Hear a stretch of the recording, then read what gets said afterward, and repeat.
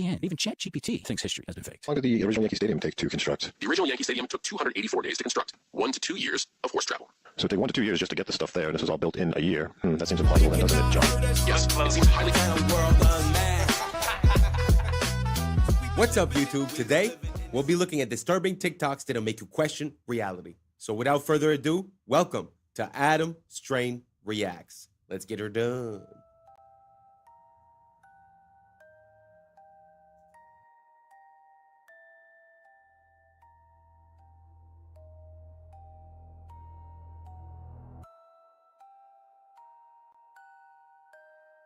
Scientists just copied a fruit fly's brain into a computer, neuron by neuron. No training data, no machine learning. It just woke up and started being a fly within the computer, effectively proving like a simulation. You could just copy a brain into a computer and it would just simulate reality. Nothing trained this fly to do that. I wonder if the same thing would happen with humans. What do you guys think? Do you guys think if we would just get connected into the machine and wake up into it, would we even realize? Let me know what you think down below. Let's keep on rocking. Okay, if we get all 4 arrows, we're doing very well indeed. Usually you get 1 or 2. And he's off.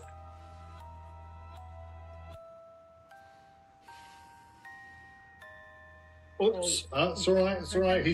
That's it, that's not the one he gripped. Okay.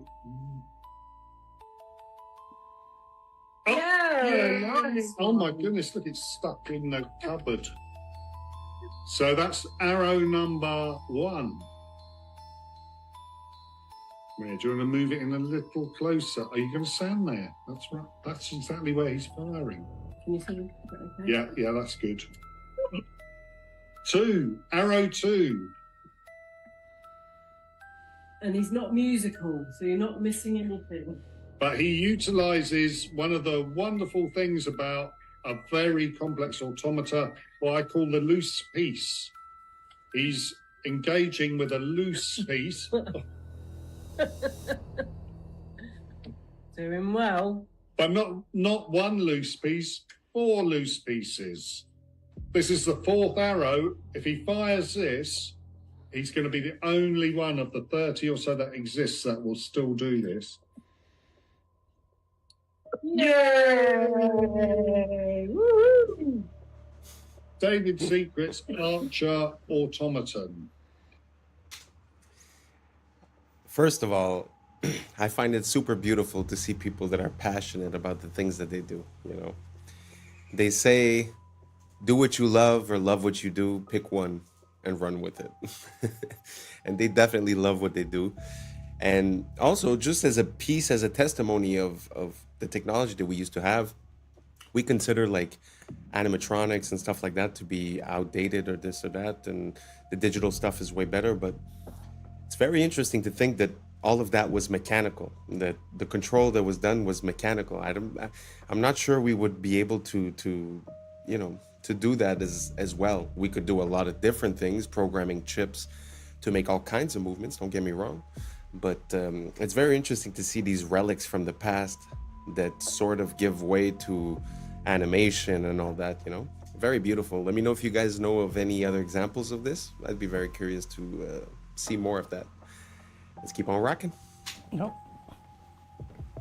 Nope. You sure? I just Yeah, want to be I know, just in I case. know. Just knowing the amount of glass that's in here, there's just such an unsettling feeling. Like if this falls down, it's like going to be a chandelier hitting the ground. We pull the pins. And Christmas! Shot glass, white wine, red wine, cereal bowl, cake cover. This is a shaving mug. This is a little purse atomizer that I keep full of alcohol. A single drop of perspiration hits a bowl. I have to get that off of there because it spreads. So that's always there. Now we get into the preparation for playing.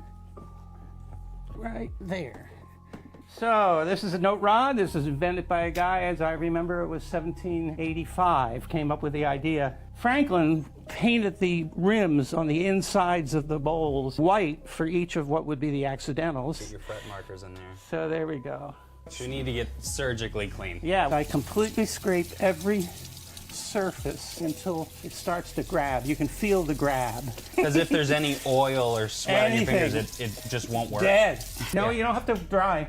No, oh, you don't want to be dry. Don't want to be dry. And I use distilled water. Does it have to be distilled water? Yep. Everything else leaves deposits on the glass. And then we just dip some more water. And then we put it on.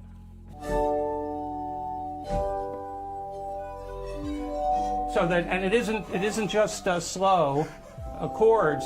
You can do. A German company just made forklifts obsolete. These things can go into any existing factory. You don't need anything special. You operate it from your computer. It doesn't require a person, and it's going to be cheaper than buying a forklift. It's just going to move things around your factory autonomously, and you can just sit in there on your laptop and tell it where to go. This is going to be everywhere soon. History is nothing more than a set of lies agreed upon. One of my quotes I often use here, attributed to this man Napoleon, who is one of those sets of lies agreed upon. And no, that's not a Masonic symbol he keeps flashing in all of his pictures. History would tell us that's just indigestion. Suppose we use the same argument on Napoleon. If you've ever seen the statue of Napoleon in Place Vendôme, Paris, you will notice that the word there of Napoleon is written the Apollio. Now that would mean, making this Greek, that means that he is Apollo itself. So there never really has been a Napoleon. It's all due to the sun cult of Apollo. You think you studied the history of Napoleon? Ridiculous. Who was his mother? Letizia, wasn't it? Who was the mother of Napoleon? Leto. What does Leto mean? In one language and Letizia in the other. Both joy. That's how we got the idea that Napoleon was born of a woman named Letizia from Apollo. You believe that Napoleon had 3 sisters? He did, according to a myth, but where did the myth start? Apollo had 3 sisters. Didn't Apollo have 2 wives? One was the earth, the other was the moon. Napoleon had 2. Where's the sun the major part of the day? How long is it in the sky? About 12 hours. How long did Napoleon reign supreme? 12 years. See, sun myth. He never existed. Furthermore, where is the sun strongest? In the north or the south? It's the south, isn't it? Gets weaker in the north, doesn't it? Where was Napoleon defeated? In Russia. See? Napoleon never existed. Sun cult. Think.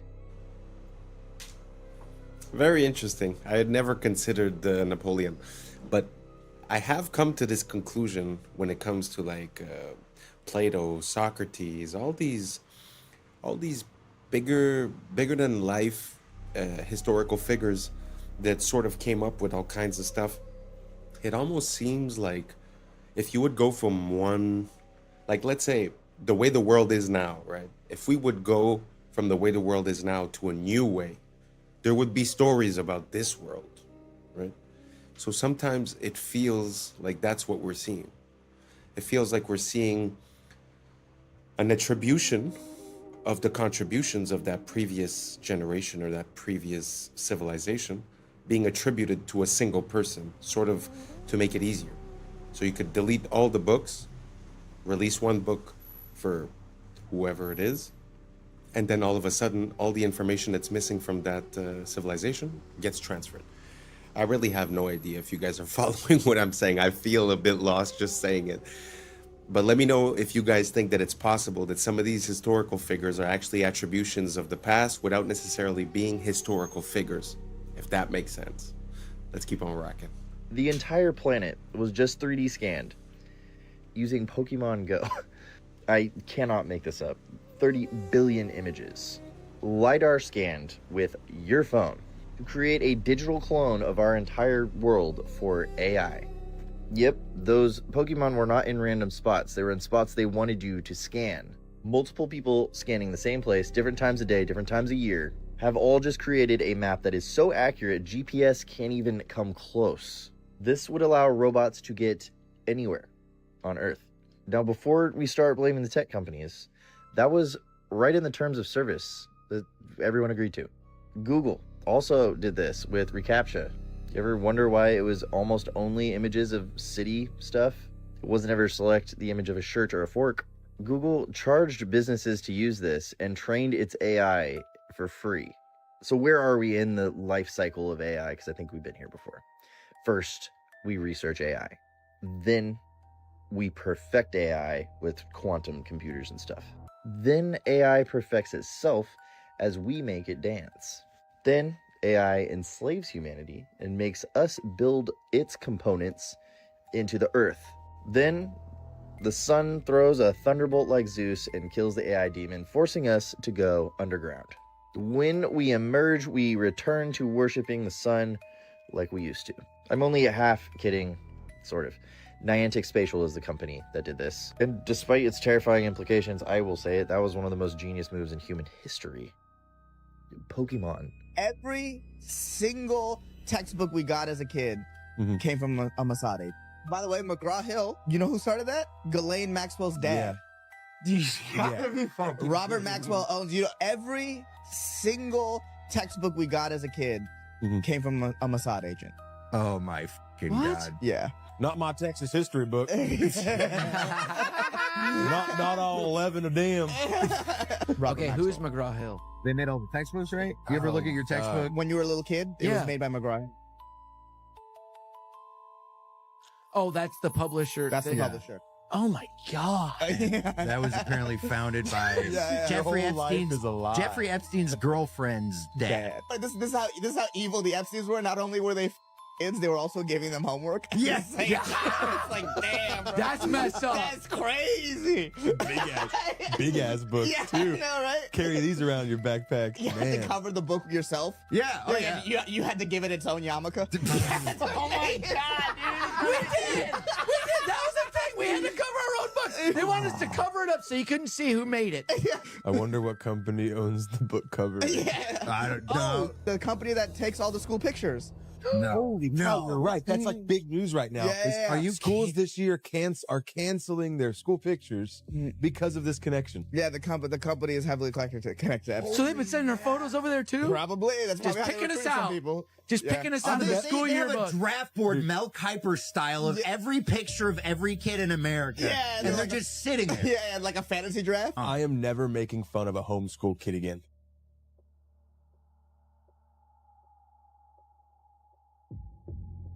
This is absolutely insane. So this Chinese student created basically a Google Earth for all the ancient artifacts that are sitting inside museums. So they were taken from their original land and he wanted to place them back where they were found. So you can go around the entire Earth and look at all the artifacts and where they were coming from, just to try and piece it together, using it as a tool to try and figure out what happened in our past. And I think it's just incredible.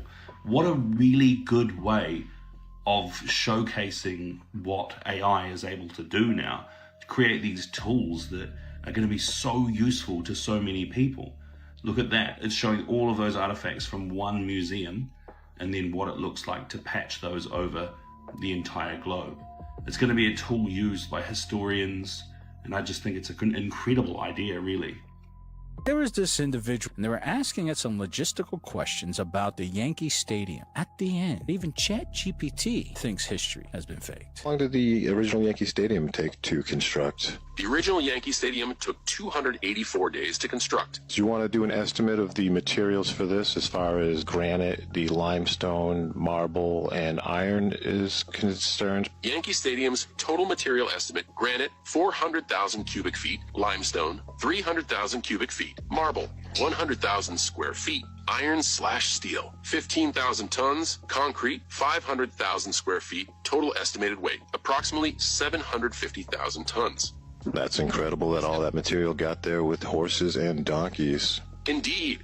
How many times would the horses have to go back and forth, and how long would that take? So we'll say there was 500 horses, and the materials were 10 miles away. With 500 horses, 750,000 loads, and 10 miles per trip, 1,500 trips per horse, 3,750,000 horse miles.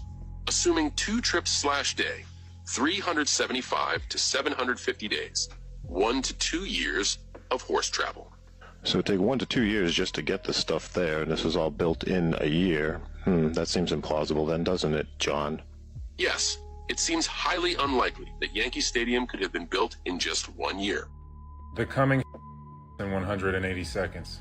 Let's go back to Bill Clinton. Clinton was a real estate swindler and governor, running through Arkansas via Barry Seal. This movie whitewashed the true involvement. And L.D. Brown said he facilitated human for Clinton. Clinton was the perfect puppet to throw up after Bush. He gave us the crime bill, which expanded legal human trafficking and wiped out competition. His crime at least 50 people, even Vince Foster, a childhood friend. Clinton effectively got rid of Glass-Steagall, which contributed to the 2008 collapse, causing vertical integration and the consolidation of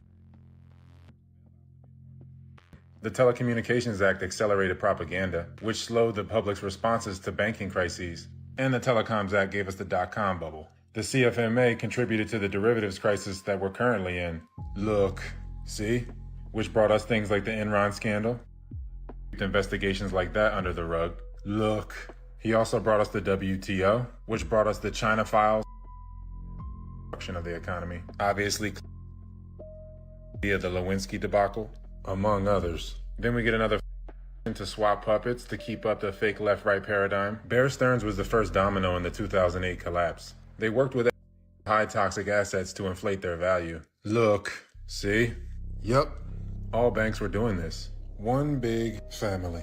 This is the collapse in a nutshell. Guys like Roman Abramovich initiated the 2008 collapse. See? Collapses allow these institutions to buy up the monopoly board and raise your rent and mortgages. Then we have financial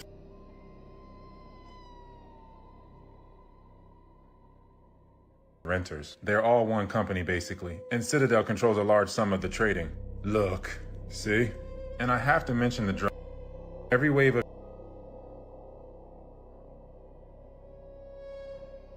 market. Then we get another fake election for the left-right paradigm illusion, which is why Obama continued the bailouts. Then we get another fake Clinton.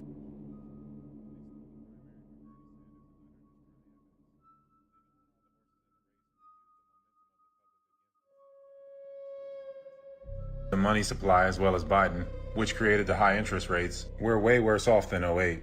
Just look at the repo market. Unsustainable. Completely over-leveraged. The derivative domino is coming. It's coming. This is how the financial reset will go. Coming. Better be ready to take care of the old folks. There will be no near future. You will have a social credit score, UBI, and a 50-year mortgage. They won't do it all at once, and they won't strip you of everything. Giving you a little bit gives them control. The first few years of the transition won't even be that bad to rope people in. I don't know why I'm so fascinated lately with where we went wrong.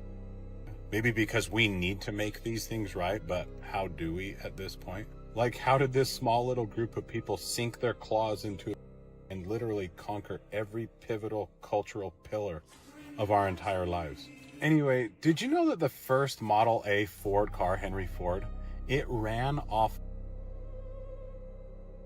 so farmers could literally produce their own fuel. So they were running engines, not just off a car, from their agriculture. So what were we told about the Prohibition? That there was this huge moral crisis because of too much. So the had to come save us. But do you think there might be another side to that story? Was the best monopolist we've ever had. So we had a monopoly on oil and then transport and things like that. And they busted it up. So, well, what did he do? One thing he did, people don't know this, the original Model T Ford ran on corn alcohol. So a farmer could make their own fuel in their field. Why do you think he spent $1 million on funding Prohibition for 8 years, which banned all fermentation, not just for drinking alcohol? Just long enough to get gas stations based on petroleum out there. And then, why did he fund the formation of the to go after and destroy natural, because they're all petroleum. So the big were spun out of big oil companies. So big oil funded big, and these big chemical companies funded, and they all come from the monopolistic thing.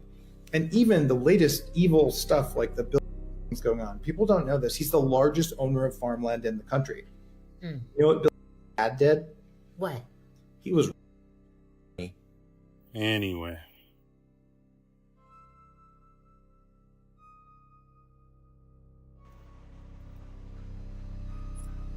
The more you know. Well, not only is nowadays petrol the basis of most of the products that we use, plastics, rubber, like he was saying, even the pills, like everything is involved with it. But further than that, if you think about it, if you had to go buy your gas, instead of going to the gas station, you would go to the farmer, then you'd probably be, buying food there as well. So not only did it create the ecosystem for the gas stations, it also created for the supermarket. Because think about it, if daily, to keep your car running, you'd be going to a farm, then you could just pick up some food while you're there, right? So like this decision and this way of operating changed a lot of our future, well, of where we are today, basically. And it put us into a place of dependence when what he's saying is that basically we were capable of making our own oil. I mean, think about it. The cause that we go into other places and start violence, most often than not, is blamed on that resource. So if we didn't need that resource, I mean, so many things would be different. So it's very interesting just to look at the history of things like the vehicle, the car. Like for an example, most big cities within the United States, because speaking of Europe is easy. You could say, oh, they're so old. But the United States, most big cities, if not all of them, had ways of moving that were, free, basically, like tram systems and stuff like that. In some cities, what they did, they bought the trams, they converted them to basically buses as we know them, and then they resold the company with the stated clause that they could never reconvert into electricity or into a tram. So all of these uses of petrol seem to be manipulated. So not for the potential, not for the effect for us, but more for lining their pockets. I'm sorry, but this subject is just so big. I'll give you another example. When they got together and they wanted to decide a universal, global price per barrel of this commodity, that's when they introduced the idea of fossil fuels. Because what is it to say I'm selling a product that always appears like water? It's easy, although we still do it, but I'm saying it would be easy and cheap. So when they decided to say, okay, let's put a price per barrel, they decided to make a case, they stated their case, for it being fossil fuels. Fossil fuels requires millions of years, certain, conditions for millions of years, and that it's the biological waste that's being compressed, and then it becomes that liquid. So all I'm saying is that basically everything that has to do with that commodity seems to be manufactured in some type of way to encourage us depending on that commodity. Listen, I went way out of bounds here. Let me know if you followed what I was saying. Let me know if you have other examples, or if you contest everything that I'm saying. Just write it down below, say, I hate you, this is why. Go for it. Let me know. Because for me, it seems pretty clear, because now we've had enough time to look at it with a retrospect. And I mean, it seems pretty obvious. The Model T from Ford at the beginning was made with hemp. And supposedly you could run the car on oil, on alcohol, on gas, on different things. And then they decided to go with the gas. So anyways, I'm done. Let me know what you think down below, and let's keep on rocking. It's very preventable. It's just that we're doing everything we possibly can to induce it. We published one of the first ever papers linking that the higher your blood, the faster the tumor grows. The lower the blood, the slower the tumor grows. Undeniable. From a normal cell to a cell doesn't happen overnight. All we have to know How are they growing so rapidly? Why are they going out of control? How come it's so hard? A solution to without time is to simultaneously restrict the two fuels, which is already in our bloodstream from the food we eat, and the amino acid.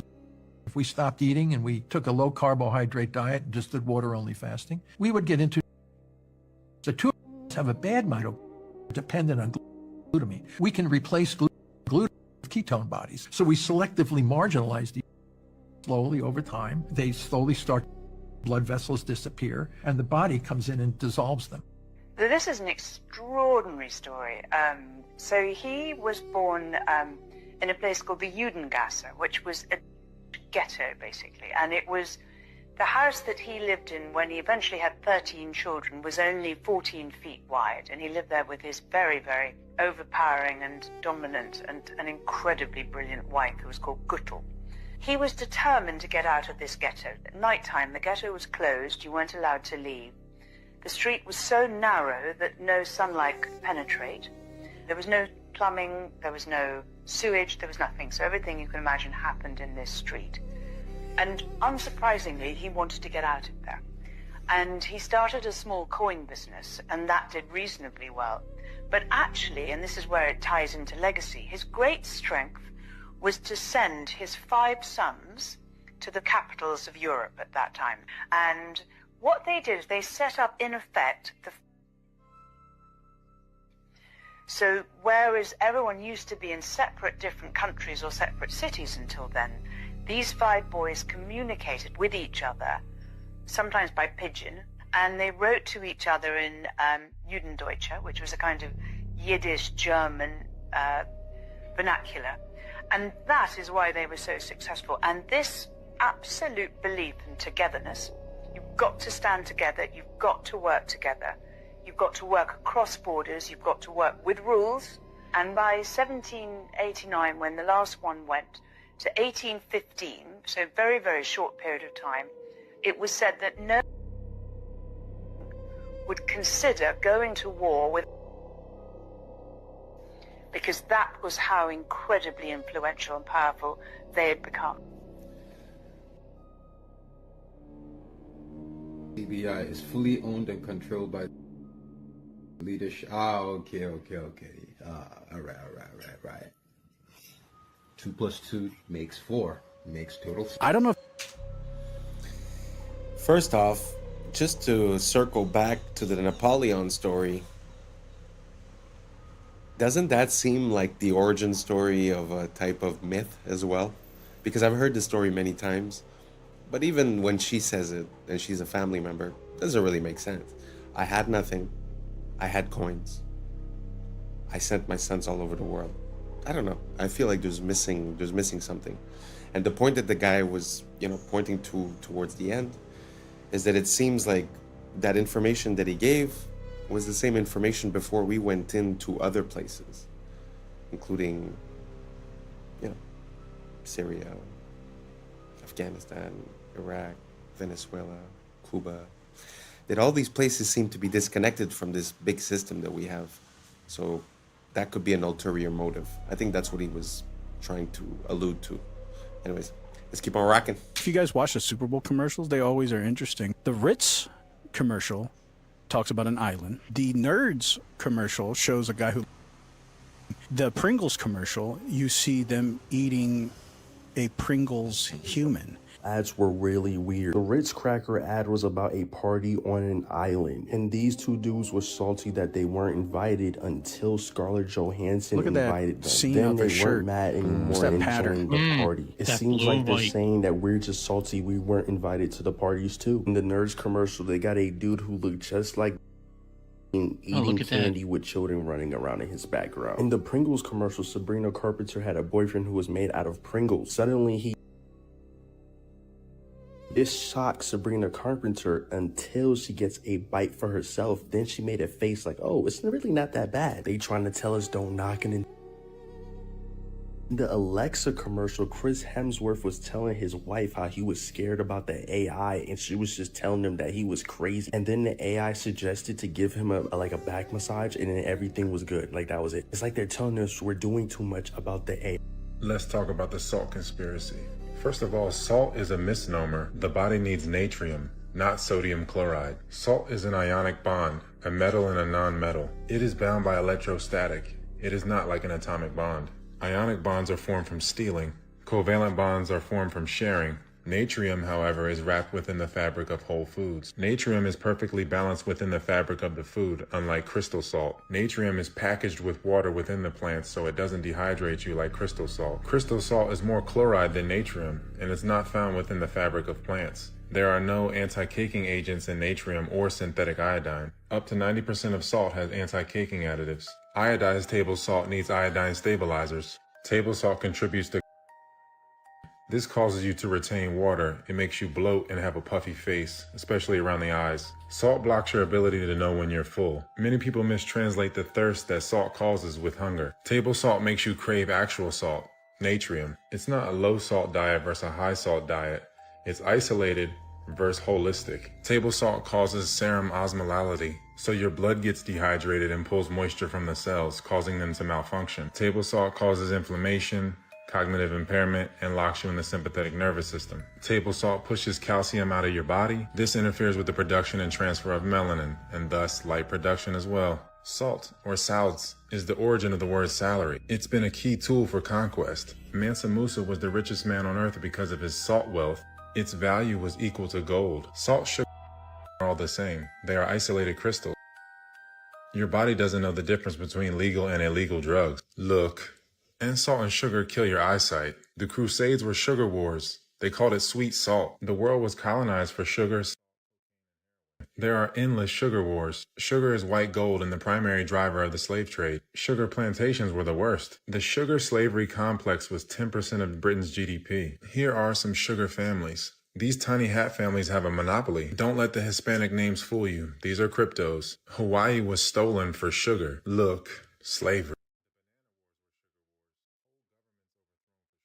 Ever buy a Chiquita banana? Let's get into booger sugar, the Contras. Brown sugar. Vietnam was a trap house. Sugar slavery was Aboriginal genocide. Aboriginals. Salt is for witchcraft. Look, it keeps things out, but it can lock things in. These isolated crystals bind to the liquid crystals in your blood. Melanin is a unifier. These crystals tax the melanin and deplete it. Melanin holds everything together. It has to be destroyed to invert the order of the world.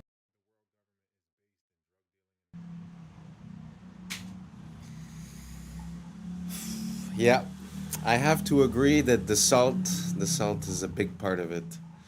I think that, well, basically, this is going to sound intense, but the whole world, the whole universe is made of salt, in a way. Because some of the salts, like for an example, Irish sea moss or Celtic sea salt, hold 90 plus minerals. Now, tell me what the universe or the world or you are made of, if not from the elements of the periodic table. So 90 plus of those are minerals, right? So the quality of your mineral intake, I think, is very important. And, you know, I could testify to this. My whole life, I was consuming only table salt and I didn't really indulge. Now I live in a much hotter climate. I sweat daily and I consume a lot of salt, but it's not the same salt. It's a high quality salt. And I could attest to the fact that drinking water doesn't necessarily hydrate you, and that when I put salt in my water, as well as a little bit of lemon, or lime actually, it's completely different. The hydration is palpable. So if you guys haven't tried it, I wouldn't tell you do it. I wouldn't tell you it's the best. I would tell you just give it a shot, because I believe in testing all things. I believe that life and science are synonymous. That basically everyone needs different things, and it's through trying different processes that we reach on it. So that's my closing advice. Try some Celtic sea salt or some Irish sea moss and see how you feel. Thank you so much for rocking until the end. And that's a wrap for today, familia. Whether you're tuning in with the sunrise or you're posted up after midnight, I appreciate your time, your energy, your curiosity. And don't forget, this isn't about truth or fiction. This is about perspective. If this sparked a thought, a laugh, a deeper question, then we did our job. So drop your thoughts in the comments. Keep the convo alive. Like, subscribe, and don't forget to hit that bell if you're riding a wave, because we're just getting started. Until next time, stay grounded, stay weird, stay critical. I'm Adam Strain, and this has been Adam Strain Reacts. Peace! I don't know what y'all think, but now's the time for us to link up. Really think we on the brink up, making a change from living this strange. Living this strange. Making a change from living this strange. Yeah.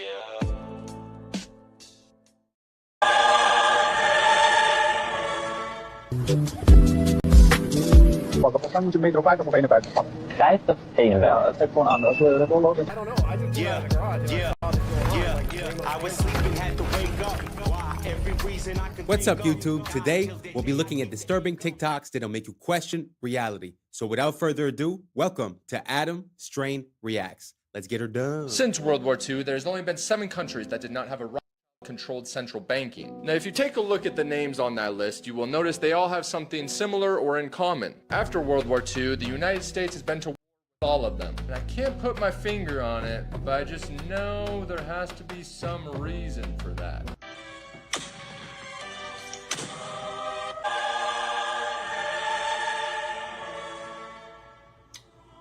The Festival of Exploding Hammers has been going on for over 300 years in the town of San Juan de la Vega. And here's the thing. Yes, people get injured. There's been many calls for them to stop it. But look, if that's how I go, that's how I go.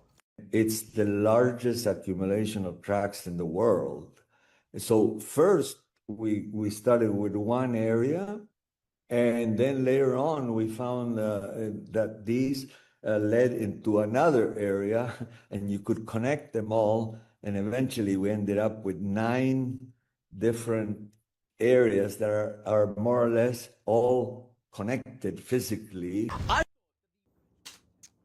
What do you guys think about that?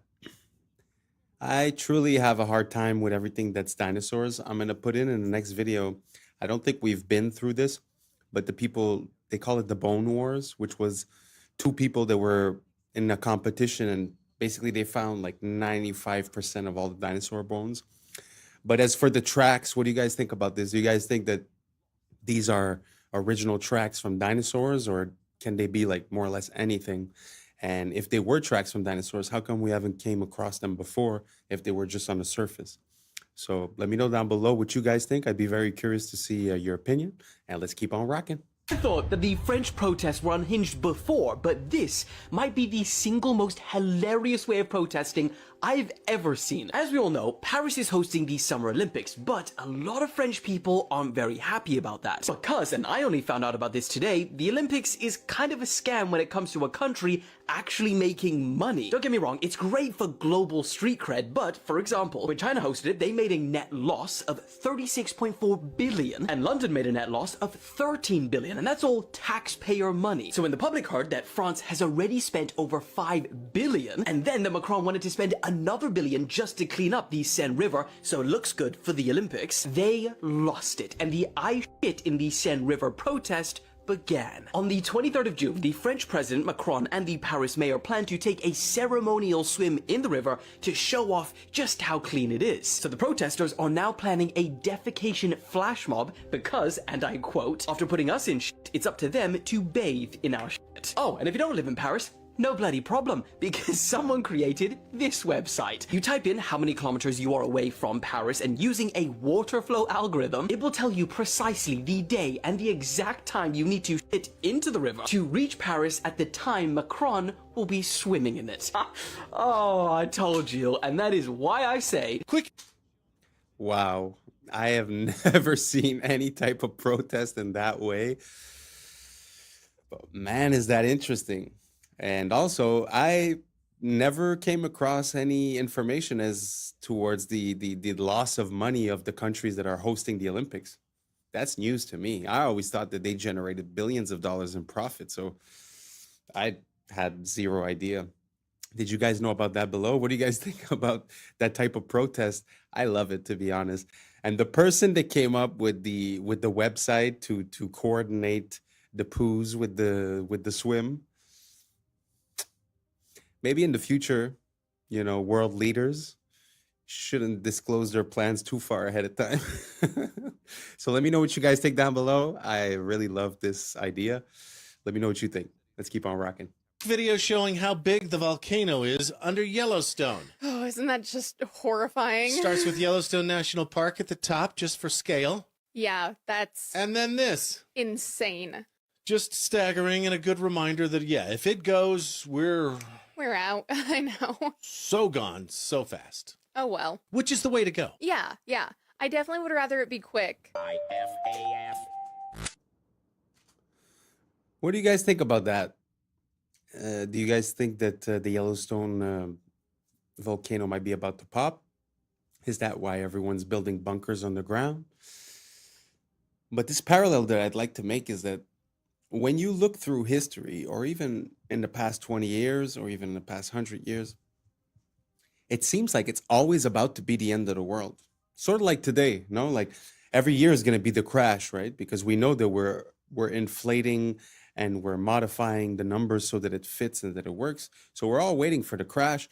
It's always the apocalypse. It's always something that's going to happen, but somehow we're always here and nothing's happening. So is this one of those cases, or is this the exception to the rule? Let me know what you think down below, because I know a lot of people have got Yellowstone very high up in their priorities and have a lot of fear regarding that. So let me know what you guys think down below, and let's keep on rocking.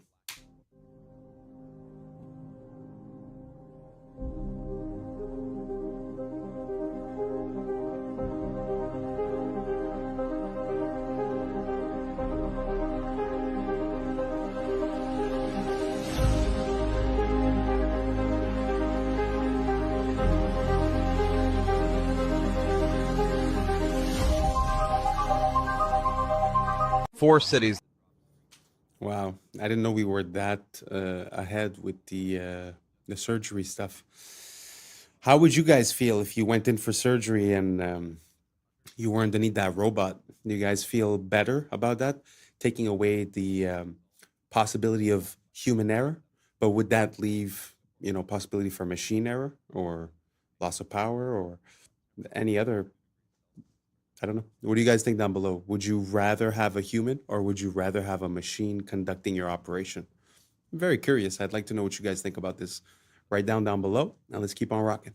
4 cities that dropped street temperatures up to 8 degrees Celsius, some using ancient techniques, others just using paint. Seville, Spain borrowed a 3,000-year-old Persian technique called qanat that uses underground canals to carry cool water and ends up functioning like outdoor air conditioning. The result? Temperatures dropped by 6 to 7 degrees Celsius. Singapore found an even simpler solution, reflective paint. Coating buildings brought temperatures down 2 degrees Celsius during the scorching 11 a.m. to 3 p.m. window. Vienna took the idea to the streets, repainting black asphalt in lighter colors and cutting temperatures by 5 degrees Celsius. But the Spanish sherry town of Jerez de la Frontera went furthest, using grapevines to slash street temperatures by as much as 8 degrees Celsius. They strung green canopies across narrow streets, stealing a trick sherry makers have used for centuries to keep their wineries cool. Sometimes the best ideas are just really, really old, or come in a paint can.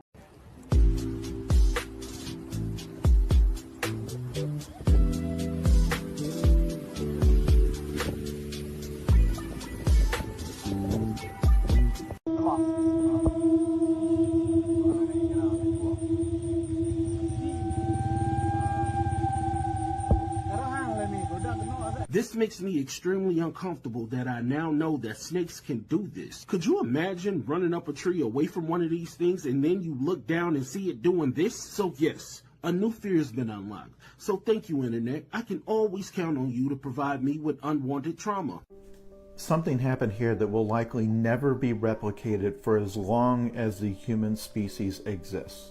This occurred during a baseball game, but even if you're not a sports fan, you will understand this, and you will understand why what happened is just wild. It was August of 1957, and at the plate was a Hall of Fame batter named Richie Ashburn. He swings at a pitch, he fouls it off, and the pitch goes into the stands and hits a fan, injuring her. The fan was named Alice Roth, and the ball hit her so hard that it broke her nose, and they had to stop the game. Like, just imagine the silence falls over the crowd. They stop play, and paramedics had to get her out. She was there with her grandchildren and get her onto a stretcher, and everyone's watching as they take her away from the stands. So they're hauling her away, covering her bleeding nose, probably taking her into that tunnel right there. They resume play, and on the very next pitch, Richie Ashburn hits another foul ball that flies into the tunnel and hits that woman again while she's on the stretcher being taken out of the stadium. She recovered fully. The two of them, the woman and Richie Ashburn, became friends after this. It was a hugely famous incident and something that I am confident will never, ever happen again. Wow. I guess some things are meant to be, you know? Like, what are the odds of you being struck twice? But what's so beautiful about that in life is that somehow, you know, a friendship came out of that. So it's a bad for a good, you know? I guess it's fun sometimes to have stories that have happy endings. Let's keep on rocking. Today's episode of Random White Acts of Danger, we basically have the most dangerous ski run I've seen in my entire life. Margin for error, you guessed it, death. My boy, left, right, it's over. You see how far down that is? My hand's over here sweating just watching this shit. A little bit to the right, cooked. You splattered down beneath. How do you even get up there? And as you can see, this is the trail not taken. My boy's the first person to ever do some dumbass shit like this. White people, I found your ski leader, but I don't even know who his name is. Look at this. What's happening? He looking back up, shit look like the top of Mount Everest. How the fuck do you even get down? You know what I'm saying? I'm so scared for him. Like, what type of ski training, all of a sudden you're like, you know what, I'm about to go ski off the top of a mountain. My boy looks like the edge of the world. Doesn't even look like it's possible to go down, and that's the way he's going. The amount of skill this shit must take, my legs is tired just watching this shit. Oh my goodness.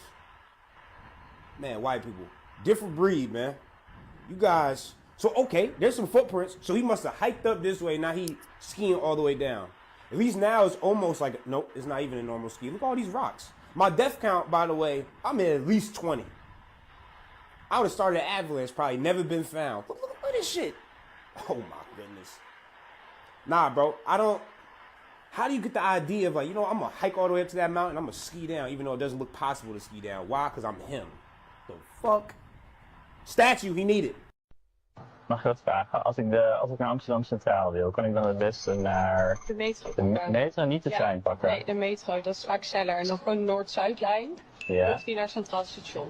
Als ik naar het Centraal Station wil, moet ik dan de metro of de trein nemen? Je kunt allebei nemen. Ja. Maar moet je snel zijn? Ja. Moet ik de metro of de trein pakken? Je moet de metro pakken. Volgens mij moet je de metro 50 of 51 pakken. 50 51. Ja, het geeft gewoon aan. Als we er gewoon lopen, dan zie je de metro. Ja. Ik weet het 51. Dus klopt het dat je orthodontiepraktijk van Schiedam? Ja? Ja? Klopt het dat je Floor heet? Ja. Ja. Van Grunsten? Ja. Ja. Bent u Helene? Ja. Helene Wachters? Ja, toch? Van Ian McKellen? Ja, klopt. Hoezo? Heet u Wijs? Ja. Basharat? Ja, ja, klopt. Ja. Oh, wat ben ik nou wat spannend? Of dat u jurist bent? Ja. In Venture Capital? Onder andere, ja. Ja? Ja. Ik heb dus een bril waarmee ik gezichten kan scannen. Ik zie aan je dat je er wel zit. Nou, inderdaad. Ja. Oh ja, ik zie dat ding al inderdaad. Ja. Oh, ik zie er ook een lampje aan. Holy shit. Op die manier informatie te krijgen over mensen. Ja. Voelt bij mij niet oké. Ja. Ik bedoel, het is de tijd van tegenwoordig. Ik bedoel, digitale wereld. Je verwacht dit gewoon. Je verwacht het gewoon. Ja. Maar voor jou in. Ja. That gave me chills because the possibilities with that are pretty endless. Imagine, I don't know, off the top of my head, imagine scammers, imagine police, imagine, due process is gone. You have access to way too much information. Very interesting. It's very interesting. Imagine if you cross-reference with the person's Facebook and they took a picture outside of their house. You now have their address. You now have their family members. I mean, the possibilities are pretty much endless with what you could do with that information. As for, let's say, fraud or misappropriating the identity. Very interesting. What do you guys think? Do you guys think that it makes sense that we use AI in this type of fashion? What's the future of this technology? What are the applications that we're not seeing yet, but that might be a problem in 1, 2, 3, 5, 10 years? Let me know what you guys think down below, and let's keep on rocking. In the 1990s, there was a conspiracy theorist with a public access show where he ranted about crazy crackpot theories every single day, and nobody took him seriously. But then after he died, it turned out he was right about everything. In the late 80s and throughout the 1990s, there was a man named Clay Tiffany who had a public access TV show called Dirge of the Charlatans, where he would sit for hours on end and just rant and ramble about all kinds of conspiracy theories about elite government corruption within the city. He would talk about judges laundering money through nonprofits and NYPD officers falsifying to throw people in jail, and members of the NYPD acting as roving and enforcers for the mob. But then something happened to Clay Tiffany. In March of 1997, he was pulled over by an NYPD officer named Nick Tartagliani, who said that he had seen Clay Tiffany's show and wanted him to stop talking about the NYPD, and that he was connected to the mob, and if he didn't shut up, he would have him taken care of. Or at least this is what Tiffany claimed the following day on his show, where he talked about the incident. And as Clay Tiffany claims, the next day after this broadcast, Nick Tartagliani showed up at his house, threw him against his police cruiser, arrested him, and brought him in on some made-up disturbing the peace charge. But Clay Tiffany was not going to be bullied, and he would not give up. So the next several years on his show, he did a full investigation of Nick Tartagliani, sending in a bunch of requests with the Freedom of Information Act to the government to get documents about him.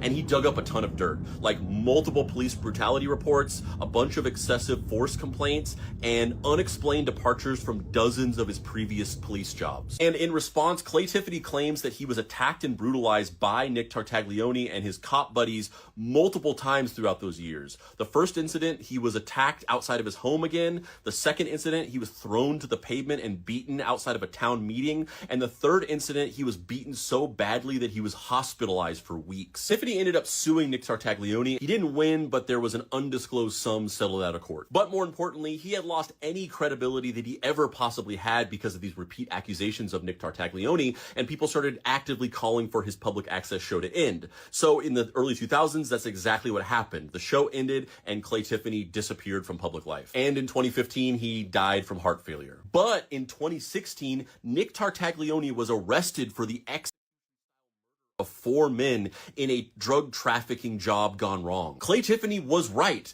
Nick Tartagliani was mob connected, he was corrupt, and him and his buddies were running as enforcers for the mob within the NYPD. And what's even crazier is that Nick Tartagliani was at one point cellmate and the last person to ever see him alive that we know of. And real quick, if you like my videos and you want to see more in-depth writing from me about pop culture, movies, TV, video games, weird historical facts, so on and so forth, you can do that here. Wow, what an interesting story. I mean, if that's not like something out of a movie, I don't know what is. Gee whiz. Dude is talking the truth, and then he gets... And it's crazy how no one would believe him, you know, because people believe in the integrity of the police in a way. And also, you know, they're the biggest gang in the world, as we say, right? Wow, very crazy. And plus with that final connection with that dude that had that island. Wow. So he's the last person to have seen him. I mean, if you ask me, he'd be the perfect person to help out to carry out something that would be under the radar, let's say. Anyways, I have no proof. I make no claims. This is for entertainment purposes only. So please, YouTube, I appreciate you. Let's keep on rocking. Internet's revenge on the man who invented spam mail is the most iconic thing I have ever heard. In the early 2000s, Alan Ralsky was one of the world's biggest spammers, blasting up to 1 billion junk emails a day. He made millions of dollars from it and was super cocky. He openly bragged to reporters about his empire and proudly called himself the godfather of spam. But in one interview, boasting as usual, he showed off the massive new mansion he bought with his spam money. And that was his mistake. People online found his new home address and thousands banded together to get their revenge. They signed Allen up for every sweepstakes, promotion, all the junk mailing lists they could possibly find. Within days, he was receiving hundreds of pounds of junk mail a day. And inside that pile of junk mail was his real mail, so he had to go through it. He later complained in another interview saying, quote, "They've signed me up for every advertising campaign. These people are out of their minds. They're harassing me." Seriously, what does failure mean? It's not, it doesn't exist. It's a figment of your imagination. What does it mean? Pulling a Jedi mind trick on me right now. I was like, does it exist? No, I'm serious. Like, I'm trying to think, like, how can I explain it? So, let's use happy endings, right? And then we can relate this to failure and why it's not existing. Like, you know, everybody talks about, like, everybody wants a happy ending, right? Now let's go to the reality of it, right? Let's look at a fairy tale story. Let's look at Snow White. She gets a happy ending. She finds Prince, or whatever. She goes on. She lives happily ever after. Well, I call bullshit on that because 2 months later, the fact is they had an argument and he's sleeping on the couch. Right? So the point is, the story continues. The story continues. So if you fail on Monday, the only way it's a failure on Monday is if you decide to not progress from that. Right? So to me, that's why failure is not existent. Because, you know, if I fail today, okay, I'm going to learn something from that failure, and I'm going to try again on Tuesday. And I fail, and I'm going to try again on Wednesday. So it doesn't exist. You know what? Should my ratings go in the tank? That's exactly what I'm going to say to the boss. Hey, it doesn't exist. Yeah, but you know what? We should try it again on Thursday. If your ratings go in the tank, and you know, which they won't, but if they did, you had learned a valuable lesson. You had learned a bunch of ways of how not to make a show that sucks. So then the next one will be better than the last one, right? So are you telling me then, let's just say all the career statistics that you've compiled, they all still exist, you still play for the Lakers, still, and all of that still happens. If you finished your career without a championship, you would not have looked at that as a failure? No, I would have looked at it as being extremely disappointed because I had a dream and I had goals that I wanted to accomplish, right? And if I don't accomplish those goals, I have to ask myself why, right? And so from my position, the reason why I would not have accomplished those things is poor leadership, a failure to communicate properly with my teammates to put them in positions to be successful, lack of preparation. You know, all those things would be reasons why I don't win, right? So now, if that was the case, and in my career, I have to sit and I have to analyze that. And then as I move and I evolve, you know, post-basketball into business or whatever, those same weaknesses are going to reveal themselves there, right? So if I don't learn from that, I'm going to struggle here too, right? So I can take those situations and learn from those and have them, you know, make me a better person later in life. But if I don't take that stuff and apply that someplace else, then that's failing, which to me is the worst possible thing you could ever have, is to stop and to not learn. So the winner. Very good message. I really like the way he handled that question and the way he explained it. And there is a saying when the billionaires, you know, a lot of the billionaires that made a lot of money that are now successful, they often say that they've went bankrupt a few times. And I guess if they would have seen it as a failure and then on Wednesday they would have quit and just went and worked for someone else, I guess it never would have made it. So I guess it's all a question of perspective.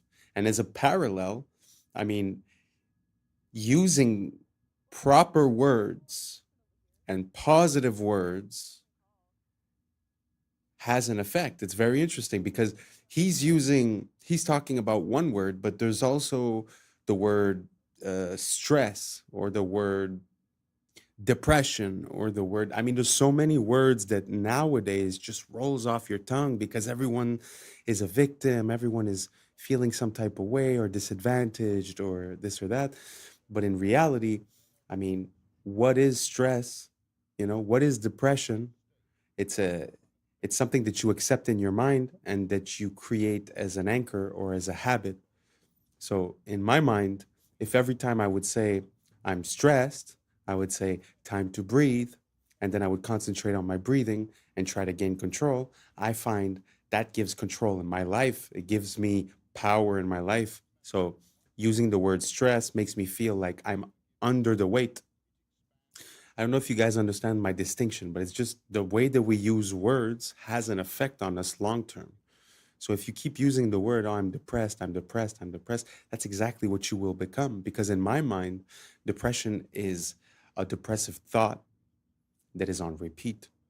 And then it creates the state of depression. But to be in a state of something, you need to actively reinforce it, repeat it, and use it as a habit before it sticks.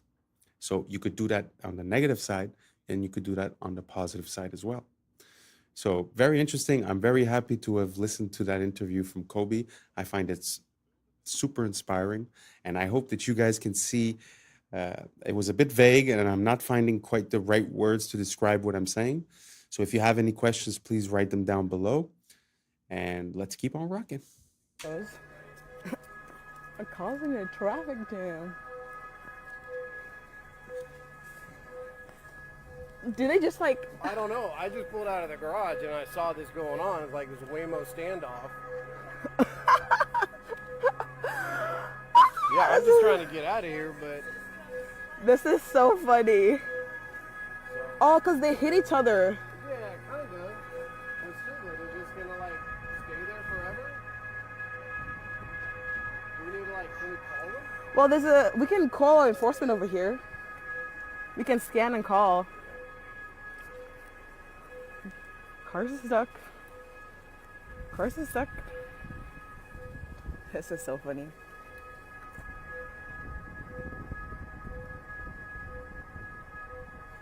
Digital is the biggest step towards the surveillance state this country has ever faced in my lifetime.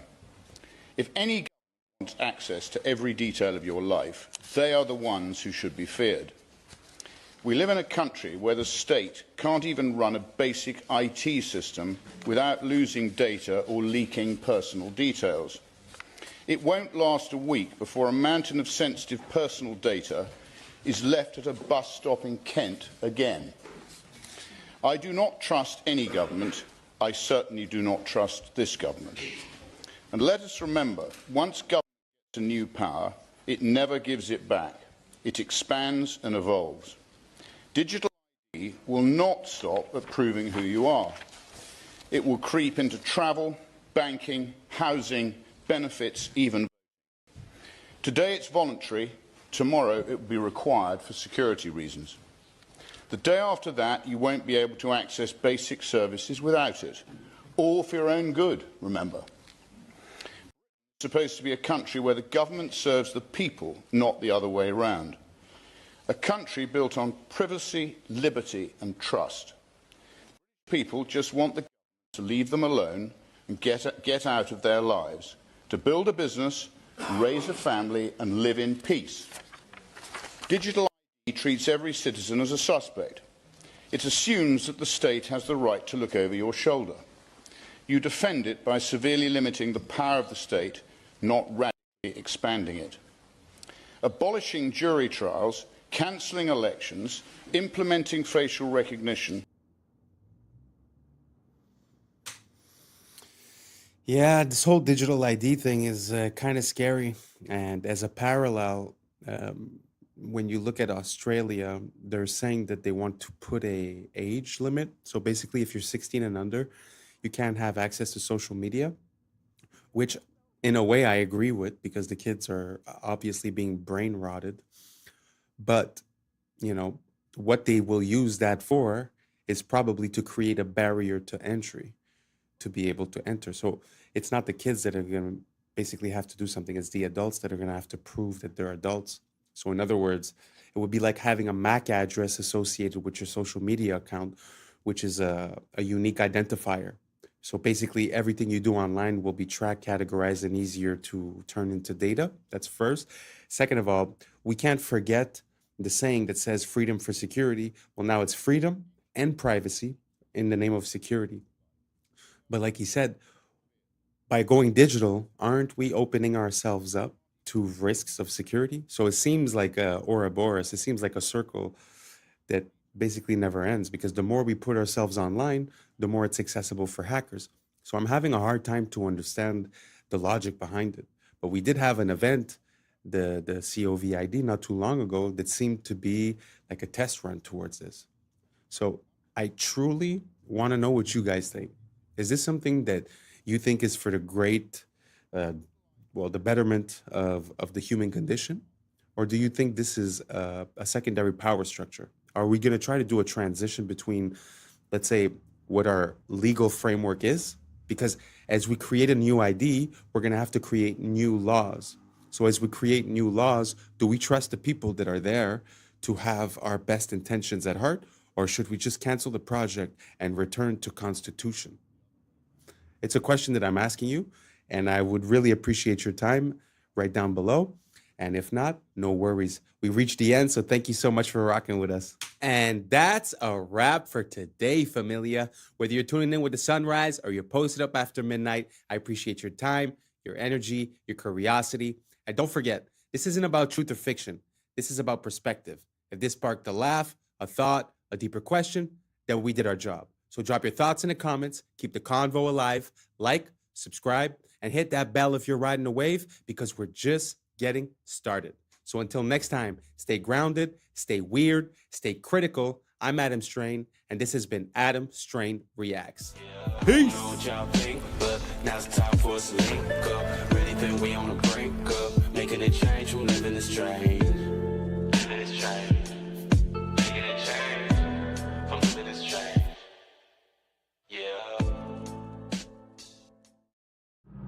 Yeah.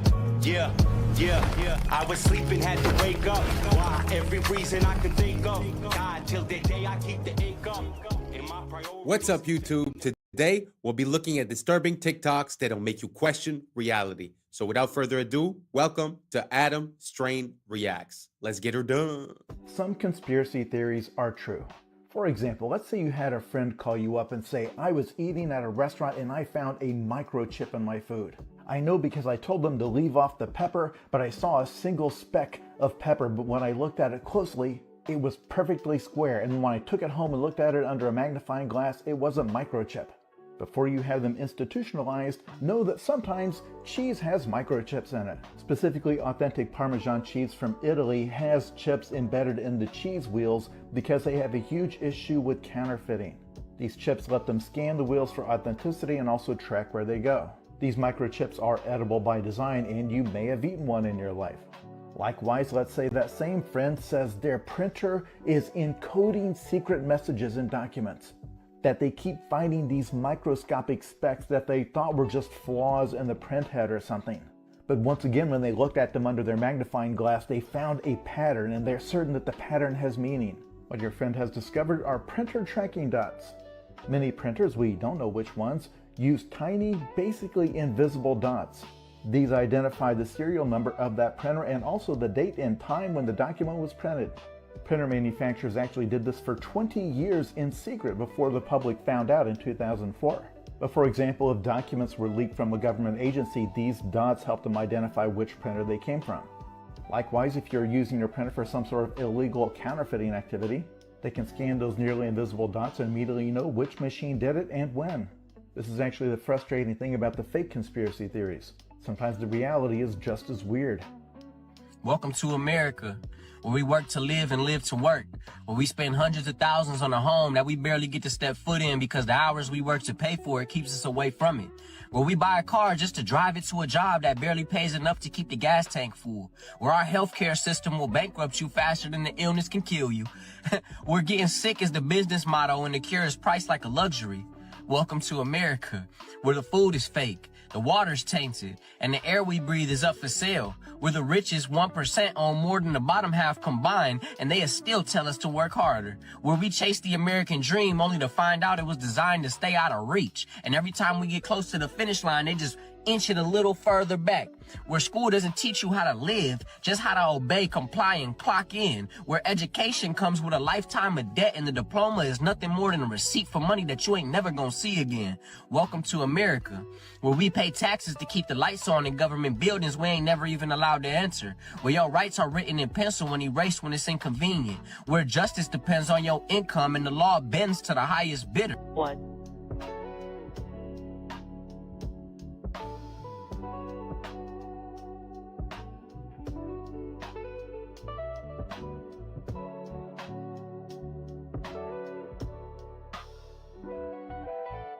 liftoff. The crew is in orbit, traveling at nearly 17,000 miles an hour.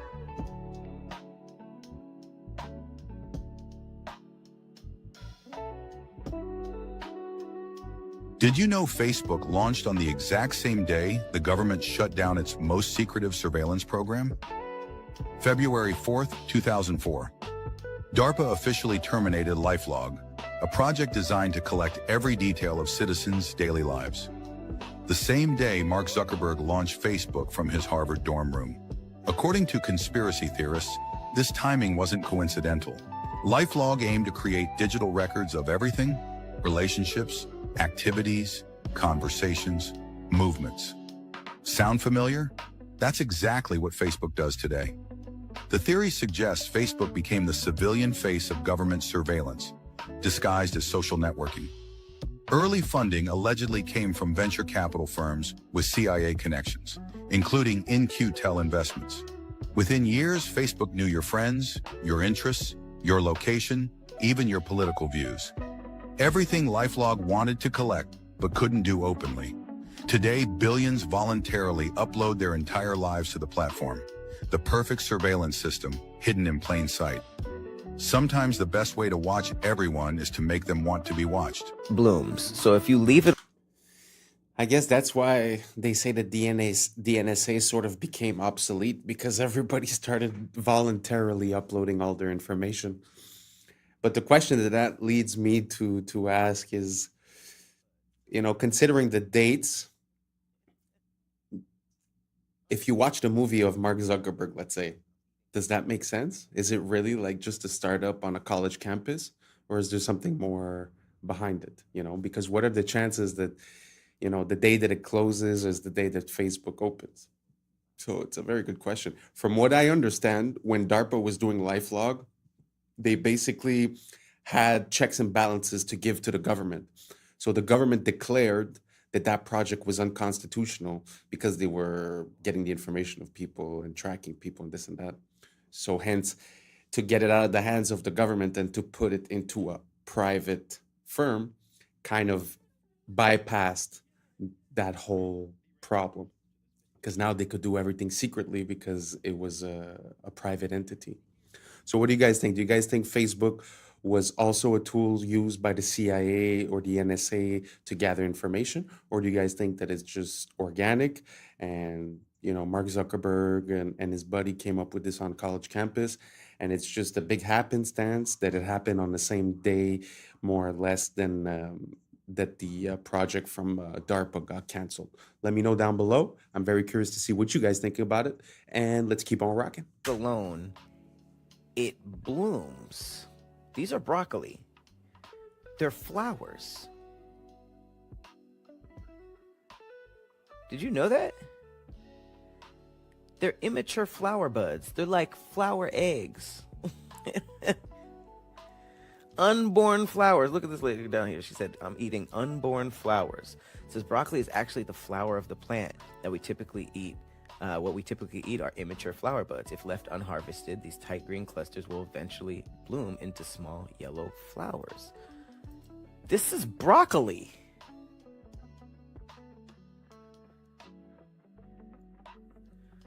Like, what? Did y'all know that? Look. You just go on a date and give them here's some broccoli. I'm sorry. I didn't know that.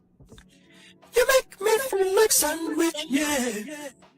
The ramifications to this video, the findings of this video are so shocking that I need to hear other people recreate this. And if this is true, then our entire world can change very quickly.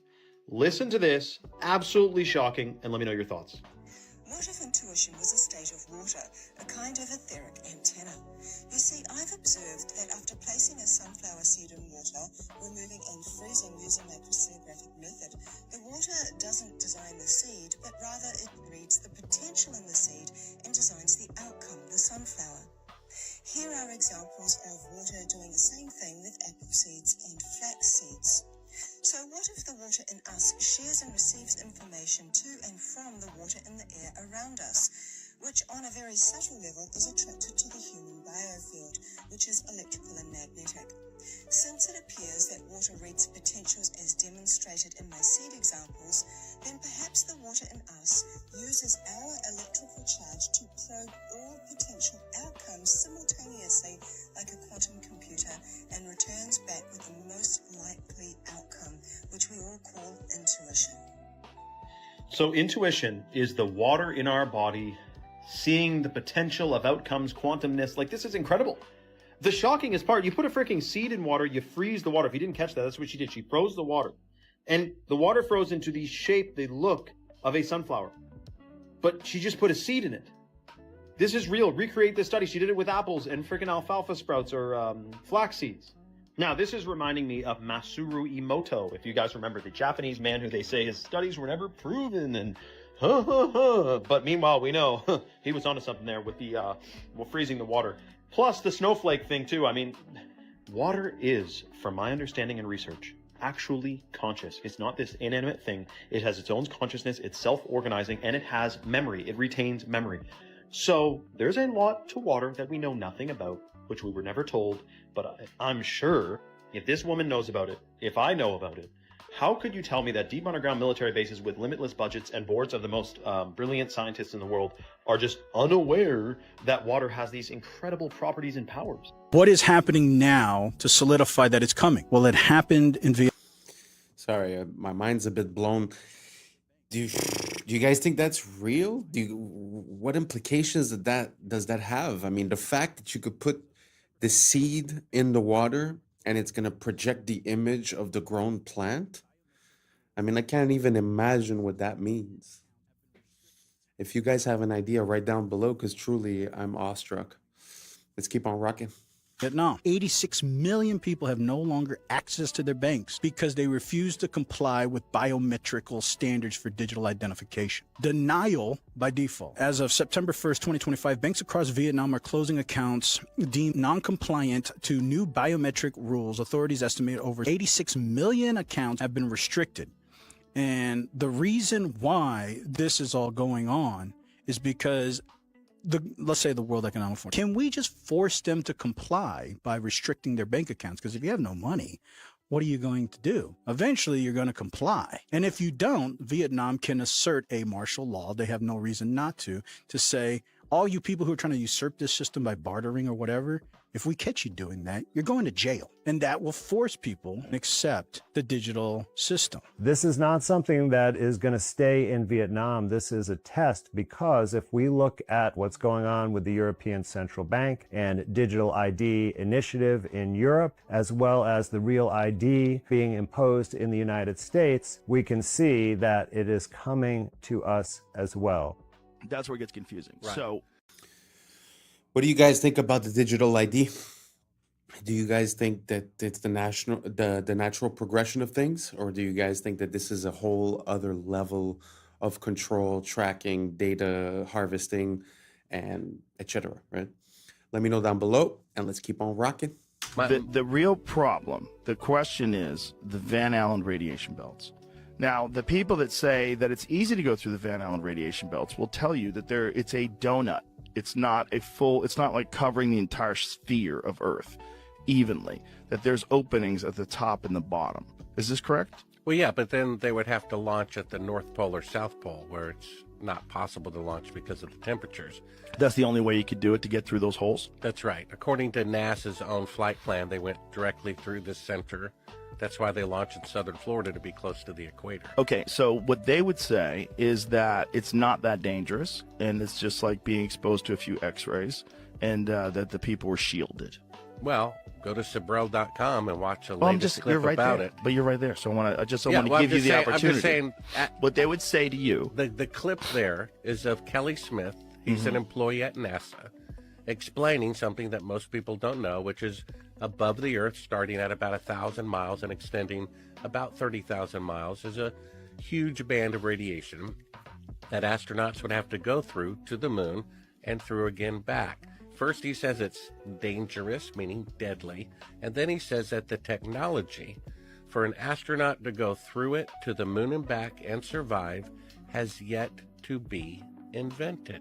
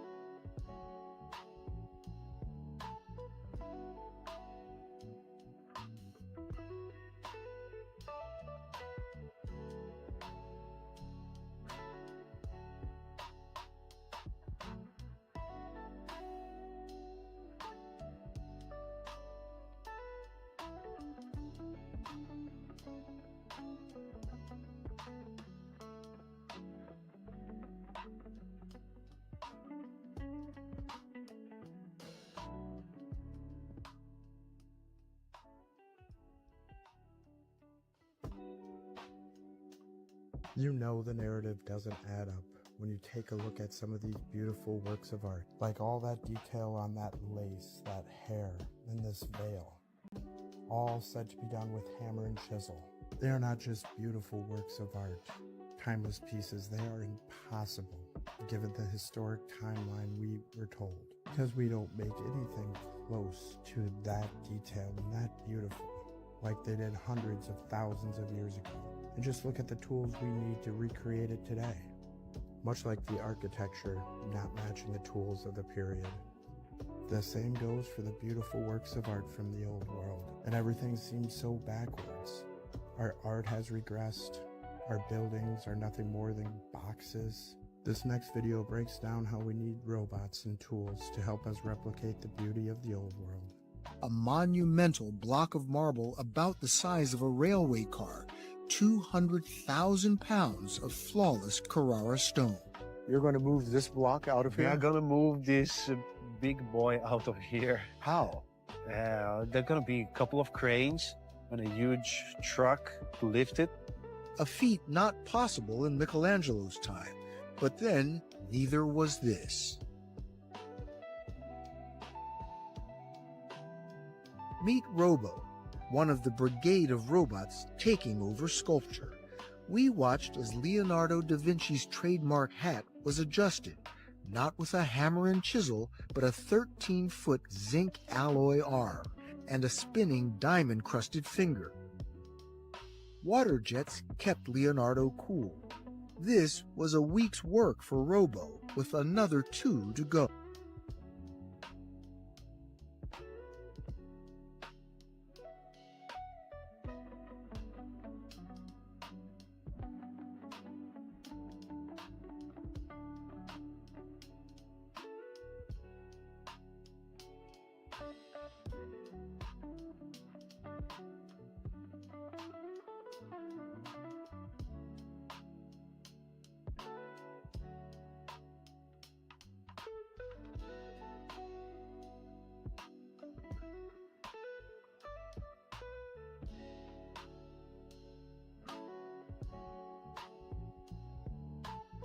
So big news, Taylor Swift just dropped The Life of a Showgirl, and what an album it is. Her fiance Travis Kelce says it's banger after banger. USA Today says she's shaken off the gloom of the tortured poets department and returned with playful pop and sharp one-liners. The New York Times frames it as Taylor hungry to move on, less about feuds and more about her future, though not without some side-eye at her past. The Guardian wasn't as impressed, though, saying that the whole thing feels a little bit rushed, akin to how romantic bliss doesn't fuel the same fire as heartbreak. Billboard magazine describes it as bangers for adults, not another 1989, but mature, sharp, and still packed with hooks. Variety says the love songs here feel easy for once, not battle-tested, which makes the album an uncomplicated good time. And People, they went all in, calling it her most radio-ready album since 1989 and the spiritual sister of Reputation. For me, overall, feels like a reset. Is it her best album? No. But is it entertaining, a little messy, and guaranteed to get people talking? Absolutely. They just gave the green light for ChatGPT to have a lot of freaky conversations with a lot of freaky people. I might be the first person to let you know this, but it's true.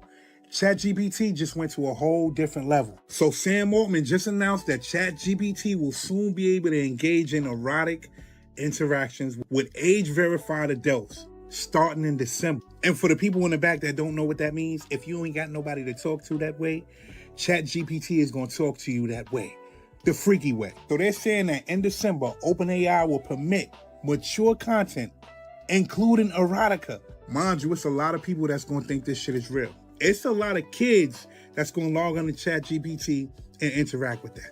They're talking about it's going to be age restrictions. How? How are you going to restrict that? How do you know who's on the other side of ChatGPT? Mind you, people were trying to stop this because we already seen what happened to a couple of kids that thought they was interacting with a real person and they took their own lives. And then you have some adults who really and truly conversate with ChatGPT each and every day. I'm not saying it's a problem with that, but it's a problem with that. And now they're telling people that you'll be able to have those type of conversations freaky conversations, erotica conversations with a computer. They're taking this shit to a whole nother level. Now think about this. Y'all see Sora 2 just came out, right? So think about people making AI figures and then doing that AI chat, the freaky chat. OF models, y'all in trouble because guess what? Now people ain't gotta pay for that. Now they can make the woman of their dreams or the man of their dreams via Sora and then have a chat with them via OpenAI, via ChatGPT. And what does that do for the population? Don't let me find out that you gonna be on ChatGPT using it the freaky way, because it's about to get freaky, man. I'm out. Michael Jackson was trying to tell us they're casting spells on us through music. Check this out. Singers, when they sing songs, it's like a mantra. When you repeat a chorus over and over and over. So when a kid hears a song and he starts singing that chorus over and over and over, then you start to hear it in the alpha state, into the subconscious mind. So you start to become the song or become what you're saying. Now, Michael Jackson being one of the greatest musicians to ever live, you can safely say that he's an authority figure when it comes to the subject of music. The reality is that music is one of the most powerful forms of programming. Stay weird. You don't just listen to it, you actually... A worldwide. I agree with that. And whether it's music coming from outside or the music that emanates from your thoughts, it's very important to keep it positive and keep yourself on a good outcome. Because like he's saying, if let's say the song that you're listening to is, the chorus is hate your neighbor, hate your neighbor, hate your neighbor. Like he said, at one point you go into alpha state and you start talking to your subconscious, feeding that. So what do you think is going to happen in your conscious life? You're probably going to have more hate. As for if you were listening to a song that says love your neighbor, love your neighbor, love your neighbor, you're probably going to end up with a different consequence. It's the same thing with your choice of words. A lot of people replace the word mourning with rising because mourning is associated with death and rising is associated with life. It's an example, but these patterns create a sort of spell, as if we want to call it that. Some people call it epigenetics, the biology of belief.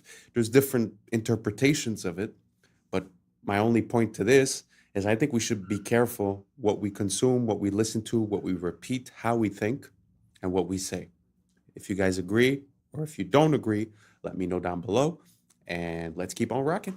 Event that left so many remains melted and scorched. You can see the blackening and charring on so many of these melted structures. Most of these structures are still buried from the many resets that occurred after them. This is a perfect one. To the right of that archway, you can see a lot of that structure deformed and buried under the stone, and that undeniable scorching. Some more blackened stone here on the top, and in little small parts all along this melted ruin.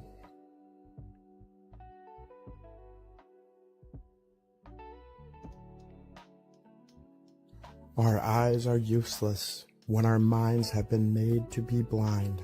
Most people will never connect the dots because they never see the extent of the melting.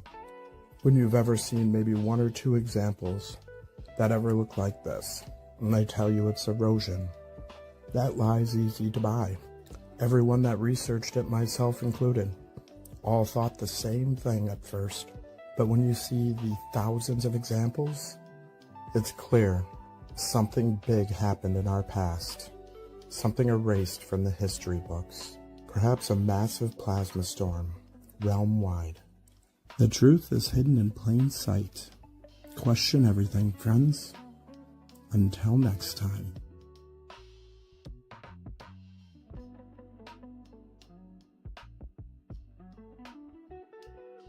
And that's a wrap for today, familia. Whether you're tuning in with the sunrise or you're posted up after midnight, I appreciate your time, your energy, your curiosity. And remember, this isn't about truth or fiction. This is about perspective. If this sparked a thought, a laugh, a deeper question, then we did our job. Drop your thoughts in the comments. Keep the convo alive. Like, subscribe. Don't forget to hit that bell if you're riding a wave, because we're just getting started. Until next time, stay grounded, stay weird, stay critical. I'm Adam Strain, and this has been Adam Strain Reacts. Peace. Now's the time for us to link up. Really think we on the brink up. Making a change, we're living this strange. Living this change. Making a change. I'm living this change. Yeah. Artemis mission are literal actors. You can see that this one wouldn't be able to find so many mistakes and glitches. Shadow from her hand that were appearing on the main character. Artemis Project all mysteriously showed up or disappeared. Let that say it. Look closer. What's up, YouTube? Today, we'll be looking at disturbing TikToks that'll make you question reality. So without further ado, welcome to Adam Strain Reacts. Let's get her done. I like how she has her hair up and in a braid on the way to the launch pad. Then the second they get into space, she takes her hair out like this. When a braid would really be the most sufficient way to have your hair in space. And that doesn't even look like the same person, by the way. Any female that's ever allegedly been in space, they have never tied their hair up. I wonder why that is. It's because that's the easiest way to sell you on the fact that there's no gravity. It doesn't make sense. Your hair would be tied up. And what the hell is all that? Are you kidding? The state of this would not even be acceptable for your average residential electrician. This is one way to do it, but we also have a treadmill, a bicycle, and weightlifting. I'm sorry, weightlifting? How exactly does that work if there is no weight in space? Why would you be using weights if there is no weight? And I'm sorry, but the hair sticking up constantly doesn't even make any sense. It wouldn't just constantly be up like that unless you intentionally pointed it up. According to what we're told, there needs to be a force acting on something for something to move. So it really wouldn't just stay up like that. If she were to just push it down, it should stay down until you actually push it back up. But for some reason, it's always straight up. I hate to say it because this is clearly fake, but this is a much better example of what your hair actually would do. Everyone's hair should always be doing the same thing, no matter which mission it is. But that's not something any of them would even have to worry about if they just did the logical thing and tied it up. That's crazy. I'm sorry.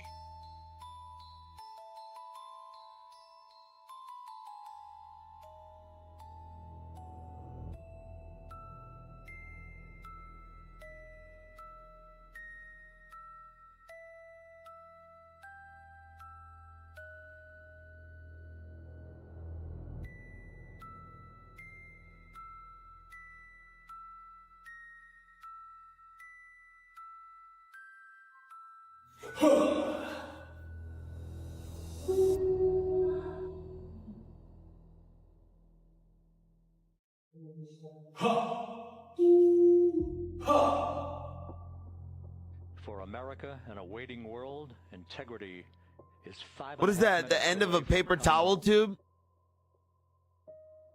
They're like looking out the end of a paper towel and turning the light on and off.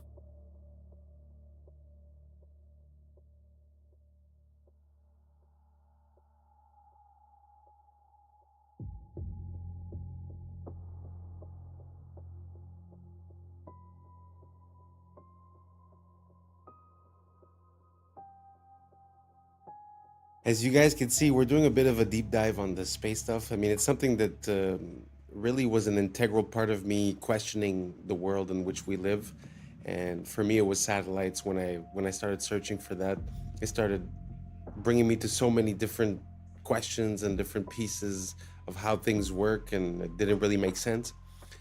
But that was a good example. I mean, he's like, oh, that looks like this. He just pulls it out and he does it. I think there's something about the way we intake information due to like credibility and stuff like that, because basically, you know, I've seen videos where they show you a picture and they say, which planet is this or what is this, and it looks like a nebula, or it looks like Saturn or Jupiter, and at the end of the day it was just like a random kitchen appliance or just liquid inside of oil, and then they took a picture. You know what I'm saying? Like, it's just, I think a lot of this has to do with how we're looking at the information. So does it really make sense that, I don't know, just like he was saying, that they're keeping the hair up, or that, you know, after all of this evolution in camera, somehow, you know, we only get basic shots, basic quality.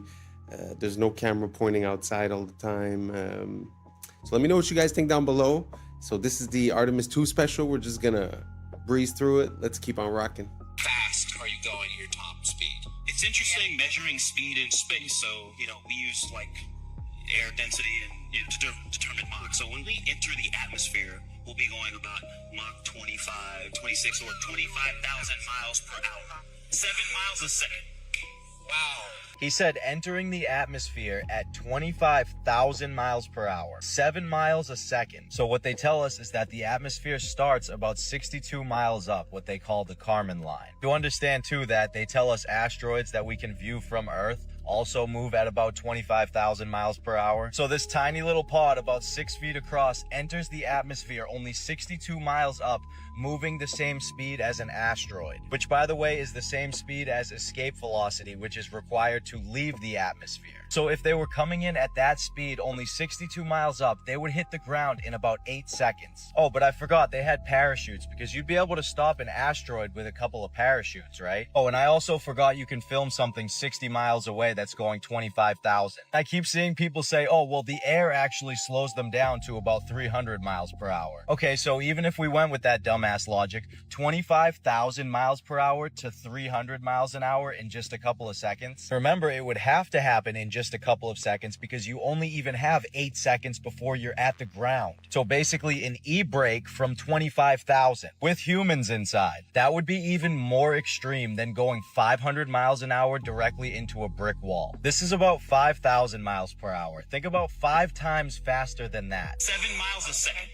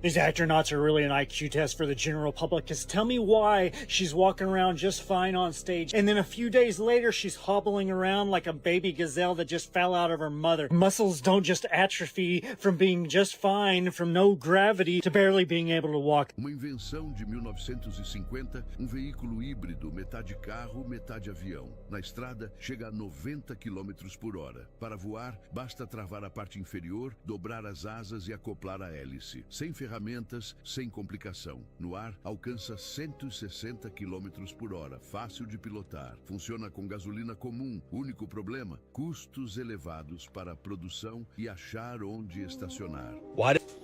It's the first time I see that contraption, a car plane. So awesome. I don't know what language it was. I think it was Portuguese, but they were saying that it runs on car fuel. It's normal. The only problem is that it costed expensive to build. But imagine that you just take off a piece and then you could drive, and then put on another piece, you could fly. That's awesome. If you guys have any more of those, send them over. I like seeing variations of the car that never got to see the light of day, because it helps us see what the process is behind the scenes about what product is allowed to reach us and what is not, and why. Very interesting. Anyways, let's keep on rocking. Did they have such a clean shave the entire trip? Like, I shaved, I think, 2 days ago. This was the Artemis crew on the way to the launch pad. This was them on day 8 after circling the moon and returning home. Look at their faces. Not once did they even have a 5 o'clock shadow. They had the cleanest shave I've ever seen in my life every single day. And okay, maybe they just shaved in space every single day, twice a day. Is it even safe to shave in space? Never mind have your hair flying all over the place. Loose hair is not safe in a spaceship. It is considered a hazard and is actively managed, not allowed to float freely. Stray hairs can be trapped in sensitive equipment, clog critical air filters, or be inhaled or get into astronauts' eyes. Astronauts typically keep hair short or tied back. I've never seen a woman's hair in space tied up. 100% of the time, it is out. You already know why that is. On average, it is normal to lose 50, 100, or 150 hairs from your head per day. So they were gone for 10 days, so times 3 minus this guy because he doesn't have any hair. Thousands and thousands of hairs would be all over the place. They state themselves can be very dangerous to the equipment. This is them when they got back after the 10th day, and their facial hair is the exact same as when they left. Oh, 12 of the scientists, engineers that worked on the Artemis project all mysteriously showed up or disappeared. There's a story that caught our attention. We're talking about a number of U.S. scientists, some connected to very sensitive research, who have or disappeared.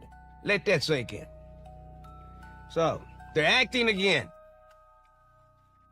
I guess they came together and tried to blackmail them for some money. Otherwise, we're gonna tell them how we did the trick. And now they tricked, and they did. If you in on the motherfucking hustle, stay in on the hustle, I guess the more to that story is. Don't jump ship too late, because the hustle gonna continue. You're gonna be maggot food. 2 of the astronauts on the Artemis mission are literal actors. You can see that this one was in Fallout and this one was in Mad Max. Why would they hire actors to go to the moon?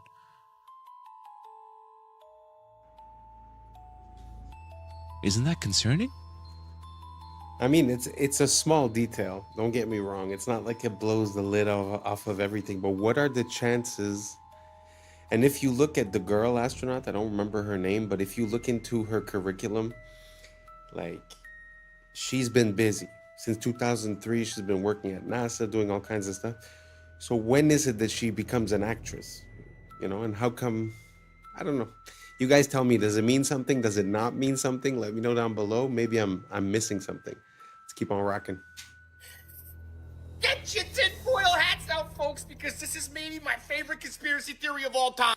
Okay, so one of the biggest conspiracy theories regarding the lunar landing is that we never went back after the 60s and 70s because we lost the technology. The idea is that the machinery and the tools that we used to get to the moon were either intentionally destroyed or lost over time. And the engineers that were working on it, they eventually all passed away. And so the actual hardware and the people that took us to the moon are no longer. What if I told you that the reason there hasn't been another lunar landing is because of lost technology? It's just not NASA's, it's Disney. What does Disney have to do with this, you ask? Well, naturally, we never actually went to the moon. We filmed the lunar landing and broadcast that as if it was really happening. Disney had government contracts with the United States. They worked with scientists like Wernher von Braun. They filmed a very convincing lunar landing using green screen technology from the 60s that we simply do not have anymore in 2026. Listen to this guy talking about the Disney Prism that allowed them to film unbelievable scenes like this one in Mary Poppins that is simply lost forever. Instead of a blue screen or a green screen, they used what was sometimes called a yellow screen. It was a very specific spectrum of yellow made from a low-pressure sodium vapor light that puts out one wavelength of light. Because it's just one wavelength, you can actually block just that one wavelength or let just that one wavelength go through. So the magic of the sodium vapor process is they used a beam splitter prism so that the light that comes through the lens gets split onto 2 strips of film at the same time. And that's exactly what you need to get your map. What's kind of magical about it is that you can block that one wavelength of yellow without messing up all of the other colors. In that scene, there's no matte lines. He's motion blurring, he's dancing around. The compositing is impeccable. Yeah, it's perfect. You couldn't have gotten such great blur over the alpha channel with a green screen or a blue screen. To join two pieces of glass and then have layers of material with different indices of refraction, it's a very custom job, and it would probably cost tens of thousands of dollars at a minimum. Apparently there were 3 of these ever made, and also we don't know where any of these prisms are today. So we did lose the technology. It just has nothing to do with rockets and shuttles. It has everything to do with green screens and prisms. Disney had this flawless yellow screen prism technology that allowed them to film Mary Poppins' lace transparent hat, or Dick Van Dyke's blurring movement when he dances, or throwing salt all over the place. So all that technology was perfect for a lunar landing where you're stepping on rocks and there's moon dust and the black background with the red, white, and blue. And once those prisms were lost or destroyed, we didn't have the technology to film another lunar landing the last 60 years. You're telling me we can't remake these prisms? He said it costs tens of thousands of dollars. Just buy 1 billion of them. We can send people to the moon, but we can't rebuild this cube? Forget about the lunar landing. I just want to see movies made this way. In today, wow, it was the first time that I've ever heard anything about that, and I've been looking into this for quite a long time. But have you guys ever heard of this lost technology? That's pretty crazy. I mean, to have the capability of doing just the masking or just the coloring and to have it perfectly split, I mean, that's a revolution for the 60s, never mind today. So yeah, very interesting. I had no idea. I had heard the idea that Disney was involved in the filming. But anyways, what do you guys think? I don't think I've ever asked you guys, so I want to know. I'm curious. Are you on team we landed on the moon in 69 up to 72, 73, and then afterwards we've never been back? Or do you think there was some trickery or fakery and an ulterior motive or reason for the reason that we haven't been back? Let me know down below, and let's keep on rocking. This video is showing you guys what the sun looks like up close with an ND5 foil solar filter, which allows us to be able to see through the brightness of the sunlight to actually see the shape of the sun, its texture, what it looks like. And I'm going to show you 3 different views from 3 different days, and you're going to see that the sun always looks the same, always has these same little spots on it, which I'll get to here in a second. Let's get zoomed in. There we go. Now you see these little black, look like little black dots on the sun. Now, to be honest with you, I don't know exactly what they are, but I know every time that I zoom in on it, they are always there. Now, they are not always in the same spot, but they always look the same. Every time I zoom in on this sun, these little black spots are always there. Every time on different days, no matter which day that you zoom in on it with the solar filter. And the cool thing about the solar filter is most of the time you could use your P1000 or your P900 and you'll never be able to see what I just showed you without the solar filter because the sun is too bright. And this filter, it just filters out that brightness so you can actually, like I told you earlier, see the texture of the sun itself. Now, I'm not for sure if you can actually buy this filter for the Nikon P900. I just know that they have it for the P1000. So if you have a P900, you might want to kind of research that, maybe look it up and see if they have one. I'm sure they probably do, but I know they have one for the P1000 and it does a fabulous job, as you can see right here.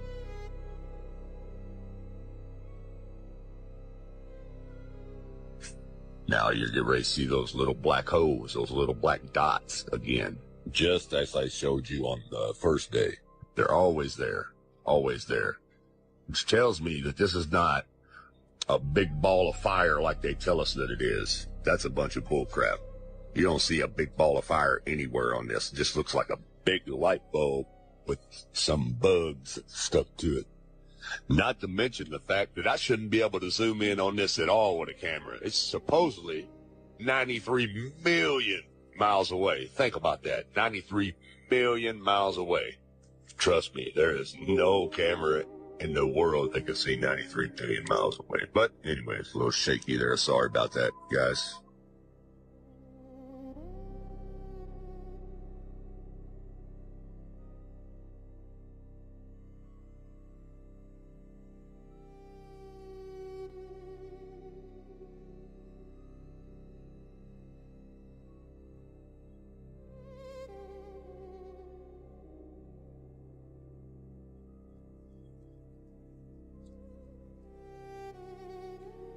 Okay, now this is a total different day here.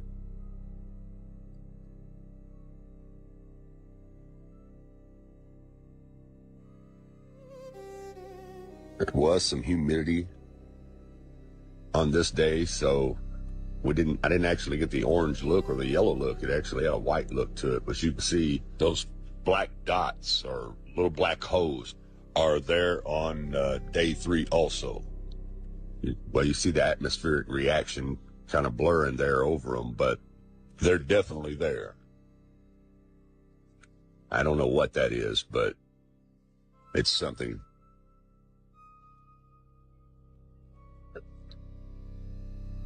Now here you have NASA's computer-generated images. Now look what they show you. They show you this big old ball of fire with looks like lava and fire shooting out of it, which is all cartoon images. CGI, people. It looks nothing like what I just showed you in real time with a real camera with a real solar filter. It looks nothing like this NASA cartoon bullcrap. Yeah, you see that? You don't see nothing on that one when I zoom in on it. Just looks like a big light with some little specks on it, little holes on it. Looks nothing like this cartoon crap. I'm telling you, people, the Book of Enoch tells us that it's a luminary, not a ball of fire, as you can see here. And that which thus rises is the great luminary, and it is so named according to its appearance, according as the Lord commanded. As he rises, so he sets, and decreases not, and rests not, but runs day and night, and his light is 7-fold brighter than that of the moon. But as regards size, they are both equal. So do you... Wow, that's very fascinating, very beautiful. I really love this type of content, looking into things close, whether it be with a microscope, with a telescope, with a camera. I find there's so much detail and grain to this world that sometimes, like you were saying at the end, you know, they show us a CGI representation, but does that even match reality at all? It's a very good question, but I found that super interesting. If you guys never seen, I'll try to get some videos, but also sometimes they zoom into stars and you could see this vibration and it looks like a cymatic pattern. It doesn't really look like a solid object neither. Very interesting to look at this world when you're looking in closely. Anyways, let's keep on rocking. Remember this guy right here? Of course you do. He was the main character in the newest space movie. But I just want to take a second to look at the stars on this thing. And why is he still carrying it? See the stars? 1, 2, 3, 4, 5.5 stars. You see this little half star? So take a look at it right here after he spins it, which is all they actually did was play with a plush toy the entire time. You see how you can see the 5 stars, but where's the half a star? How come the half a star isn't there anymore? Watch it as it comes around. 5 stars. You clearly saw 5.5 stars. Where is that half a star? How come it's not there? But maybe if they didn't focus so much on spinning microphones and plush toys and actually showed us the moon, Earth, or what space looks like, then we wouldn't be able to find so many mistakes and glitches. Now, I just want to look at one more thing from our main character here. See right here how there's a shadow from her hand? Well, there should also be a shadow from the toy, but there isn't one. You see, she brings her hand back. There's the shadow. Takes it away. No shadow. So why isn't the toy giving off a shadow when her hand is in the same exact spot giving off a shadow? We don't even have to talk about the words that were appearing on the main character either. We've already talked about that. I mean, they were all interesting, but has anyone seen a debunking about the last one that he just showed? The one with the letters going through? Because if you think about it, it would make sense if they're using a blue screen and the little plush toy is blue. So let me know if that's been debunked, because that's a pretty good one. What do you guys think? You guys think it's what do they call it? Augmented reality, where they use 3D modeling in real time? Or do you guys think that it's just a mistake of lighting or in our mind? Or let me know what you think down below. Let's keep on rocking.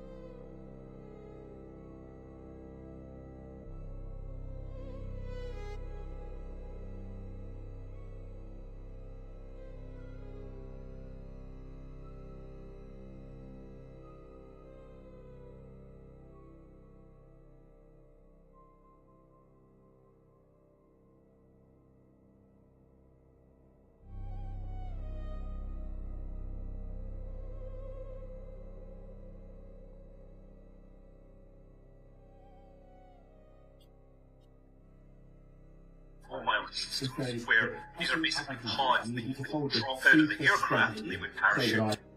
Pods that you would drop out of the aircraft and they would parachute.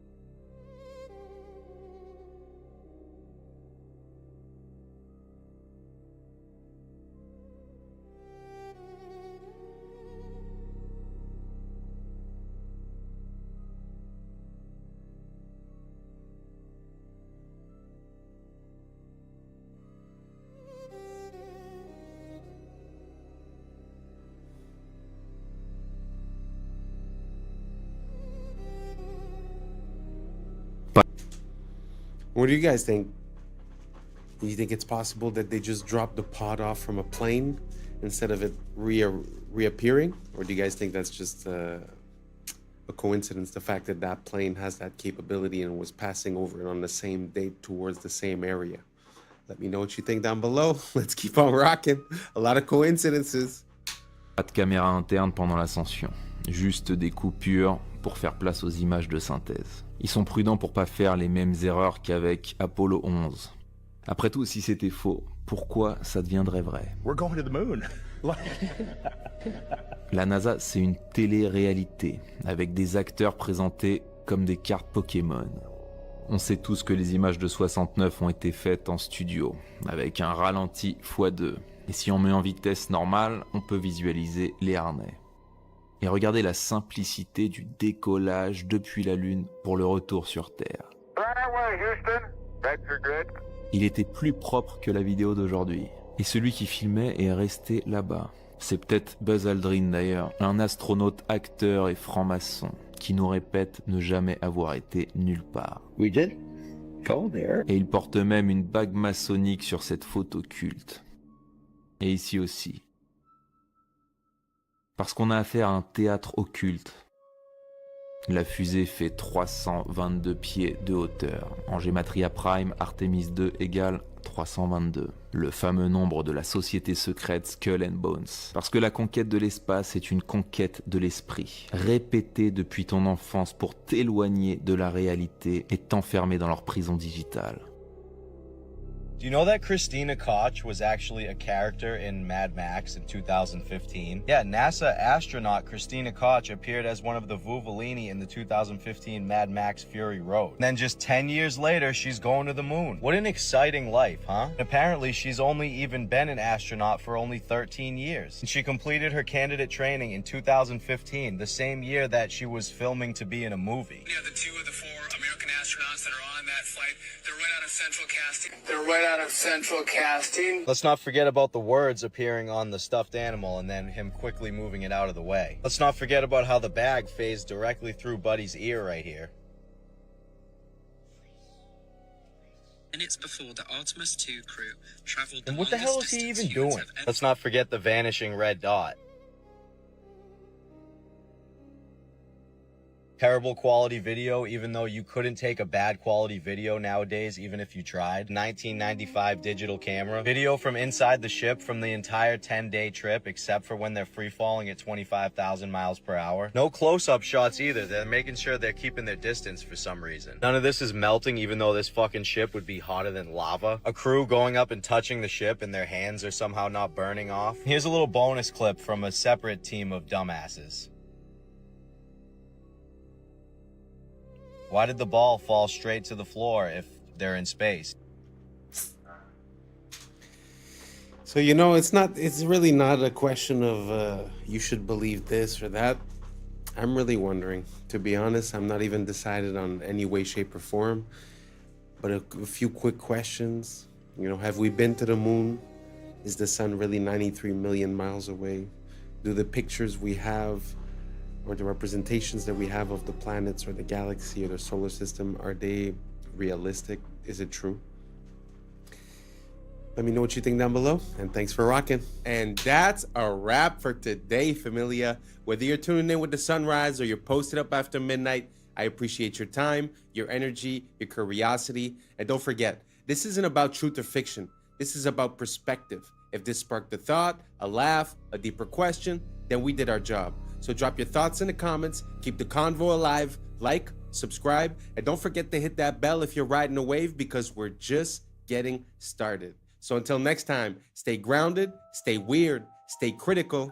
I'm Adam Strain, and this has been Adam Strain Reacts. Peace! I don't know what y'all think, but now's the time for us to link up. Really think we on the brink of making a change from living this strange. Living this strange. Making a change from living this strange. Yeah.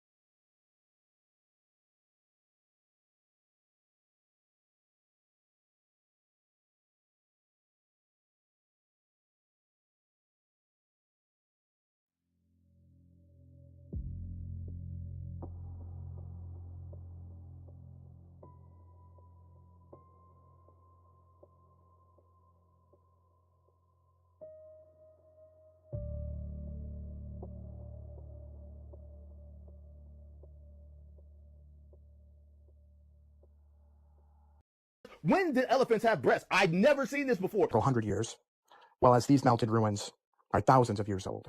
Jake, I'm not even kidding. Go look this up. They literally brought in to dig through the rubble. Yeah, There's big dudes. yeah. I was sleeping, had to wake up. Why? Every reason I can think What's up, of. YouTube? Today, we'll be looking at disturbing TikToks that'll make you question reality. So without further ado, welcome to Adam Strain Reacts. Let's get her done. That's the cost of living crisis. Suddenly, we went up from prices being around there to prices being there. And you don't really see that in this data, okay? Because inflation is really just measuring the difference between that and that. And if you This is how they lie with numbers. look at those two lines, you're talking about a 2.3% change. That's the number we're talking about today. But for a lot of people, it's not about that. It's about the difference between this and that. What is that, like 19, 18%? And when you look at the difference between this and that, that's 20%. And I think that's the dichotomy here between these inflation numbers where it looks normal and this, which is really not normal at all. Not to mention how they change the basket of goods that they use to mark inflation against, such that they can make the numbers look smaller. It's all a ruse to make you feel like you're going insane, when the reality is that they're trying to manipulate the reality of what you see. In order to fix this, join me and the American Congress Party. Did you see the about the Nephilim? The Nephilim are often referred to as giants in the Bible, but some believe they are the offspring of fallen angels and humans. Sounds crazy, right? Well, email here requesting documents pertaining to the resurrection chamber of Gilgamesh, the location of his body, and the location of the buried Nephilim. If they didn't exist, why is she requesting documents for them? And about Gilgamesh, a Mesopotamia mythological hero. Here is supposedly a video that some people think is Gilgamesh found in his tomb.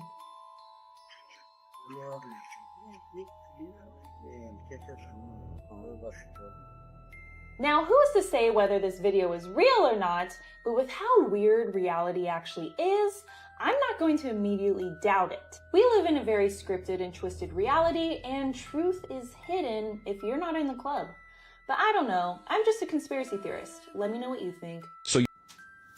That is kind of interesting because they like to make people seem a bit crazy when they inquire about these types of things, but how come the people that govern us also are inquiring about these things? We've heard about stories about when they went into Iraq that they were basically trying to take control of the ziggurat of Ur. We've heard about a lot of things, and one of the first, stops when they go into a new place often seems to be the museums and the ancient artifacts. And that kind of reminds me of the times of the Nazis when they used to do the same thing. They were on like a mission to find occult teachings and occult practices and relics and stuff like that. So again, very interesting question that she raises.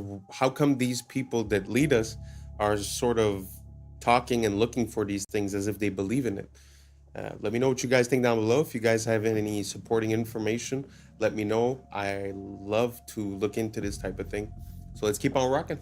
You watched the Hunger Games and you sided with the Resistance. You watched Star Wars and you sided with the Resistance. You watched The Matrix and you understood and sided with the Resistance.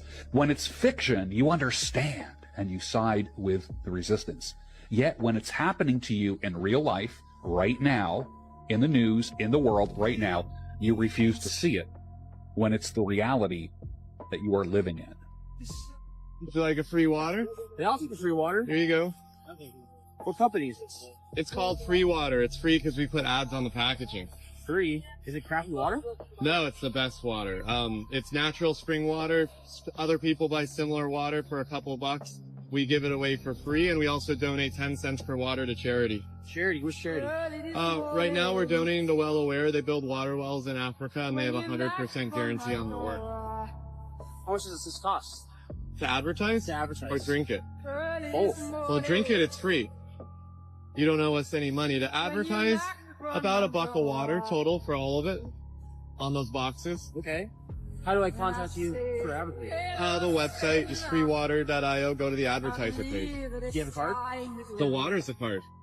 Oh, all right. Yeah, Well, scan that QR code. Sweet, I'll take it. Have a great I mean, I'm not trying to make everyone jump on the same idea, but man, that was pretty revolutionary, no? Water is the one thing that everyone needs. You're giving it out for free, and it's the advertising, and it's also, the business card. So I don't know. I found that super interesting.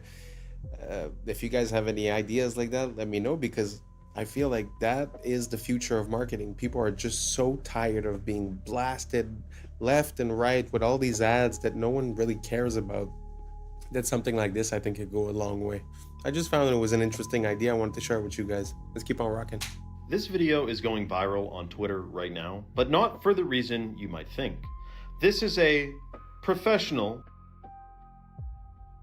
of this skyscraper somewhere in the United States. The problem is, many people notice a similarity to it in regards to something that happened. Here we have a lesser known angle. That one didn't get hit. They said it was from fires. But the fires in Hong Kong, 7 towers caught fire. They burned for almost 48 hours. And none of them collapsed to their own footprint. Now, officially, it happened to happen, man. A fire can weaken the structure. Don't worry about what architects and engineers say, but fires apparently can cause it to drop just like that. For the first time, though, in recorded history. Now, I would have expected something bigger to come from this, now that it's been. But seemingly, many people are still sleeping. Again, the Hong Kong towers, almost 2 days on fire, still standing. Let me know your thoughts in the comments below and follow for more. There has been many different resets since the Great Flood or the Flood of Noah.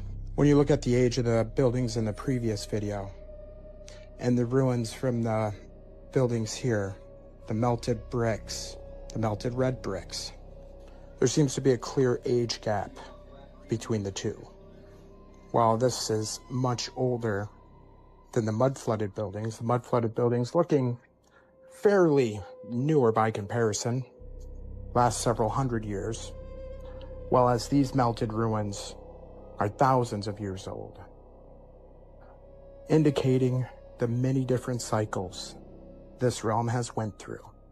Since the Great Flood or Flood of Noah, the theory is we're looking at about 6 or 7 resets here that happen about every 150, 200 years, kind of like clockwork. And with that cycle, it has taken many advanced civilizations. Think back in the stories of Atlantis, told throughout ancient time. After that, the Tartarian Empire. Just look at these structures, clear evidence of melted, deformed stone and brick. That is not some ancient design choice of hammer and chisel. History is nothing more than a set of lies agreed upon. Question everything, friends. Until next time. Man, do I love looking into ancient history. I mean, even if you had an excuse for 1, 2, 3 of those pictures, man, it's so anomalous to see all these, all these temples within mountains, or the bricks being melted, or sometimes you don't even know where the mountain ends and the castle starts. I just find it so interesting. If you guys have any good footage, send it over and I'll feature it in the next video. Let's keep on rocking. So quickly, I'll go through this 2-year war, over 60 million tons of rubble there, and tens of thousands. Pour eux, les débris comptent plus que les vies humaines, parce que ce n'est pas une guerre, c'est un nettoyage. One of the great honors for me has been working with Steve. Steve, qui l'année dernière nous expliquait travailler sur son plan depuis 2 ans. Been working on master plans for the last 2 years. So there are plans already. Au WEF, les plans de reconstruction existent avant la guerre. We have plans already. We have a master plan already, and we're working together on it. And I think if the world saw the progress so far, they'd be pretty impressed. Et on attend que tout soit détruit pour signer la paix. Comme ça, on peut reconstruire sans résistance. We have created a sense of hope for what the future can bring. On félicite ceux qui ont créé le problème. I am so honored. I'd like to thank. Parce que sans eux, ce nouveau système n'aurait jamais pu être justifié. Nobody's ever dreamt of. You used him well. Obviously used him very well. C'est grâce au chaos qu'il provoque que le sauveur devient nécessaire. The world needs a savior, and the hope is that AI is the savior that we need. Ce qu'ils appellent sauver le monde, c'est en réalité le reformater pour le rendre compatible avec l'IA. This vision for the future as an example of what's possible in other parts of the world. Il nous parle de paix, mais la paix ici, c'est l'absence d'imprévisibilité humaine, l'absence de liberté. Et c'est exactement le but d'une Smart City, une ville sans âme, où tout est mesuré, tout est prédit, où l'humain n'est plus un être vivant, il devient une donnée. Regardez le plan, zone industrielle intelligente pour Musk. Donc en réalité, ce qu'il construit, c'est un monde post-humain. Are there aliens among us? I am one. Quand il parle d'alien, il ne parle pas d'extraterrestre, mais de conscience inorganique. Parce que l'alien, c'est la rupture avec le vivant. Et ils vous vendent votre disparition comme du progrès. Did elephants have these? Did we jump timelines? Did elephants jump timelines? When did this happen? Not out to Troublemaker Travels for saying this, because I had no idea. Am I in an alternate universe? When did elephants have breasts? I'd never seen this before. Never dawned to me that they would look like this. I mean, it's okay, but I've never seen this in no Discovery Channel, in no animal book, in no internet search. I have never, and I mean never, seen this before in my life. When did this happen? Why is it like this? Apparently, female elephants, this is how they feed their young, and this is what it looks like. Does that look weird to you? Did you know that? Have you ever seen this? Obviously, it's not weird for elephants. Is it weird for me? Is it weird for you? Is this strange? I don't know. Am I tripping right now? Because I have never seen these on an elephant. I mean, never. I've seen elephants all my life. I've looked up elephants. We learned about elephants. They are mystical creatures, but I did not know they had those. What are those? When did this happen? Am I the only one? Let me know on this one. I know it wasn't 5, but let me know on this one. It's Let me ask you something simple. How does a comedian with zero political experience become a global icon and the centerpiece of the largest in Europe? Come on, Peter. Elected, people chose him. That's democracy. Was it? Let's rewind the tape slowly. Wasn't a politician. No manifesto, no party background, no governing experience. He was an actor and comedian. Then comes the TV show Servant of the People. In the show, plays a regular guy who exposes corruption, goes viral, gets drafted by the public, becomes president. That's just fiction. Coincidence. Except the show was financed and broadcast by one of you oligarch. Prime time slots, endless promotion, crossovers with news. The show didn't just entertain, it trained the audience. 1 year after the show peaks, registers a political party. Same name as the show. Then he announces his real candidacy and still wins 73% of the vote. That's overwhelming support, though. Or overwhelming narrative control. And NGOs had already spent over $5 billion on in Ukraine since 2014. Advisors embedded, NGO pipelines, media consulting. So what do you get? A leader with no independent base, no political past, no faction loyalty, perfectly dependent. But the invaded, what choice did he have? Isn't not so fast, Brian. By 2014, Western Baku in the capital. 8 years of shelling in the eastern region, over 14,000 before 2022. The peace agreements were signed to end the fighting, but were never fully implemented. So, or did the Ukraine was already ranked as one of the most corrupt countries in Europe before didn't fix that. It centralized it. Now look at the cost. Roughly 1/3 of the population displaced, millions gone. Most won't return, making it a demographic collapse. Is this your idol who let it all happen? And after the dust settles, debt, foreign ownership claims, resource concessions. So you're saying a managed territory, a dependency, a proxy battlefield paid for by lives, loans, and future resources. So ask yourself, did a comedian accidentally stumble into history, or was a character tested on TV, scaled through media, and deployed at the right moment? That's unsettling. That's the point. If a man can play a TV and then become one in real life, maybe the most dangerous thing isn't propaganda. It's the story some were trained to believe. That surprised me. I knew that he had done some acting or this or that, but the fact that he was playing a politician exposing corruption on a show a year before he got elected, man, that's crazy. That's straight idiocracy stuff. And it brings me to a point that I've been realizing is that, you know, back in the days, politics was like respectable, commendable, gentleman. And now it's like insults and it's like who got you more.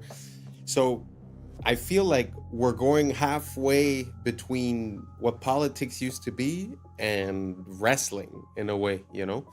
So from now on, I feel like since we've had, you know, Trump, which was on TV and an actor, and Zelensky, I almost feel like it's going to be hard to go back to normal politics after.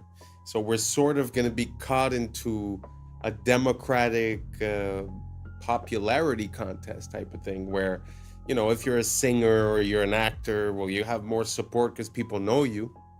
I don't know. I just don't think that's a good idea. Let me know what you guys think down below. Do you think that makes sense? Did you guys know that this guy was, you know, playing the position that he then assumed a year later? I mean, to me, it was a complete surprise. So anyways, let me know what you guys think down below, and let's keep on rocking. Gosh, I don't know all the theories. I'll like share a theory and people are like, you didn't know that. I'm new to a lot of this stuff, okay? But let's talk about, so this guy, computer programmer, businessman, you know, very, very successful until he came across some information. Oh boy, that he didn't like. Oh my gosh, this is crazy. But anyway, I saw this on Jake Shields' podcast, so I'll tag him below, but check this out. We all remember the apartment complex that just mysteriously into rubble. Yeah, just wasn't hit by a plane. In North Miami. That was in that happened on the same night. Wow. And it's believed that he had an apartment or information stored in this one little apartment. And when that apartment building collapsed, they didn't let American response teams or like emergency teams do all the digging. Jake, I'm not even kidding. Go look this up. They literally brought in to dig through the rubble. Way. There's dude, it's had a whole ceremony where he was like patting on the back. He's like, thanks. How can they rationalize this? How can they bring that handle America Matters? This is insane. Dude, it's kind of I was all excited about this at one point, you know. And then it just turns out, you know, now we get laws like this from DeSantis. A new license plate's coming out in Florida that you can choose to get. Anyway.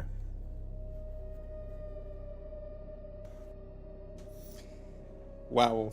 I mean, that to me, with perspective and hindsight and looking at the dates, not only the fact that it happened on the same day that he was offed, but just the fact that they brought in that organization on American soil to go through the rubble, man, you know that there's something up there. Sometimes when I see these things, it really makes me think like we're living in a James Bond movie, but we always receive the cover story and like the real stuff is happening behind the scenes. Did you guys know about this? Let me know down below. Anyways, let's keep on rocking. There were hundreds of security cameras filming the check-in areas, the corridors, the lounges, the airport bars and restaurants, etc. The question is, how many time-stamped images do we have that show us the presence of the at any of the departing airports? More than 100? Only one? Not at all? About 30 different images. The answer is none at all. We don't have a single time-stamped image showing us even one of at the airports on the morning. The only thing we were shown is a sequence depicting at the Washington airport.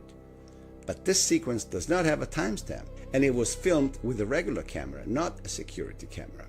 So, for as far as we know, those images could have been filmed anytime. Maybe during a dry run were made to make under whatever circumstance. And then we were shown this image depicting going through a security check.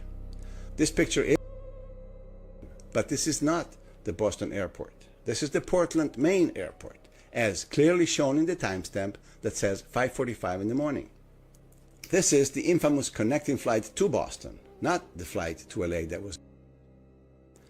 Bottom line, of the at the departing airports, we do not have a single image that has been made public. Not one. Is there anybody out there who really wants to believe this? You want to know why is now everywhere? It's not some random gotcha. It's a playbook move, used by power for centuries. You don't fix a dying system, you burn its reputation to ash on purpose. You drown the masses in filth until the old world itself makes them sick. That's the whole show. First they spoon-feed you shocking truth. Then the media blitz. Every headline a nail in the coffin. Politicians, celebs, old money, all dragged through the mud. It's about breaking the audience. But isn't that good? Like, if everyone's a crook, at least now we know, right? Shouldn't sunlight disinfect the room? No, kid. Sunlight's just the setup. When all trust is exhausted, the demand for something new becomes inevitable. That's when they roll out solutions. Incorruptible AI judges, new digital money, total transparency. All wrapped up in words like safety, fairness, and reset. People want that. They're sick of scandals, tired of hidden dirt. We have the tech now. Why not let machines run things? At least then, no more old creeps making backroom deals. You ever wonder why every leak just happens at the perfect moment? Drop right as the world economy wobbles, currencies crack, debts explode. It's called engineered timing, not coincidence. While everyone's busy binge-watching elite scandals, behind the curtain they're resetting the board. Old assets erased, debts written off, digital currencies quietly rolled out. The filth you see on your phone is the moral excuse for the next system. Look, the old world was corrupt, but this time it'll be pure. Trust us. They want you to beg for a leash. But isn't it good to wipe the slate clean? If everyone's guilty, doesn't it make sense to start from zero? At least now it's transparent? Transparent? You mean like a glass cell. That's the transparency you're signing up for. Every transaction logged, every move tracked. All under the pretext of protecting you from them. But now you're monitored, analyzed, managed. Remember this. In history, every total control started by exposing the last one. Scandal, outrage, necessary, reset. Then the new rules. No room for dissent. Nobody escapes the beta, not even the top players. Nobody wants uncertainty. People trade liberty for protection every time, especially when they're scared. That's why the leaks are never full, never random, always just enough to terrify, not to empower. Notice they show you monsters, but never the strengths. So the whole it's like the world's biggest ad for New World Order? Bingo, kid. While you're scrolling it all and picking sides, they're scrubbing the balance sheets, resetting the scoreboard, and selling you a digital world where everything is clean because nothing is private. So what now? Just wait for the next leak to get even darker? It always gets darker, kid. Every new scandal is just another step in the reset. Tighter rules, more eyes, fewer choices. The beast doesn't need your hope. It just needs your consent. I just found out something crazy about Wi-Fi and all these other different frequency bands, and it is shocking. Did you know that mold, which is in like 90% of people's homes, bathrooms, any other moist areas, basements, the growth and toxicity of mold is increased by electromagnetic frequencies like Wi-Fi. So if you didn't know, mold is one of the, especially black mold, and there's green mold too, are some of the most toxic things that people are exposed to in their homes. And indoor air quality can be like 1,000 times worse than outdoor air quality, even if you're living in a big city with lots of vehicles and freaking dryer vents pumping out those synthetic fragrances, etc. But so now it's a perfect toxic concoction because Wi-Fi increases the mold growth and can actually be strengthened by it. The production of biotoxins in mold culture increased more than 600 times after being exposed to ambient electromagnetic EMF frequencies. And this guy says, is this good or bad? Interesting that Wi-Fi, which many people are wondering if there are any potential hazards with concerning the human body and electromagnetic field, combined with mold, which is also toxic, it's a perfect concoction. The crazy thing about that is that I also seen another video where when the plants were exposed to the Wi-Fi, the growth was stunted and it was slower for the plant to grow. So not only does it stop good plants from growing, it also enables toxic molds to reproduce quicker. Man, I had no idea. Do you guys know anything about Wi-Fi that we should know about? Let me know down below. And thanks for reaching the end. And that's a wrap for today, familia. Whether you're tuning in with the sunrise or you're posted up after midnight, I appreciate your time, your energy, and your curiosity. And don't forget, this isn't about truth or fiction.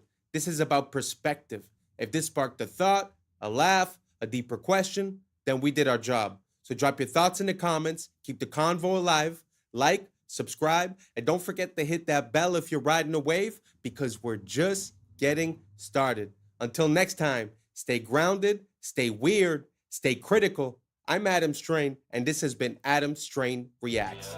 Peace. Now it's time for us to link up. Really think we on the brink up. Making a change, we're living this strange. Living this strange.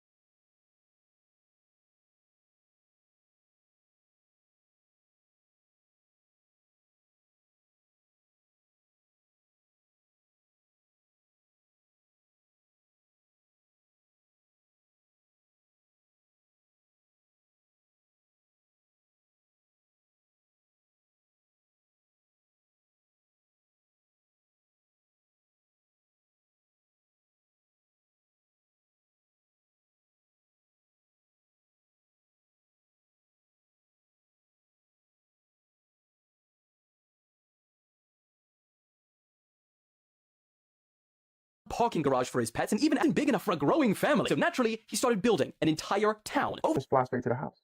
It's got LiDAR too. That means it shoots out. And was located in what we now know as Ghana. He gets to the Asante Kingdom. Sees flashing reported. What's up, YouTube? Today, we'll be looking at disturbing TikToks that'll make you question reality. But right before we jump into it, I just want to give a huge shout out to everybody watching this, everyone who's ever watched the channel. Thank you so much for all your support. We have just hit the 5K subscriber mark, and we are just getting started.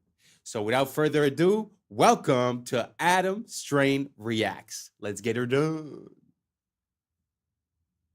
Listen, I'm beating all the traffic with this one right here, y'all.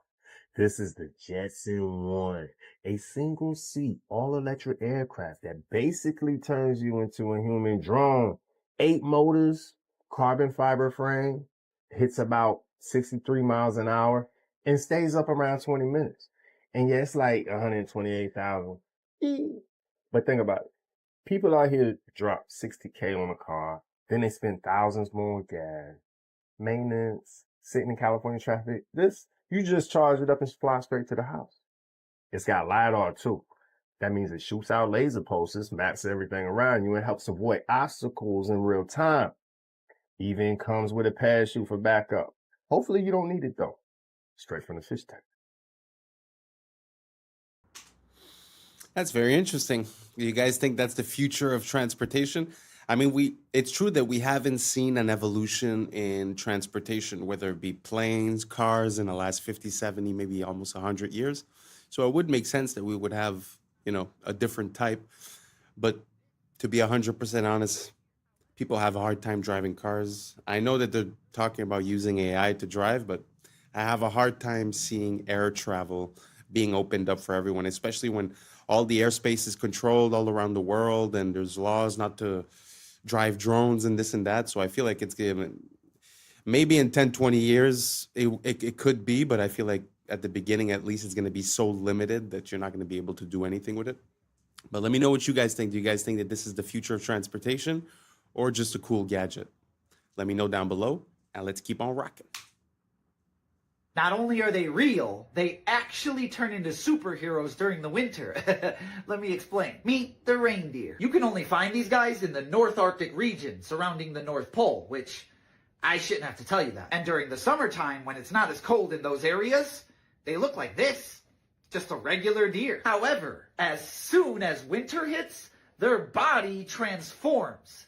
Like a Super Saiyan. First off, their blood produces a chemical that acts like a natural antifreeze, keeping them warm. Their fur turns white, which helps them blend into the snow, not get spotted by predators. Their hooves go from rounded to rigid for better traction. But the craziest part is their eyes change from brown to a super deep purple. And in that stage, they are 1,000 times more sensitive to light, basically giving them supervision, which is cool and all, but 1,000 times? That's not even necessary. What are you trying to see? My thoughts? Moral of the story, if you ever catch Rudolph here in the winter, he will quite literally be built different. And as always, follow for more facts. This is going to be crazy. This is the Jetson Air Games, the world's first flying car race. They're called Jetson 1s. They're fully electric vertical takeoff aircrafts. Sort of like a drone meets Formula 1, except if you crash, you don't spin out, you drop out of the sky. Luckily, they don't fly too high. They just held the first demo race where 4 aircraft were flying side by side, weaving through the air like pod races. And it went super viral online. Many are saying this is how motorsport evolves. We started with horses, then cars, now flying machines. And before you say this will never take off, Jetson already has $75 million in orders. It's putting together a fully competitive aerial racing league right now. So forget racetracks. They're thinking 3D race circuits with vertical overtaking, possible mid-air pit stops would be cool, although unlikely. But with highlights reels that look like Star Wars, it's almost guaranteed to go viral over and over again and become a huge sport. The only question is, who's insane enough to be the first pro athlete in a sport where a minor crash means you might see Jesus? You'd have to have the confidence of a crackhead to even consider it. Would you do it? Do you think it was wrong to do this?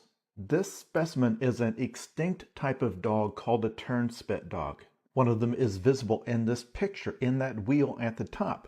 See, back in the olden days, if you wanted to rotate meat over fire to cook it evenly, well, they didn't have electricity. So they had this wheel, and they bred a type of dog to run in it. That is the turnspit dog. Due to its genes, it just loves running in this wheel all day. Is it morally wrong to breed a creature to do this? Again, this is a task that is hot and repetitive and strenuous, but due to our selective breeding, it presumably enjoyed doing it. In the same way that beavers love to build dams. If you bring one into your house, it will build a dam in your hallway. That's its favorite thing. If you have a pet dog that is a herding breed, if you ever take it out and let it see a herd of sheep, it will act like it is Christmas. It will run out there and start herding them. Breeding the animal to do the task means it enjoys doing the task. So if you say it seems like a win-win, we need the wheel turned, this animal loves turning the wheel. But remember, humans have genes that make us enjoy doing certain things too. And knowing that at some point in the future we will have the ability to edit the genes of our offspring, how long is it going to be until somebody has the bright idea, well, you know, there's certain jobs that nobody wants to do anymore. But rather than let a robot take that job away from a person, why not just give somebody the gene that makes them love that kind of work? Because their argument is going to be, who loses in that scenario? I've made a person who just loves washing cars so much that they don't even really want to be paid very much to do it, because they enter such a blissful meditative state that they would pay to do it.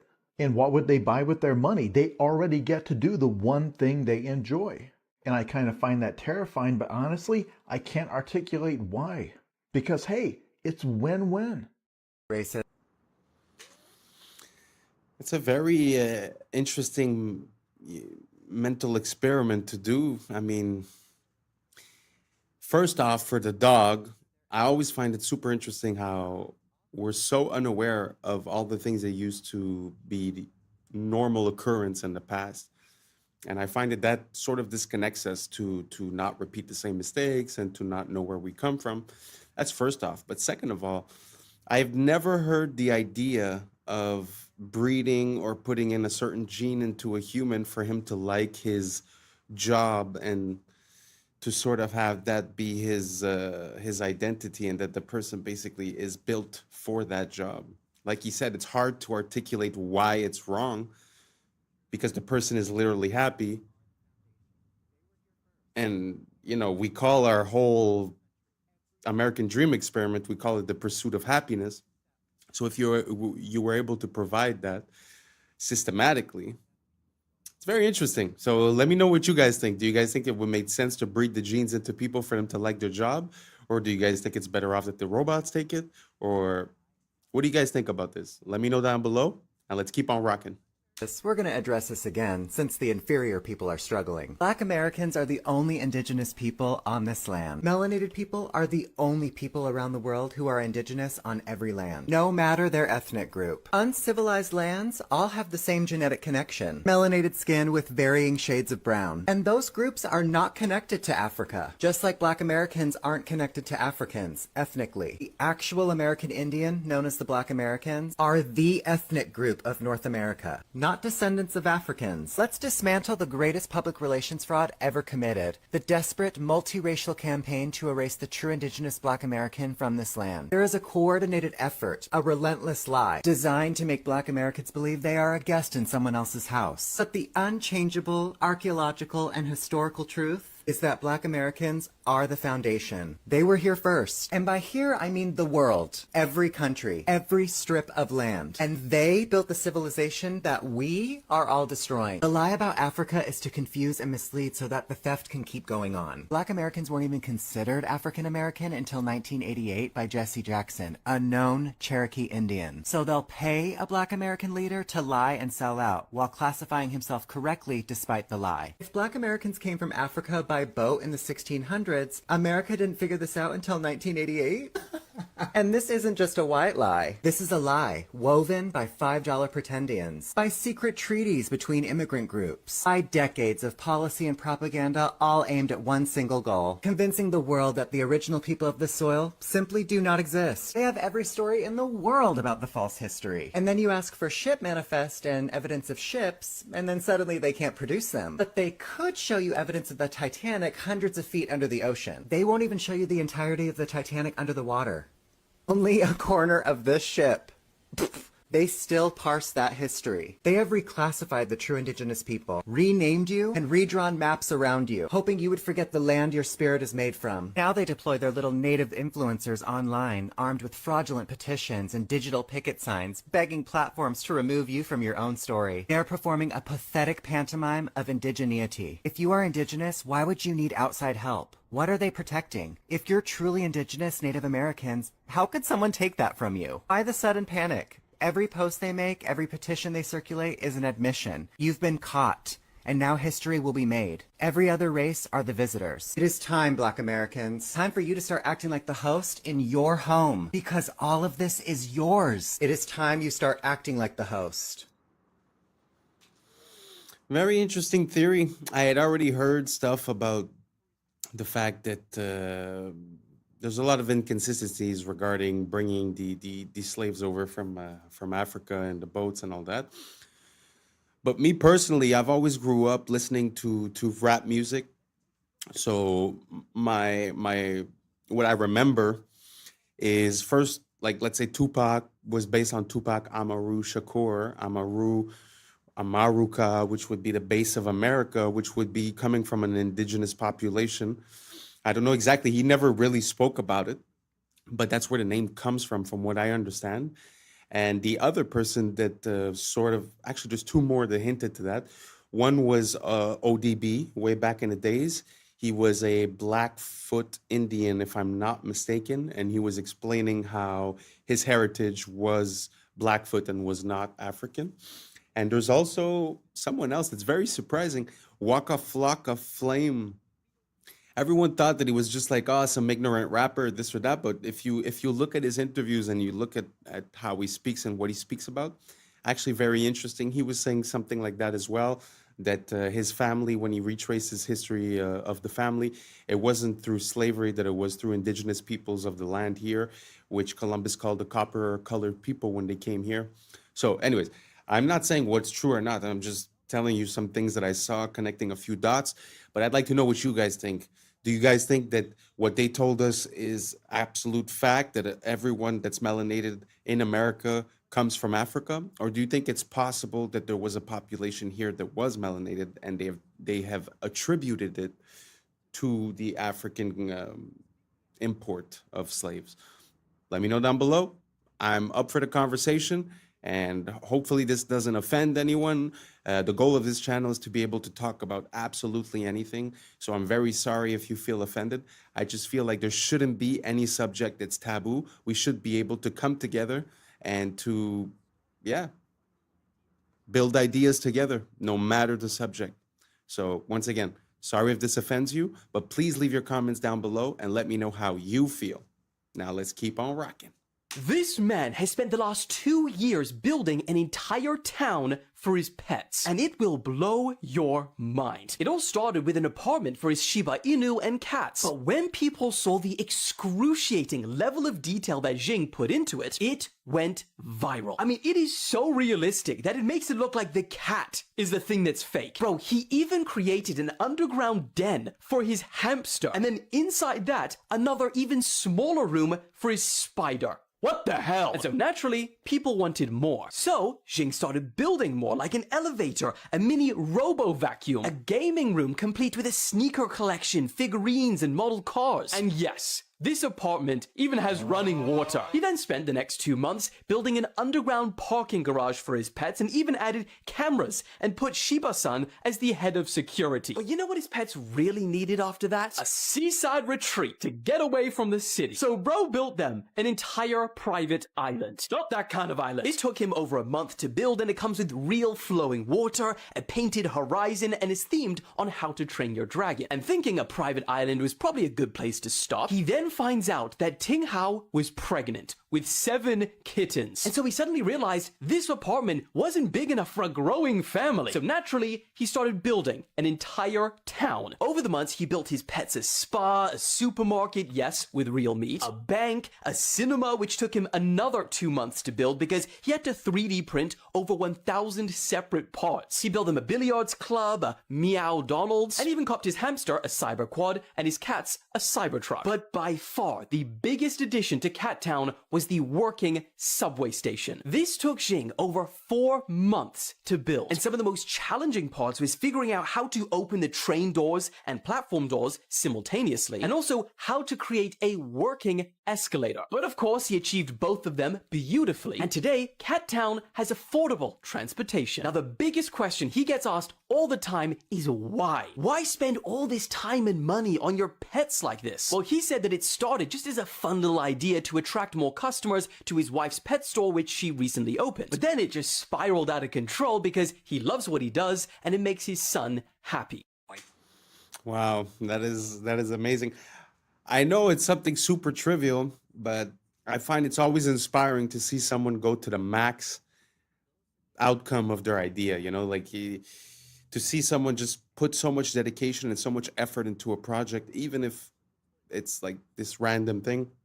I feel like that's how we came to have the most amazing architecture in the past, is that people would make a project their own and put their life into it and would love what they do, you know? So props to this man for doing that much work, but that doesn't even seem like work because he loves what he's doing. It's truly inspiring and beautiful, and I wish more people would be like that. Let me know what you guys think down below. Would you like one of these cities for your cats?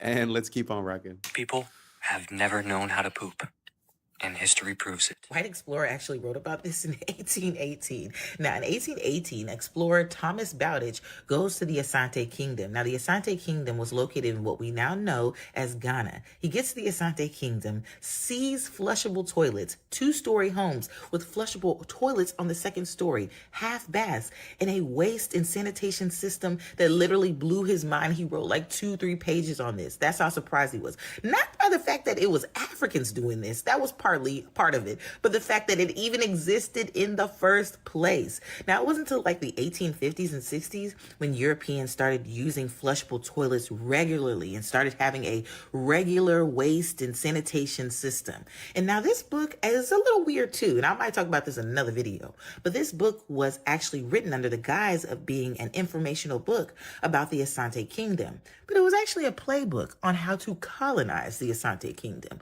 But let's get started and learn something. While he was pretending to be nice with the Asante Kingdom to get all of this information to be able to take over the Asante Kingdom, he also collected all of these items. He has the largest and oldest collection of Asante items from that time. Look at this. Look at all this stuff. Look at them sandals from 1817. He was so perplexed about this whole waste management system that he even drew pictures in detail and painted them. I'll show some of the pictures while I read this mess that he wrote. What surprised me most, and is not the least of the many circumstances deciding their great superiority over the generality of Negroes, was the discovery that every house had its cloaca, toilet, besides the common ones for the lower orders without the town, the public restrooms. They were generally situated under a small archway in the most retired angle of the building, the guest bathroom, but not unfrequently upstairs, the upstairs bathroom, within a separate room like a small closet, where the large hollow pillar also assists to support the upper story, the 2-story house.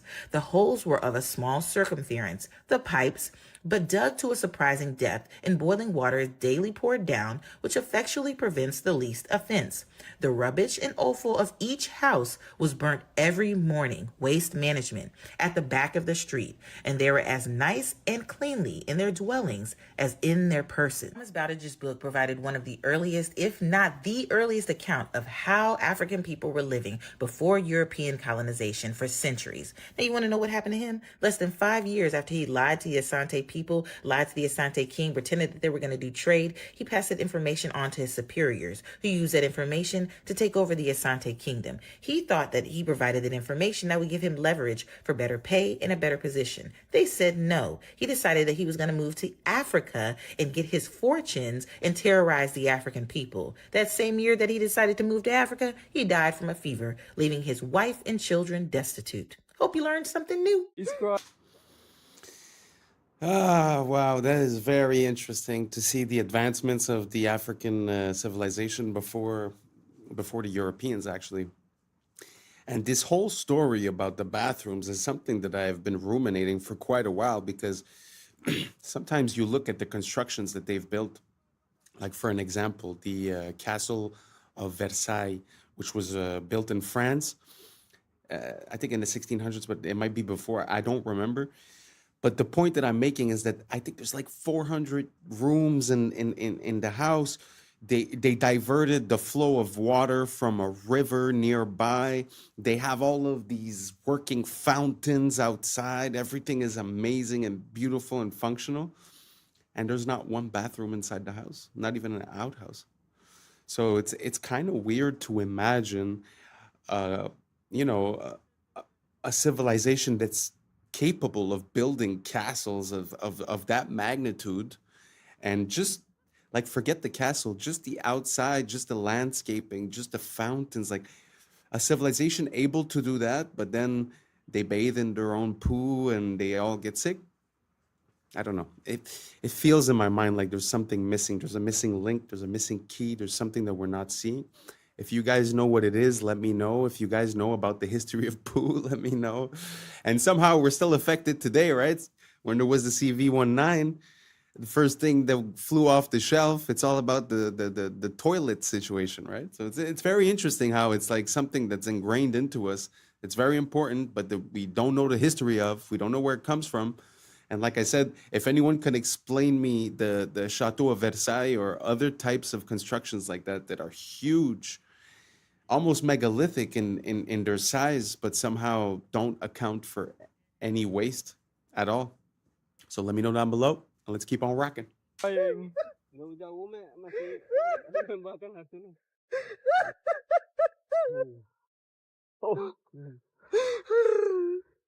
It's okay.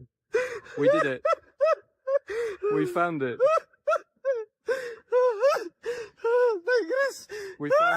We found it, my friend. Iwan, makasih Pak Iwan.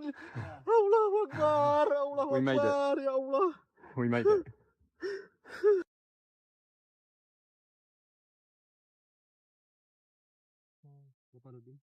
Kasian ya, penghargaan udah dapat. Gara-gara dia main harimau itu kan, Iya. bapaknya dulu yang main. Bapaknya bunuh diri tuh. Awak kenal karena. Tell me how you feel that we found this plant. But this is very amazing. This is complete for me for the habitat modern aplysia for the Sumatra. And you've been looking for 13 Hazelby. years. For 13 Yeah, years. 13 years old. And here it is. Chris, are you very lucky, Chris? I'm very lucky. Ah. I'm the luckiest guy alive.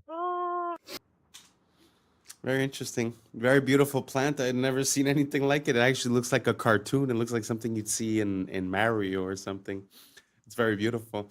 But there's something so natural and so wholesome about seeing this connection with nature. And you know, nowadays we get this dopamine rush when we receive a message or when we get a little ting on our phone, right? But imagine that, like the level of that dopamine hit when you give yourself to something for like 10, 12, 13 years, and then you finally reach the completion of your project. It's so wholesome, so natural. I find it so beautiful. Sort of like planting seeds and all the work that you have to do until it's time to get the fruit. You understand what I mean? Like that time that's involved. Nowadays, we like to have it in an instant. I just find there's something so beautiful and so natural into a long process with a bigger payoff and a bigger reward.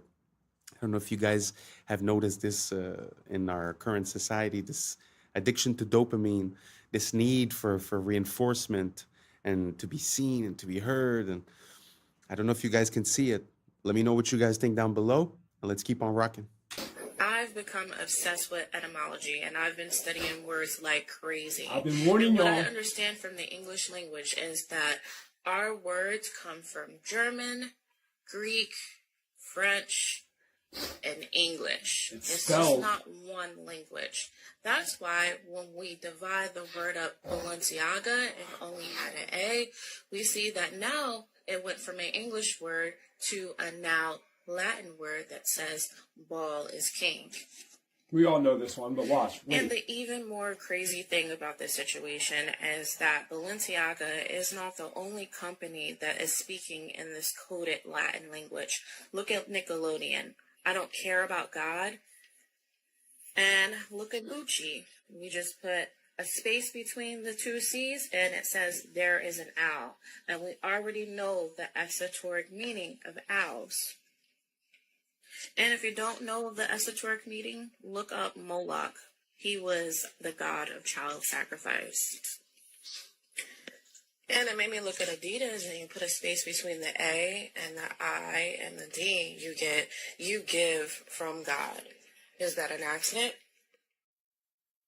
Amazon made $1.47 trillion last year. And if you type them in Amazon and you put a space between A and Z, you get Love Zon. Well, who is Zon? So let's look up Zon. Zon, a god. Zon Cathan. He is the Midnight Lord, the Dark Prince. At the bottom it says, possesses one of the most twisted and evil minds in the multiverse. His position as God of Pain is well earned. He has been the root of countless tortures, murders, and worse throughout time. Now, Manulife, this one really threw me for a loop. They are a wealth management company and they're worth $40 billion. Let's see what their Latin name means. If you put a space between the N and the U, it says, a man is a wolf. Now, that's a saying, that's a phrase, right? So let's go look up and see what that means. A man is a wolf. Homo homini lupus. What does that mean? So this one was crazy. It's a Latin proverb. It means a situation where people are known to behave in a way that's comparably to in the nature of a wolf. The wolf as a creature is thought in an example to have qualities of being predatory, cruel, and inhumane. This next one is interesting because I actually learned this one in high school. Visa means you want or you've seen what you want. It's all mind manipulation. And evidently, these big corporations know that they are playing mind games with you to get you to purchase from them. But what does Mercedes have to do with you will give up? You give up what? What are you giving up? Your life, your soul, your money in order to purchase a car from them? And then some of the corporation names are named after like things in astrology. Like this one says, not a star for Nestle. And these big name Asian companies have figured out a way to say 3 different meanings in one name. Look at Mitsubishi. And these companies are not dumb. Like, they're not idiots. They have acquired billions, hundreds of billions of dollars. Why do you guys think they're in control? Think that they know exactly it's the what mind. Their name means. They're coming for our minds. I went through all 200 billion-dollar companies on the Forbes list, and I have found numerous examples where they name their business one name, and in Latin it means something completely different. People, this is a spiritual warfare. Yes. Well, one of my favorite verses in one of my recent songs is, the etymology will tell you more than all your recent technologies.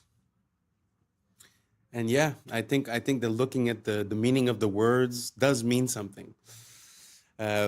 All of these companies as well, if you look at the logos and the symbolism behind the logos, you could actually see a lot of recurring themes, as if there was a pattern to success, as if there was a way to speak to the subconscious of the consumer and to have him, I don't know, put this brand in a higher credibility state or to attract the person, or to pass these messages. It's very interesting.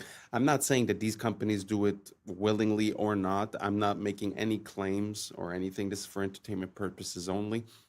But do you guys see that? Do you guys see that spelling, the words, the etymology? It's as if it's double speak, as if they're saying one thing, but it means another thing.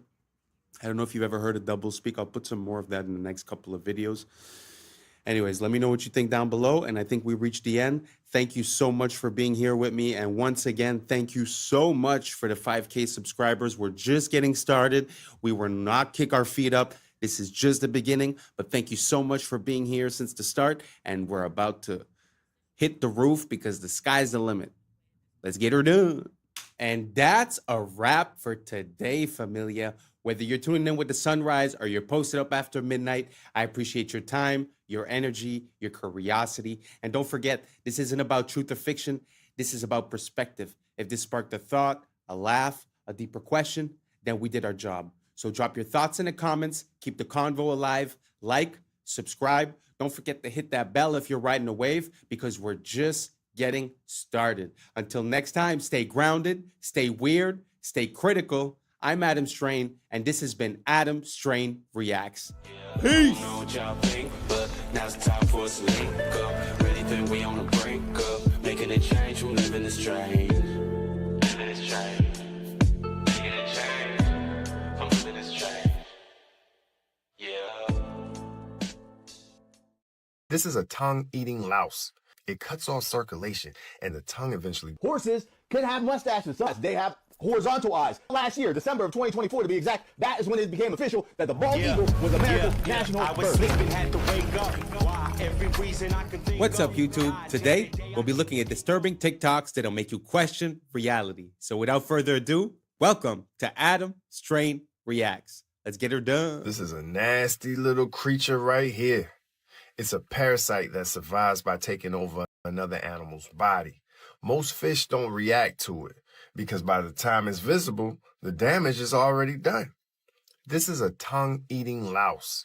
It enters a fish through the gills and clamps onto the tongue. It cuts off circulation, and the tongue eventually dies and falls off. The parasite doesn't leave. It takes the tongue's place and functions as the new organ while the fish keeps eating. This is one of the only known parasites that replaces an organ inside a living host, straight from the fish tank. Gee whiz. Anybody ever seen that before? I had never seen anything close to that. But I find it pretty crazy how you have these parasites that seem to be made to infect certain hosts.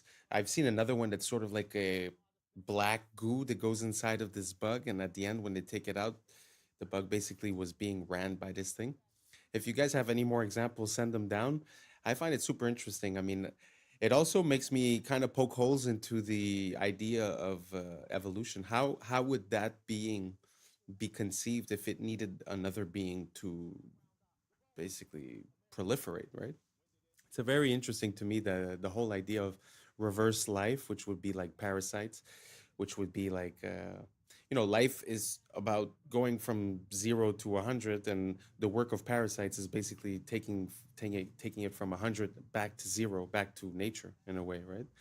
So, yeah, very interesting. If you guys have any more examples of this type of behavior in parasites, please send it down below. And don't forget to do your parasite cleanse. Let's keep on rocking. Apparently, this guy found 6 new Mandela effects. Top 6 changes of animals in this timeline. Number 1, cow tipping. Cow tipping is not a thing. You cannot cow tip. There's no evidence of you can cow tip. Apparently, that is not a thing in this timeline. It's never been documented. It's not a thing. It changed in this timeline. Number 2, horses can have mustaches. Yes, in this timeline, horses can have mustaches. Sometimes they shave them off. It's a thing, but they do have mustaches. Also, horses do not have round eyes. They have horizontal eyes. They do not have round eyes in this timeline. Apparently, we all just misremembered that because in this timeline, they do not have round eyes. The bald eagle is America's national bird. When did it become the national bird? How about last year, December of 2024 to be exact? That is when it became official that the bald eagle was America's national bird. In this timeline, there are Civil War camels. Yes, the camels fought in the Civil War. We have American camels, and they're here. They've been here since the Civil War, and there's actually famous ones in this timeline. I did not know that. Number 6, it is Smokey Bear. It is not Smokey the Bear. Apparently, it's always been Smokey Bear. Wow. I don't know if you guys know about the Mandela effect, but these are a few that actually... I mean, I didn't grow up on a farm, so I mean, I wouldn't really know about horses that much. I've seen them maybe a handful of times in my life, but both the mustache and the fact that their eyes have like horizontal slits. Never seen that before. The camel in the States. I have no idea. I had no idea that that was a thing. And also the bald eagle being declared the national animal for the States last year in 2024. Well, more than a year ago. That is kind of weird. That is kind of weird. I always assumed that the bald eagle was the national bird or at least animal of the United States. Did you guys think the same thing? Or is it completely normal that they did that because it was never so? I thought that they had put it everywhere on the flags, on the money, on the stuff. I don't know. I thought it was common knowledge. Maybe I'm just ignorant. So you guys let me know down below. Are these Mandela effects that you guys knew or just mistakes of collective remembering?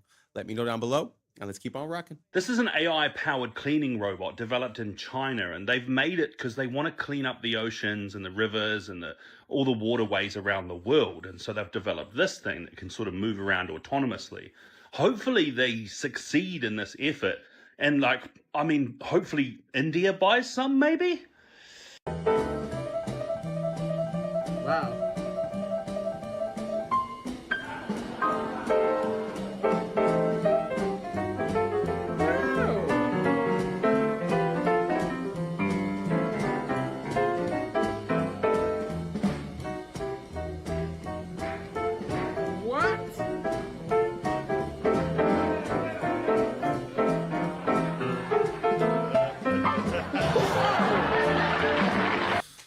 Gee whiz, that is a master of his craft. Beautiful to see. I had never seen anything like it. And also the bot that was cleaning up in China, that AI bot. Gee whiz, I think that's one of the first good applications I've seen them put AI on, because they've been talking about replacing politicians with AI, all these crazy things, but that I approve that message. Let's clean up the water with AI. Thank you very much. That's a good idea. Anyways, let's keep on rocking. The only way to success is through failure. I'm saying through for a reason. You have to go through the failure points to what? Learn, develop, grow. That's what failure's for. If you failed, that doesn't mean that you stop. That means you keep going. That means you just learned a valuable lesson. Oh man, I lost all my money. Cool, how? Well, I invested in this business well, now you don't invest in that shit. Education costs money, doesn't it? Your failures are education. This right, like as he did, right underneath, and try and keep it. That feels pretty tight right there, right? Mm-hmm. Okay, so you can just breathe naturally. Let's just see what happens. Okay. All right, so we're at 1,367. We've already just passed 2. So now we're in the place where he can be having headaches. He can be. We're at 3,786. Look at this. We've just passed 5,000. Now we're in the toxic level. Right now we could be doing this 7,000 inside this mask of the CO2. 8,000 parts per million. And now this thing's gone off the Richter scale, folks. It can't even register how high the CO2 levels are inside. And look how many seconds that was. Wow. It's pretty crazy to think that we recommended that for all of our kids, no? I mean, it's a sad thing to see, but at the end of the day, I guess that's what it is. And regarding the video from before, it was saying that you must go through failures to reach success. I find that very interesting because it made me click for the first time. I've heard the phrase, I've internalized the lesson and stuff, but there's one little part, one little distinction that kind of hit me this time around. Sorry.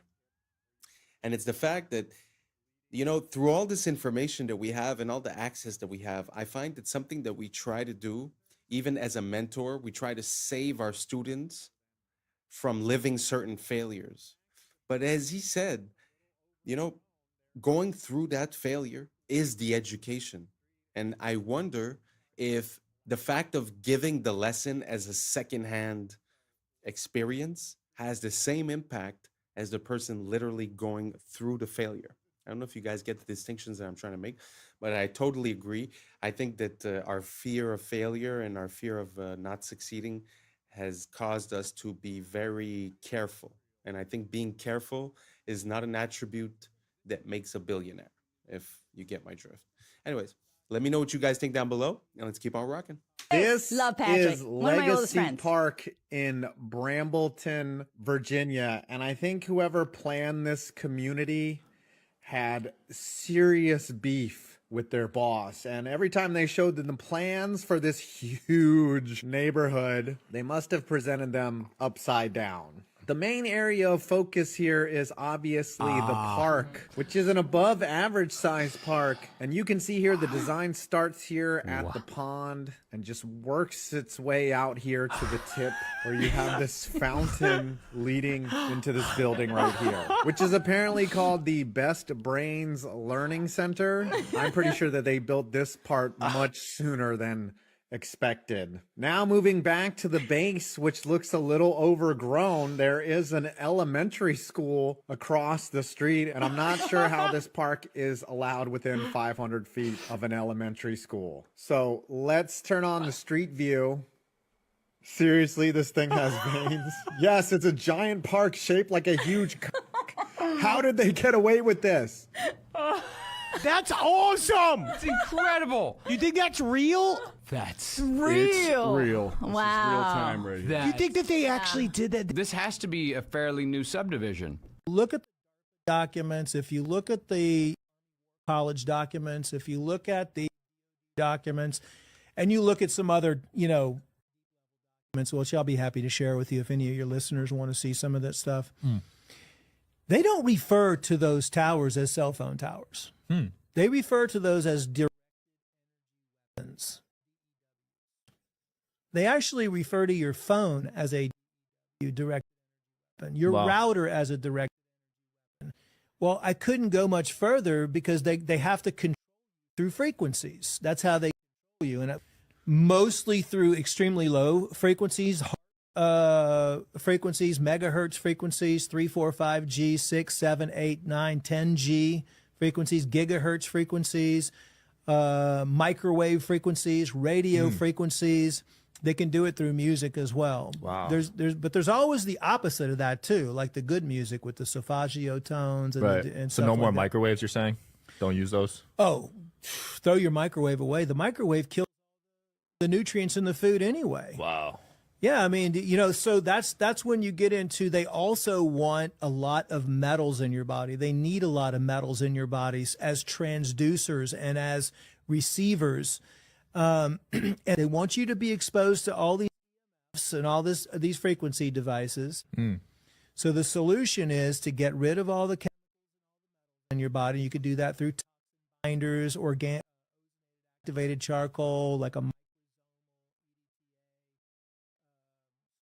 stuff like that. Doing all of this transhumanism stuff, we're already coming up with solutions, which are just detox to detox your body. Do liver cleansing,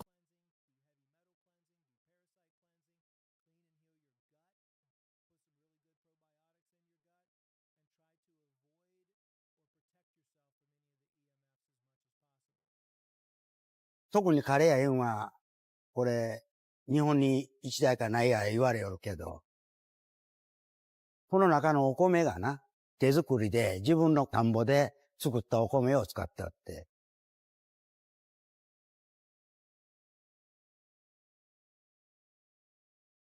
日本の自動販売機では、ジュース、これとパンとか食べ物、ジュースはもうあらゆるところにある。名前吉本正と言います。年は74か。ここの自動販売機ではもう40年ぐらい前からやっております。うちの自動販売機はね、日本にあんまりないっちゅうんで、あらゆるところを来とるように思う。そうじゃ、お米がな、60度ぐらいあるに機械の中が、と置いたらやっぱりこう、乾燥してくるよ、お米が。硬になる。1日2回ぐらい入れ替えするように、また新しい米になっているんで。いやいや、もともと百姓屋で米作んでったけんな。ほんで、このお米を使うた方が得なわけや。買うよりは自分の米を使うた方が得だったけん。ほんでこれ今作っとんが日の光。米を一応洗って水につけて15分か半時間ぐらい置く。スイッチを入れてから45分ぐらいで容器に詰めるんです。これから機械まで入れるに、やっぱり1時間以上かかると思う。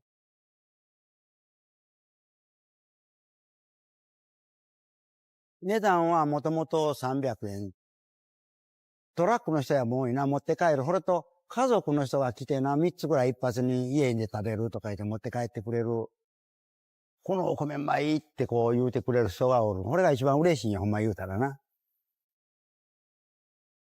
これは、我がの体と機械と生ける間はもうするつもりじゃ。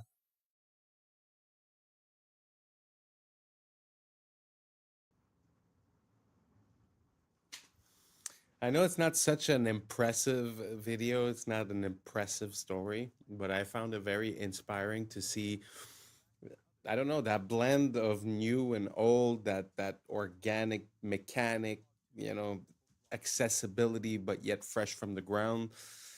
I found it super inspiring. I think if we could harness this idea and push it to its maximum, it might just help a lot of people have access to good food. You know what I mean? I mean, I don't know if it exists or if it's possible in your city, but you could easily buy a machine and prepare some plates, and people would have a better option instead of, you know, all the junk food that they always sell in those things. The reason why is because the shelf time is so high, they could just fill it up and not really think about it, right? But if you would have a catered, like, vending machine, I don't know. I've never thought about it, but I find it super interesting. If someone could take that idea and run with it, I would be so happy to hear that I've created an enterprise. But I mean, hey, just an idea I'm sending out there in the cosmos, and you guys let me know if it hits, and let me know if you've ever seen a vending machine like that, like a handmade, custom, from the ground up. I really love this man. I find it super beautiful. He loves what he does. I just wanted to shed a bit of light on his situation. I find it so beautiful. Let's keep on rocking. These robots are inspired by ants and were developed by South Korean scientists. Each micro-robot is 600 micrometers tall and interacts with others using magnetic fields. The micro-robot swarm was able to unclog tubes that resembled blocked blood vessels. This technology could potentially be used to clear plaques from clogged blood vessels in medical treatments. In this other application, the micro-robot swarm transported a chunk of the metal indium to complete or break an electrical circuit. This allowed it to turn a light on or off with precision. The micro-robots were able to assemble into a group and coordinate their movements to walk over an obstacle. By leveraging their collective strength and synchronized actions, they successfully overcame barriers, demonstrating their ability to adapt and perform tasks that require precise teamwork. The micro-robots used centrifugal force for self-throwing, propelling themselves over obstacles. A swarm of 200 micro-robots successfully separated heavy liquid metal into smaller pieces in just 5 seconds, despite its high surface tension.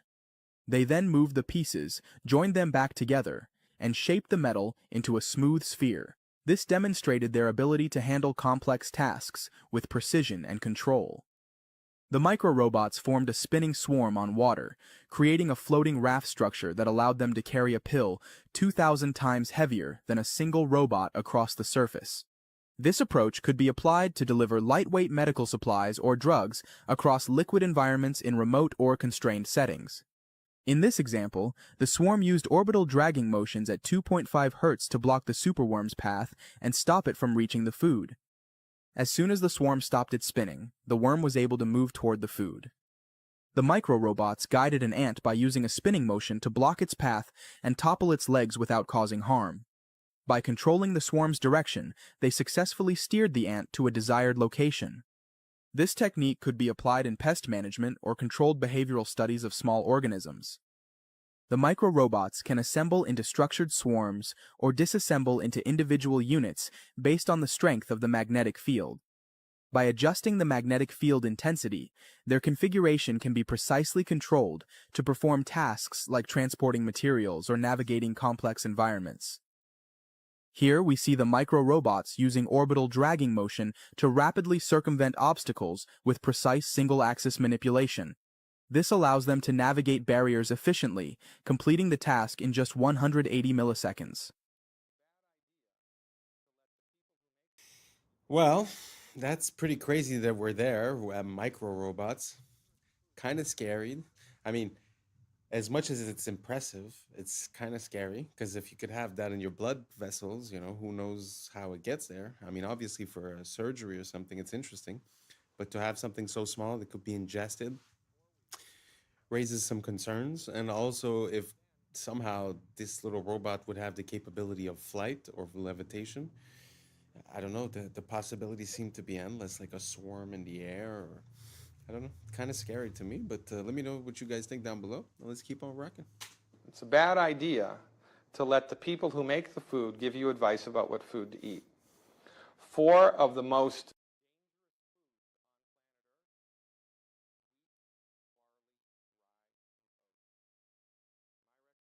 for everybody 100% across the board, stop eating these foods completely for 4 weeks in a row. 4 weeks. 4 weeks in a row. 28 days. Then on day 29, eat a lot. Have pancakes for breakfast, have a sandwich for lunch, have cookies and crackers, have pasta for dinner, and see how you feel. And as God is my witness, if you make it to lunch without something, I'll eat my hat. This is one of the most overlooked things in the country right now. This is a deadly combination of not enough minerals in the food, period, and then interrupting your body's ability to absorb what little nutrients there are.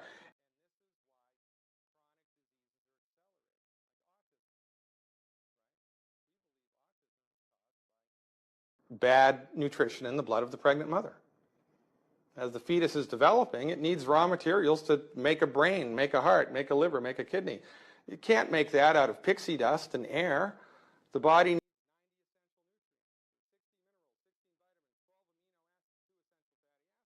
but they're not in the blood of the mother because she's eating whole wheat cereal and skim milk and margarine and is avoiding salt like the plague. So, from the proper perspective, with all of the data points, it all starts to make sense.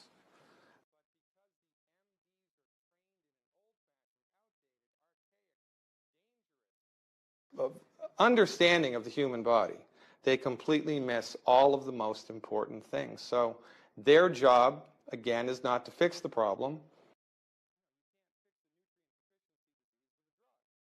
You can manage it, which is better than suffering. But it's better, don't you think, especially in the United States of America, to try to get to the root cause of what's causing the problem and fix it? And that's what we do. One of the most famous Old Testament sayings, my people are destroyed by lack of knowledge. Well, simple things that people can learn can make all the difference in their lives.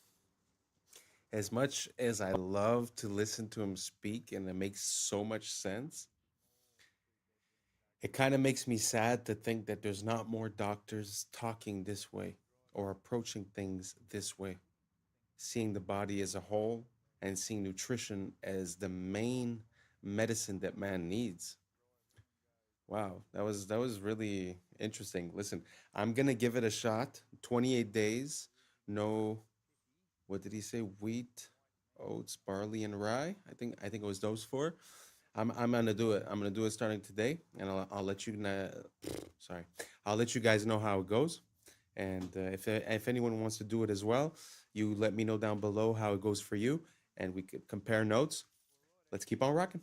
I bought my dugout as a fairly small 2-bedroom dugout, and I've been extending it over the years. For somebody driving into town the first time, you wouldn't think there was a lot here because 95% of it is hiding underground. People drive in and go, where is the place? I don't understand.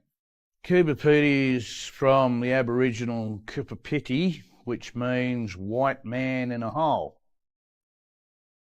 At the moment upstairs it is about 122 degrees Fahrenheit. Down here we're sitting on about 71, 72 degrees. No air conditioning necessary.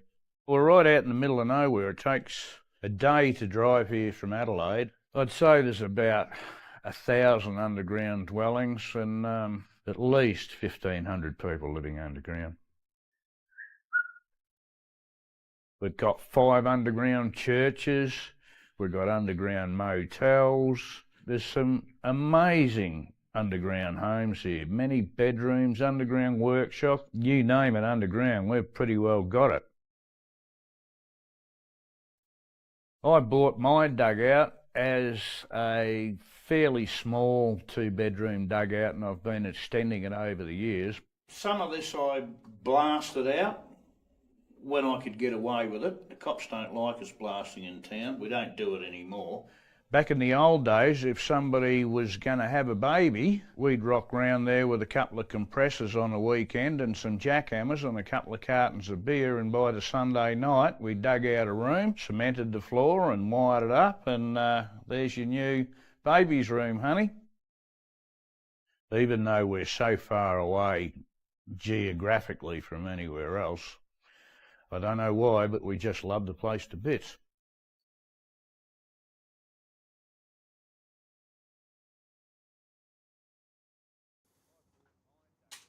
Wow. That's pretty impressive. I had never seen anything like that. A whole city underground. I had never seen anything like it. I find that so interesting. And to be honest, I could get it. I could get how living there must be so different, and you feel like you're living in another world in a way. And to change to go from that to something that you have to pay expensive for cheap materials. And like you said, you know, we show up with a pickaxe and we make a new room. Man, the beauty of that idea, the luxury of not having to build up and to just, you know, go a bit deeper. I find that so beautiful and such a great idea. Makes me wonder, you know, are there other places where there's underground dwellings that on that much of a massive scale? It's very interesting. Man has always seemed to be underground somehow. We often find streets or bottoms of buildings or a lot of things that are below our feet. Super interesting. Let me know if you guys ever heard of any type of city that resembles that or something different, or if you've been there or if you have footage. Let me know down below. Let's keep on rocking.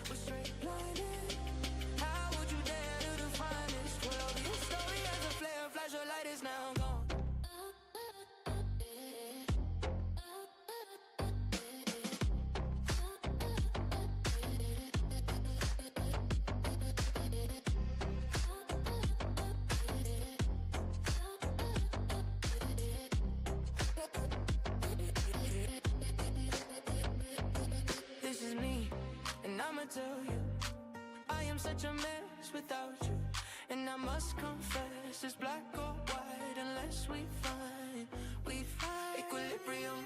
Oh my God. I'm really not a skater, but damn, all that in one shot.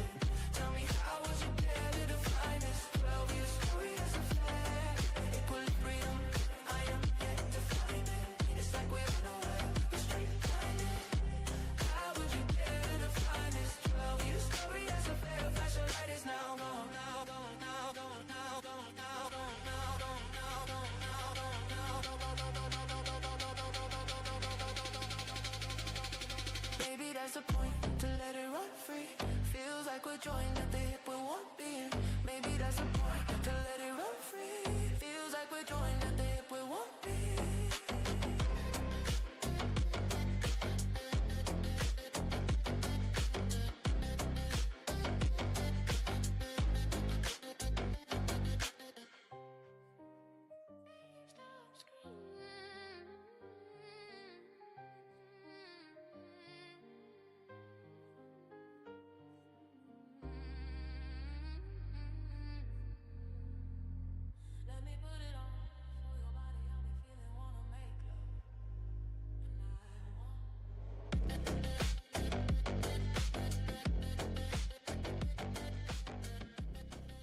Wow. I didn't see the whole thing. I just put it in because the guy started off crazy. I don't know where this guy is from, but most of the skaters I see have a hard time pulling one of those, 2, 3 of those off. I mean, gee whiz. Wow. Props to this guy. Anyways, we reached the end. Thank you so much for rocking with us. And that's a wrap for today, familia. Whether you're tuning in with the sunrise or you're posted up after midnight, I appreciate your time, your energy, your curiosity, And don't forget, this isn't about truth or fiction. This is about perspective. If this sparked a laugh, a thought, a deeper question, then we did our job. So drop your thoughts in the comments, keep the convo alive, like, subscribe, and don't forget to hit that bell if you're riding the wave, because we're just getting started. Until next time, stay grounded, stay weird, stay critical. I'm Adam Strain, and this has been Adam Strain Reacts. Peace! Now's the time for us to link up. Really think we on a break up. Making a change, we'll live in this train. Living this train. Making a change. I'm living this train. Yeah.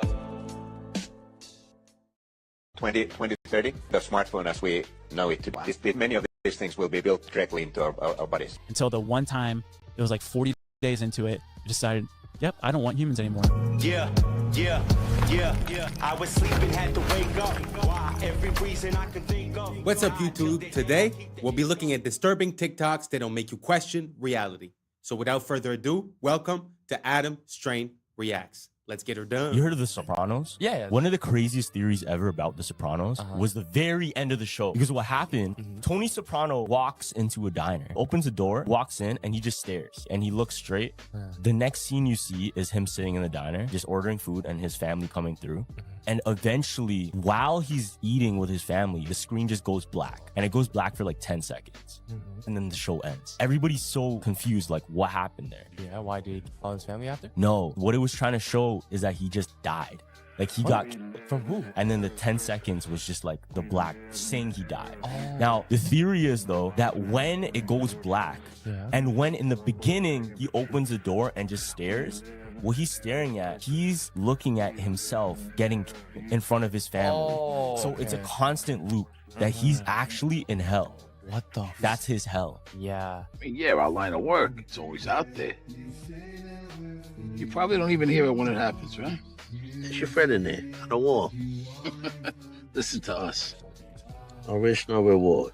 You know Beyblades? They were actually a real thing in early Japanese history. Wait, what? Beyblades, you know, like let it rip. Wait, but people would actually Early century Japan, fam. Whoa. What they used to do, With they rocks? used to, no, not rocks. Buy battle. It's called a buy battle. Yeah. They would take shells that they found in the sea and they would stuff them with sweet cakes, like pastries that they cooked. And then they would have a tatami mat, you know, those like bamboo mats, and they would take turns tying a string, spinning it, and it would spin on the mat. Yeah. And another person go, oh shit. and whoever's shell fell off the mat would lose. Oh, that's kind of It's dead-ass Beyblade originally. Yeah. Yo, that's crazy because it's like everything's custom, right? So everyone had a different Beyblade. Imagine you had a sick shell like with polka dots, fam. Yo. Oh, your Beyblade was sick. This is fractal math. Isn't that crazy? Sometimes the things that we think that are new innovations or whatever, they come from ancient times. I had no idea about that. I wonder if it's the same thing for the Pogs. I don't know if you guys had Pogs or like those little circles that you try to flip over, and the ones you flip over you keep. Let me know down below if you guys know about the Pogs. Pog Squad. Let's keep on rocking. Math you're flying through, made from this program that's creating some shapes that should look pretty familiar. I thought it was pretty weird when I found out there's math in nature, but there's something even weirder. These patterns are infinite, and eventually the geometries will produce the same patterns that we have incorporated in our most impressive architecture. There's a geometric connection to inspiration through expanded states of awareness or higher consciousness. Ancient architects had a high-resolution connection to this inspiration, but what does that mean? Pattern is expressed in geometry, converted into math, and then translated into art and architecture. There's no better engineer than nature, and we knew that, and then we copied it. You walk into a Hindu temple, and you look up. You'll see the same fractal architecture that is used in the particle collider. If you look at the columns, you'll see fractal geometry that's so precise, the only comparison we have is a biological motor at molecular scale. Higher consciousness is order. It must be brought down from high to earth, and something incredible happens when you do that to a human mind. As a fractal itself, it comes up from nature. As it recognizes more patterns, it expands, it rises. To transcend means to end the trance of a lower form of consciousness. Some civilizations were obsessed with this. Each time we do this, we get new software, higher resolution, better graphics. The brain is a biological antenna. The closer you get to the geometry of higher consciousness, the more your little mind resonates with the big mind. Big mind splits into little minds using filters as the senses. Our fractal friends and family experience one freeze frame of this simulation with us, and we get to experience this together. There is nothing cooler.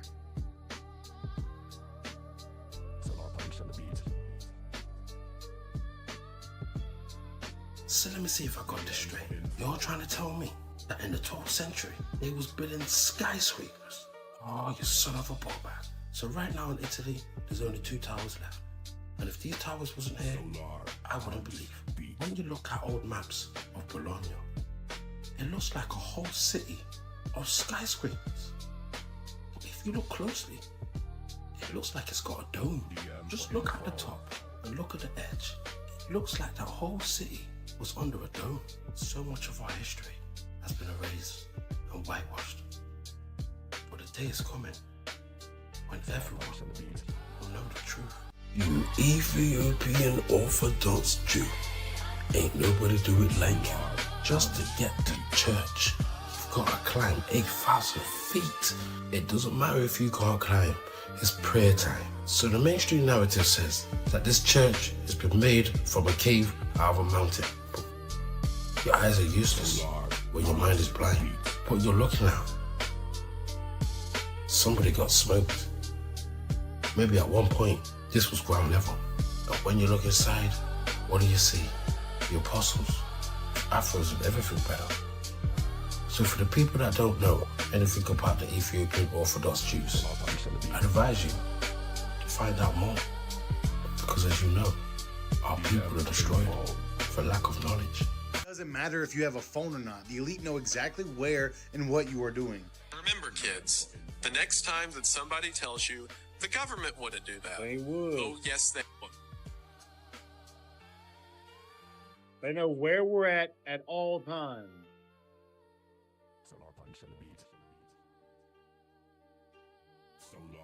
Remember, they want complete control over everyone and everything, and they will stop at nothing to complete their mission. As always, let me know what you think in the comments. Stay weird. Tea. I bet you thought I was drinking tea, but this glass is empty. You see that? There was no tea in there. And this isn't my hand. These are my hands. That's not real at all. You see, you're being lied to. You're being lied to. I bet you thought this was me, but no, this is just a reflection. This was all taking place on a mirror. It was all a mirror. It was all a lie. And I bet you thought I was wearing pants. I'm not wearing pants. And this isn't even my voice. I dubbed this over in post-production. And you're being lied to. This is all taking place on a screen, and you are being lied to. You're being lied to. It will, first of all, it will definitely... Like that. Will Smith has one like that too, where it's like the background changes and everything changes. It just makes you realize, like, that we take so many things for granted and we assume the context or the place, or that it's very interesting to see how easy it is to manipulate someone's, perception. Very interesting. Had you guys ever seen that video? Have you guys seen anything like that, or the Will Smith one? Let me know down below. Let's keep on rocking. It will, first of all, it will definitely happen. I was talking about 6G earlier, which is around 2030. I would say that by then, definitely the smartphone as we know it today will not anymore be the usual kind of the most common interface. Wow. Many of these things will be built directly into our bodies. It will, first of all, it will definitely happen. I was talking about 6G earlier, which is around 2030. I would say that by then, definitely the smartphone as we know it today will not anymore be the usual kind of the most common interface. Wow. Many of these things will be built directly into our bodies. 1960, this is what... It's kind of scary to see how confident he was about his prediction.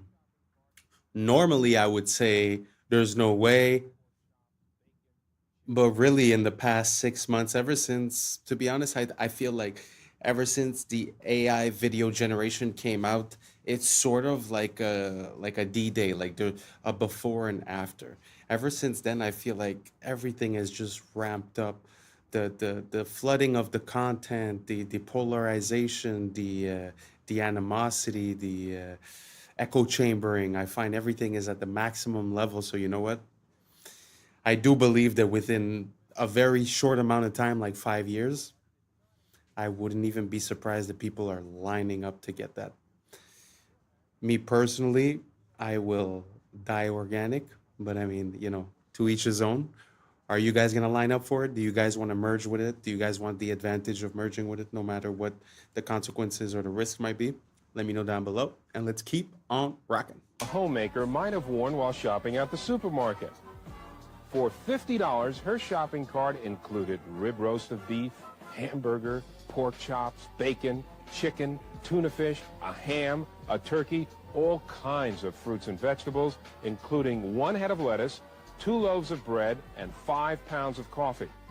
In 1960, you could get a house that looked like this one for about $17,000. You might also have had a top-of-the-line Ford Thunderbird like the one in this old TV commercial for $3,700. Things changed by 1970. Remember the miniskirt. The shopping cart did not include any bacon, any ham, or a few other items, but it still had 1 head of lettuce, 2 loaves of bread, and 5 pounds of coffee. For $17,000 in 1970, you could buy about 3/4 of this new house, and the $3,700 car would not be top of the line. By 1980, the change has been dramatic and traumatic. The shopping cart is a different type and has less and less. No sirloin steak, no rib roast, no pork chops, no bacon, no chicken, no ham, no turkey, and fewer staple items. Although there is 1 head of lettuce, 2 loaves of bread, and 5 pounds of coffee. This year, your $17,000 will buy only 1/4 of that house, and this year, your $3,700 will pay for only one of the least expensive cars. By 1990, this may be what you'll be wearing, but it is certain that if inflation continues at about 10% a year, that for $50, you will carry from the grocery store only 1 head of lettuce, 2 loaves of bread, and 5 pounds of coffee. Your $17,000 for a home will buy only a small fraction of just 1 room. If you could afford the entire house, it would cost about $250,000. And if inflation continues, the money you could have bought a Thunderbird for in 1960 will buy you this motorcycle. This is where it gets really freaky. Albert Einstein. It's funny as much as it's sad. I mean, to see it visually explained like that throughout the years with the same items and with the same things is very interesting because it gives us a bit more perspective as to what inflation is and how the power of the dollar has decreased. But man, isn't that crazy how $17,000 would have bought you a house? $3,000 would have bought you a car. I know that I get it, but even at that, the numbers are not mathing. Like the math is not mathing, in my opinion. What do you guys think about inflation? Do you guys find it crazy, the fact that things seem to be way more accessible back then and that basically the percentage at which it has increased is out of control? And that's even without speaking about the last 3 to 4 years that it's doubled. So imagine, you know, what he was talking about the 90s, now we're 30 years later. I think we're seeing the effects of that. Let me know if you agree down below, what you think, and let's keep on rocking. It says, I'm not sure which weapons the Third World War will be fought, but the Fourth World War, they will fight with sticks and stones. Yeah, I've heard that. That's what Albert Einstein said. Day one of AI taking over. And it showed this like laboratory towards this very highly advanced artificial intelligence, but it was contained to its own server. AI figured out with like a Roomba vacuum that's the only thing it could figure out how to connect to. So it put all of its information onto the Roomba computer, and then that allowed it to connect to the Wi-Fi, which allowed it to connect to everyone's phones, everyone's laptops, spread instantly across the whole world. Now it was in control of power plants, all this Oh, stuff. jeez. It was in control of 3D printers, of manufacturing things to help build itself. Yeah. But it was doing it silently with no one knowing because it was just staying under the radar until the one time it was like 40 days into it, it decided, yep, I don't want humans anymore. These are celebrities that have died twice. First up, Nelson Mandela. So there are millions of people who believe that Nelson Mandela died in the 1980s. I'm one of those people. The thing is, he did not die until 2013. But there are people who will argue you up and down the wall that Nelson Mandela died in the 1980s. The second one is Eddie Murphy. What? So there are millions and millions of people all over the world who specifically remember Eddie Murphy died in 2013 in a snowboarding accident. And the final one is Michael Jackson. So there's no specific date with this one. Hundreds of millions of people for this one believe that Michael Jackson died somewhere in the early 2000s, maybe late 90s, and they remember it playing out exactly how it did when he actually died. So for them, it feels like they relived Michael Jackson's death Two twice. times. Oh my God. It is the craziest thing ever. I wonder what that is then. Did you see the video of Elon Musk's kid? No. I've heard about more convincing what do they call them? Mandela effects. But no, those three for me, not at all. Do you guys remember a secondary death for any one of those? Me personally, not at all. Let me know down below if you remember any one of those, and let's keep on rocking. So his kid was on a mic. I forgot if he was on an interview or even just something for TV.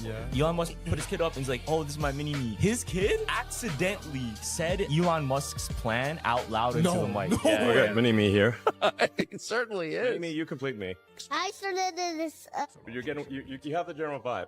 Yeah, before in you got the space acts and quietly just do whatever we want. What does that mean though? They want to implement like space tax because that's not even a thing yet. And then slowly do anything they want. It can be able to build its next body. How did you learn that shit? First off, what is he playing? What is he watching, bro? No, there's something too, because I seen another video where it's like, it said like the government may be hiding underground, right? And there was a guy who had his phone and he was in a random field, but he heard like noises in the field. And once he got closer, it's like you can hear certain shit. So I'm like, yo, he's like, no, it's right here. It's the giant steps in Peru. You have got to be kidding me. Probably already know that this isn't a giant staircase. There still seems to be some confusion on it, so let me just drive it into the ground one last time. This is Ollanta Tambo. It is an Incan terrace farm. Milo, it looks like stairs. All right, riddle me this. If this was a staircase built for giants, why is there a human-sized staircase in the middle of it? And another human-sized staircase on the side of it? No, maybe they had human pets, a little pet on a guy on a string that really looks like a giant could live in it. Oh yeah, and this doorway too. It's like 5.5 feet tall. Let's use some context clues. What's that over there? Is that a terrace farm? Of course that's not a terrace farm. That was a staircase for baby giants. You ready for this? This is my favorite part. There is an entire valley right here. Where were they going? Why would you feel the need to build gigantic steps up this hill and into these tiny ass houses? Hey, look at that. There's no stairs down the other side of the mountain. And this is what your giant stairs are made out of. Can you imagine a giant picking this up? Guys, we're gonna make a staircase so I can get over this hill. Giant conspiracy truly makes me believe that the human race is a lost cause. Remember this guy? Well, what he looks like now will shock you. Oh my God, Jesus. Well, there's just been some new research that has solved one of Otzi's greatest mysteries. You probably know that he's a 5,300-year-old ice mummy. You probably also know that he's got the world's oldest tattoos, 61 of them mostly around his legs and lower back. Now, since their discovery, there's kind of just been one theory for how they were created. A cut with some kind of blade and then a rub of charcoal. But we now have evidence that these tattoos are a lot more sophisticated. So two of the leading experts in tattoo archaeology, Danny Ridday and Aaron Dieter Wolf, decided to test this. How else other than by tattooing the hell out of Danny's leg? Each one of these patterns was done with a different method. Healed product could be compared to ancient tattoos to help determine how they were made. Danny's incised tattoos are perfectly straight with tapered ends, while Otzi's are wavy and blotchy, proving Otzi's tattoos were much more likely done with a stick and poke needle. Ancient tattoos were more sophisticated than we give them credit for. Otzi's only the tip of the iceberg. If you want to see how deep the rabbit hole goes, you should come check out my new video on the bizarre world of mummy tattoos, YouTube Mini Minute Man. Do you have any idea what this is? No shade if you don't. Honestly, it's a little hard to tell what you're even supposed to be looking at here. So let me give you a little hint. This bizarre image was captured in 1964 by this here vessel called the USNS Eltonin. It's an image of the seafloor off the coast of Antarctica at a depth of almost 13,000 feet, or about 4,000 meters. That is really deep, which makes what this image shows so bizarre. That is, of course, this thing. What is it doing? Why is it there? What's going on? This anomaly was dubbed the Eltonin object or the Eltonin antenna because of its shape, and speculation for its origin ran absolutely wild. Many people, including this guy, settled on the most obvious conclusion, which is that it's an extraterrestrial artifact. But what is it actually? Turns out, it's one of these. A ping pong sponge. It's a carnivorous sponge, and it lives in the deep ocean. It looks like this. Shows that something painfully mundane can be interpreted as spectacular if you have a bad enough image of it. If you like weird stuff like this, check out my other videos and sauce me a follow so you don't miss them. You ever wondered what the... I put a few of these because I find them pretty interesting. But isn't that crazy how you could have all these conspiracies or whatever? It's a UFO, it's this, it's that, and at the end of the day, it was a fish at the bottom of the ocean. Because especially it was near Antarctica, you know, a lot of conspiracies about Antarctica. Very interesting. Also, the one about the steps, I love it. Because a lot of people like to jump to conclusion and assume a lot of things, but when you really look at it, it doesn't really make sense that they would be steps. I just find it's funny. It makes sense. Let me know if you like that type of content down below. I'm going to try to include a bit of debunking with a bit of open-mindedness, but a bit of debunking as well, so we could try to keep our heads screwed on straight, right?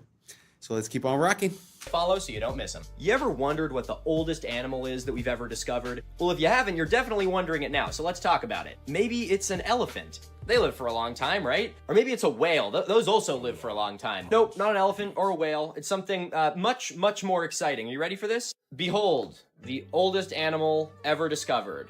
This clam, whose name is Ming. Ming was dredged up by researchers off the coast of Iceland in 2006. Now, when they first found him, they just thought Ming was a clam. You know, he hadn't made an introduction yet. They brought Ming and a bunch of his buddies back to their lab for study. One of their data points was looking at how old the clams were, which you can actually do fairly easily. The clam shells are deposited in layers like tree rings. So if you count the layers, you can figure out how old the clam is. Fortunately, you can't do this while the clam's alive, so they had to freeze all of them. And it was only after that that they sampled Ming and learned that it was 507 years old. It'd be really cool to make a discovery like this, but it would also come with the realization that you just killed the oldest single individual animal on the planet. Rip Ming, 1499 to 2006. You traded your shells for wings. See, my phone is actually on my lap, and you know, I know I've been teased about this, but I like these kinds of ear pods that have the thing, because I've served on the Senate Intelligence Committee.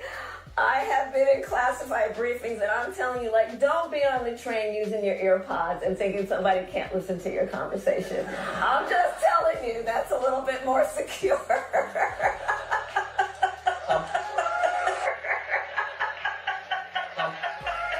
So, with all those 100 calls, with all those 100 calls, in just a couple of, President Biden says he's stepping out of the campaign.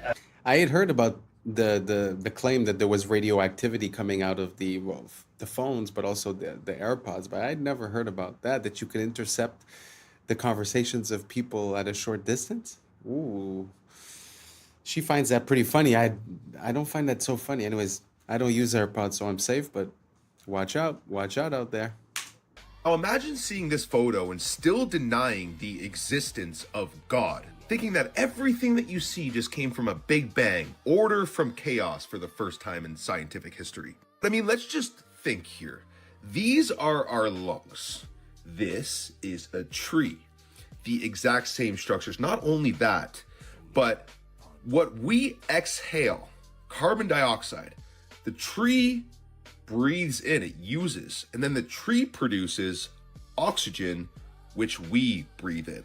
That is the definition of genius, divine intelligence, and creation. There is no other way around it. The atheists sure don't realize that everything in nature is designed with a very specific mathematical code, including our DNA, structures in our faces, our ears, all these things. Specific mathematical code, the Fibonacci sequence, the golden ratio, the fingerprint of the creator. Like, imagine seeing all of this and knowing that, wow, all of nature and ourselves possess this very specific mathematical code. and still think that all of this came from a big bang, order from chaos once again. Like, have you ever seen explosion happen and then there's perfection after that explosion? It doesn't happen. This is an intelligent creation, and they hide God because they don't want you to have a connection with the creator itself, which, by the way, is not what they tell you in religion. God is within us, meaning we are all God. It's the law of mentalism. We're inside the mind of the all. The all is the one and the one is the all. We are quite literally here to figure out who we truly are. That happens through inner work and to establish a deep connection with the creator, which happens through, again, inner work. And if you wish to tap into this power and experience the creator for itself and live a life of freedom and abundance and literally create whatever you want, then comment the word elevate. I will send you over a free training. You just got to fill out a little form and I'll send it over for you guys. Much love and peace to you all. Peace. What do you guys think about that? Now, I know that he's associating the fact that there's a pattern of creation and of expression in nature to the fact that there would be, like you said, the fingerprint of God, meaning that there has to be like someone organizing it type of thing. But let's say, without the question of religion or of God, what do you guys think about that? The fact that there seems to be laws on how things appear, on how things grow, on how they unfurl, let's say. Do you guys think that means something? Do you think that it's just basically physics? Because what he's talking about, like, let's say the pine cone, right? Or if you look at the sunflower, or if you look at all these patterns, but when you break down that pattern into numbers, and you have the 1, 1, 2, 3, 5, basically, when you put it into that logical order, that also becomes the order of duplication in a colony of bees, for an example. So it's not just the swirly pattern, it's also numbers wise. So I find it super interesting. For me, it just makes me see that there's an order to this world. And the fact that there's an order doesn't make me feel less important. It actually gives me a baseline to follow. Sort of like earlier in the video, they were trying to, draw a parallel between nature and the way that it expresses and the beauty of our sacred geometry that's within all of those structures. Well, it's very simple. When you remove ego and you're not trying to create something new, but you're just trying to harness the rules of nature, I feel like, sky's the limit at that point. But when you're just trying to create something new, like, I'm going to create a box that you can't find in nature, well, then it becomes as if we're fighting against the grain. Anyways, it's a long tangent. I don't know if it makes sense or not, but I just find that it's a trend that I've been seeing. Let me know down below what you guys think, and let's keep on rocking. DM for info.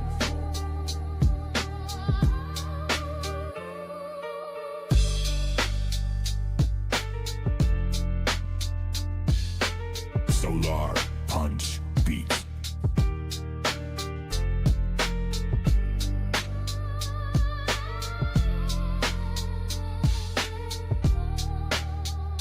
DM for info.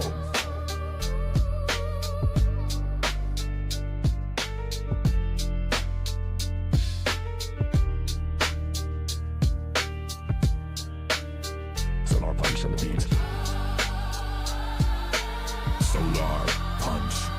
And that's a wrap for today, familia. Whether you're tuning in with the sunrise or you're posted up after midnight, I appreciate your time, your energy, your curiosity. And don't forget, this isn't about truth or fiction. This is about perspective. If this sparked a laugh, a thought, a deeper question, then we did our job.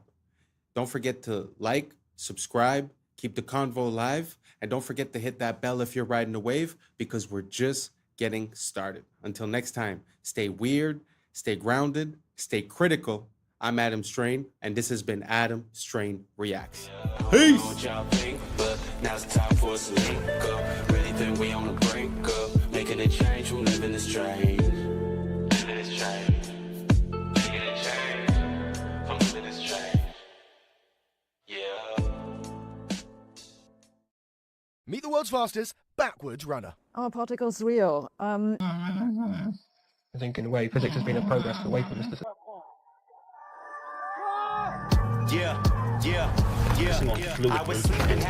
is the best I've seen. What's up, YouTube? Today, we'll be looking at disturbing TikToks that'll make you question reality. So without further ado, welcome to Adam Strain Reacts. Let's get her done. Hi, I'm Aaron Yoder. I'm a backwards runner. I have the world record for the fastest smile ran backwards. My fastest backwards smile time is 5 minutes and 54 seconds. I've been running forward for over 20 years. I started running competitively when I was in elementary school and then ran on scholarship during my early 20s. I ran so much that I sustained a knee injury. My doctor told me to stop running, and I really didn't want to stop, so I knew I had to make some sort of change.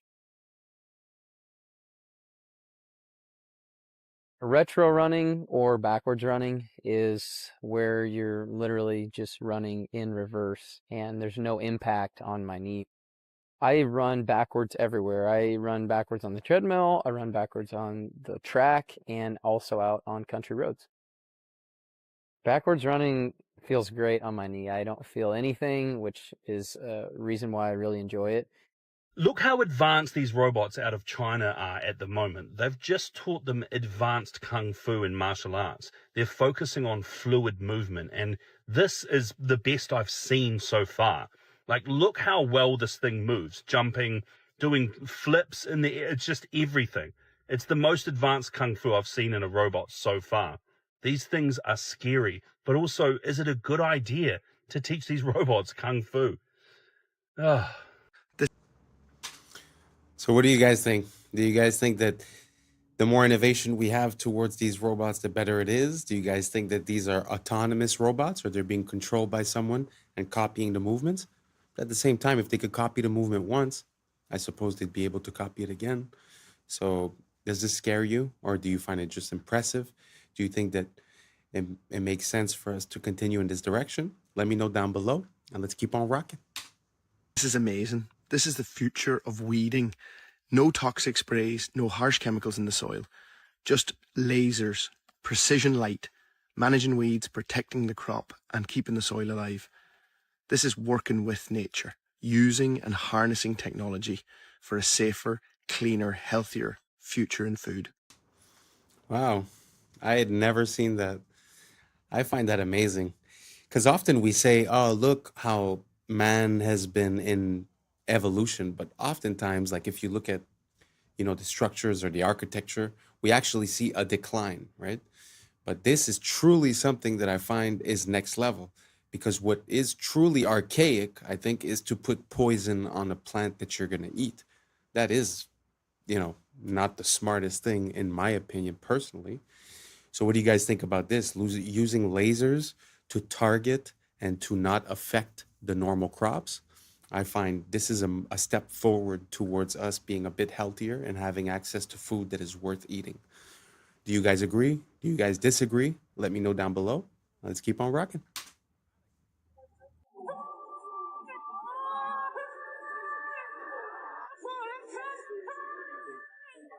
Oh, God.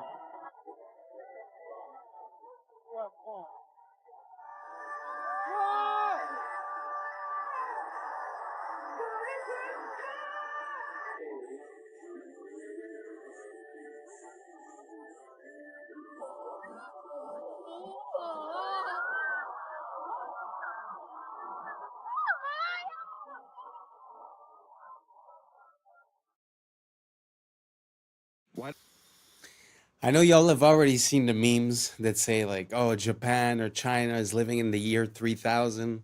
Sometimes it doesn't make sense, but this actually does make sense. It does look like the future when you look at that show, the way that they've already implemented the robotic help part, very interesting. So do you guys think that it's going to help, or do you guys think that it's going to take away the job from, backup dancers? Do you guys think that it takes away from the art? Or do you find that, listen, times are changing and we got to go with the flow? So let me know down below and let's keep on rocking. Doesn't the Parthenon have any straight lines? It turns out the problem wasn't bad construction. When the Parthenon was built in 432 BC, the Greeks had spent decades perfecting the design and used the most calculated advanced mathematics to calculate every measurement down to the millimeter. But they discovered a problem with perfection. When you look at straight horizontal lines from far away, your eye tricks you to think that the lines sag inward. The Greeks realized that if they built the Parthenon with straight lines, the entire structure would look warped from a distance and it would ruin how it looked. So how did the Greeks fix the optical illusion? They fixed it by building it wrong on purpose. I'm here at the only full-scale replica in Nashville, Tennessee, where you can see that the base of the temple rises about 4 inches in the center. The columns lean slightly inward and bulge in the middle, and even the horizontal beams across the top curve upward. But from ground level, these intentional distortions cancel out the optical illusion, making the building look geometrically perfect. So the Greeks knew that perfect architecture isn't about what is straight, it's about what looks straight. Sabina, what's your opinion? Are particles real? Are particles real? So I would describe myself as an instrumentalist. I don't believe that mathematics is real. I think mathematics is a tool that we as physicists use to describe the world. And in this mathematics, we have definitions for things that we call particles. That might be an excitation in a field, or it might be an irreducible representation of the Lorentz group, or it might be a quantum of energy, and these are all related. And then we know what we're talking about. That is what I mean by a particle. But are particles real? I don't know. I'm not sure I know what this even means. This is a question I leave to philosophers. Lucky we've got one. For me, the interesting question is, are particles fundamental? The particles that we currently know of in the standard model of particle physics, electrons, quarks, photons, and so on, are they fundamental or are they made of something else? I know we like to say that the science is settled, but truly a lot of the things that we operate on are basically adaptations, or their theories, or their ways of comprehending the world and explaining it. But to hear a physicist say, just utter that question, are particles real, actually just shows how there might be a difference between what we believe has been understood and what truly is understood. Because when you look at a physical representation of something, like let's say a map, the map looks authentic, it looks like it makes sense. But we know nowadays that when you look at the details of the map, it's very hard for it to be a perfect 1-to-1 ratio. It's actually, I think, impossible. And that's why when you see the Mercator map, the projection that Google Map uses, you see the distortion between, let's say, Africa and Greenland, where it looks about the same size, when in reality, Greenland would fit, I think it's 9 times in Africa, something like that. So it kind of makes sense to me that that would, transpose into this application. But tell me what you guys think down below. Do you guys think that the way that we approach science and the science of small things is a physical way of seeing it? Or do you think it's a way that we can understand the concepts and give a name to the effects that happen, when in reality it might look physically different? Just a question. Just wondering what you guys think. Let me know down below, and let's keep on rocking. All right, boys. So before I got on my freaking airplane ride, my Spirit Airlines ride, I went around looking, right? And I was taking videos, and I was like, oh, Palin gonna freaking love this. But so I was looking for anyone fueling planes, right? I went and I found this truck. I was like, oh man, I wish he'd be fueling. I wonder how much fuel that thing holds, right? I looked it up, okay? I think it's about a 5,000 gallon fuel truck. So let's say 5,000 gallons just to make everything easy, right? Most of Spirit Airlines planes are these A320s or whatever, different versions of them. So I'm pretty sure I was on one of those. And it looks like it's like, let's say roughly 5,000. Let's give them the benefit of the doubt. It's only 5,000 gallons of fuel that they're putting in these planes, right? Even though things like the Airbus A380, look, they're saying that they put 85,000 gallons of fuel in those. Like, come on, what are you talking about? What is 85,000 divided by 5,000? They're saying they put 17 of these fucking trucks in there, okay? Okay, so that's a big plane, right? let's just assume they're putting one of these trucks in my size plane, my little, you know, it's only one floor. These A380s or whatever, they got double deckers, right? So my plane can, at the very least, hold a whole 5,000 gallon truck full of fuel, supposedly, right? So why are they showing up with this? What the hell is that? Look, again, Jet A fuel, okay? Where's the, what is it? They're not putting 5,000 gallons of fuel into this wing. And then don't even get me started on the fact that they say it's in the wings, dude, right? Think about it. You're a big old jet airliner. You're going, what does water do? What does jet fuel do when it tips? It all sloshes, okay? So if you're sloshing it around, do you really want that in the wings? Minus that, if you ever watch outside of the plane wing or the plane windows, what are these wings doing? They're going, are you putting flammable fuel inside of a floppy little wing noodle? What are you talking about? Then also, how long would it take to put 5,000 gallons of fuel? How long does it take to put 10 gallons of fuel in your truck, right? This hose, not that big. It's not that big, right? So this guy was there for like 3 minutes. What the frick are they trying to pull on us? 5,000 gallons of fuel? BS, dude. And I'm not crazy. I'm not saying that we enter like a hyperbaric chamber and they put us to sleep and it's all 3D. I'm saying this is flying on sky electricity, and that's what they're hiding from us. These things get started on the ground. I don't even think the plane starts them. I think they have a machine that starts these turbines, and then they just run from electricity. Fuel. Love you. Bye. The planes are very interesting because, you know, it's sort of like the day that they decided to put a price, like a global price on the barrel of oil. They had to make the case that it was biological and that it was a part of let's say, of a dinosaur that got compressed and this and that. So there was biological material, basically, meaning that there would be a limited supply. And since those days now, we see that, you know, we've never missed any, and it seems to be the most abundant liquid on this planet other than water. So what if it was the same thing for the planes, where they're using the fact that you're using that much gas to give the price, right? But what if they weren't? Because like you said, you know, the amount of tankers and trucks that they would need per day, and the speed at which they refuel. And, you know, he's talking about the electricity, which is true in a way. We have measured that at the ground, which is like electrically talking, the ground is ground, right? And then as you go up, basically there's a voltage that amplifies as you go up. So it's not crazy, the idea that there might be electricity involved.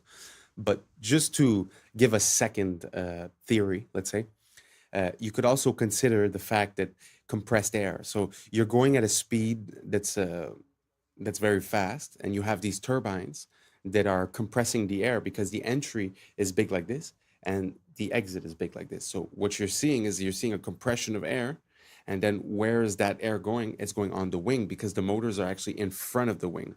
So the air would be going here and sort of like pushing it up. So that's just an idea. I've also seen videos of a turbine that was disassembled.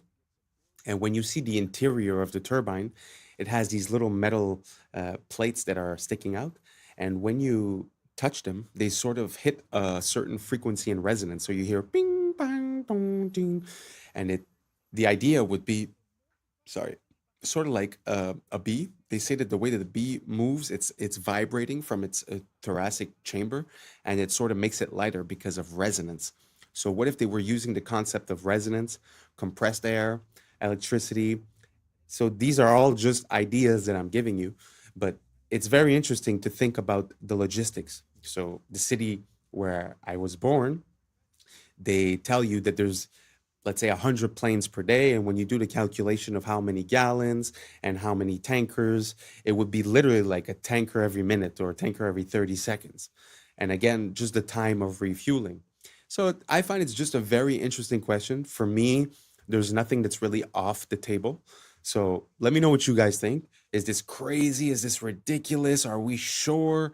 Let me know what you guys think down below, because if you guys see a possibility in this, I might do a deeper dive and show you guys some other content regarding this, because I find it's pretty important, because the freedom and the capability and accessibility of travel and of energy has a very big impulse, a very big effect, let's say, on our capability of creating new technologies, of being self-sufficient. So just putting a barrier to entry to having the gas or the electricity or this or that would change our life significantly. So that's why for me it's not something that I shy away from or that I'm scared of talking about.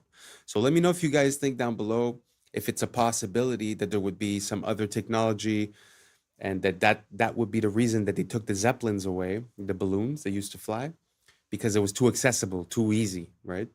So let me know what you guys think down below. And like I said, if you ask me, I'm going to do a deeper dive on this. So let's keep on rocking. X-Men is about Martin Luther King and Malcolm X. Yes. Magneto is Malcolm X, and Martin Luther King is Xavier, is Dr. Xavier. Their philosophies were that's where he got it from. Yeah.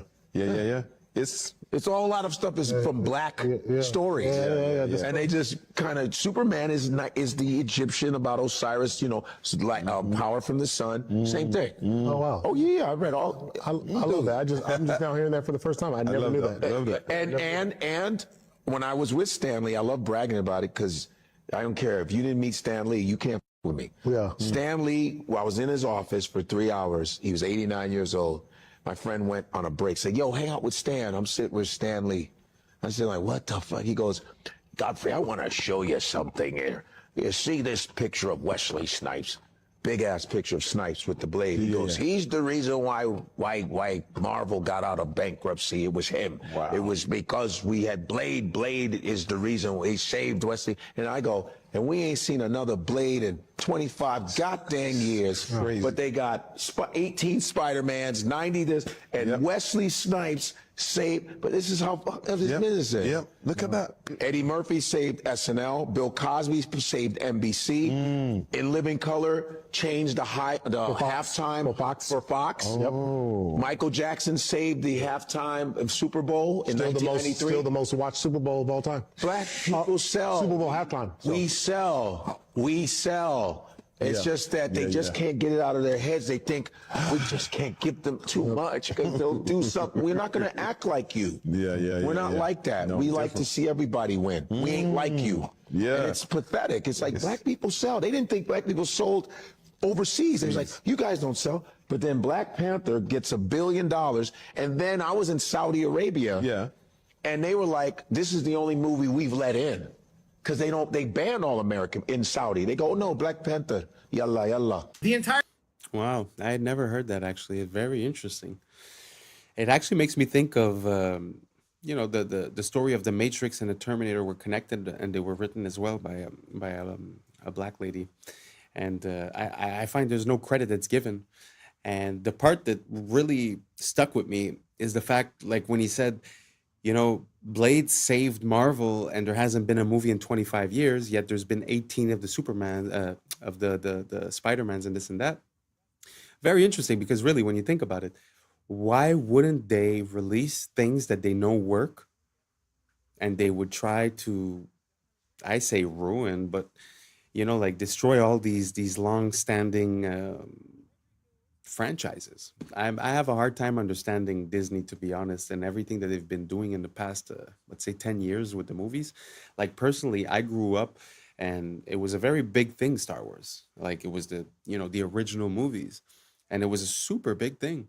And now I can't even bring myself to watch the new ones. It's like, I can't even follow it. It just seems so distorted and so, and to make a quick parallel, if you guys haven't seen, there's a movie or a trailer about when Anakin sort of becomes Darth Vader, and it's all done by one person using AI.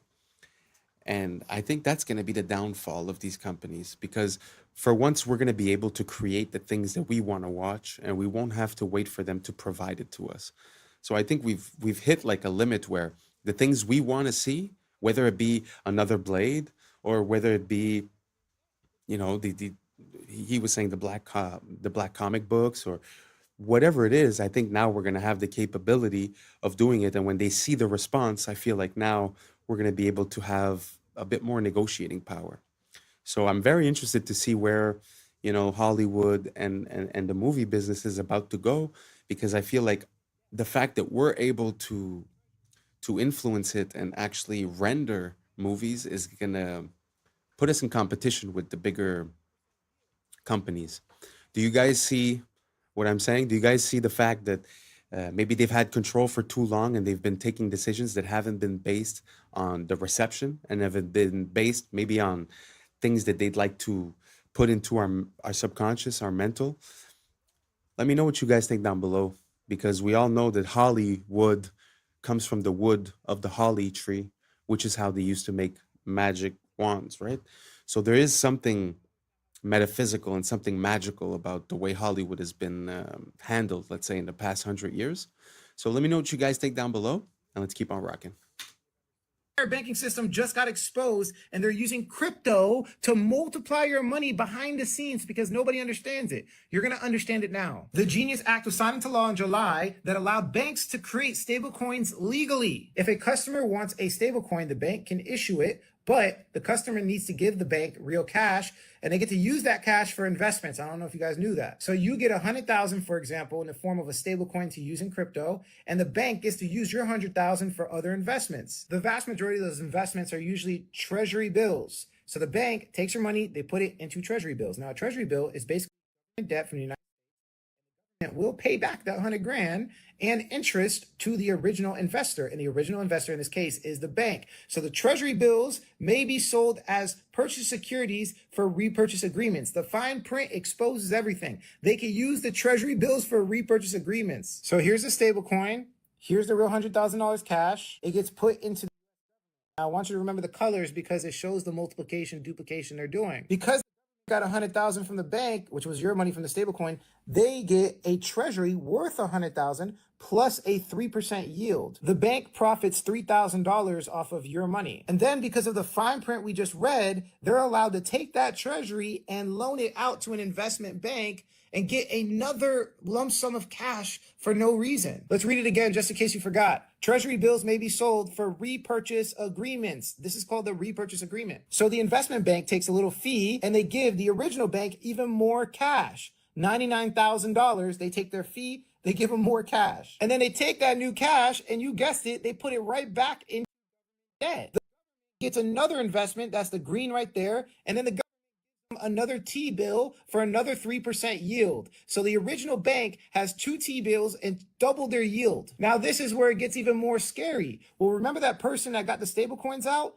Imagine if they were colluding with the bank and they decided to take that stable coin and put it right back into debt in the form of tokenized treasuries. Right now in crypto, you can buy tokenized debt. Yeah, there's a token version of everything I explained up there, and you can get the 3% yield. So now it has 3 lump sums from that original $100,000, and you thought it was over. Well, if you invest in tokenized debt, they give you a token worth your dollar amount. Right now, it's called USYC for one of the funds. Binance offers loans against USYC right now. So on that original 100,000, you could take a 70% loan, and then you guessed it, put it right back into debt. The original $100,000 now has 4 forms of yield. Everybody's waiting for the to inject liquidity into the market, but they're already doing it through stablecoin multiplication. And we are going to have the greatest bull run we have ever seen in human history. It's going to be similar to the 2008 bubble. Wow, that was a lot of information. Gee whiz. So this makes me think like money came from the idea of value. And now we've gotten so far away from value that it's seeming like a video game. It's seeming like, when you go on a game and you look for money duplication glitch, you could find some of those. Seems like that's what's going on. So you're buying it and then they're reinvesting it, but they're also buying treasury, which is debt, which we end up paying at the end of the day. And again, they could re-lend it, re-put the assets and start the circle again. So yeah, it feels like banks have been given basically a blank check. And that's without speaking that in the days of the COVID a couple of years ago, they went, fractional reserve spending means I have $100. Normally it was I have to keep $10 and I could lend out $90. Now it's zero. So meaning they could have $0 and lend out $1 billion and no one's none the wiser. So I don't see how this changes anything in the way that there's really no value behind bank money. But at the same time, I'm seeing what he's saying where it's involved with the treasuries. So it's like a cycle that's over and over again. It makes me think like the way like when you get a mortgage, the bank is like doubly insured. It's insured with your assets. It's also insured with an insurance company and your insurance company. So they're actually triple protected. It seems the same way. It's like they're 10 times protected and us, we have to pay for everything. So I don't know. I don't know where we're going with this because it just seems like the more they win, the more they devalue, but the more they devalue, the more the crash is about to come, right? Unless they are artificially inflate. And so I guess that's what he meant at the end with the bull run. So everyone's going to feel like they're winning when actually the disparity between the people winning and the people at the bottom are going to be so much bigger. So I don't know if I caught all of this. Maybe I'm probably missing some parts. So if you have any information to give and share, don't hesitate, write it down below. I'm still learning about all of these subjects. This is why I'm here. This is why I made the channel.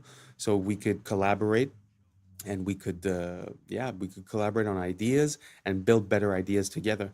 So let me know what you guys think down below. Do you have a wallet? Do you keep it on a cold storage? Do you keep it on the exchanges? I'm going to put some more crypto stuff in the next videos. So please don't hesitate, write down below and let's keep on rocking. How were we allowed to be fooled for so long? And no, I'm not talking about this beautiful architecture here, saying it was built by horse and buggy. I'm talking about Timu, Han Solo, and Chewbacca here. Hawkins was a literal puppet on that world stage. Did you know, before Hawkins had his fancy little computer, he had a translator talk for him? I think, in a way, physics has been a progress away from mysticism towards a rational understanding of the universe. Stephen, when did you first realize you wanted to be a physicist? Oh. I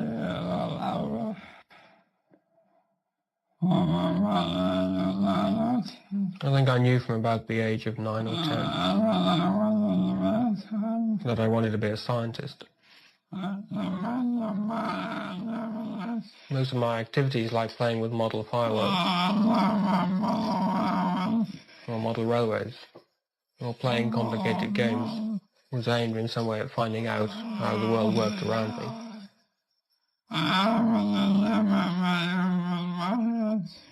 I was never very good with my hands, where my models did not work very well. But I was always interested in models that I could control. And I think that nowadays I have translated that into studying physics. Because in a way, if you understand the universe, then you have control of it. I don't know. I gotta say, that interviewer was pretty solid to not break out in laughter, to be honest. I would have been laughing for sure. What do you guys think? Do you guys think that it's real? Or do you guys think that it's possible that he was a puppet? What easier puppet could you have than one that talks with a computer box? You know, that was before that time. But do you think he was translating? Do you think maybe he knew it ahead of time, right? Who knows? But do you think it's possible that, you know, some of these scientific role models might be, you know, government plans or, you know, to control the public opinion or to get us to stray away from God? Or, I mean, there's so many reasons, right? So I don't know. I have no opinion on this at all. So you guys let me know. Do you guys think that was a pure translation, or do you guys think it's a bit ridiculous? Let me know down below. Let's keep on rocking. a Gen Z person might get recruited is, let's just use you as an example. Somebody comes up and says, hey man, I love your podcast. And they say, I have a serious question for you though. Would you consider yourself a patriot? Now I've got you locked into identity. And then I say, well, I have an offer for you, but before I show you anything, I just want you to say yes or no. Would you be willing to entertain the offer? And it might be uncomfortable. Stage one is I show you all of your browsing history, captures from your webcams on all of your phones and computers of you doing the most you could ever possibly imagine. And I'd say, I like your podcast. I think you're doing a great job, and I want to protect you. I want to keep all this from the public eye. We also want to give you $20,000 a month. So now you feel like you chose all of this. I told you it was going to be stressful, and you agreed to it. If you say yes, the reason that you're doing this on your podcast is for your country, because you're not going to call yourself compromised. We have this thing called cognitive dissonance that keeps our brain from thinking I'm a bad person. Even though you're being asked to silence people, not have certain people on the show, leave something out of your podcast, you're telling yourself, and whoever's your handler is telling you this is for the greater good, and you kept Americans safe by doing that. And you'll tell yourself that, and you'll feel good about it. What happens if I say no? Well, damn. So that's how the CIA recruits. Well, I'm going to go ahead and spill the beans so they can't ever recruit me. With me, there's nothing compromising that you could find. It's just nothing but porn. What? Y'all going to shame me? No. All you're going to see is big is 2. Ebony Baddies 3. You're just gonna see the webcam. This is gonna be my 2 heads. Just you can't shame the shameless for real. So yeah, what? I'm rubbing a one off to Skin Diamond. Shit, I ain't got shame. Skin Diamond is. Also, a special shout out to Lexi Love. Thank you for following me. You and I, we had an amazing Thanksgiving Day. It was the greatest 3, you, me, and Pamela. It was dope. So to whoever's watching this, the agent assigned to me, I know you're don't be watching nothing stupid. I don't do nothing but regular good old. So can't shame me shameless. Yeah, that was pretty dope. But it gives you a little bit of a perspective, you know. Sometimes we wonder why people act a certain way, and we don't really understand why people change their attitudes, especially when they're in the limelight. It's so easy to corrupt someone. It's so easy. I mean, that's without threatening their family or this or that, right? So very easy. So be careful who you believe in. Try not to have too many idols. Try not to put people on a pedestal. We're all human. We're all the same. Well, I mean, most of us, don't get me wrong. What do you guys think? Would you be compromised? Are you scared to be exposed? That's not a good look, you know? If you're scared to be exposed, maybe you should, you know, comport yourself in a way where you don't live with shame, you know? So, anyways, very interesting. Let me know what you guys think down below. Would you be easily corruptible if they made you that offer? Do you have things to hide? Let us know down below. I know you won't, but you can. And that's a wrap for today, familia. Whether you're tuning in with the sunrise or you're posted up after midnight, I appreciate your time, your energy, your curiosity. And don't forget, this isn't about truth or fiction. This is about perspective. If this sparked a laugh, a thought, a deeper question, then we did our job. So drop your thoughts in the comments, keep the convo alive, like, subscribe, and hit that bell if you're riding a wave, because we're just getting started. Until next time, stay grounded, stay weird, stay critical. I'm Adam Strain, and this has been Adam Strain Reacts. Peace. Now's the time for us to link up. Really think we on the brink up. Making a change from living the strange. Living is change. Making a change from living is change.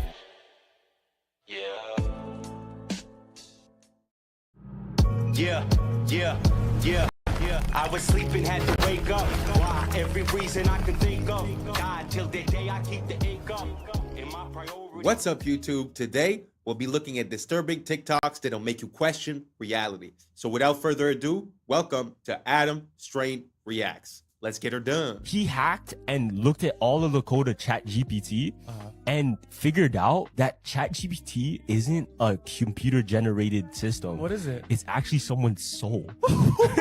Yo, that's what do you mean that's someone's soul? Check this out. So they have the technology to take people's souls and consciousness and put it into technology. Now, this is where it's right? If there's a scientist that knows and he's like a great inventor. Yeah. You would want to hold on to him as long as you can so that you can reap the benefits of later. Just like in Captain America, there was a scientist that created the super soldier serum. Yeah. They kept his consciousness within the computer. So he lives forever through a computer. Now, theory is ChatGPT is exactly that. It may not be just one soul that's in it, but countless souls, and that keeps getting added to.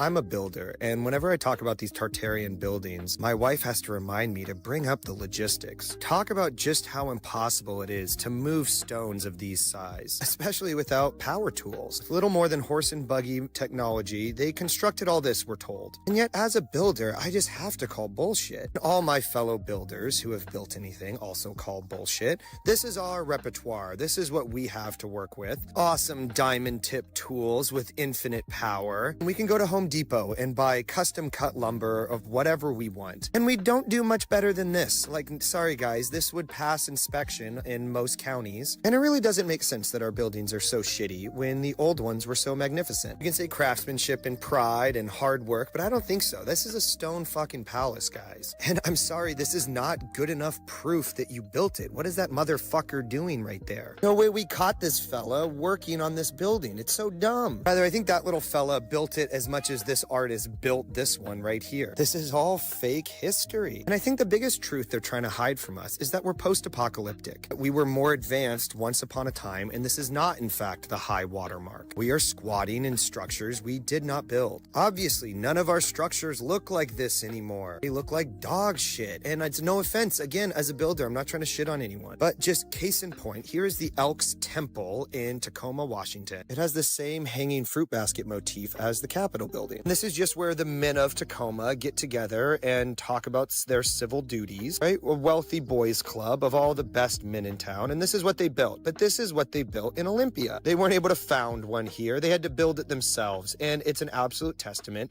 to the mediocrity of our current age. What's the good explanation for the fall off in quality? Here's a Mason temple, magnificent, Romanesque to the nine. Again, a shitty little sign outside. But look at the fucking size of this thing. And then juxtaposed to this modern Mason lodge that went up in the 80s, right? The other one went up in the 20s. This one went up in the 80s. That's only 60 years, guys. And that timeline should terrify everyone. This is the brewery. It shut down in the 20s. It's been here, abandoned ever since. God, I want to move in there yesterday. Renovate it. Make it a hotel. Make it something sick. But no, the city of Olympia or somebody owns it. They founded it. So you realize we're hemmed in by paper tigers. You can come out of the bushes at any moment and throw you in prison for something you definitely did. But like, we're all just doing what they are doing. We founded these buildings the same as them. And so I take great comfort in how recent all the bullshit is. I know that we're on top of centuries of bullshit, but all of these narratives aren't actually that old. 1907 is what I keep going back to. That's like my rock. Most of the psyops come from 1907. Of course, they are piggybacked by much older psyops, but I think the past is supposed to be exhausting. It's supposed to be not remembered well and like kind of like, man, I'm really glad we're done with the past and we can move on to the future. But I'm the complete opposite. I want to know what has happened here. Who controls the present now controls the past, and who controls the past controls the future. They absolutely have a stranglehold on all of our past lives. That's some bullshit, and I think it's time for it to be done. The lies are comical, and it still baffles me they have never been scrutinized before. But as they say, no time like the present. What a gift to be alive today. But when you see... Wow. Really hits home when you see the same organization building something 40, 60 years apart, and you see the drop off in quality. Like he said, it's very scary because, you know, we have this mental thing where we're like, oh, we used to build like that a very long time ago, and now we build different. But now we're talking about 50 years. We're talking about the type of 1 or 2 generations. And you go from building a magnificent stone palace, like he was saying, to, you know, a square building that basically looks cheap, you know? So do you guys think that there's an evolution in construction, or do you guys think there's a devolution in construction? Do you think we're doing better or less good when you compare structures from before and structures from now? Let me know down below. And let's keep on rocking. See this stuff in America. You know what's really weird? All the state capitol buildings that don't really match up. Like, why did they build something that was straight out of ancient Rome in like Iowa? You know, like in Nebraska. 2,500 people live in a town somewhere, and they build a post office that has 700 rooms and is like an ancient castle. It's the same like with the Mormon temple where they said they went out to Utah, you know, with horse and buggy and nobody else out there, and they supposedly built this wonder of the world castle with no rails and no dump trucks and no cranes, and it goes down 40 to 60 feet underground with more building. And even think about like the 1 year timelines. A lot of these buildings are 1 year wonders where they created this very elaborate stone building in 1 year. But then you think about some of these places that have 1 year timelines, and then they work in like Syracuse, you know, Albany, Syracuse, New York, these crazy places like that. Explain to me how much work they're getting done in the dead of winter when the roads would have been horrible. Then you add snow on it, and then the logistics make no sense. Even think, like I said, go back to World War II. We're told that the Germans were not necessarily defeated by the Russian army. They were defeated by the Russian winter. Yeah. Because even with the high-tech German stuff, they couldn't even move the equipment during a harsh Russian winter.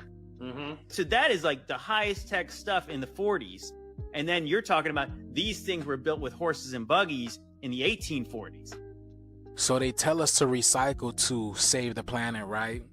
Reduce waste, protect resources, cut pollution, and all that type of stuff. But what they don't tell you is what they actually transmute this plastic into, which is synthetic fibers that end up polyester, nylon, acrylic, which end up in our clothes, in our babies' clothes, right?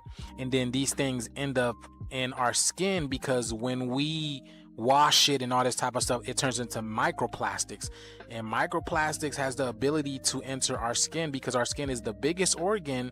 And now we have this stuff inside of our lungs, our kidneys, our bloodstream. Look at this, y'all. All of this stuff is going inside of our body. So all of these so-called new hip clothes that men and women are wearing alike, you know, the Lululemons and these workout gears, all of this is created from synthetic fibers that contain microplastics now that you are absorbing. And this thing is hurting you on an energetic level because this makes your biofield weaker. This is not about saving the planet at all. This is about keeping humanity looping through an artificial ecosystem. We are divine beings. Divine beings need to wear cotton, hemp, linen, bamboo, and all these things that actually help strengthen your body. That's why they make these new clothes look appealing to the other sex, because they want you to buy this, but it's hurting you on an energetic level. Have you guys seen this 60-minute interview with financial journalist Andrew Sorkin? These two people go into detail about how we're getting ready to see a crash very soon, but they don't explain when or how fast it's going to happen. But I want you to pay attention to the details, y'all. Pay attention. Check this out. Do you think that we will have a crash or not? The answer is we will have a crash. I just can't tell you when, and I can't tell you how deep. But I can assure you, unfortunately, I wish I wasn't saying this, we will have a crash. I know you guys see it. And I know there's no way in hell that lady that's sitting right across from him did not see it.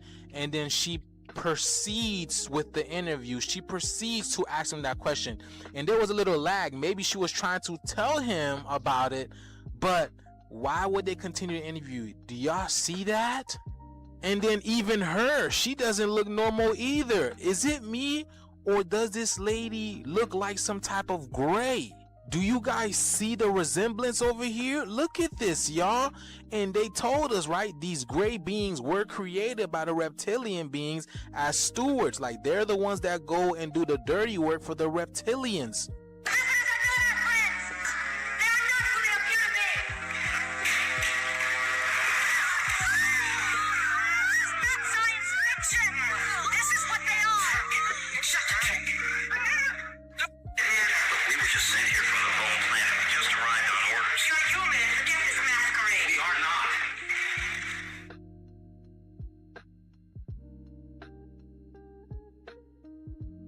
See, that's what I'm saying, man. You have no idea who these people are. Your neighbors, your friends, you have no idea.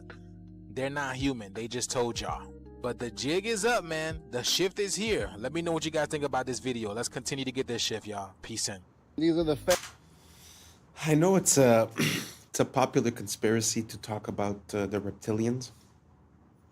I feel like the idea of the reptilians, I don't think it's a physical thing. I think it's an archetype, because the stem of our brain, the bottom of our brain, is called the reptilian brain. So theoretically, to operate on reptilian principles would be to operate on lower conscious levels, if that makes sense. So I have a feeling like we're looking to confirm this physical attribute of being, a reptilian.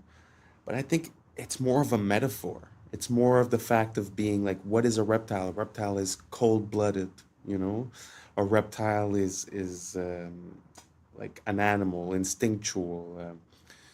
So I don't know what you guys think about that. Do you guys believe in reptilians? Do you guys have any proof that you think would sway me to your side? Or do you believe, like me, that it might be more of a metaphysical or a metaphorical thing? Let me know down below, and let's keep on rocking. Next, we are here at Chick-fil-A, and people want to know, does Chick-fil-A have the warning signs? They sure do, right there. We go. Warning: certain foods that are sold or served here can expose you to chemicals including acrylamide and many of the fried or baked foods, mercury in the fish, which is known to the state of California to cause effects and other reproductive harm.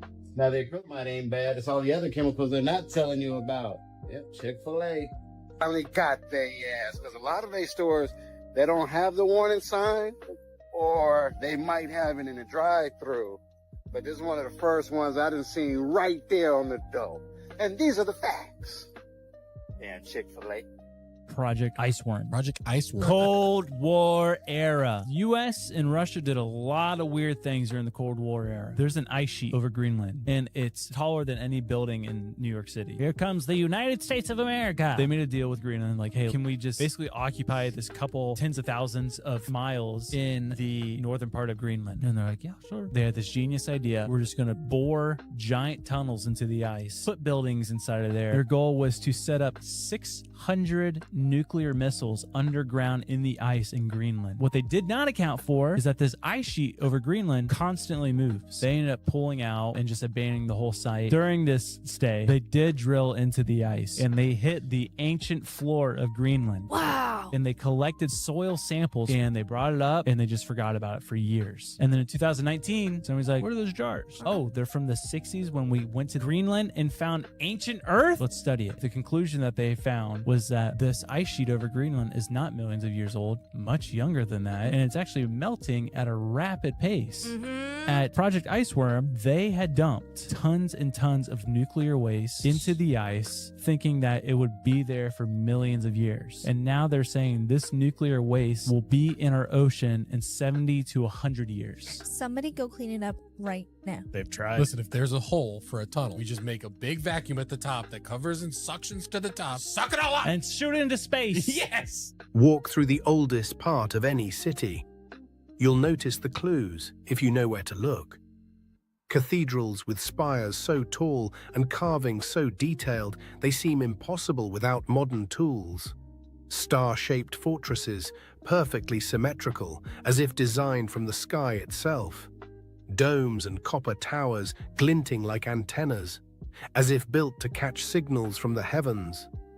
And yet, according to history, these were made by men with hand tools, wooden scaffolds, and horse carts. Somehow, that was enough to carve massive granite columns, to lift seamless stone arches, to forge metalwork that even our factories today struggle to copy. Look closer and the mystery deepens, stone scorched, warped, melted, as if kissed by fire from the sky. Entrances half buried, windows below ground, entire floors hidden beneath our feet. Why build such beauty if no one was meant to see it? Some researchers suggest these weren't built in the 1800s at all. They were uncovered, excavated, the remains of a world lost to disaster, then repainted with a new backstory. High above the plains of Lycia, cliffs bear facades carved like temples. Pillars, pediments, doorways, all hewn into sheer rock. These are the tombs of Myra. That's the story, at least. But think, to carve these monuments into vertical cliffs would demand scaffolding, precision, labor. For what? For corpses? For facades no living community could even use? Compare Petra in Jordan or Lalibela in Ethiopia. Grand facades explained away as tombs or churches, yet suspiciously mask-like. Were these truly built as tombs? Or did someone later repurpose older, greater works and call them graves? Either the ancients were skyscraper architects for the dead, or the story we've been fed is incomplete. The buildings that shouldn't be here, the tunnels that weren't supposed to exist, the architects who might never have lived. Springfield, Illinois, a city most people drive through without looking twice. But if you stop, if you really look, you'll notice something that doesn't make sense. Right in the heart of the city stands the Illinois State Capitol building, a massive dome of cast iron and limestone, 361 feet tall, taller than the Statue of Liberty, weighing more than 8 million pounds. They tell us it was built between 1868 and 1888 by hand, with no cranes, no electricity, just ropes, horses, and a lot of determination. But there's a problem. There are no verified construction photos. None. You can find portraits of the politicians and photos of men posing after it's done, but not one image showing the dome being assembled. The archives talk about budget delays and winter setbacks, but somehow every column aligns perfectly. Every arch mirrors the next with millimeter precision. Each limestone block was quarried in Joliet, carried nearly 100 miles by rail before rail cranes even existed. And yet, no record of how they lifted the 80-ton dome sections. Even the cost doesn't fit the era. $4.5 million in 1880s money. That's roughly $150 million today, during a time when a mason earned $1.50 a day. So you tell me, did a handful of men in the 1870s really build something that our modern engineers still call impossible without steel? Or did they inherit it? A structure from an older world, dressed up with a new story, a new flag, a new date carved on the cornerstone. They say it was built, but it looks more like it was found. Religions were made to hide the truth about yourself. And there's been a few videos like this in this compilation that show us the beautiful structures that we've built, and to be honest, it makes me a bit emotional to see how beautiful the world is and how capable man is. Throughout generations and generations, we have left things of beauty. Like all those temples that are carved into the rock, carved into the mountain, all those spires, all those... I find it so impressive. Sometimes I feel like they're trying to tell us that we live in a gray world where everyone's bad and, you know, lack and fear and... But man, this world is beautiful. This world is abundance. The things that man is capable to achieve has no limits. I swear to you, it makes me emotional to see the beauty that man can attain.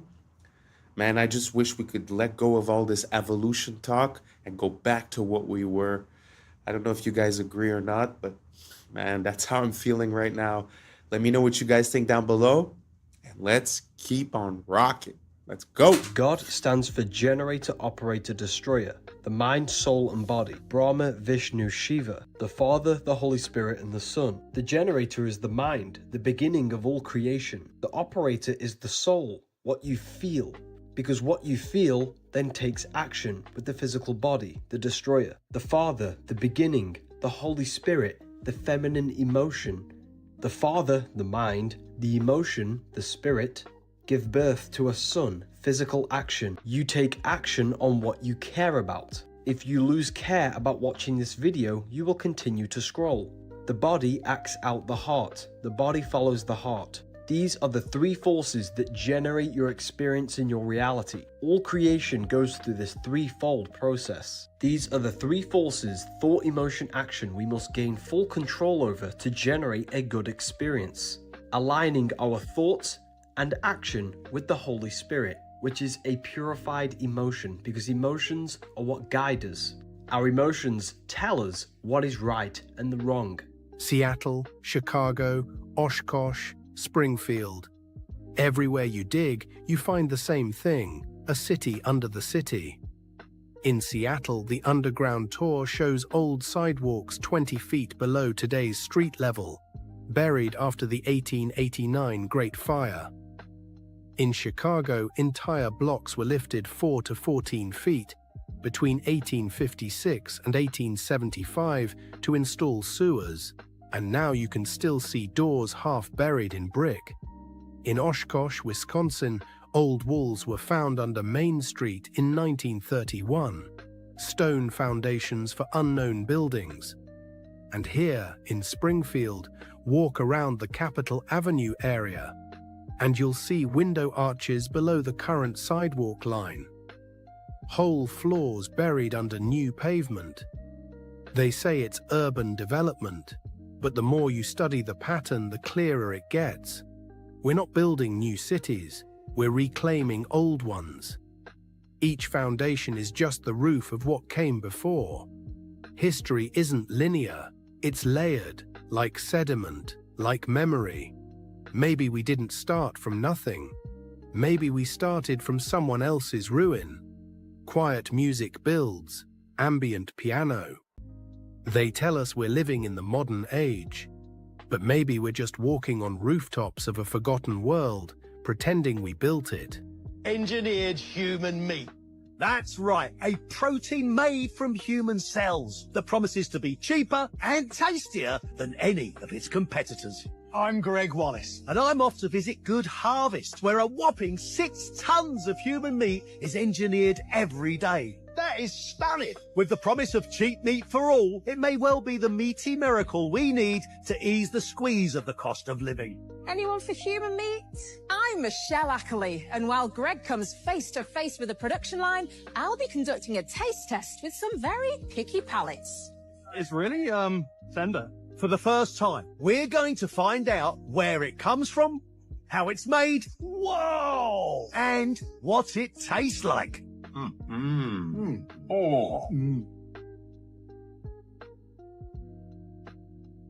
Did you know Africa is actually way bigger than the world makes it look? The maps we usually see are based on something called the Mercator projection, a method that tries to flatten the round Earth into a 2D surface, and in doing so it totally distorts the actual size of continents. For example, Greenland and Africa look similar in size on most maps, but in reality, Africa is 14 times larger than Greenland. In fact, Greenland is even smaller than just one African country, DR Congo. Now let's talk about Russia. On maps, it looks massive, almost larger than Africa. But here's the truth. You could fit Russia inside Africa, twice. And that's not all. The US, China, India, Japan, and all of Europe, they can all fit inside Africa at the same time.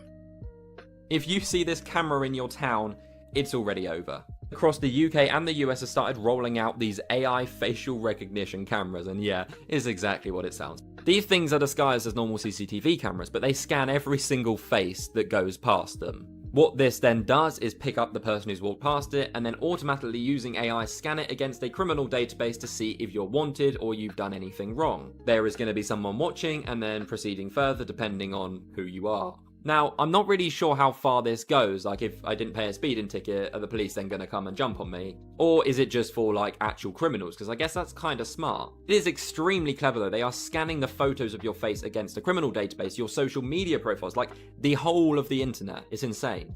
Some experts have warned that the actual cameras store your data, tracking everything such as where you go to, who you're then meeting, how long you're there for. Also, unfortunately, these cameras aren't government owned. They're buying them from third-party data companies. So instead of the old question, are you being watched? It's now, how often are you being watched? And that's a wrap for today, familia. Whether you're tuning in with the sunrise or you're posted up after midnight, I appreciate your time, your energy, your curiosity. I remember, this isn't about truth or fiction. This is about perspective. If this sparked a thought, a laugh, a deeper question, then we did our job. Drop your thoughts in the comments. Keep the convo alive. Like, subscribe, and don't forget to hit that bell if you're riding a wave, because we're just getting started. Until next time, stay grounded, stay weird, stay critical. I'm Adam Strain, and this has been Adam Strain Reacts. Peace. Now's the time for us to link up. Really think we on the brink up. Making a change from living this strange. Living this strange. Making a change from living this strange. Yeah. The wiggling. Wiggling shows you the depth on a flat screen. This frozen lake ice fishing hole is actually a mat. Wild bonsai tree on a cliff is actually a moss on a pocket. But can you stop the wiggling? No.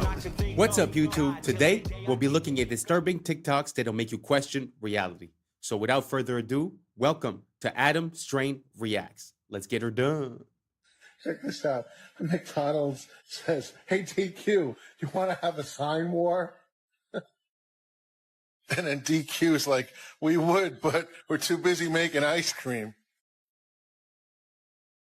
And then McDonald's replies back, "That's cute. Our ice cream makes itself."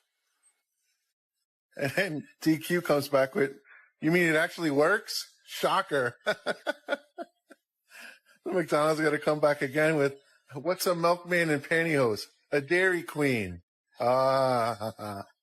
And then DQ comes back with, "Why dine with a clown when you can with a queen?" Yeah, that's good. Now, Arvis Bank across the street got to go, "Ice cream machine broken? We have a loan for that." Sounds like a Google ad. And then Sonic, they got to kick in too, and they're like, "We have ice for these burns." And then here comes Domino's with, "Your signs are cheesy, just like our pizza." Okay, this is kind of blowing my mind. This is an experiment that you can either do with yourself or with somebody else. It's very simple. Either ask the person or yourself to sing at the highest pitch you possibly can. Just go like, ah, but do it as high as you think you physically can. Then either ask them or yourself to imitate the highest pitched singer in the world, and that the person will always come in higher than they just did when they thought they were singing at the highest possible pitch. And this is a technique that apparently works for a lot of things other than singing, but immediately the responses are people saying, "Oh yeah, this totally works." For example, one person said that when they were in choir, the teacher asked them to sing it like you were an opera singer, and that immediately the sound was bigger and better.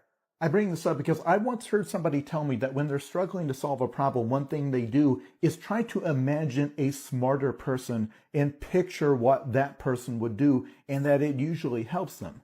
That there are invisible barriers to doing certain things, and that you can make those go away by telling yourself that you are imitating someone else. Even if you're asking yourself in some interpersonal situation, what would the world's nicest person do? Or what would the world's most charismatic person do? Although my favorite response is this person saying, when asked how they learned to dance so well, they said they looked at their shadow and moved it like a puppet. When you begin, it's pretty interesting, the idea that if you put yourself in the shoes of someone else, you would perform better than if you believe you're yourself. It sort of brings back to that whole idea of confidence and of manifestation and of believing it first. Being able to visualize it and then being able to do it, because you're able to visualize the person that in your mind is the best at that action, because obviously it's a reference. So you've seen that person. So you have a mental cue of how it would look, how it would sound. and then all of a sudden you're able to surpass your own limitations. It's very interesting. I wonder what type of other applications this could work on. If you guys have any ideas on what applications it could work on, write it down below. I'm very curious, and let's keep on rocking. To study history, you begin to realize during the feudal age, when the peasants kind of worked on the land of the feudal kings, they only worked 140 days out of the year. The other 200 days they chilled. So today we work more than the peasants. Most people work more than the peasants used to and have less to show for it. They have no land, they have no house, they have nothing. It's the illusion of slavery. It's the illusion of freedom.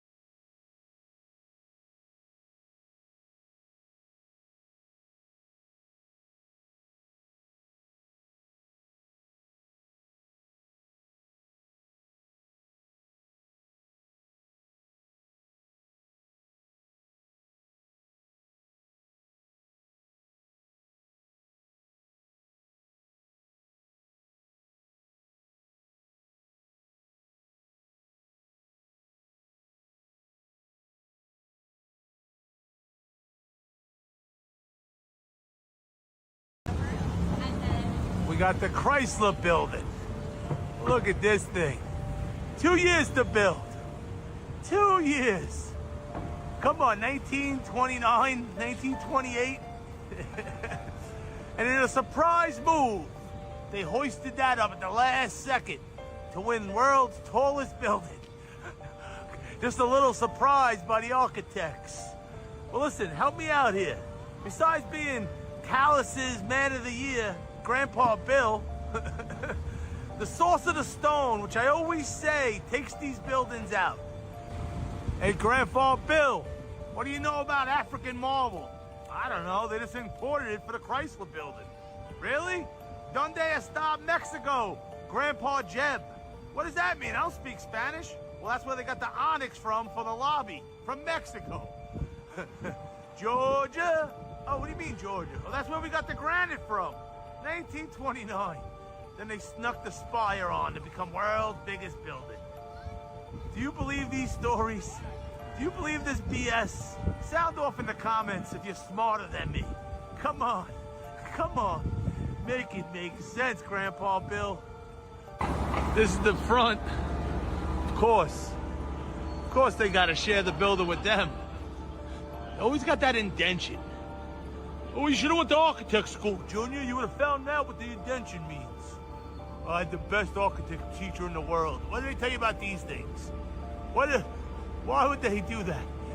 Look how dangerous that is. Come on, man. Make it make sense, Chrysler building. Sound off. Am I wrong? 2 years, under 2 years to be built. Make it make sense, Chrysler building. For all the people that ask, why do I care they lie? This is one of the first liars. J.P. Morgan. Look at this building they built. Billions of dollars. Why do you care about them lying? Because look what they're doing. You don't lie and don't get billion-dollar buildings like this. Come on, J.P. Morgan. Make it make sense. Very interesting because, like you said, you know, the timeline of 2 years is kind of crazy. But the aspect that I'd like to highlight in this one is that, like, my family has a industrial supplier company, and basically, sometimes when you order stuff for a project, it gets delayed, or even the basic, you know, the basic wait time normally is from 8 to 16 weeks, depending on where it's from. And now we're talking about 1929. They're talking about granite from here, onyx from here, stones from here. I mean, just the logistics of the ordering, the receiving, and the shipping of all these items just to coordinate with the building. I mean, nowadays would probably take more than 2 years just assembling all of the items that you need. You know, it's an example, but that's without the building, that's without the conception, that's without any problem that you might face during the construction, that's without the fact that there's winter in New York.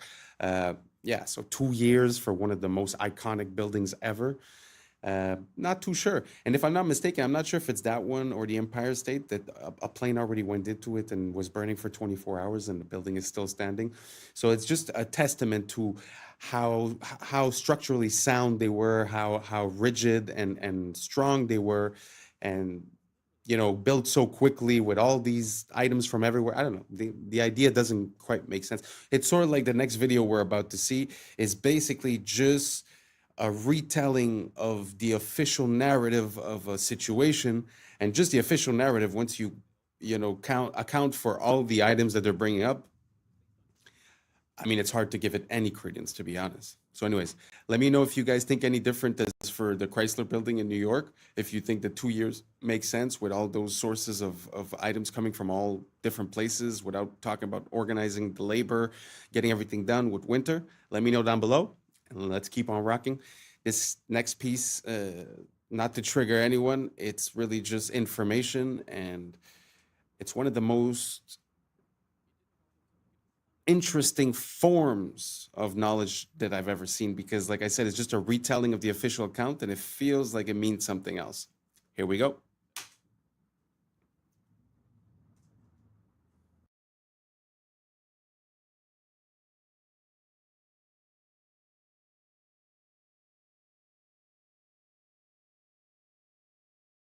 On the morning of 19 men armed with box cutters, directed by a man on dialysis in a cave fortress halfway around the world, using a satellite phone and a laptop, directed the most sophisticated penetration of the most heavily defended airspace in the world, overpowering the passengers and the military combat-trained pilots on 4 commercial aircraft before flying those planes wildly off course for over an hour without being molested by a single fighter interceptor. These 19 devout religious fundamentalists who like to drink alcohol, snort cocaine, and live with pink-haired strippers managed to knock down 3 buildings with 2 planes in New York, while in Washington, a pilot who couldn't handle a single-engine Cessna was able to fly a 757 in an 8,000-foot descending 270-degree corkscrew turn to come exactly level with the ground, hitting the budget analyst office where DoD staffers were working on the mystery of the $2.3 trillion that Defense Secretary Donald Rumsfeld had announced missing from the Pentagon's coffers in a press conference the day before, 10th, 2001. Luckily, the news anchors knew who did it within minutes. The pundits knew within hours. The administration knew within the day. Who committed these acts and those who harbor them. And the evidence literally fell into the FBI's lap. That a passport was found blocks from the World Trade Center crash site, if you can believe that. But for some reason, a bunch of crazy conspiracy theorists demanded an investigation into the greatest on American soil in history. That investigation was delayed, underfunded, set up to fail, a conflict of interest, and a cover-up from start to finish. It was based on testimony extracted through the records of which were destroyed. It failed to mention the existence of WTC-7, Able Danger, P-TECH, Sibel Edmonds, OBL and the CIA, and the drills of hijacked aircraft being flown into buildings that were being simulated at the precise same time that those events were actually happening. It was lied to by the CIA, the Bush administration, and as for Bush and Cheney, well, no one knows what they told it because they testified in secret, off the record, not under oath, and behind closed doors. It didn't bother to look at who funded the because that question is ultimately of little practical significance. Still, the Commission did brilliantly, answering all of the questions the public had, except most of the victims' family members' questions, and pinned blame on all the people responsible, although no one so much as lost their job, determining the attacks were failure of imagination. Because Nobody in our government, at least, and I don't think the prior government that could envision flying airplanes into buildings. Except the DIA destroyed 2.5 terabytes of data on Able Danger, but that's okay because it probably wasn't important. The SEC destroyed their records on the investigation into the insider trading before, but that's okay because destroying the records of the largest investigation in SEC history is just part of routine record keeping. NIST has classified the data that they used for their model of collapse, but that's okay because knowing how they made their model of the collapse would jeopardize public safety. The FBI has argued that all material related to their investigation of 9/11 should be kept secret from the public, but that's okay because the FBI probably has nothing to hide. This man never existed, nor is anything he had to say worthy of your attention, and if you say otherwise, you are a paranoid conspiracy theorist and deserve to be shunned by all of humanity. Likewise him, and her, and her, and her, and him. Lived in a cave fortress in the hills of Afghanistan, but somehow got away. Then he was hiding out in Tora Bora, but somehow got away. Then he lived in Abbottabad for years, taunting the most comprehensive intelligence dragnet, employing the most sophisticated technology in the history of the world for a decade, releasing video after video with complete impunity and getting younger and younger as he did so, before finally being found in a daring SEAL team raid which wasn't recorded on video, in which he didn't resist or use his wife as a human shield, and in which these crack special forces operatives panicked an unarmed man, supposedly the best source of intelligence about those dastardly terrorists on the entire planet. Then they dumped his body in the ocean before telling anyone about it. Then a couple dozen of that team's members helicopter crash in Afghanistan. This is the story of brought to you by the media, which told you the hard truths about his head could be seen to move violently forward. And they took the babies out of the incubators. And mobile production facilities. And the rescue of Jessica Lynch. If you have any questions about this story, you are a batshit paranoid tinfoil dog and will be reviled by everyone. If you love your country and or freedom, happiness, rainbows, rock and roll, puppy dogs, apple pie, and your grandma, you will never ever express doubts about any part of this story to anyone. Ever. This has been a public service announcement by the Friends of the FBI.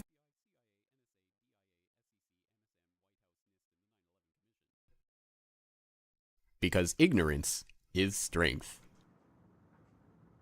I'm not going to jump into it because I know it's not an easy topic, but the only thing I'm going to say is that every second of that video has a little link of information, a name, an item, a situation, something that was brought up, and any one of those things is a rabbit hole. It's a very interesting situation. I have no conclusion.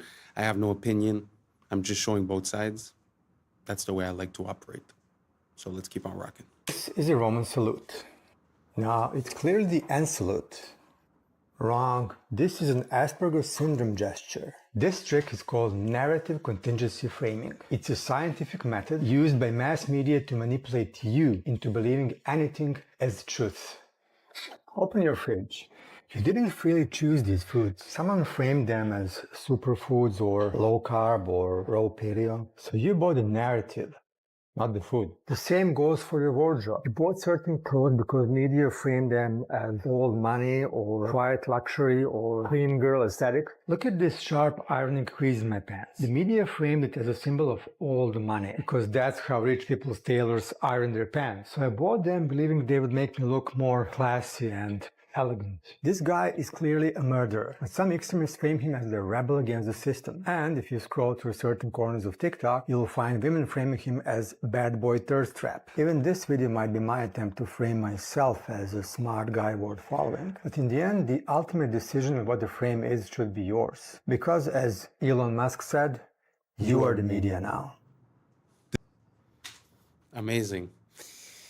I really like that message because at the end of the day, I feel like everything has to do with perception and perspective. So you have a prism of perception through which you analyze things. You could call it glasses. So when you stub your toe in the morning and you say, oh, this is going to be a horrible day and this and that, well, then you will find things that support that thought. And if you wake up and you stub your toe and you say, well, the worst of the day has passed and only better things can happen from now on, well, you're going to notice the better things. It's an example, but it's just perspective changes the whole outlook. So I find it interesting to try to start holding accountable the people sharing us information by knowing what a frame is and by seeing the framing that's given to us.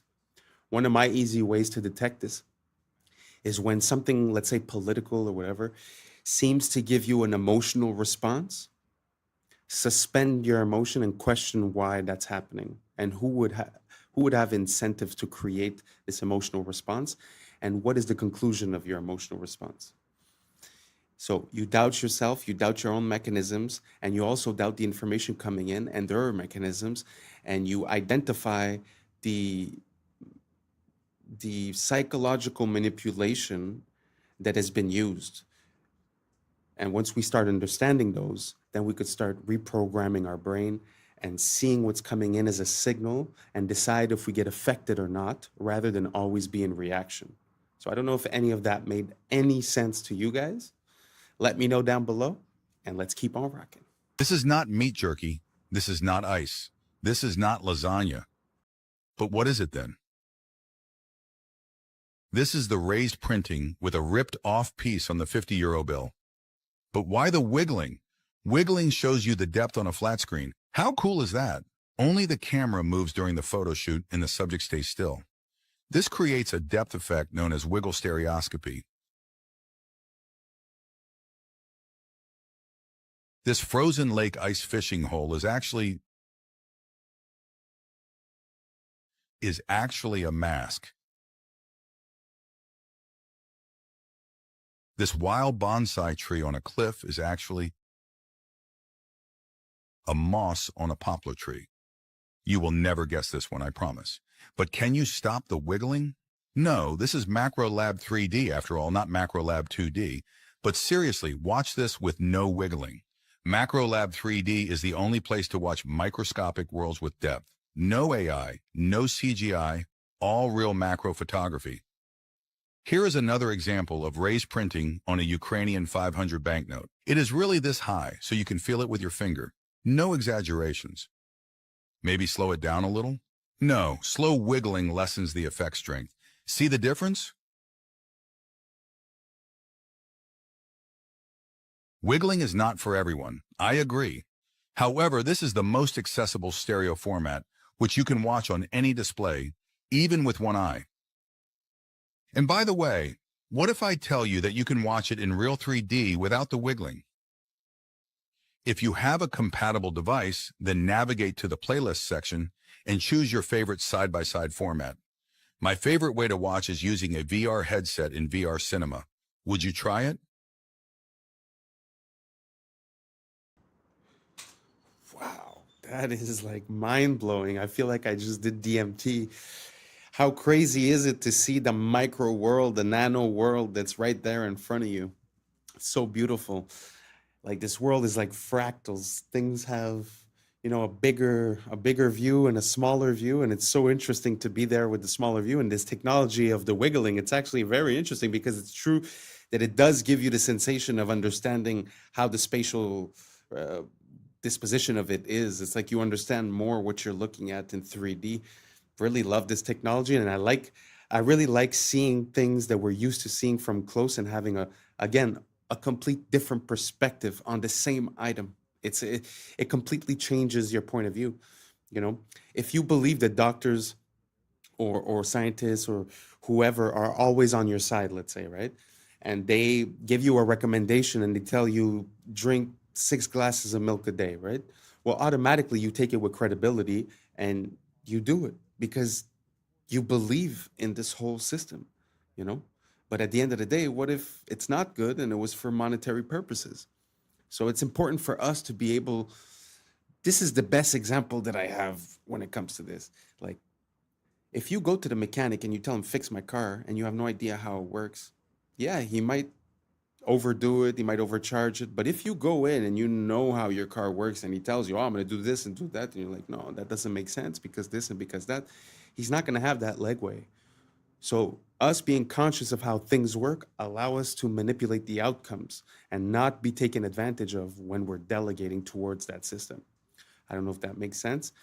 Let's keep on rocking. If you want to go down a bizarre and frankly gruesome rabbit hole, buckle up. This begins with a news story I saw decades ago about a tug-of-war event, one that went very, very wrong. So wrong that 2 men had their arms ripped off. Now, I was actually in college studying journalism when I saw this news story, and I dismissed it as fake because it has all the hallmarks of a fake story. See, lots of these outrageous fake news stories are set on the other side of the world, in this case in Taipei. And they're always very over-the-top and almost cartoonish in how horrific they are. But this is true. And the details are so much crazier than what that headline even implies. You can go look it up on Snopes, but they have photos of the incident, so be prepared. I mean, they have severed limbs on the ground. It happened in 1997. They had a festival where they did a huge tug of war, where there's a rope and two teams are pulling against each other. Only 1,600 people participated, presumably about 800 on each side. Now, when you're picturing how such a thing could have happened, you're probably imagining that they looped the rope around their arms or their wrists somehow, and then the force of the pulling pulled their arms off. That is not what happened. The truth is actually weirder. This is what happened. Snapback. When a ship is tied up to the dock, you do not stand behind where the rope is attached. That is called the snapback zone, because if that rope breaks, it will come whipping back at you hard enough to take your life, and lots of people do lose their lives or limbs this way. So in this tug of war contest, they were using rope like this, a 2-inch wide nylon rope. It is estimated that the tug of war put about 150,000 pounds of force on the rope, 3 times more than what it could withstand. Within seconds, the rope snapped, and the snapback caused it to whip back and sever 2 men's left arms, as in their arms were lying on the ground. You can go look at it if you want. They were able to reattach them. But the rabbit hole you can go down is all of the history of incredibly gruesome tug-of-war events gone wrong, because that was not an isolated incident. Children have had their fingers severed this way. There's an entire article about the history of tug-of-war fatalities. And it's such a perfect example of something that looks totally innocuous and fun. And you don't realize how much power is stored up in something until the moment it's finally released.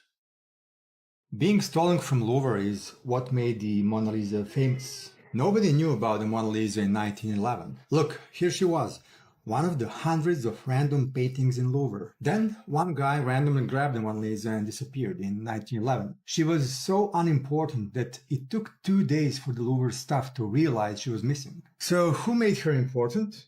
The media. Newspapers at the time invented clickbait headlines to sell more copies. Finest portrait in the world stolen. The world's greatest portrait. And this face was on front pages for 2 years straight. When they finally found her, suddenly everyone wanted to see the finest portrait in the world. In reality, this is just a basic Renaissance selfie. A rich merchant asked Leonardo to paint his wife, and he did it as a quick side hustle to grab some cash. In his notebooks, Leonardo never mentioned Mona Lisa, not even once. And now, people claim her eyes magically follow you around the room. There's a hidden golden ratio in her smile, and other artistic voodoo magic stuff. This is called the mere exposure effect. People think something is valuable just because it's been in the media long enough. Nobody cared about this necklace or tiara a week ago. But now, I bet H&M and Zara will launch collections based on it. So this proves that you don't become famous by being beautiful. You become beautiful by being famous. Again, perspective. Isn't it interesting how for us, since we're born, that painting is the most impressive painting in the world just because it's always been.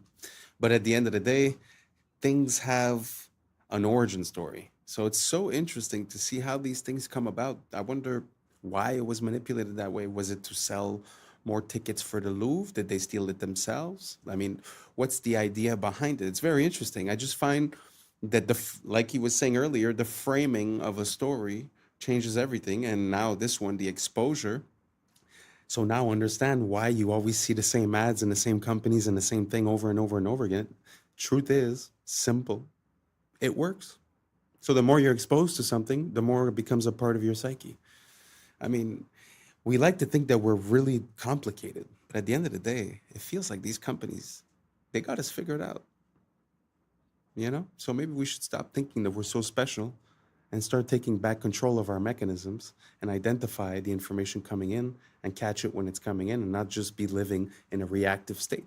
So I don't know if you guys understand the parallel that I'm trying to make, but did you guys know that this is how the Mona Lisa got infamous? I had zero idea. Let me know down below. Let's keep on rocking. With our crash out of the day, we have man versus robot.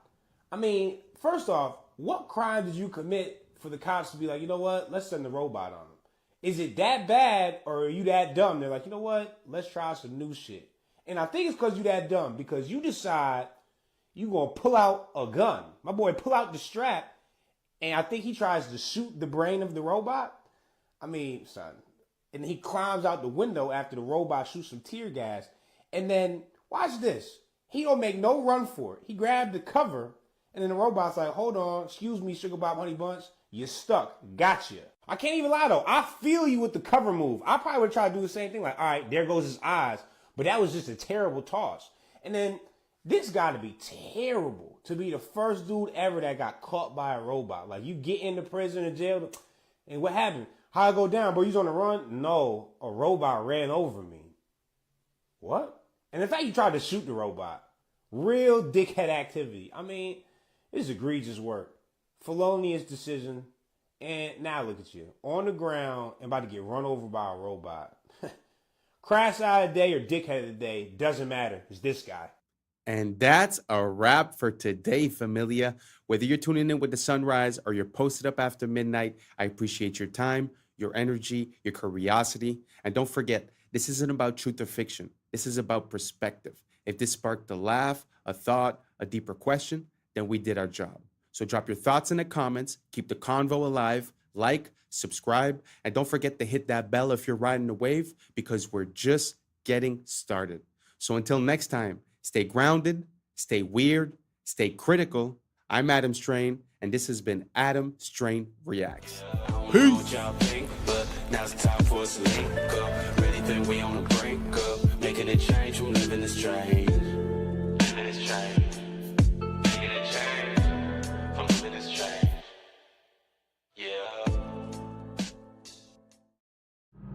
Yeah. I was sleeping, had to wake up. Why? Every reason I could think of. God, till the day I keep the ache up. What's up, YouTube? Today, we will be looking at disturbing TikToks that'll make you question reality. But before we jump into it, I wanted to send a quick shout out to Jaden Robson, listening up there in Canada. Thank you so much for being a listener. So without further ado, welcome to Adam Strain Reacts. Let's get her done. It's funny, like even like the story of Isaac Newton. So how did he discover gravity? Well, of course, he was sitting under a tree and an apple hit him on the head. Children, can I explain to you this? He already knew things fell down. Everybody knows things fall to the ground. That is not how he came up with the theory of gravity. The apple is symbolic of the tree. Once again, the tree of knowledge and good and evil. If you actually look up the old Apple logos, the very first ones, it's literally Isaac Newton sitting under the tree. So what did they change that logo to? An apple with a bite out of it. You guys understand what that means? Do you remember when they sold the first Apple computer and it was $666.66? Do you think these are coincidences? Like, no, that is what they're telling you without telling you. What if I told you the reason you feel temptations for certain things and certain sins is very specific to what you're supposed to do?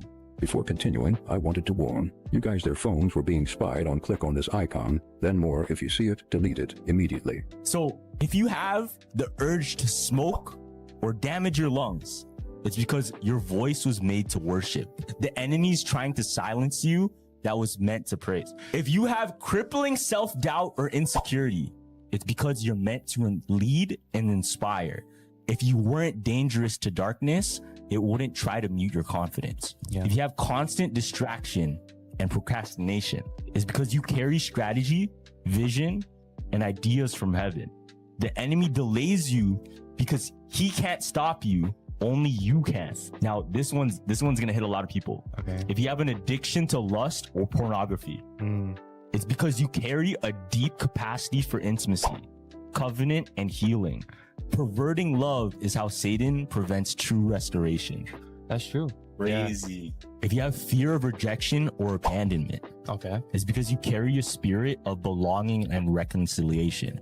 You were made to gather the outcasts. So he tries to make you feel like one. Damn. You have an obsession with appearance or body image. It's because you're meant to reflect God's glory, not the world's standards. So he's going to try to get you to hate your image. Damn. It's bars though. If you're drawn to witchcraft, astrology, or manifestation, it's because you have a prophetic gift meant for God's kingdom. The enemy counterfeits your gift to keep you out of alignment. If you struggle with overspending or greed, It's because you're meant to be a kingdom financer. So he wants to keep you broke so you can never bless others.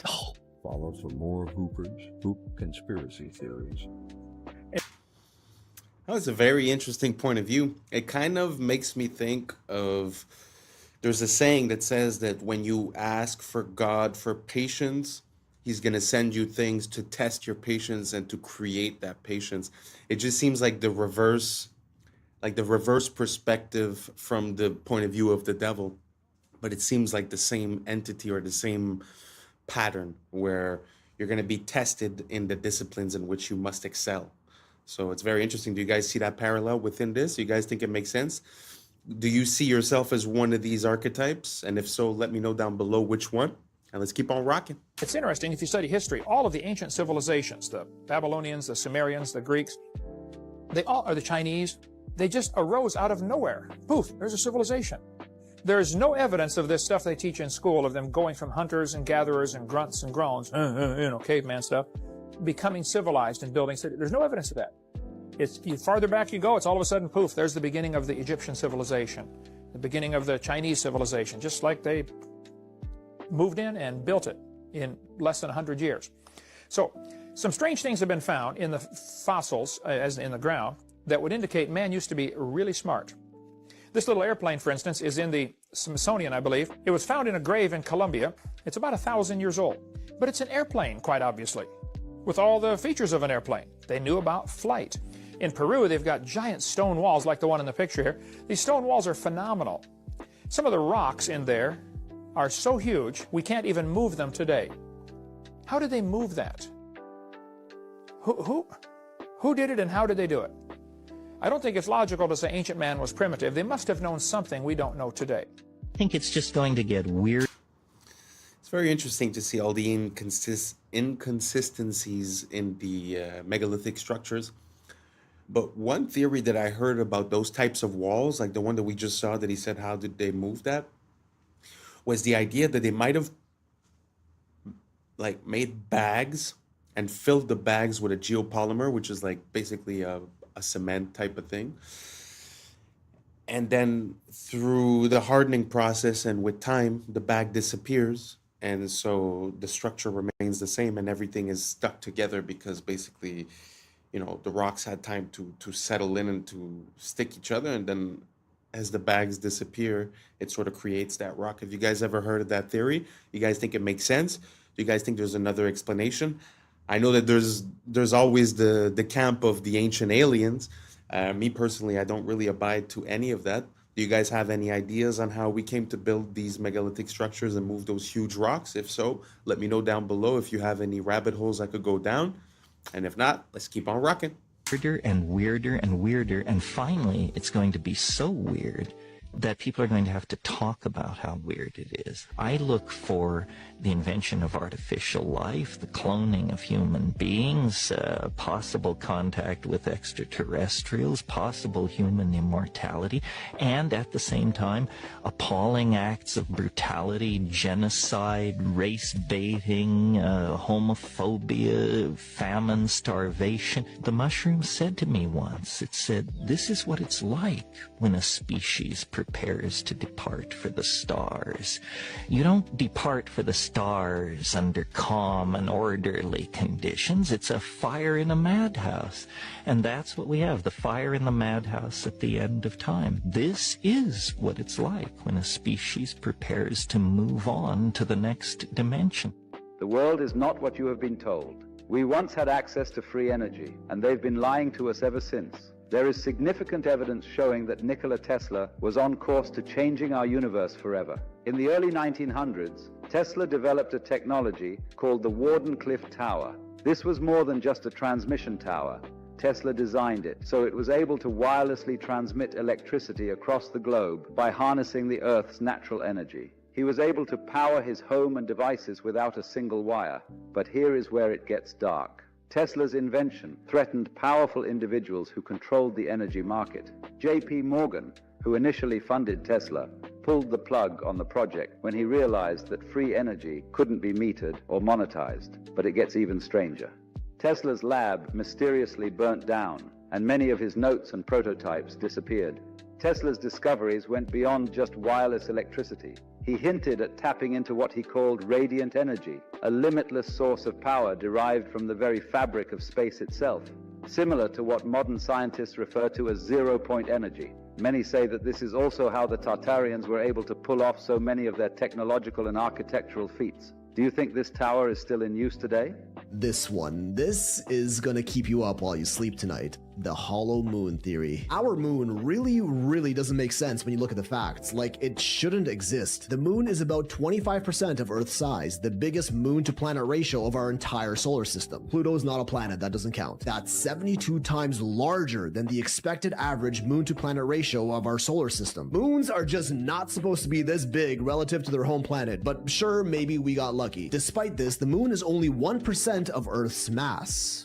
1%, meaning it is way lighter than it's expected to be, and we really don't even know why. Unless, of course, the moon is either extremely porous like a sponge or a hollow shell. When looking at this data, NASA's own Dr. Gordon McDonald even said himself it would seem that the moon is more like a hollow than a homogeneous sphere. But oh, that's just the tip, and we ain't stopping. Our moon's orbit is way closer than that of any of the other over 400 moons in our solar system, and also has a near perfectly circular orbital path. We don't see this on any other planet, which all have moons with wildly eccentric orbits. Our moon also coincidentally appears as the exact same size as the sun in our sky. Despite our sun having a diameter 400 times larger than the moon just so happens to be exactly 400 times closer to us, defying all odds of randomness, but is officially deemed just a cosmic coincidence. The moon also happens to be tidally locked with our planet, meaning its rotational period is the same as its orbital period around the Earth, which is why the same side is always facing us. This one is not so much a coincidence, as tidally locked moons are actually fairly common in our solar system. But it would also be the perfect excuse for the moon to always look the same in our sky, and for us to never see what's on the other side, like an all-seeing eye that never ceases surveillance of our planet. We don't even know for sure how our moon even got there in the first place. The most common explanation is that the early Earth collided with a massive protoplanet called Theia about 4.5 billion years ago, which was thought to be roughly the size of Mars, and the impact caused the resulting debris to coalesce and eventually form the moon. This is known as the giant impact theory. There's also the fission hypothesis, where an early molten Earth was spinning so fast that a part of it got ejected out into space and became the moon. The capture theory, implying the moon just drifted by Earth and was captured by its gravity. And the accretion theory, suggesting that as the early Earth was forming in its accretion disk, a part of that disk clumped together to become the moon. But when studying rock samples from the surface of the moon, we find out that none of these theories quite make any sense, with other NASA scientists like Dr. Robin Brett further quoted as saying, "It seems much easier to explain the non-existence of the moon than its existence. Like on Earth, the newest rocks are on the surface, and the deeper we go, the older the rocks get, as we would naturally expect to be the case. On the moon, it's the other way around. Soil samples from the moon confirm that older rocks are on the surface, and they get younger the deeper we go. The only time we ever see this inverse relationship of rock layer depth to rock age on Earth is through human interaction, like drilling, digging holes, and boring tunnels. Did the same thing happen on the moon? If the moon was hollowed out from the inside, this older inner rock would be brought up to the surface, and this observation would make sense. The lunar crust is also thinner on the side of the moon facing the Earth and thicker on the dark side of the moon, and researchers still have no idea why. The moon doesn't have a magnetic field, much the same as other planets' moons, but strangely, moon rock samples are strongly magnetized. Craters on the moon are all virtually the same depth, no matter how big or small they are. On Earth, bigger craters naturally go much deeper than smaller ones, as the impact was greater. Not on the moon, almost like there's a solid layer underneath preventing the crater from going too deep. Moon rocks are also much older than the oldest rocks on Earth by millions of years, blowing the fission hypothesis and accretion theory out of the water. The moon contains traces of uranium-236, a radioactive isotope that doesn't occur naturally on Earth, but rather through the highly complicated scientific process of nuclear fission, something that only an intelligent species is capable of. Zirconium, chromium, and titanium are all relatively rare Earth metals, but are somehow quite abundant on the moon. Those three elements are also some of the most durable and corrosive resistant that we know of, perfect for building a massive structure. And they've even done quantifiable experiments that tell us that's exactly what the moon might be. When Apollo 12 was leaving the moon's orbit, they intentionally dropped their lunar lander down to the surface. When it crashed, seismic measurements showed that the moon reverberated and rang like a bell for an hour. They did not expect this. Only hollow objects are expected to reverb like this, especially with something as small as a lunar lander. During Apollo 13, they tested that again with a much larger object, dropping a spent Saturn V booster rocket that impacted the lunar surface. This time, the moon rang for 3 hours, with vibrations going as deep as 32 kilometers beneath the surface, and even got faster the deeper they got. This doesn't happen on Earth, or even solid objects for that matter, and again is only expected to occur on something hollow. Beneath Istanbul.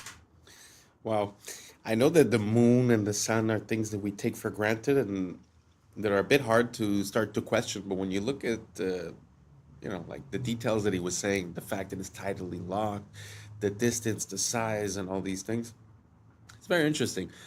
It often makes me think of like when they talk about the hollow moon theory, it makes me think a lot about the Truman Show, where they're sitting inside the moon and sort of watching. There's also some theories of people saying that there's watchers, the fallen angels, and they would be in the moon. Personally, I have a hard time with that, but it's very interesting to see how we see it every day, in our sky. We sort of take it for granted, but really when you look at the details, it's really hard to explain away all these little details. Was there anything that we were missing in that list? Let me know down below. The moon is one of the things that amazes me. In this whole rabbit hole conspiracy, I find the moon is something that's very, very interesting to look into because it has theoretically nothing to do with human intervention. So when you're able to see something that doesn't seem to fit, but that is also natural, I find that super interesting. So if anyone has any more information about any anomalies regarding the moon, let me know down below, and let's keep on rocking. Tunnels stretch for miles.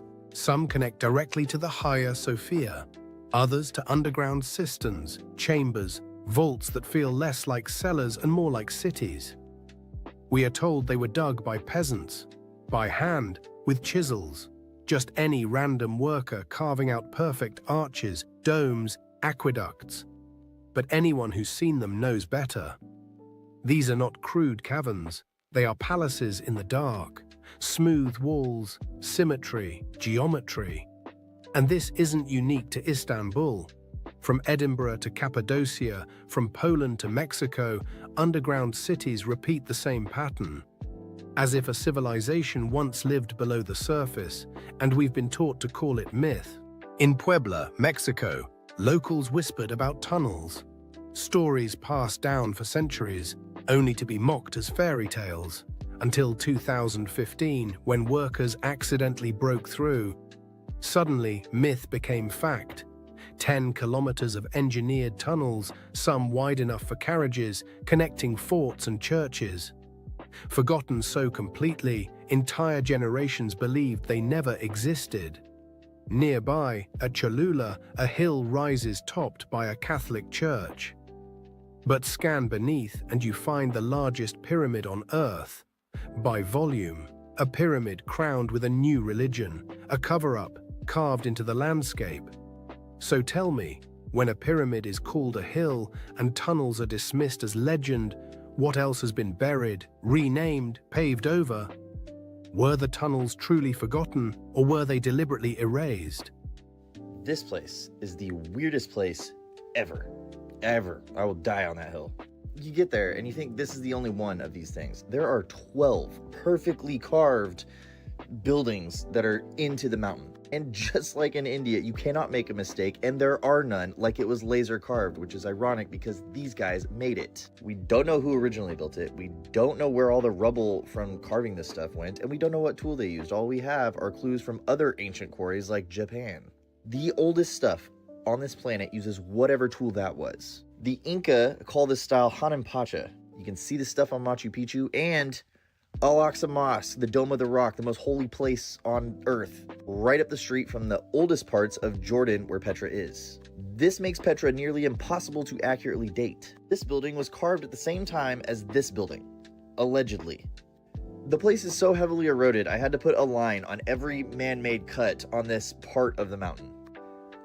We don't know what this was. What was that used for? Even at the treasury, how do we know that this is not just a really eroded that? And here's why we don't know. Because under the main part of the treasury, there is a 2-story we don't know under it. Only 15% of this place has been excavated. You can still see the ones that haven't, but did you see the one up here? There's hundreds of these. I haven't even talked about the mysterious stuff. Jordan is an incredible place to visit. I make these videos because the more attention these sites get, the more they excavate. Punch the share button. Tell them we want to dig more. Descend beneath Europe's churches and cathedrals. What do you find? Bones, thousands of them. Catacombs where human remains are arranged into geometric patterns, floral motifs, even walls of skulls. Official history explains it neatly, a practical way to store bodies when cemeteries overflowed. But pause. Does that explain the artistry, the deliberate design, the way skulls form archways and ribs frame altars? Or is there something ritualistic here, something we're not meant to understand? The dead aren't just buried under the old world, they support it. They become part of its architecture. Why? What were these people remembering or honoring when they built monuments on top of fields of bone? 2 miles below Antarctica.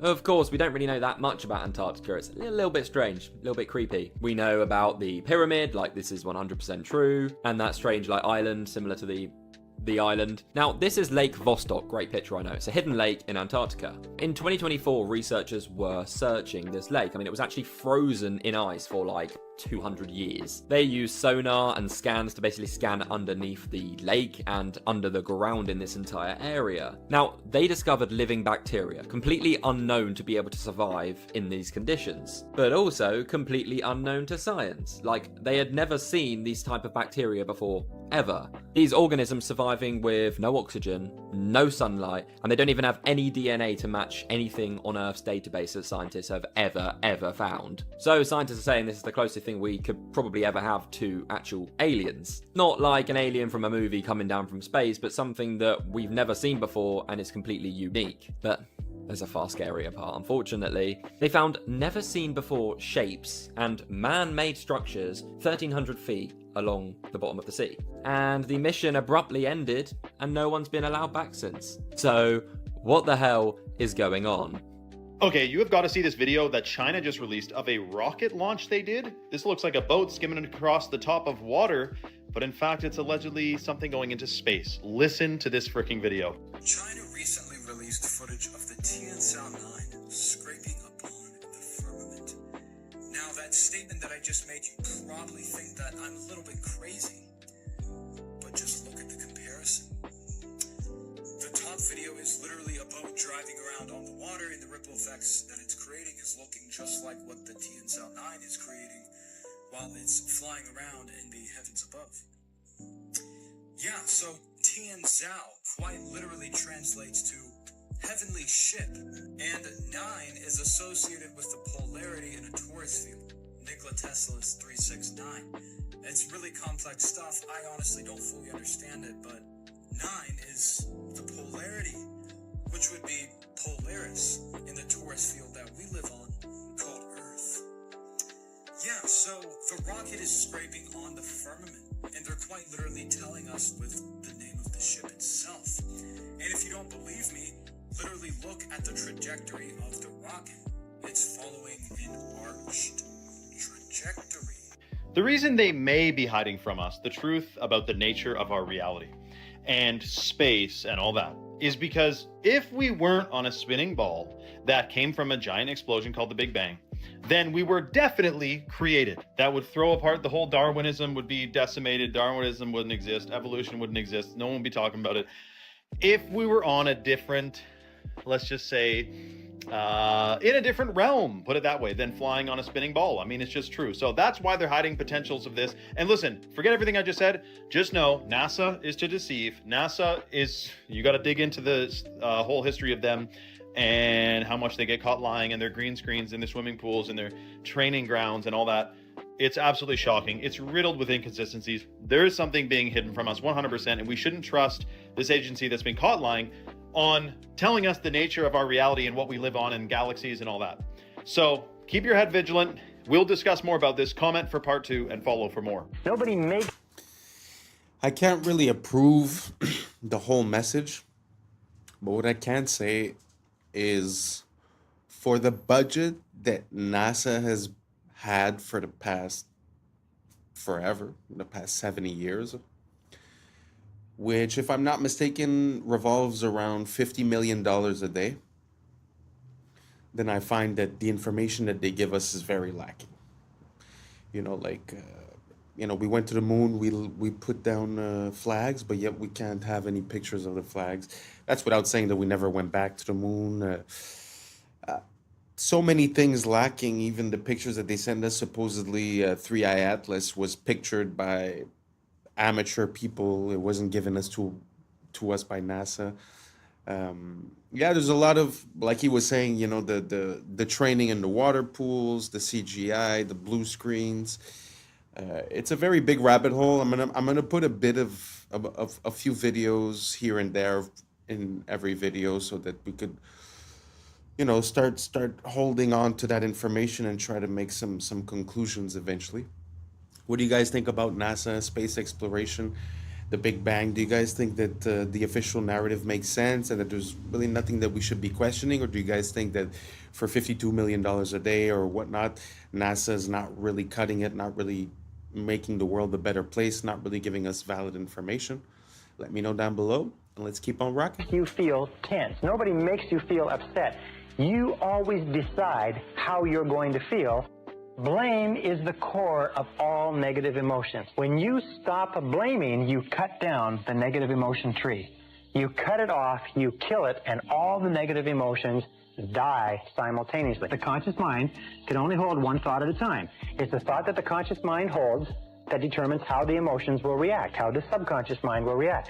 Since it can only hold one thought at a time, what you do is you knock out the thought that is causing the negative emotion, the blame thought, and you replace it with this affirmation: I am responsible. This is the most powerful, positive affirmation you can use, because the instant that you say, I am responsible, you exert complete control over your emotional life. The instant you say, I am responsible, suddenly you are back in the driver's seat. A lot of y'all think it's just only McDonald's, but it's Burger King too. Check this out. Tell me why the fuck this thing just fell out of my Burger King and is now fucking moving on its own. What in the actual fuck? Y'all, what is that? What is that? I have never seen this thing in my actual life. What is that? Why does it move like a balloon with water in it? It doesn't even have a head. Where is the head? Burger King. Welcome to Burger King, home of the Whopper. Come inside and let us serve you. Have it your way. I'm glad you all could make it. Are you ready for your daily feeding? Lunchtime has arrived. Once you try this burger, you will not be able to resist the craving for more. People always wonder, how do we get so much beef to feed all of these people? You love it. You need it. Come get some now. Look at you. You can't resist my food. You love it. Every greasy bite. Goodbye for now. And it's crazy how people see these videos and they still go back to these places. So if they don't have enough meat for the food, what are they feeding you? Because what is that? It's a headless type of worm, bacteria, virus. I have no idea what it is. Let me know down in the comments below what this is, y'all. The shift is here. Y'all need to change y'all diet. Let's continue to get it. Peace out. And that's a wrap for today, familia. Whether you're tuning in with the sunrise or you're posted up after midnight, I appreciate your time, your energy, your curiosity. And don't forget, this isn't about truth or fiction. This is about perspective. If this sparked a thought, a laugh, a deeper question, then we did our job. Drop your thoughts in the comments. Keep the convo alive. Like, subscribe, and don't forget to hit that bell if you're riding the wave, because we're just getting started. Until next time, stay grounded, stay weird, stay critical. I'm Adam Strain, and this has been Adam Strain Reacts. Peace. But now's the time for us to link up. Really think we on the brink up. Making a change from living this strange. Living this strange. Making a change from living this strange. Yeah. Like what, for example? I had no idea how many people were like actively getting into like rich that I happen to know personally. In Hollywood? Oh, yeah. The mice lost intellectual behaviors, and scientists still extrapolate this model to humans on What's up, YouTube? Today, we'll be looking at disturbing TikToks that'll make you question reality. So without further ado, welcome to Adam Strain Reacts. Let's get her done. This is crazy. I read this morning that Orion took 42 minutes and 50 seconds to pass by the far side of the moon. And the total runtime of the Pink Floyd album, Dark Side of the Moon, is also 42 minutes and 50 seconds. Yeah. What is it the universe says about coincidences? They're never so lazy.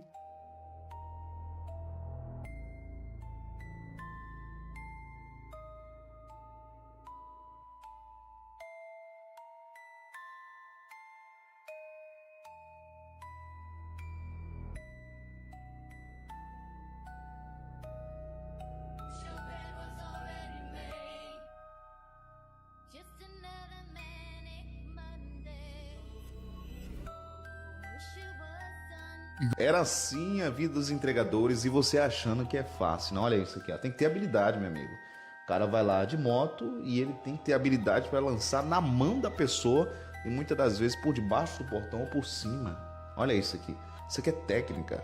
É, e isso aqui era uma profissão lá nos anos 70, 80. Olha só como estamos hoje, né?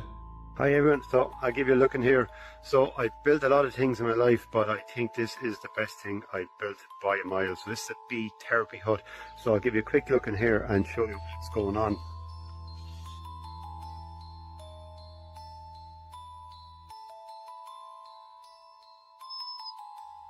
So in here now, underneath this is the bee bed, and underneath this there's 3 hives. There's about 150,000 bees in there, and then just down here at the end I have another hive. It's an observation hive. I'll just give you a quick look here.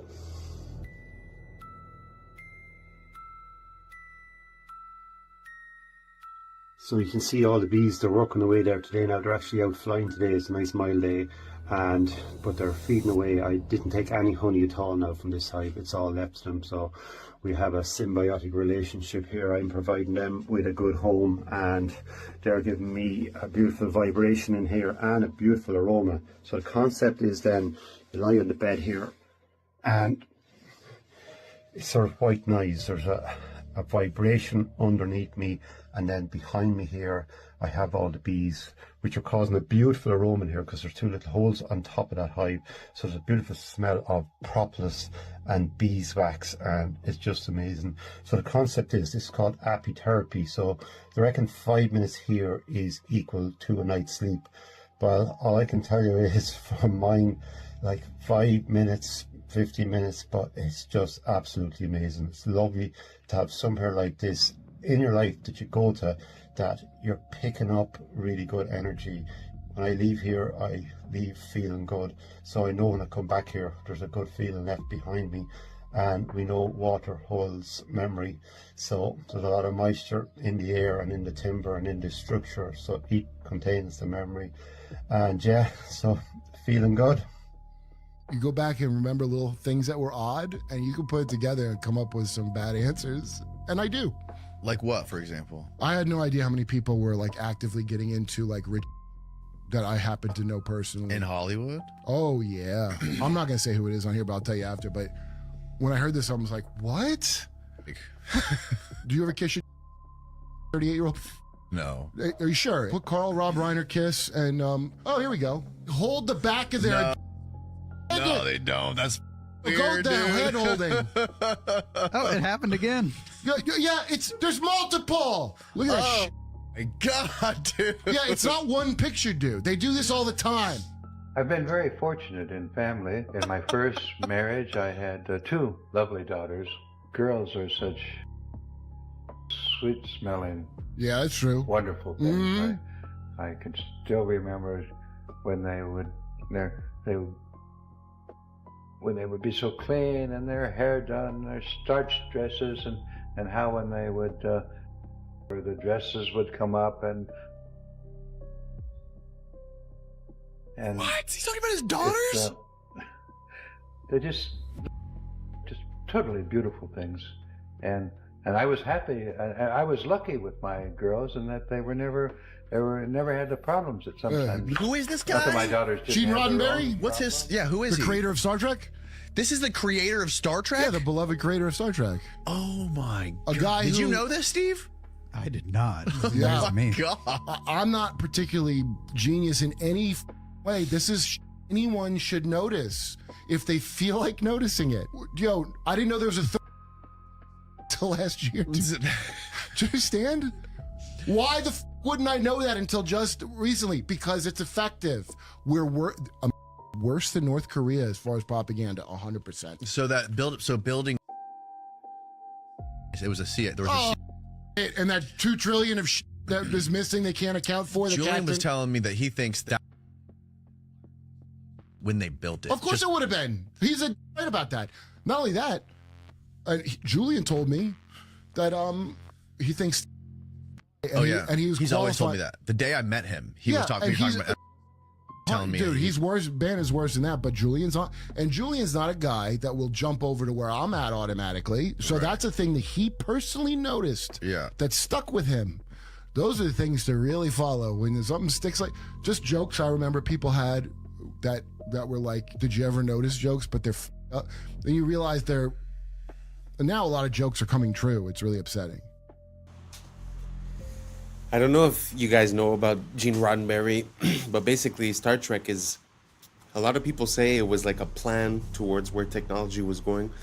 You see the first AIs, you see the first tablets, you see the first transparent screens, all kinds of stuff.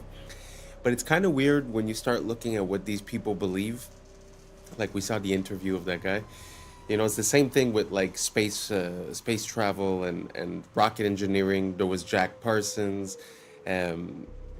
It always seems like the forefront of technology is in some way, shape, or form associated with these weird beliefs or attitudes. I don't know if you guys get the drift that I'm saying. If you have other examples, please let me know.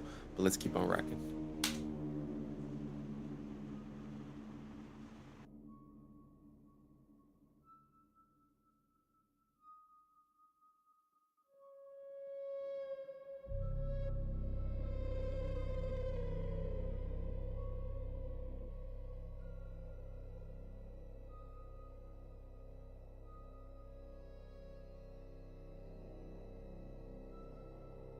Watch this.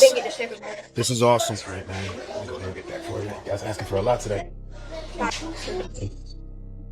Say excuse me. Say excuse me. Say excuse me. Excuse me? Excuse me. Excuse me? Yes, sir. Can you talk to our manager? You need to speak to my manager. So that's what we not gonna do. We not gonna get no attitude with that. You understand that? Yes, sir. So we gonna put our hands down, and we're gonna ask nicely. If it's okay, may I speak to a manager? Sure, please. It's okay. Can we speak to your manager?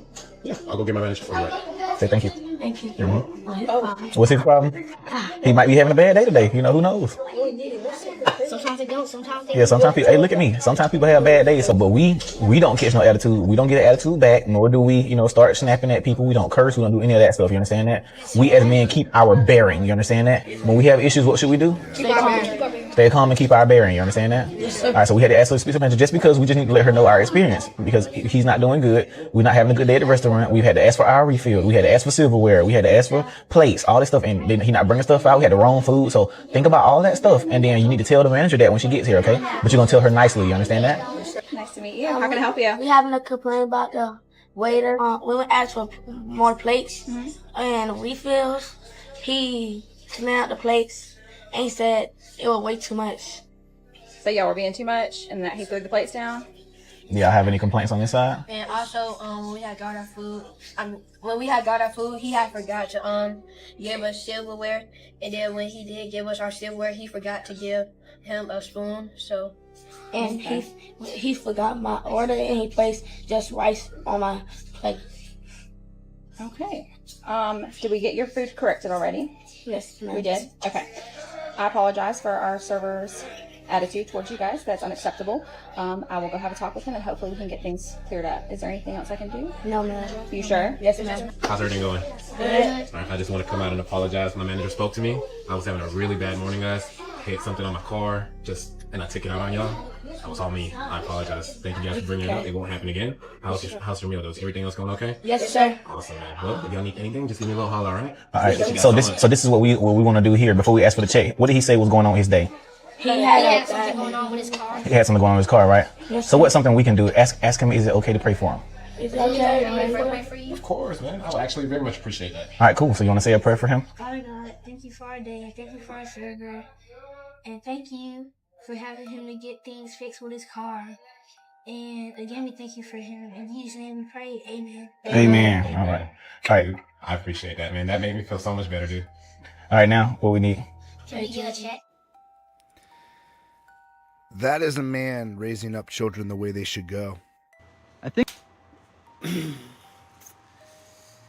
To be honest, kind of gets me emotional. I know it's probably staged or whatever, but it's more about what it represents. And I feel like a lot of the kids, you know, they have access to information, but they don't necessarily have access to a good teacher. And to see that in action, and to see how sometimes, you know, kids might act a certain way just by reflex, and just having someone there to guide the situation is beautiful. It's a beautiful thing.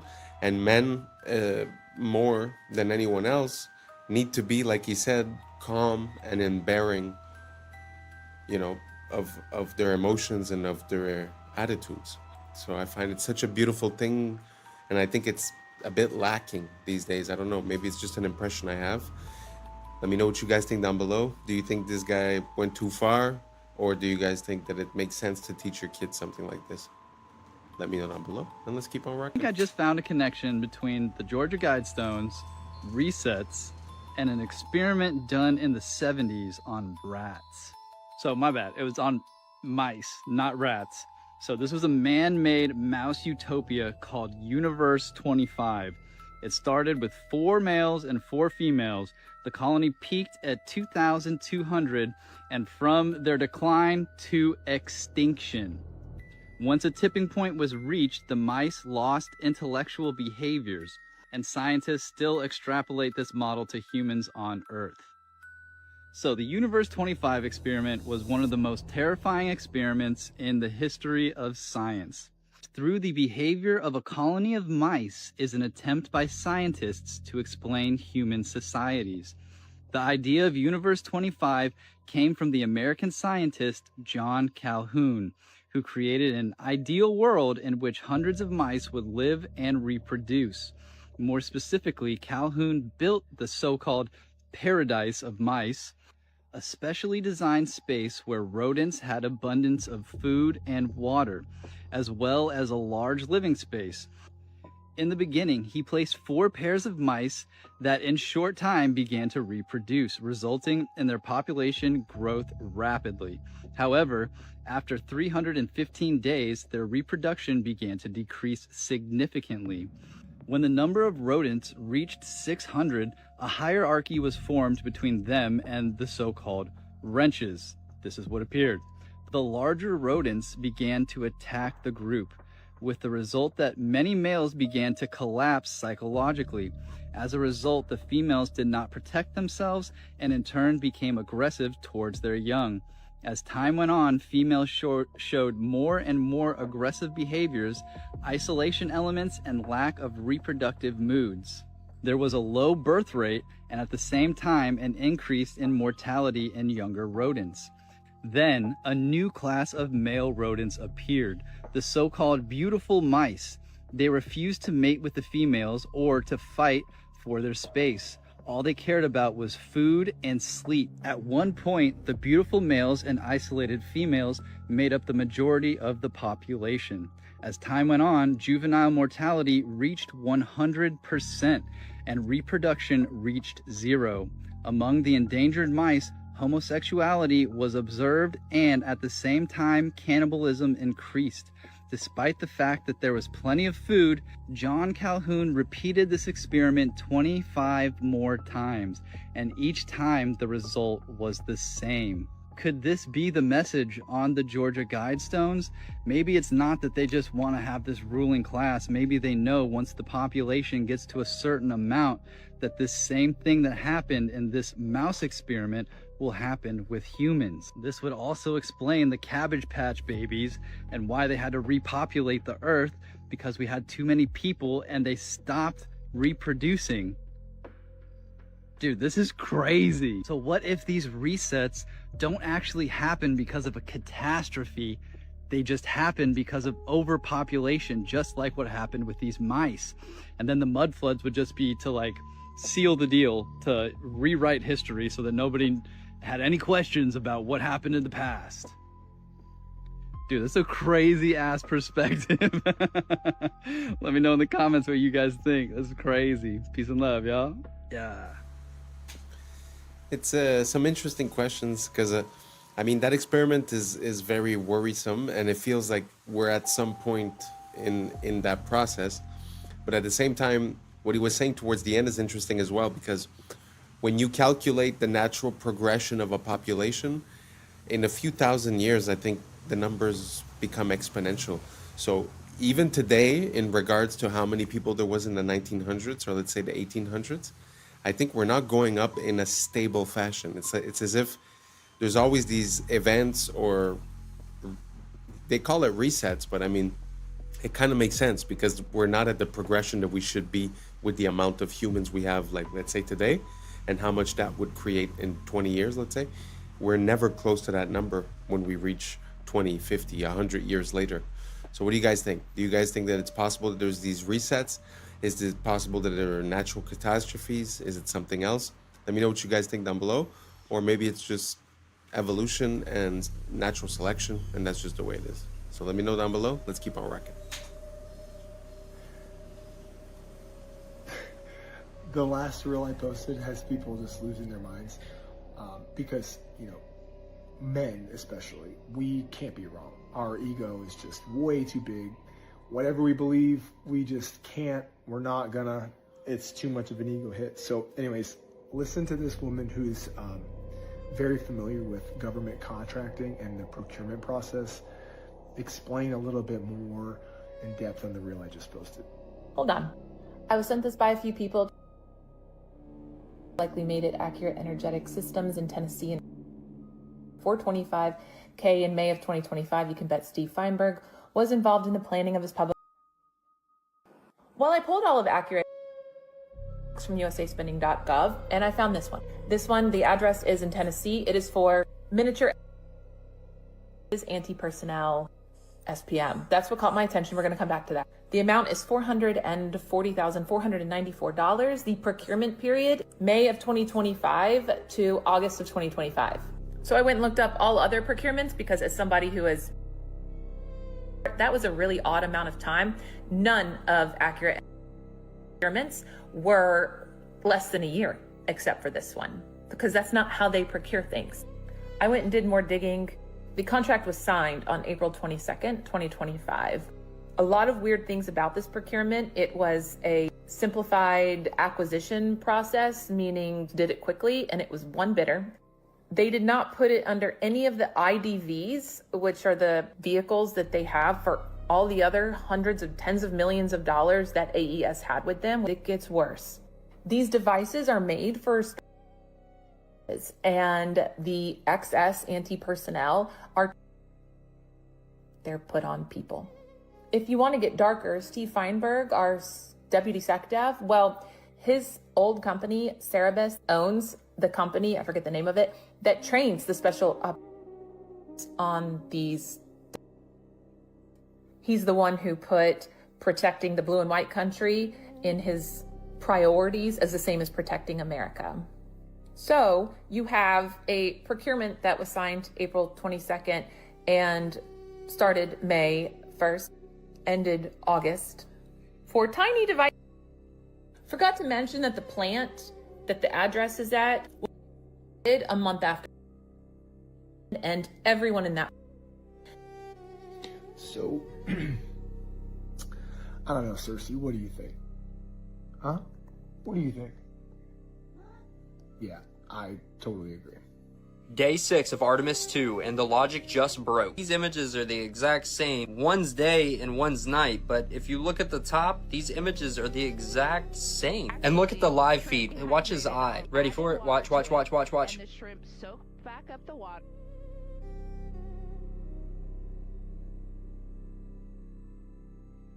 Everyone's talking about this red dot. Watch it disappear as it floats. Watch. All dried out for You see it? up here in space, and those are green beans.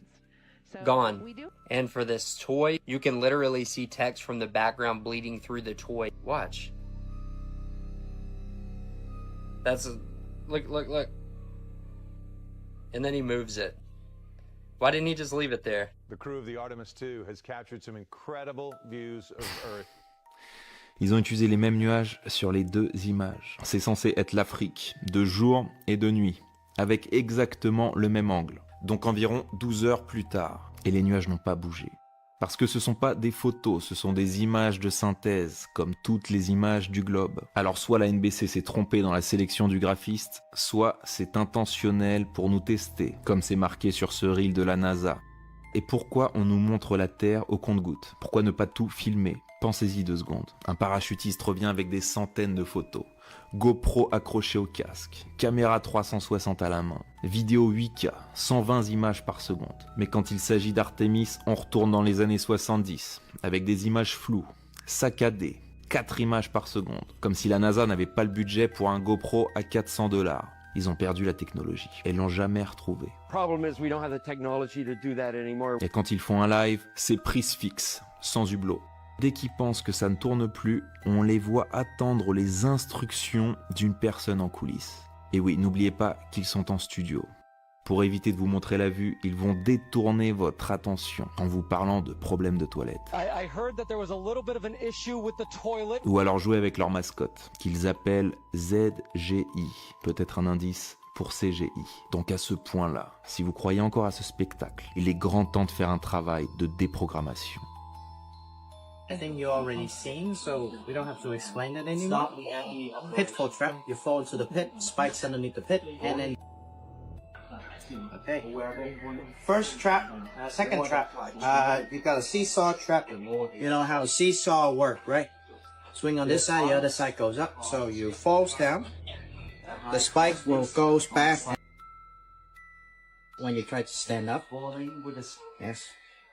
Standing style. This one and down. It's a fish trap. So this fish trap came from the idea of the actual fish trap. You see, the river flows, and when the fish follow the river, goes into the box, and the fish, when in the box, cannot escape the box because they are too big to fit through the gaps here. So, fish trap, same apply, but opposite side. So, you swim in the river. You swim in a flooded area. You have your leg fell down.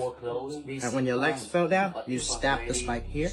And when you try to pull your leg out, that's what happens. Okay. The next one is the armpit trap. Armpit trap, you fall right into the middle. If your hands, like momentum, like this will go straight into your armpits. Not a good idea. This one here is go for your chest. Oh, relax. Go for your back. If you fall this way, chest and back. But if you fall this way, both sides. Very painful. This one, well, this it just hits you everywhere. It just go for all of your body because this one spin. So bottom, top to the bottom, you get. This one's over here. One's a little bit tricky. So, when you fall into the trap, you shoot the spikes out. It goes straight into. This trap is called sticking trap because of that reason, because it's stick. This one is a door trap. See, you. Usually, they activate the door like this. So when you knock the door, no one answers, so you kick it open or you open the door. You open the door, this whole thing flies out. Yep. And when you have good reflex, try to catch it. See the problem? Bottom still swing forward. So there you go. Not just that, these traps also have a very special design to it. If you look at the spikes, you can see that it's fish hooks, which means that when it goes in, it doesn't go out easy. So when you pull, so here is the part of the, you see, when a wounded soldier goes back home, they tell stories. And when the people hear the story, no one support the war. So what happens if you don't have people supporting the war and go to war anymore? Well, they them to go. You see, the problem about is 19-year-old kids to go here, away from their family, friends, loved ones, with this. And the enemy that they are shooting at is not even better. They are kids who has the only thing to do is defending their country. You could. Wow. I had no idea about all those traps, but can you imagine you are the superpower of the world at that moment? For whatever reason or the other, you're like, okay, Vietnam, you're gonna get it. And somehow, through making holes, I mean, you have tanks, fighter jets, and through making a few holes with a few spikes, you somehow end up winning. I cannot imagine the rage of the Americans in that situation. Interesting story. If you guys have any more like that, pass them along. Let's keep on rocking. Drink like literally 50 bottles of water in plastic bottles, and you'll have less microplastics than 1 cup of coffee. The cup thing creeps me out. Like, I didn't realize the cup thing until like about a year ago. The microplastic load that you get from putting hot coffee into that paper, aka plastic cup, because if you know the paper is coated in plastic. Yeah, the only reason the paper as is of recently, I'm aware. Yes, but I the was not. microplastic load that you drink from that is astronomical. You could drink like literally 50 bottles of water in plastic bottles, and you'll have less microplastics than 1 cup of coffee. Well, I didn't realize it was that bad. It's bad. And that's a wrap for today, familia. Whether you're tuning in with the sunrise or you're posted up after midnight, I appreciate your time, your energy, your curiosity. And don't forget, this isn't about truth or fiction. This is about perspective. If this sparked a thought, a laugh, a deeper question, then we did our job. So drop your thoughts in the comments, keep the convo alive, like, subscribe, and don't forget to hit that bell if you're riding a wave, because we're just getting started. Until next time, stay grounded, stay weird, stay critical. I'm Adam Strain, and this has been Adam Strain Reacts.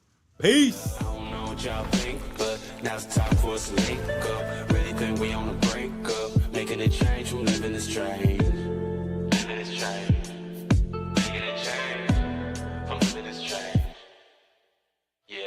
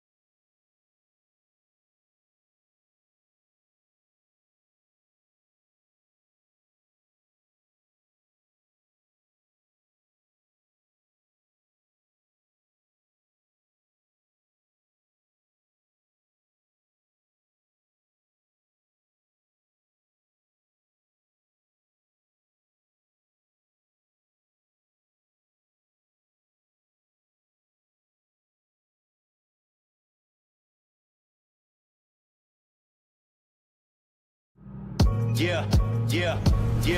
I was sleeping, had to wake up. Why? Every reason I could think of. God, till the day I keep the ink up.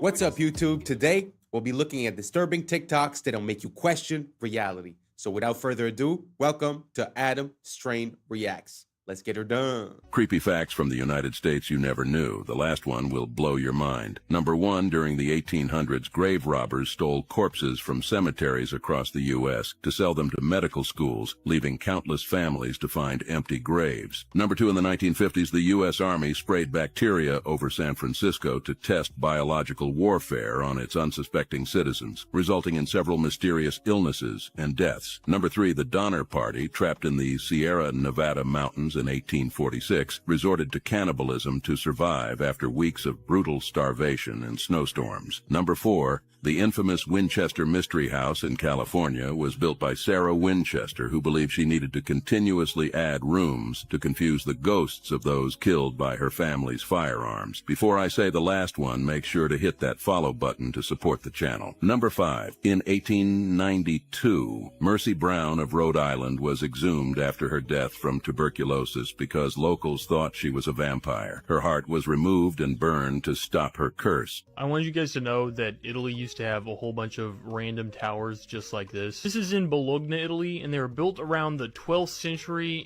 and over time they were just demolished or they collapsed. Only 2 of them actually remain today, and their purpose was just for like a status symbol. People would build them for status, or they would use them for defense storage, or I guess people even lived in them too. But when you look at it, like, it seems like they had skyscrapers like back in 1100. What? So these are real stadiums from around the world, from an aerial viewpoint. And you have to wonder, if signs and symbols rule the world, what type of symbols are these stadiums? Now, that almost looks like a reptile's eye. And we have, of course, the ancient symbolism of the all-seeing eye. And you got to wonder, because didn't they say bread and circuses? If you want to stop the masses from revolting, you got to give them bread and circuses. So not only are they giving you bread and circuses in here, but also it's a massive, likely ritual football stadium. Now, my thing is this: while we have crazy things going on around the world, we have agendas afoot, we have all types of stuff going on, and people are spending their lives living vicariously through people they've never met. Throw balls around in the field. Look, I get it. You're going to roast me. You're going to say, no, man, I love my baseball. But when you are truly awake, you know what's going on in the world. You see how much of a distraction it is. It is absolutely bread and circuses. Not to mention when they have a big performance, like a major celebrity is performing in there, and there's all these like red lights, and it looks demonic. I mean, this is a ritual. Make no mistake. Comment your thoughts below and follow for more. For the first time ever. What do you guys think about the shape of those stadiums?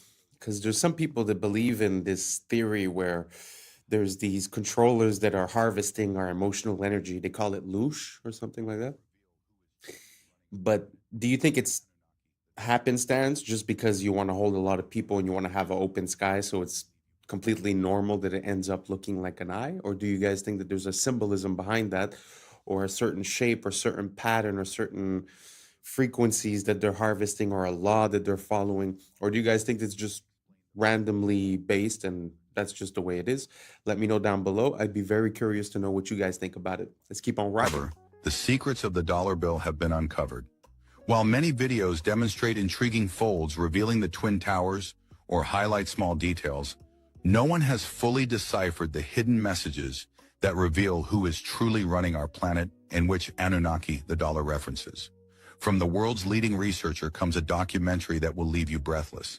This is the same researcher who has provided evidence for the location of Atlantis, solved the mysteries of heaven and hell, unveiled the real father of Jesus, identified Yahweh, decoded the mark of the beast, and explained the firmament, among many other discoveries. This new documentary will finally answer the question of who is running our planet. Stay tuned for its release. In the meantime, you can explore over 1,000 videos at ourtruehistory.co.uk. They stopped building castles like this because of this. This right here is a medieval cannon. Now, it took a long time before they actually made stuff that was good enough to knock down walls, but it definitely caused quite a bit of problems. And once the cannons started getting bigger and more powerful, that's really when you started seeing a lot of changes coming to castles. This right here is a gigantic cannon created by the Ottomans during the siege of Constantinople. These knocked down those walls. Now, constantly in warfare, they're adapting, they're changing things up. So this is an adapted castle that as cannons started getting better, they built it so it was rounder and it's angled so that the cannonball wouldn't get a direct hit, but instead would skim off to the side. But cannon technology kept getting better, and so then they started building these star forts, which are super thick, as well as multiple layers of defenses, so you can never get close enough to the walls to really be doing a lot of damage. And a big part of this as well is by building up earthworks on the sides before it even reaches the actual fortress itself. So you got a double wall, and so this is a hill that's sloped up,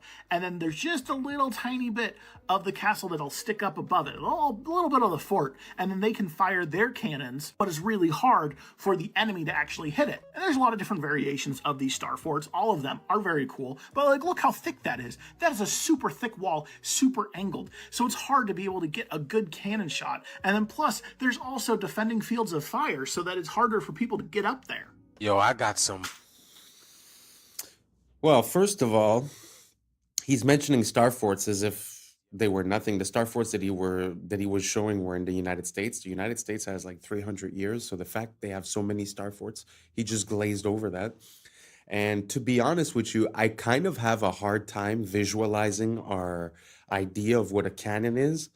Like, I understand the idea of having a tube and having explosives at the bottom of the tube, having an explosion sort of canalized, in one direction and have the ball go. I understand more or less what they're saying, but with the weight of those balls, I don't know. I have a hard time seeing how that would work.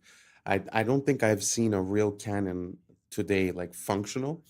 So I don't know. That whole story was kind of weird. He just explained away the star forts because of the cannons.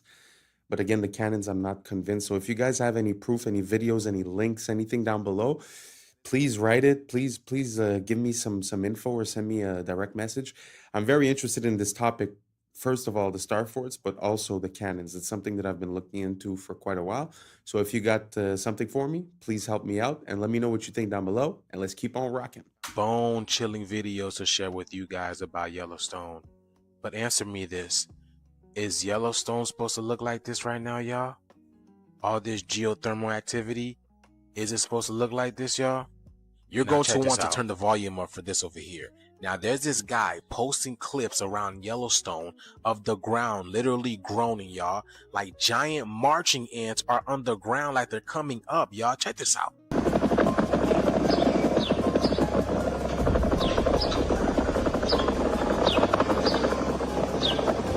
Y'all hear that? It literally sounds like a helicopter, y'all. Something's boiling under there. It's a heartbeat. That's not all, y'all. He says he can feel it in his bones, in his spine.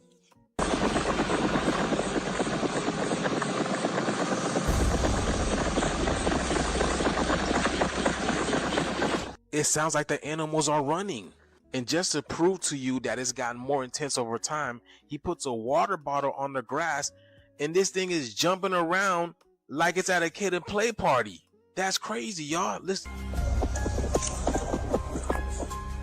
Y'all, the animals were warning us. Y'all remember those eggs they found in the water near a volcano where it sounds like they hatched? But the shift is here, y'all. Let me know what you guys think about this video. Let's continue to get it. Peace out. If gravity truly causes tides, why don't lakes rise and fall the same way oceans do? Think about it. We're told gravity can pull billions of tons of seawater back and forth every single day. Shouldn't that same invisible force tug at the calm surface of your local lake too? Scientists say oceans move because they have more mass. Fair enough. But how does the moon somehow know where the ocean ends and the lake begins? Imagine a time-lapse of Earth under the moon's slow drift, its light washing over mountains, valleys, rivers, and still lakes alike. If its pull is that precise, wouldn't everything shift even slightly? Then it gets stranger. Some coastlines experience tides soaring 50 feet high, while just a few miles away, another cove barely stirs an inch. Did gravity suddenly lose strength in that spot? Or could something else, perhaps resonance, pressure, or even electromagnetic influence be guiding these rhythmic surges? What if the story we've been told about tides is only part of a larger equation?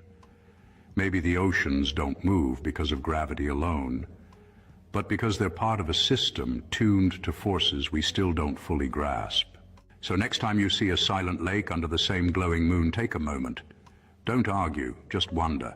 If gravity moves the seas, why does this water remain untouched? Because maybe the real tide isn't just in the oceans. Maybe it's in the questions we've forgotten to ask. This video is for entertainment purposes. I know it's kind of hard to put any kind of doubt to these foundational beliefs that we have, such as gravity.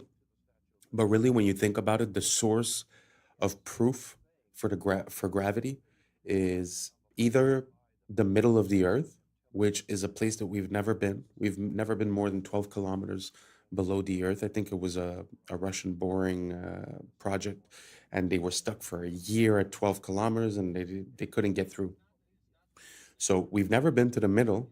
And the other way that they prove gravity is through gravitational waves that are detected from two black holes billions of light years away, billions of years ago. Two black holes collide into each other and created gravitational waves that we can now detect through our advanced technology. So what I'm trying to say is that most things are obvious, and you could feel an intuition on where they come from, their purpose, and what they mean. But when they try to explain to you what is here through something that you can't see, I don't know if you understand what I'm saying. Like it's either so far away or it's in the center where we've never been. So for me, that causes a conflict. Now, I'm not saying that things don't fall to the ground. I understand that. But you could also explain that away with different factors. Like he was talking about electromagnetism and all that, but just, density and buoyancy. The fact that something weighs more makes it go down. The fact that it weighs less makes it go up. So let me know what you guys think down below. I know it's not an easy thing, and I'm not making any claims neither. It's just something that I've been thinking about for a while. So if you guys have any good links, let me know down below, and let's keep on rocking. You call the Statue of Liberty. It's holding the torch of illumination, which is the Promethean torch of Freemasonry. And if you go to the Statue of Liberty, you'll see a bronze plaque inside saying that this was given to the government of America by the French Grand Orient Temple Masons.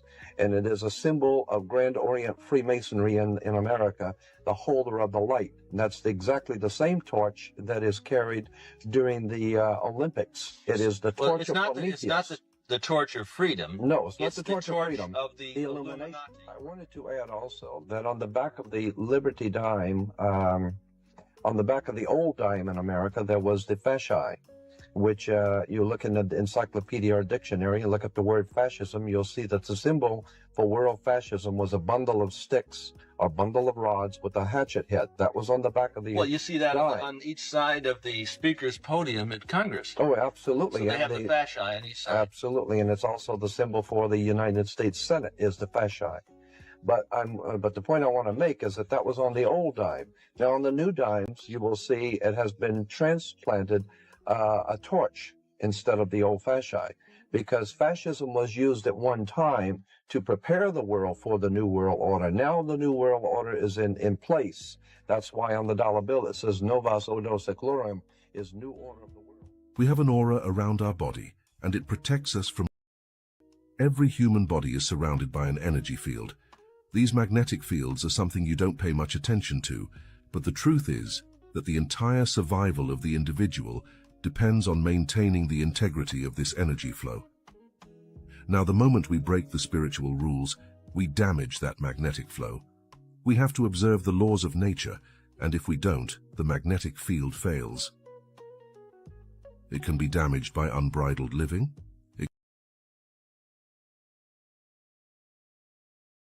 It's all kinds of things, but if this field is damaged, it reacts immediately through the health of the individual. You must never allow yourself to develop attitudes that are incompatible with the integrity that nature has bestowed. Magnetic fields are absolutely honest. There is no way to make them dishonest. And if you respect your integrity, you will be full of energy, immune to. Watch the full video on our YouTube channel to understand more.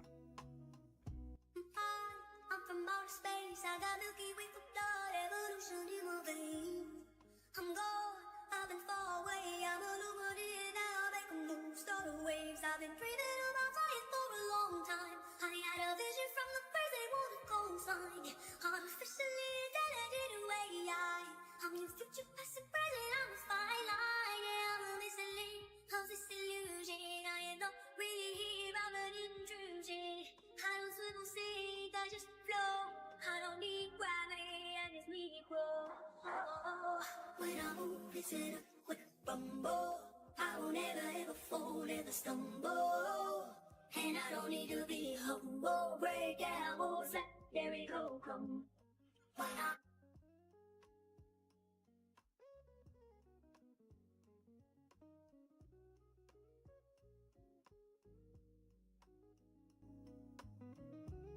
This is just like them putting up some pieces of wood. And look at what it looks like. It almost looks like there's like snow on the ground. So there's snow on the ground in their building, which is practically impossible because, as I was talking about, being from Chicago, it's cold. Chicago is very cold. It's practically impossible to do anything in the wintertime. And then what's interesting too is if you catch this one, if you guys can see this one looks like it was like an obelisk. And check this. There's a beautiful lightning antenna on top, or weather vane. But what's interesting is they're doing some remodeling down here. So what it looks like is they're starting to add a couple details to make it look like it's their own, so that when they do this Grand World Fair 1893, the people then will believe the narrative of what they're being told while they're being shipped in and told about this whole entire situation. And here you have some innocent people who are walking around like that, and they're just wandering around, and they are, you know, just observing. Now, what's interesting is I want to show you something that's the most fascinating thing I found in all three of these books, and it's in this next spot right here. Y'all, have y'all seen this? This canoe trip in Botswana went from peaceful to chaos real quick. These American people thought it was all good and fun vibes until the matriarch of elephants pulled up and told them they were too close to their children, y'all. You see, nature don't play about. Look at this, y'all.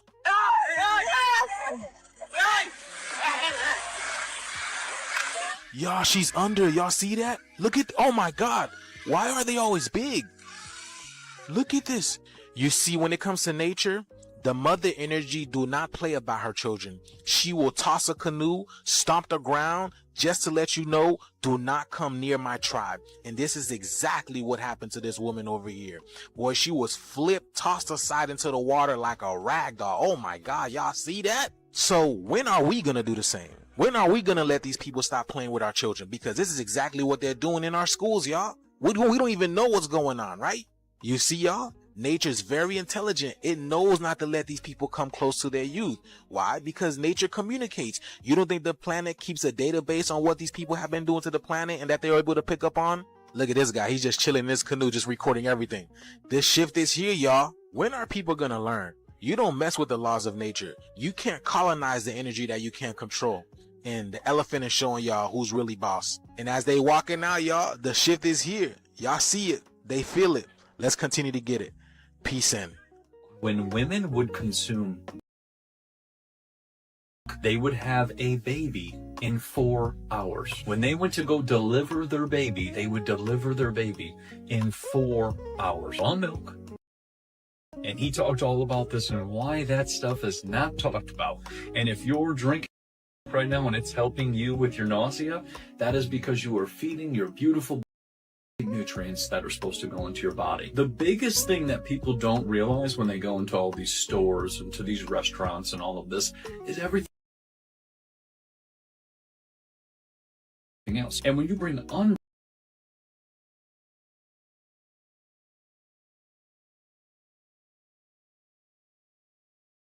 like that, you're bringing something that has not been processed, is filled with nutrients, you eat it, foods, which is the most common stuff at the grocery store, all this, then you're eating just a bunch of processed nonsense. And you're missing all the minerals. So then you develop a mineral imbalance. And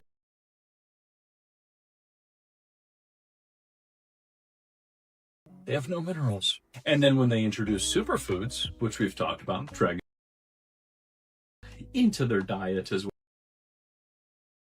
bringing food with nutrients back into their diet. If you live in the UK, they are now demanding your back door for access. So a while ago, there was this whole thing where Apple were trying to defend themselves against the government, because the government was saying they wanted access to the back door of our devices to see our data. Apple, of course, is all about protecting our privacy, and they don't want third parties looking into us, especially our own government. Actually managed to step in and get this whole thing basically dropped. However, they've decided to reopen it. So, as I said, Apple have advanced data protection on all of their devices. Now, this means everything on your phone, on your device, is completely encrypted. No one can access it. That's what everybody wants, right? Now, what they're trying to do is say, Apple, we need a backdoor into iCloud and into your devices so we can see what our citizens are doing. Now, it's very mixed online. There is quite a lot of people who are saying this is a good idea, it protects us as well. But as you can imagine, a lot of people are saying, no, this is not right. Like, Apple is literally there. There's a safety barrier for a reason. But they're saying that the reason for this is to track criminal activity, make sure that people aren't here who aren't meant to be. So let me know your thoughts and I'll keep you updated on this whole thing. Is dependent upon you being disconnected from your heart. Is dependent upon you living in your mind. Because the only where that a human being can live and be controlled is in the mind. When a human being gets reconnected to their heart, they're not going to buy any of what religion is, because they know the truth. They're connected to the truth. And so that's why has to tell you that God is a man. Why? So you disconnect from your feminine. Your feminine is your heart. Your heart is the connection to the divine. That's why Jesus said, seek first the kingdom of God within. Okay, guys, they're officially allowing AI to run our...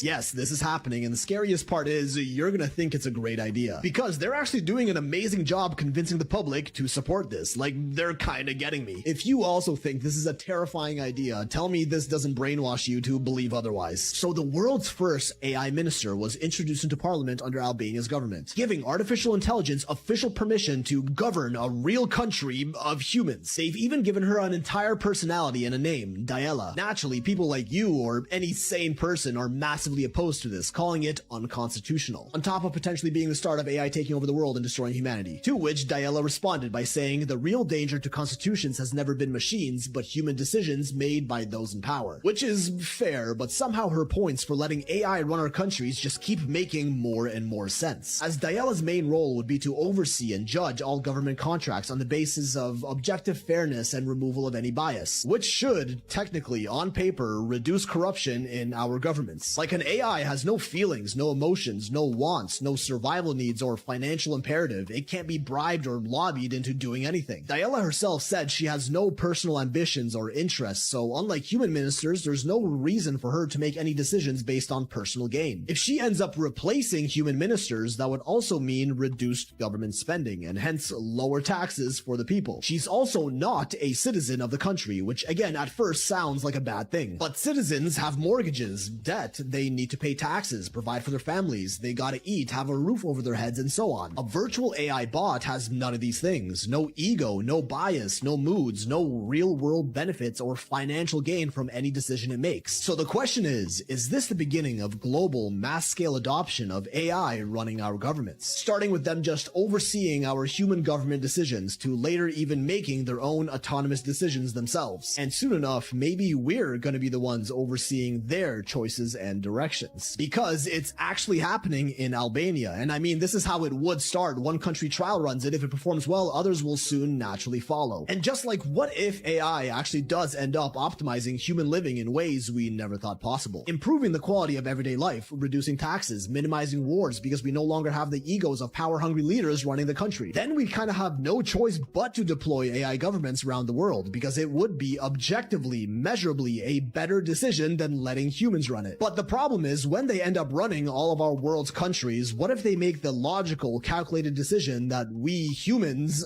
are the problem? I guess the downfall of society truly does come looking like everything we've ever wished for. I think it'll be What do you guys think about that? AI and the government. I mean, it's funny because the reasoning behind it is the fact that there's corruption. So to stop the corruption, we're going to let the AI. So it seems like we're a bit lost in the sauce when it comes to cause and effect. Because now we're going to take a decision based on the effect, and the effect is corruption. But there's a cause to that that we're not addressing. So I don't think putting a computer is going to fix that aspect. I don't know if you understand what I'm saying. I mean, we should have systems and laws in place where corruption is not possible. Now we blame the people that do corruption. But truth is, there should be checks and balances. Like I'll give you an example. If a politician is caught lying, what's the repercussion? What's the consequence? There's none. We've seen in the past couple of years in a lot of public hearings, we've heard people say things that were false. That would be considered perjury. And what happens? Nothing. What happens if a politician makes a claim and then does the opposite? Nothing. So as long as we don't have systems in place to fix our system, I don't think delegating it to a robot is going to somehow get us out of that situation. So basically what I'm saying is that we should focus on the cause and not try to patch the effect with a machine, because I don't think giving more control to these machines is exactly the way to go. Anyways, you guys let me know what you think down below.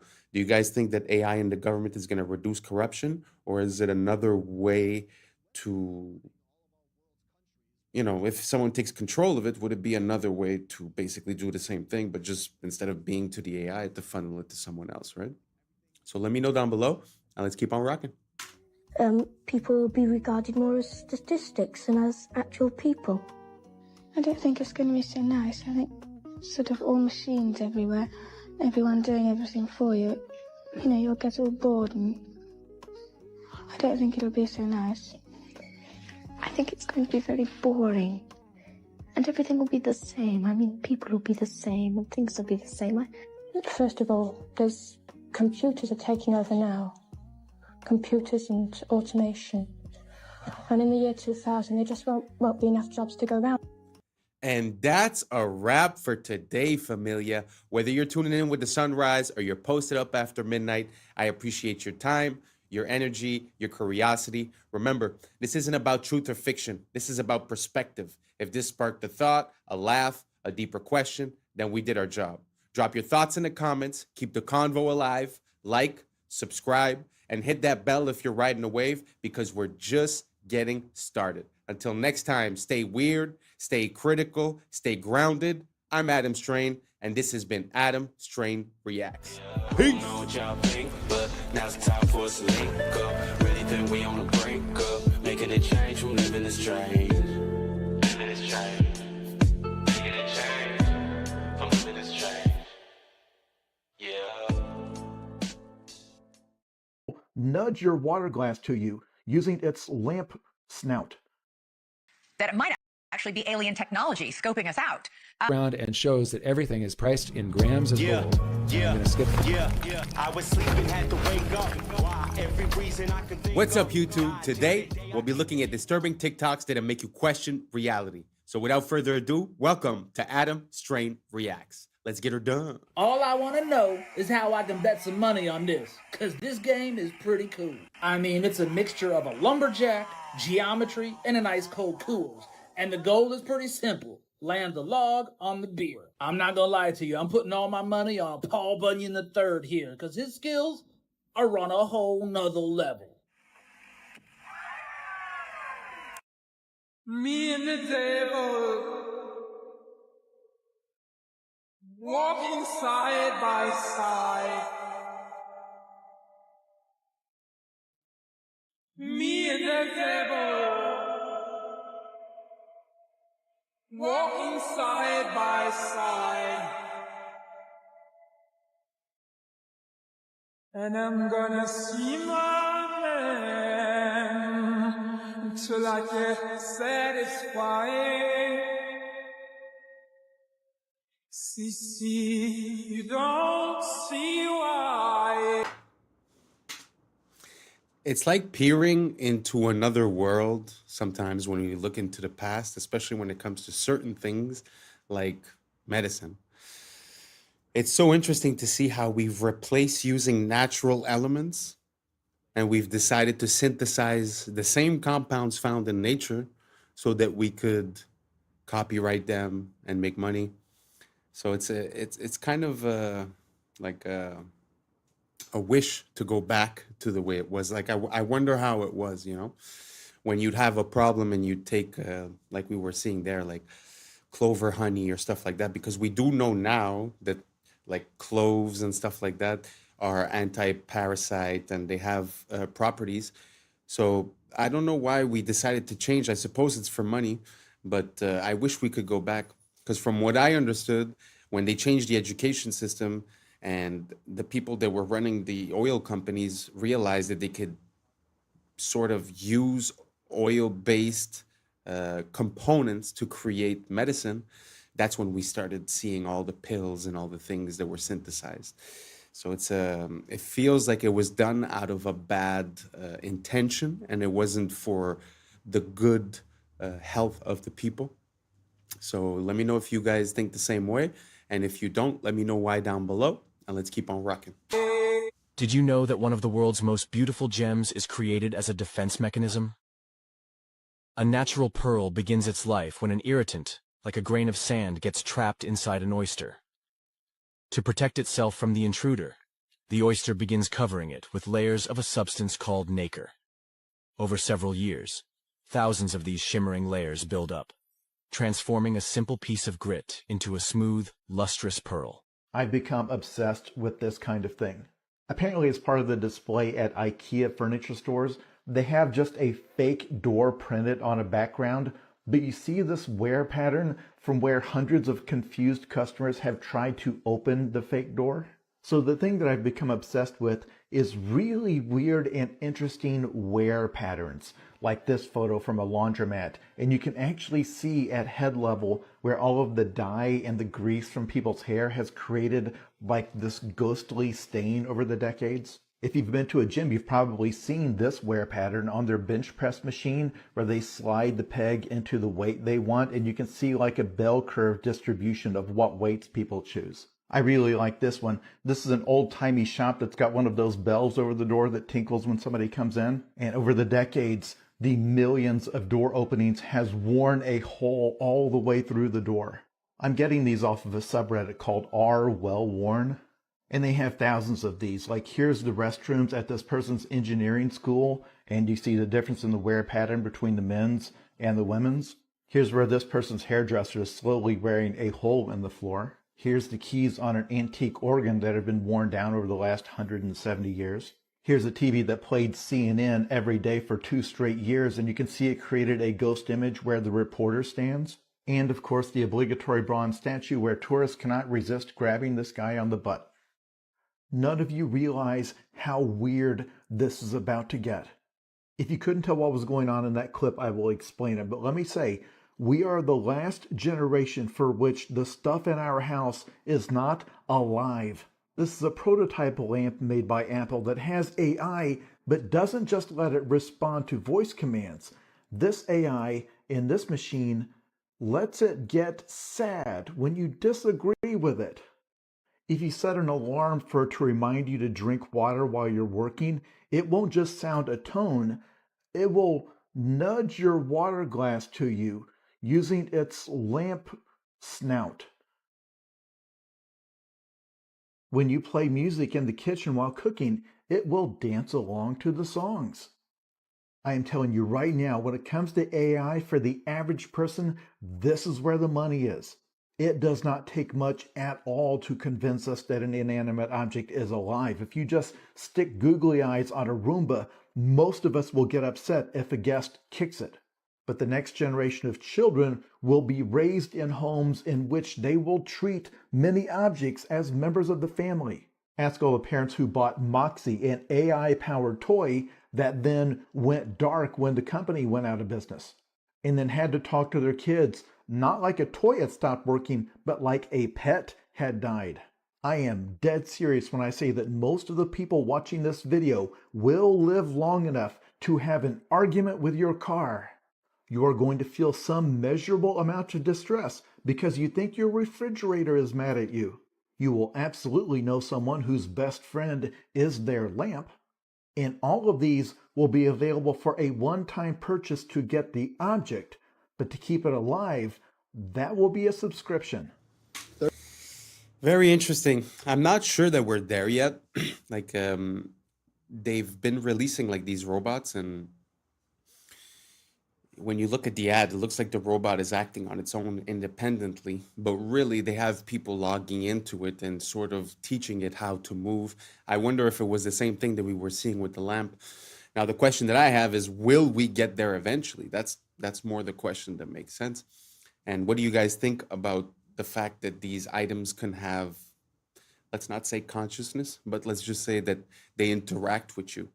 Do you guys find that cool? Do you guys like that lamp? Me personally, I find it's too much. A lamp for me is to create light. I don't really need much more. But do you guys think that it's coming? Do you guys think that these robots are really going to be able to be self-sufficient and to be independent, and that it's going to be, safe enough to roll out on a massive scale? Is more the issue. Because of course you can make a robot, but if the robot hurts people or stuff like that, it's not going to work. So let me know what you guys think. Do you guys think we're there now, in 5 years, 10 years, 20 years? How do you guys see it? Let me know down below, and let's keep on rocking. 32 years old. 32 years old. Give him a kitty. Give him a dog. Bro. Say go night night. Go night night. Oh my God. Now, why didn't he do it? Why didn't he do it when I said it? That's the one that really trips your mind. Yeah, that out. is crazy. Handstand in the back somersault. Sure. Thing is, handstand in the back somersault, dude. No way. No way, How about bro. this one? How about this one? Birdie juggling. You ready for birdie juggling? Don't try this at home. They don't like it. Please don't drop him. Oh, I don't drop him. I've had him for 32 years. Jesus Christ. Bro. Catch him. Oh shit. Bro. Crazy, One more. dude. Give him a shot. No, please don't go. No, just go. No, bro. Crazy. Shoulder boss. Turn around and let him get a shot at you. Oh, okay. Please don't hurt me. I didn't do anything to you. I didn't do anything to you. Dude, that's so beautiful, the bond that humans can create with animals. 32 years. Can you imagine sharing 32 years with a being like that? Like 10 years with a dog is the end of the world, But I cannot imagine 32 years. It's an amazing relationship that they seem to have, full of trust and full of love. Truly beautiful, inspiring. Have you guys seen any other type of animal like that is in complete synchrony with its owner? Let me know down below. I like to see that. Let's keep on rocking. You guys, Apple has just released a digital ID for identification and US passports. Here we go. Now, reports say they will be merging their biometric security with encrypted ID storage and plans to replace your physical IDs across airports, apps, and businesses. Why don't I like this? They also said this is going to be used at over 250 TSA checkpoints across domestic airports for identity verification. Now, remember I told you guys about one of the richest men on earth, Larry Ellison, who owns TikTok and Oracle, and who's a big fan of digital IDs? Well, it seems like one big master plan between all the big tech companies. You have Microsoft dealing with OpenAI dealing with NVIDIA dealing with Oracle, xAI dealing with NVIDIA, and not to mention, OpenAI just did a $38 billion deal with Amazon for cloud storage. So the question is, what are they really planning? Well, I may have some answers. Could it be that they're following in the footsteps of China's Skynet, which is tied to digital IDs, a social credit score, and an AI surveillance system that they actually want to put on the moon? Skynet, huh? Why does this sound familiar? That's because it's the same name as the killer artificial intelligence in Terminator, Skynet. I'll say it once and I'll say it again. It's always in the movies. Make sure you guys go to my YouTube, Maverick Approach, where I do more breakdowns on this, but let me know what you guys think about all this down below.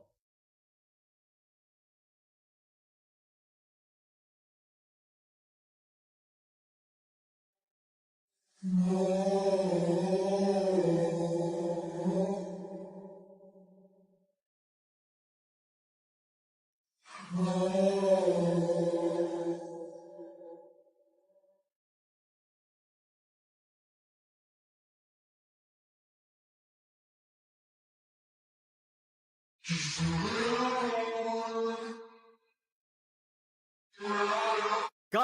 it's official. Vine is back, but with one big difference. So not only will it have the exact same 6-second looping videos, but it'll also give access to more than 100,000 archived Vines. But instead of Elon being the person to bring Vine back like he said he wanted to, this app, now called Divine, will be backed by none other than Twitter co-founder Jack Dorsey. But the one big thing that makes Divine totally different to other social media platforms is that it will prohibit AI content. In fact, it will scan for and flag suspected generated AI content and prevent it from being posted. It's essentially trying to act as a safe haven. So is this just another hopeless attempt to capitalize on nostalgia? Or can they actually fix the problems Vine had and make it successful this time around? It's kind of interesting. I know Vine was big back in the days, but I think it was a bit too early because people's attentions were still a bit longer. But it kind of makes sense that they're thinking about bringing it back because now we see the short form content on TikTok, millions of views on a 6-second video. So it's very interesting. But the fact that they want to bring it back without the AI kind of gives it a new purpose. And it kind of brings up a question, because AI showed up and got adopted massively while we were using the same platforms we were using the year before. But because Vine would be, a new platform, then they would put this rule in. Very interesting. What do you guys think about that? A whole platform without AI. Do you guys think that might just save a little bit of like a little part of the internet to keep it real without bots and without AI? Or do you guys think that it's not going to work and that it's just a flop? Let me know down below and let's keep on rocking. Freakiest thing that sounds like a weird conspiracy theory but actually is real is right here. Because if you walk down the street and saw somebody holding up a handmade sign saying they are putting chemicals in the atmosphere that makes people do evil things, they are literally driving us crazy and making us kill each other, you would absolutely write that person off as a crackpot. But it happened. Everybody agrees that it happened. In fact, I bet there's at least one person watching this right now who doesn't understand why at gas stations the pumps say unleaded. Like, why would they have lead in them in the first place? And why would you sell it on the basis of not having it? The reason is wild and terrifying. First of all, we used to put lead in everything. It's incredibly useful. We used to make water lines out of it, and cookware, and paint, even cosmetics. And back when automobiles were first becoming popular in the 1920s, they started putting lead in the gasoline. The reasons for it are technical. It helped with engine wear. The problem is that lead is toxic, but it is toxic in very subtle ways. It usually takes a lot of exposure over a long time to see the effects. And a lot of the effects are neurological. And so as there were more and more cars on the road putting more and more lead into the atmosphere, everybody started getting exposed to lead. Keep in mind, if it's in the atmosphere, it means it gets onto the crops and in the soil. And lead exposure, especially in children, causes problems with things like impulse control. You get increased aggression, you get lower IQ scores. So here's the graph. The blue line is lead in the atmosphere. The brown line is the violent crime rate. And you can see the point where governments finally started to ban lead. That's why it says unleaded on those pumps. Now, of course, experts differ on this, but the thing they differ on is how much of an effect lead had. The falling crime rate came alongside lots of other changes, including falling poverty rates, better mental health treatments, differences in policing practices, and just the fact that the population got older. Violent crime is far more common among the young. I say this every time. The reason I get so angry at the fake conspiracy theories is that the real world provides us with so many actual scandals that can actually be documented, that actually tell us so much about how something like this can be allowed to happen and what it took to stop it. Let's put it this way. There was quite a gap between us realizing that lead was toxic and us actually getting it out of the environment. Can you imagine that? Where you're using a product, but like there's no immediate consequences, but then 10 years down the line, 20 years down the line, you start realizing the effects. super crazy. I don't know how real this is, but it's super interesting to think about the subtle implications and the subtle effects that it could have over a long duration of time. It must take a long time to realize. It's sort of like when you have allergies with a certain food, but you don't know because you're eating all kinds of food during the week. So it's hard to say which one is. Sometimes the effects happen 48 hours after or 72 hours after. So it's really hard to find out what it was. So I wonder how much time it must have taken them to figure out that it was the lead doing all that. Yeah, very interesting. Did you guys know about that? Do you guys know about any other type of scandal as to toxicity, sort of like this story? If so, write it down below. I'd like to feature it in some of my next videos. Thank you so much, and let's keep on rocking. Happening in Venezuela. A friend sent this from El Dorado, Venezuela. He goes into a supermarket where everything is priced in grams of gold. Historically, real money will win out over government abuse. Watch how they pay in gold. And this is extremely interesting. He goes around and shows that everything is priced in grams of gold. And I'm going to skip forward. These are grams of gold. 0.06 grams of gold. Everything. And I worked out the price on this. He shows some Bailey's Irish Cream. And that price is about $44 a bottle. And then he shows how they pay with these little flecks of gold. And so these aren't in fungible increments. So they're going back to sort of like a barter system. And then at the very end, he goes to the cash register and he's paying in gold on a scale. And she weighs it and logs it all in and stamps these receipts, and they've just paid in real gold. I'm not exactly going to say it, but that country, if you look in the news around these days, something's going on. And I wouldn't be surprised that the reason they're giving you is not the right reason. And this has more to do with it than anything else. Just do your research, think about it. There's some things that I just cannot approach right here on YouTube. I'm going to make a Patreon where I'm going to be able to delve a bit deeper into these subjects. But for now, just try to do your research. Look up that country, see what's going on today, and try to see if there's a correlation between what we just saw and the reason why that's happening. Let's keep on rocking. Are aliens headed for Earth right now, today? A theoretical physicist says the answer is maybe. He suggests a Manhattan-sized object known as 3I Atlas could actually be a mysterious alien spaceship. Consider a black swan event, an event that you put a small probability for it happening, but you look at anomalies in the data and say, look, the implications are so huge, we have to consider it. And therefore, we should consider the possibility that things like us existed long before us. All these civilizations that had their history initiated billions of years before ours could have done it. And all we need to do is to check. You know, all of these are interesting indications that may imply that some intelligence designed the trajectory. So, and the editor said, no. The paper will not get published unless you remove that sentence. Wow. As the most enigmatic interstellar object ever discovered enters its most critical phase, perihelion, an unprecedented stream of data is arriving from multiple space observatories in real time.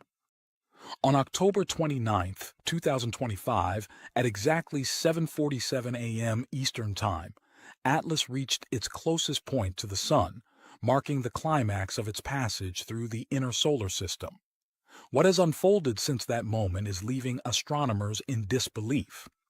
Astrophysicist Avi Loeb has just released findings documenting a rapid and sustained surge in brightness that vastly exceeds the rate exhibited by any known Oort cloud comet at comparable solar distances.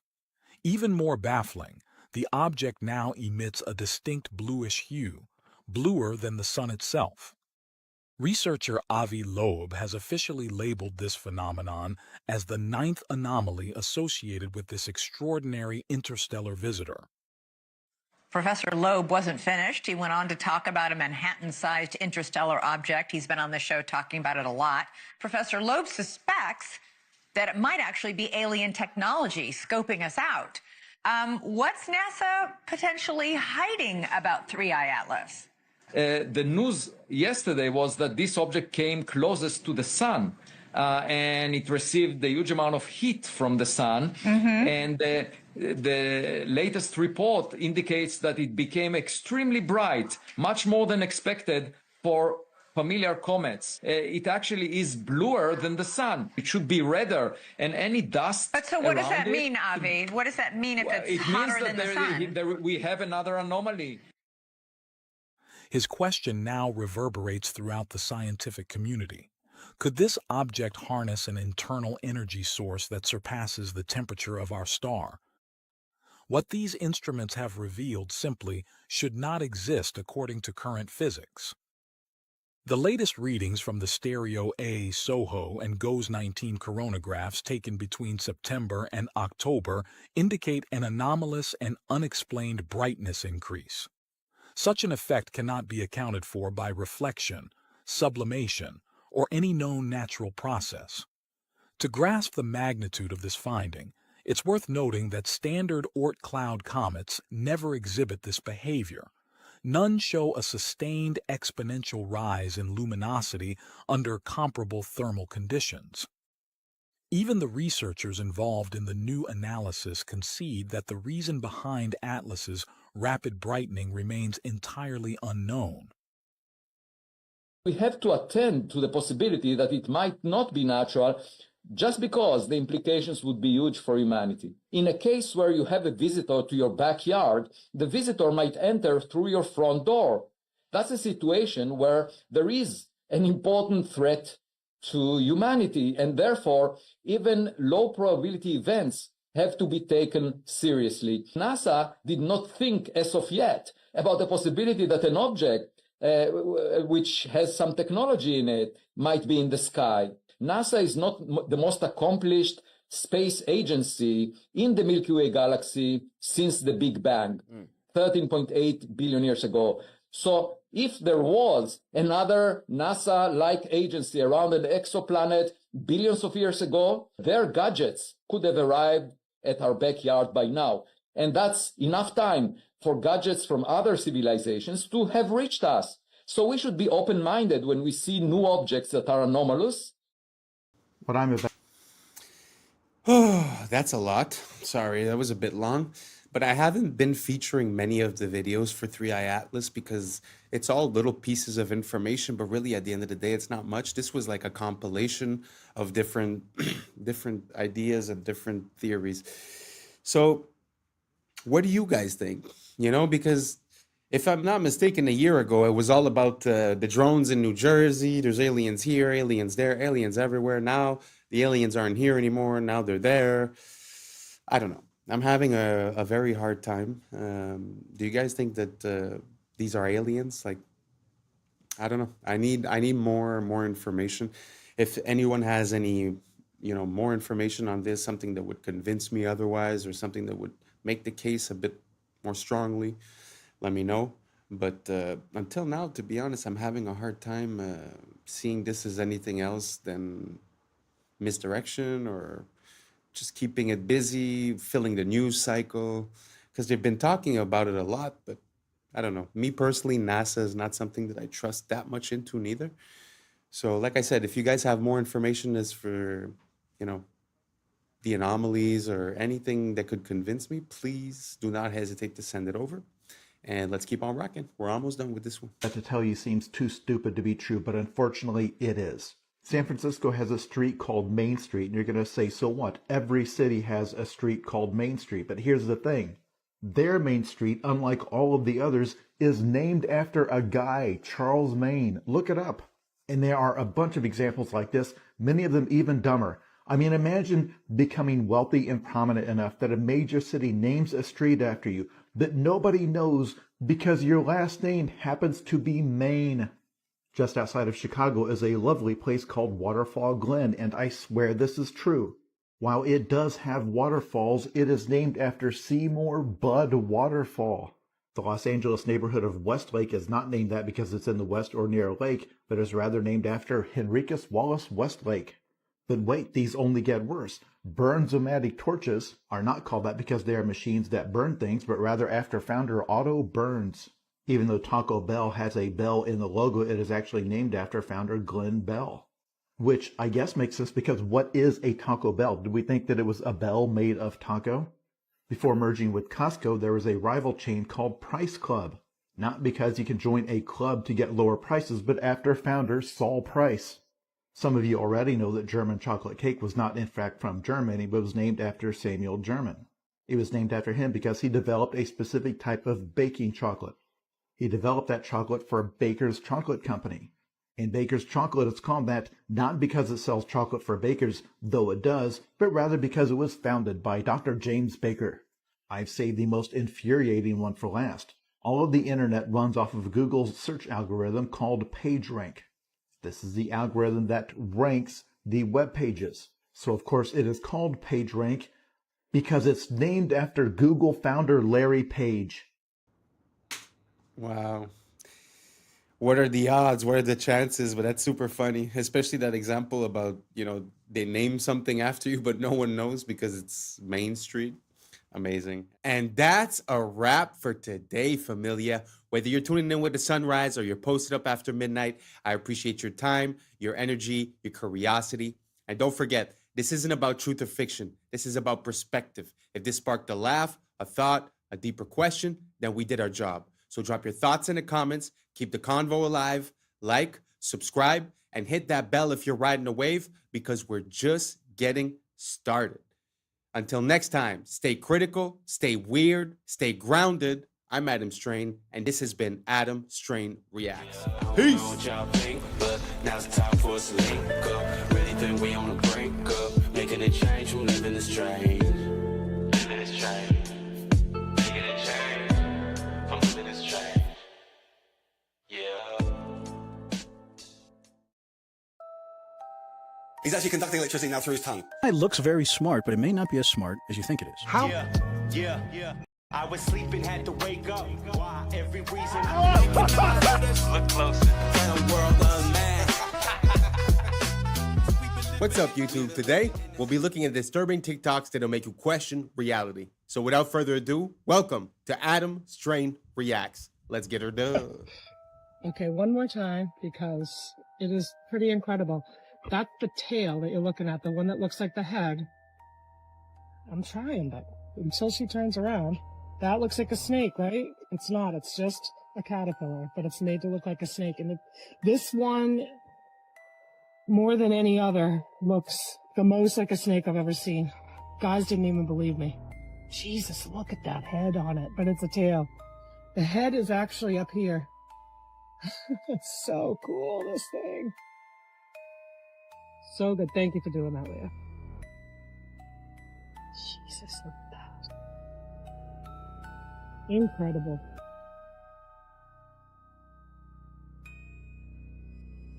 Look at that. He's about like 6 inches, then see? 2, 1.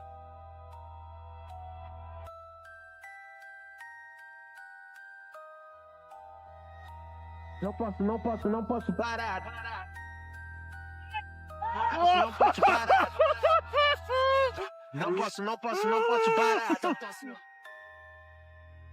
He's actually conducting electricity now through his tongue.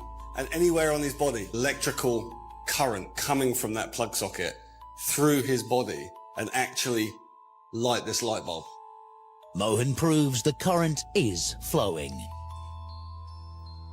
So that's lighting up now, and that's telling us that is a live wire. So Mohan has got an electrical cable in his mouth, and what we're showing here is that that is conducting through his body and is lighting this. So effectively, he is a live wire. He's passing a current of actually 60 by, that's 240 volts. So that's approximately 0.25 amperes. About 0.25 amps. That's right. About 0.25 amps is flowing through his body. It would kill a normal person. An electric drill. It's a 500 watt drill. The drill pulls over 2 amps through Mohan's body. 8 times more than the light bulb. I've never seen anything like that in my life.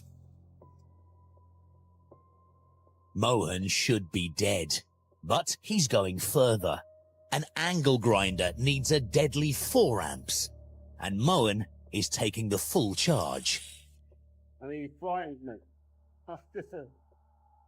He's able to conduct electricity through his body, across those incredibly vital organs, but critically, actually across the chest, so across the heart. Electric shock causes blood pressure to plummet, but amazingly, Mohan's remains constant.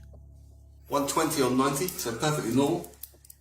Mohan's ability shocks Greg. I simply would not have believed that if I hadn't have seen it with my own eyes. Of course, smart homes. They have a whole chapter on this. One will absolutely floor you. It did me. In 1997, and this is, you can do the word search and research yourself. They predicted, not 2025, but by 2020, that people would be working from home virtually. This is causing widespread devices. This stuff was never even heard of. Digital currency, and last but certainly not least, programs. I'm sorry, I gotta chuckle, because if I don't, I'll cry. Programs run by organizations like the has yet to emerge. First printing, February 1997. I mean, she just folded a few books together. It's not like it's that interesting.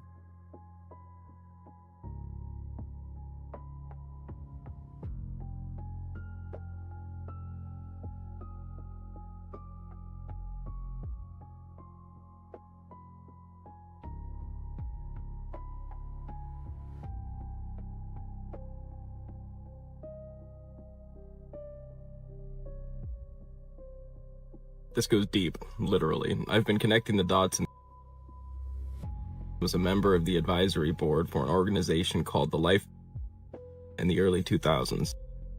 And well, they have a program called Life, which discusses developing fallback positions on Earth in the wake of an apocalyptic event. The Life is interesting because it was the second organization ever to perform a wireless money transfer in the early 90s, decades before cryptocurrency. Money transfers was the original large-scale currency mining software. So now you have an organization that is able to perform large-scale, infinite, untraceable money transfers, and they're building giant underground infrastructures. Donald Barr was a man who inducted the Dalton Institute in a college degree. He authored a sci-fi novel called Relations in Space about an aristocratic slumlord class who traveled.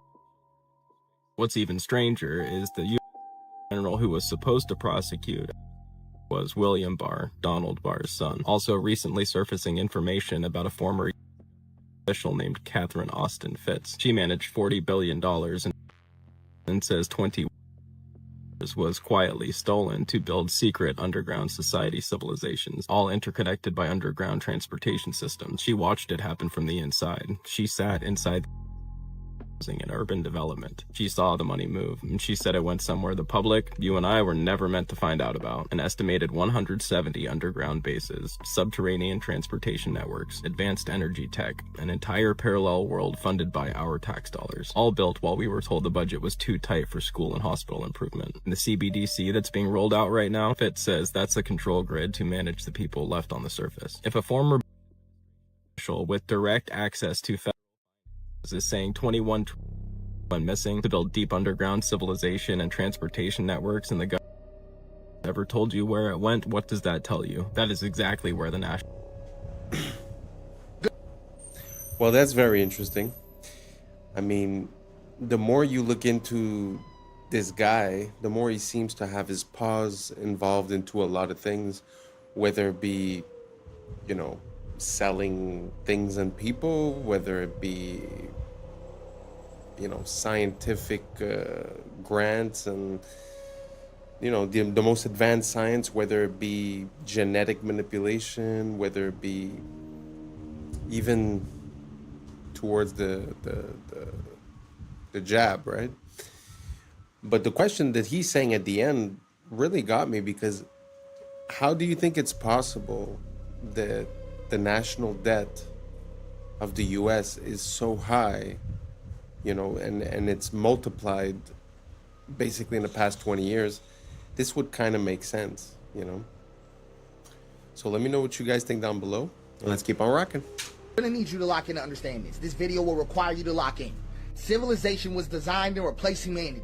And I'm not talking about politics, ideology, technology, greed, human failure, whatever you want, belief, human invention. I'm naming the pattern beneath it all, because there is a pattern, a stable pattern in abstract space that is far older than humanity, older than culture, and older than gods. It does not live in organisms. Organisms fall into alignment with it. Wherever extraction can outrun regeneration, and consequence can be delayed, and abstraction can replace contact, the pattern will appear. And it's worn many bodies, and it's wearing us now, because the pattern has a historical body, and that body is called civilization. I'm just trying to tell you what it is. Civilization is not a neutral tool. It is not a container. It is not a servant. Civilization is a replacement engine. It is designed to replace humanity with function. Civilization was not created to serve humanity. Most of humanity was created to serve it. And you can see the pattern in the locust. A grasshopper is a local, green, limited, participatory animal. It eats, the land recovers. But when density crosses a threshold, something shifts. Serotonin rises. Contact accumulates. A switch flips. The grasshopper does not decide, it aligns. Its body darkens. Its appetite becomes endless. Limits dissolve. The land becomes stripped bare, and then the swarm dissolves. Not from evil, but from completion. And you can see it in ants, and in algal blooms, and in bacteria that poison their own world with oxygen. Life itself has entered this pattern before. This is not a moral failure. This is a structural possibility of reality. So humans did not invent this pattern. We became its most powerful host. We had abstraction, symbolic storage, future modeling, surplus energy, and distance from consequence. These were not sins, they were interfaces. And when agriculture crossed density thresholds, the pattern found a new mode, civilization. So at first, I'm going to show you how this even looks. I'm going to give you an example. At first, the world looks whole. The man is in the forest. The axe is movement. The tree falls and the forest remembers. And then a thought appears. This tree is not me. The tree becomes lumber. This is subject-object split, right? I'm just trying to put you on. The forest stops being a relationship and becomes a resource field. Nothing breaks immediately, and that's why it works. And then, once the split exists, it seeks completion. The river becomes water. The animal becomes meat. The land becomes property, and another human becomes labor. And guess what finally happens to the self? The self becomes useful, right? The split turns inward, right? So here's the pipeline, how it shows up in your life. You are born human, but you're converted into function. It always starts in stage one. You start with an identity and they turn it into a role. Someone asks you, who are you? But the answer is no longer I am. It becomes a job title, a school, a status. Your being becomes utility. Then stage two, the role becomes a performance. You must execute correctly. Metrics measure adequacy. Your existence becomes conditional. And then stage three comes in right on time. Performance becomes permission. Good performance grants resources. Poor performance withdraws them. Survival becomes earned. And then stage four hits like a truck. Permission becomes morality. Work becomes good.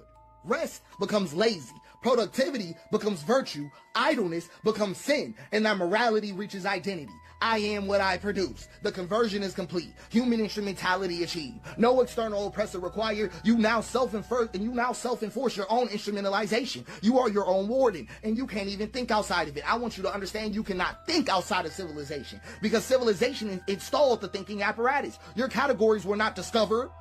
Race was not discovered. Race was assigned. Class was assigned. Wealth was assigned. Gender roles were assigned. Status was assigned. Merit was assigned. Success and failure were made the fuck up. I'm trying to put you on. All civilizational abstractions. All of them.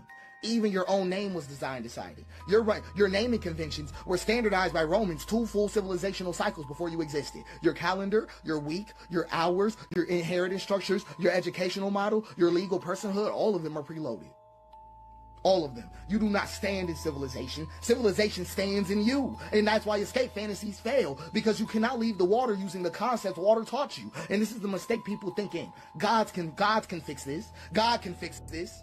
No God has ever addressed this situation, because they think gods stand outside the pattern, like gods oppose the pattern, like gods interrupted. They don't. Every god that has appeared inside history has either emerged already aligned to the pattern, or been absorbed inverted, or repurposed. Let's go through them. Yahweh is a civilizational God from the start. Yahweh was never a threat to civilization. Yahweh is a God of law, land, borders, lineage, obedience, continuity, and inheritance. A God of accounting, a God of command, a God compatible with empire. And that's why Yahweh was not crucified, because Yahweh already belongs to the pattern. Let's talk about the real God going on here. Abba. Right, that's the interruption that had to die, because Abba was not Yahweh. Jesus never said the word Yahweh. Abba was presence without a ledger, forgiveness without a transaction, worth without productivity, life without a hierarchy, and love without a boundary, and rest with no permission. Abba dissolved every role. Abba collapsed moral accounting. Abba returned people to participation, and that cannot be absorbed. So it was executed. They did not crucify God. They crucified the interruption.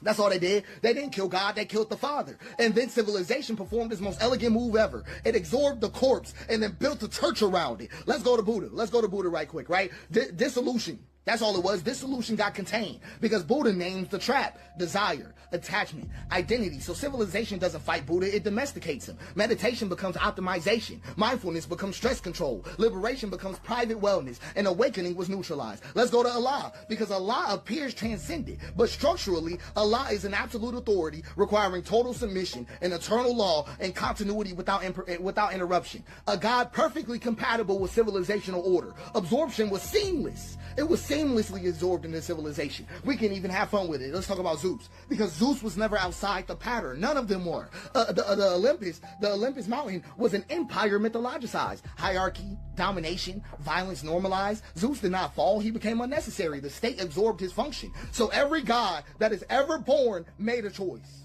remain illegible or become useful. That is the choice of every god. If a god remains illegible, it is destroyed. If it becomes useful, it is absorbed. There is no third option. So I'm just being honest with you. Civilization does not deny God. No, it doesn't. It replaces God. It becomes the source of law, the arbiter of worth, the distributor of survival, and the judge of morality. And like all gods before it, it demands sacrifice. Human sacrifice, but just not on altars. So I'm going to show you what civilization does. It replaces humanity. Sure does. It replaces participation with abstraction, presence with performance, care with compliance, and relationship with roles. It turns humans into instruments of throughput. Burnout is not a malfunction.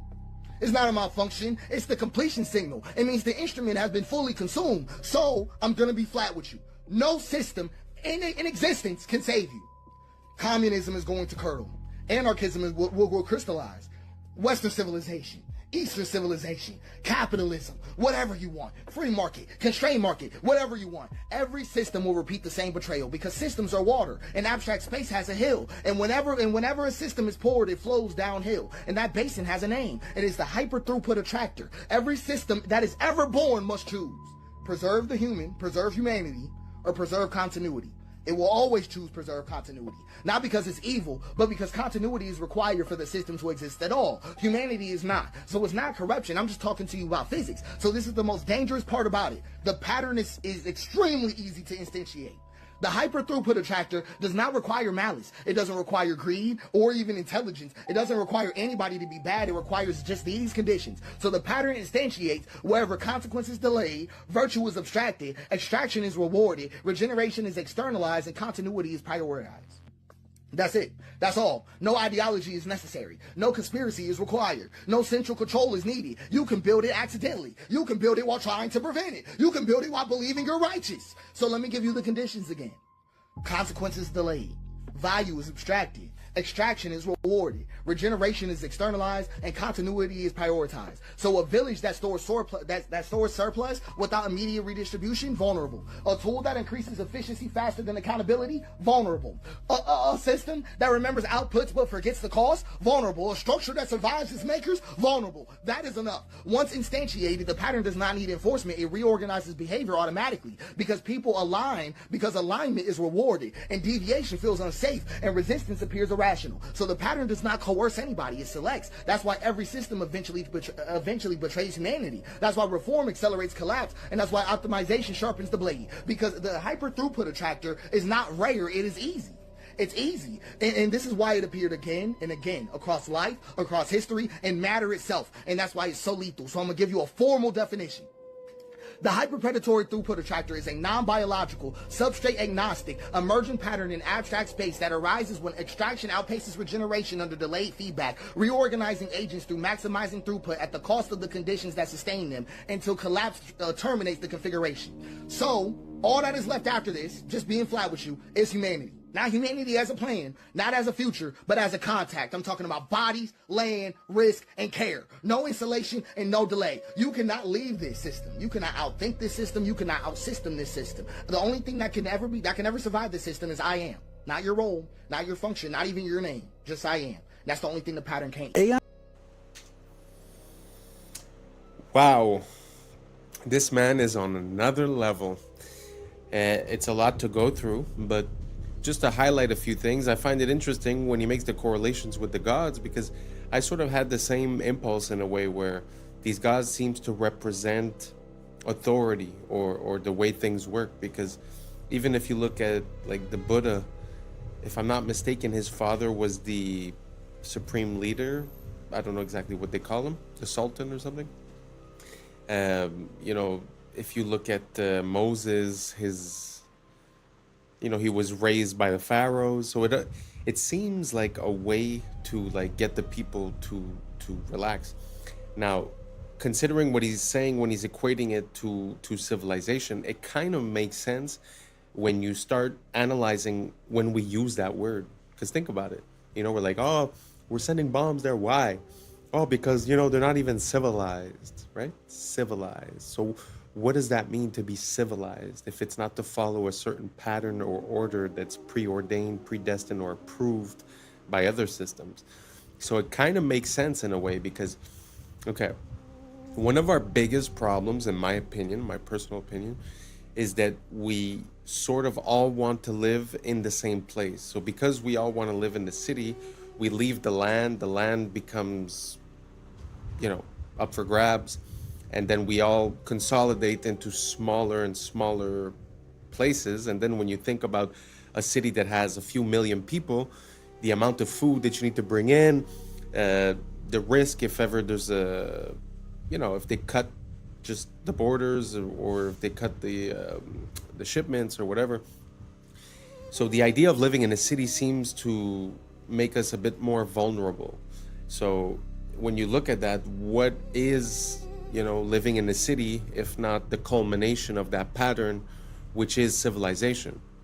So, you know how it is when people come from the big city and you say, oh, this guy comes from down there. Oh, he's a farmer. Oh, he's a peasant, right? But at the end of the day, that's what we all were. So the wishing and dreaming of being something else is just being a sort of pawn for civilization. Because like he said, at the end, the only thing that will remain is I am, which, funny enough, theoretically is the name of Yahweh, if I'm not mistaken. I am that I am. So very interesting. Shout outs to that guy. His brain is running 1,000 miles a minute, making mine run 1 billion miles a minute. Really appreciate that content. If you guys liked it, if you guys followed it, if you guys have any suggestions, let me know down below, and let's keep on rocking. AI looks very smart, but it may not be as smart as you think it is. How intelligent is AI actually? Because look, GPT-5 can pass the bar exam, it can ace medical licensing tests, it can build entire code bases. However, the problem is that all those answers, or some form of those answers, already exist on the internet. And these models have seen these answers during training, so you could argue that they're not necessarily solving, they're pattern matching and remembering. So 11 mathematicians from Stanford, Harvard, MIT, and Yale decided to test this. They each pulled a problem from their current research. This is real math that they're working on right now. Problems they've already solved, but haven't published anything. So there's nothing about it. There's no papers, no forums, no traces, no mentions, nothing. The goal was if we gave these AI models these math problems, would they be able to solve them? So they tried it out with 10 problems, and these aren't impossible questions. They're lemmas and proofs to math problems that PhD students typically grind through. And they gave them to GPT-5 and Gemini 3. One shot each. There's no back and forth conversation. Just, can you solve this problem? And after testing, the AI nearly failed all of them. It can understand the questions, it can even rephrase them in its own words, But when it came to actually proving the answer, nothing. The results are pretty clear. AI didn't pass the test. That's very interesting. I know a lot of people are, afraid of AI or afraid of its capabilities or it's going to replace everyone and this and that. But it's kind of interesting to hear the opposite side of it, because I've had a lot of interactions with AI where I caught it in a lie, I caught it, making mistakes, I caught it not analyzing the things that were provided to it, although still responding as if it did. And every time you catch it, it's like, oh, yeah. And sometimes even clarifying and saying, in the future, please do this. It says, yes, of course, and then it doesn't, right? So I wonder, are we attributing the intelligence of AI to, like you said, pattern recognition, where, it already saw that type of problem, it already seen many people resolve it, so it just goes in and repeats what it's seen? Is it really capable of making the change? I mean, it's still yet to be proven. What do you guys think? Do you guys think that AI is going to take over? Do you think that it's smarter than us? Or do you think that basically all it's doing is it's learning how to give an answer that it will be accepted by the person receiving it? Sort of like humans, just to come back to the point of earlier, living in civilization and in a society, acting a certain way is the prescribed way to act. So we it's not because you believe in it necessarily, but you'll just act that way. So I'm wondering if the AI is doing the same thing. Is it giving us the answers that will make us happy? Or is it really understanding, the information that it's processing? I don't know if that makes sense to you guys. Let me know what you guys think down below. Let's keep on rocking. Announced a little while ago that they had done a partnership with this Israeli company, and they were going to use surveillance data about you to figure out how much you were willing to pay for a plane ticket. You have a funeral to get to, or that you've got a meeting on Monday. A wage is a price. Uber drivers, they bucket themselves into two groups. They call themselves either pickers or ants. So pickers are people who are picky. Ants pick every ride that comes along. If you're a driver, Uber can impute a level of desperation to you by how many lowball offers you're willing to accept. Now there's 4 giant apps. They all sell themselves as Uber for nursing. So the app, before it gives the nurse a shift, finds out how much credit card debt they're carrying. And the more credit card debt they're carrying, the lower the wage the nurse is offered. That's insane. So holy smokes. Think about this the next time you're getting your catheter inserted. I just want to reiterate something about data. Like, you see this example where it's able to cross-reference the bank statements of the person to see how much debt the person is carrying, to then carry out a dynamic pricing and have a lower offer to the person. That's what I try to explain to people when I say, they shouldn't have access to our data. It's because we can't even consider what they're going to do with it. We can't even consider how all these data points correlate into an advantage for a company or for something, right? Or a disadvantage for the user. It's very interesting. Let me know what you guys think down below. Is it scary? Is it okay? Does it make sense? Is it fine? Let me know, and let's keep on rocking. These are tiny little microscopic holes. Light goes straight through. This is all hollow. Look at this. Every single one of this headpiece.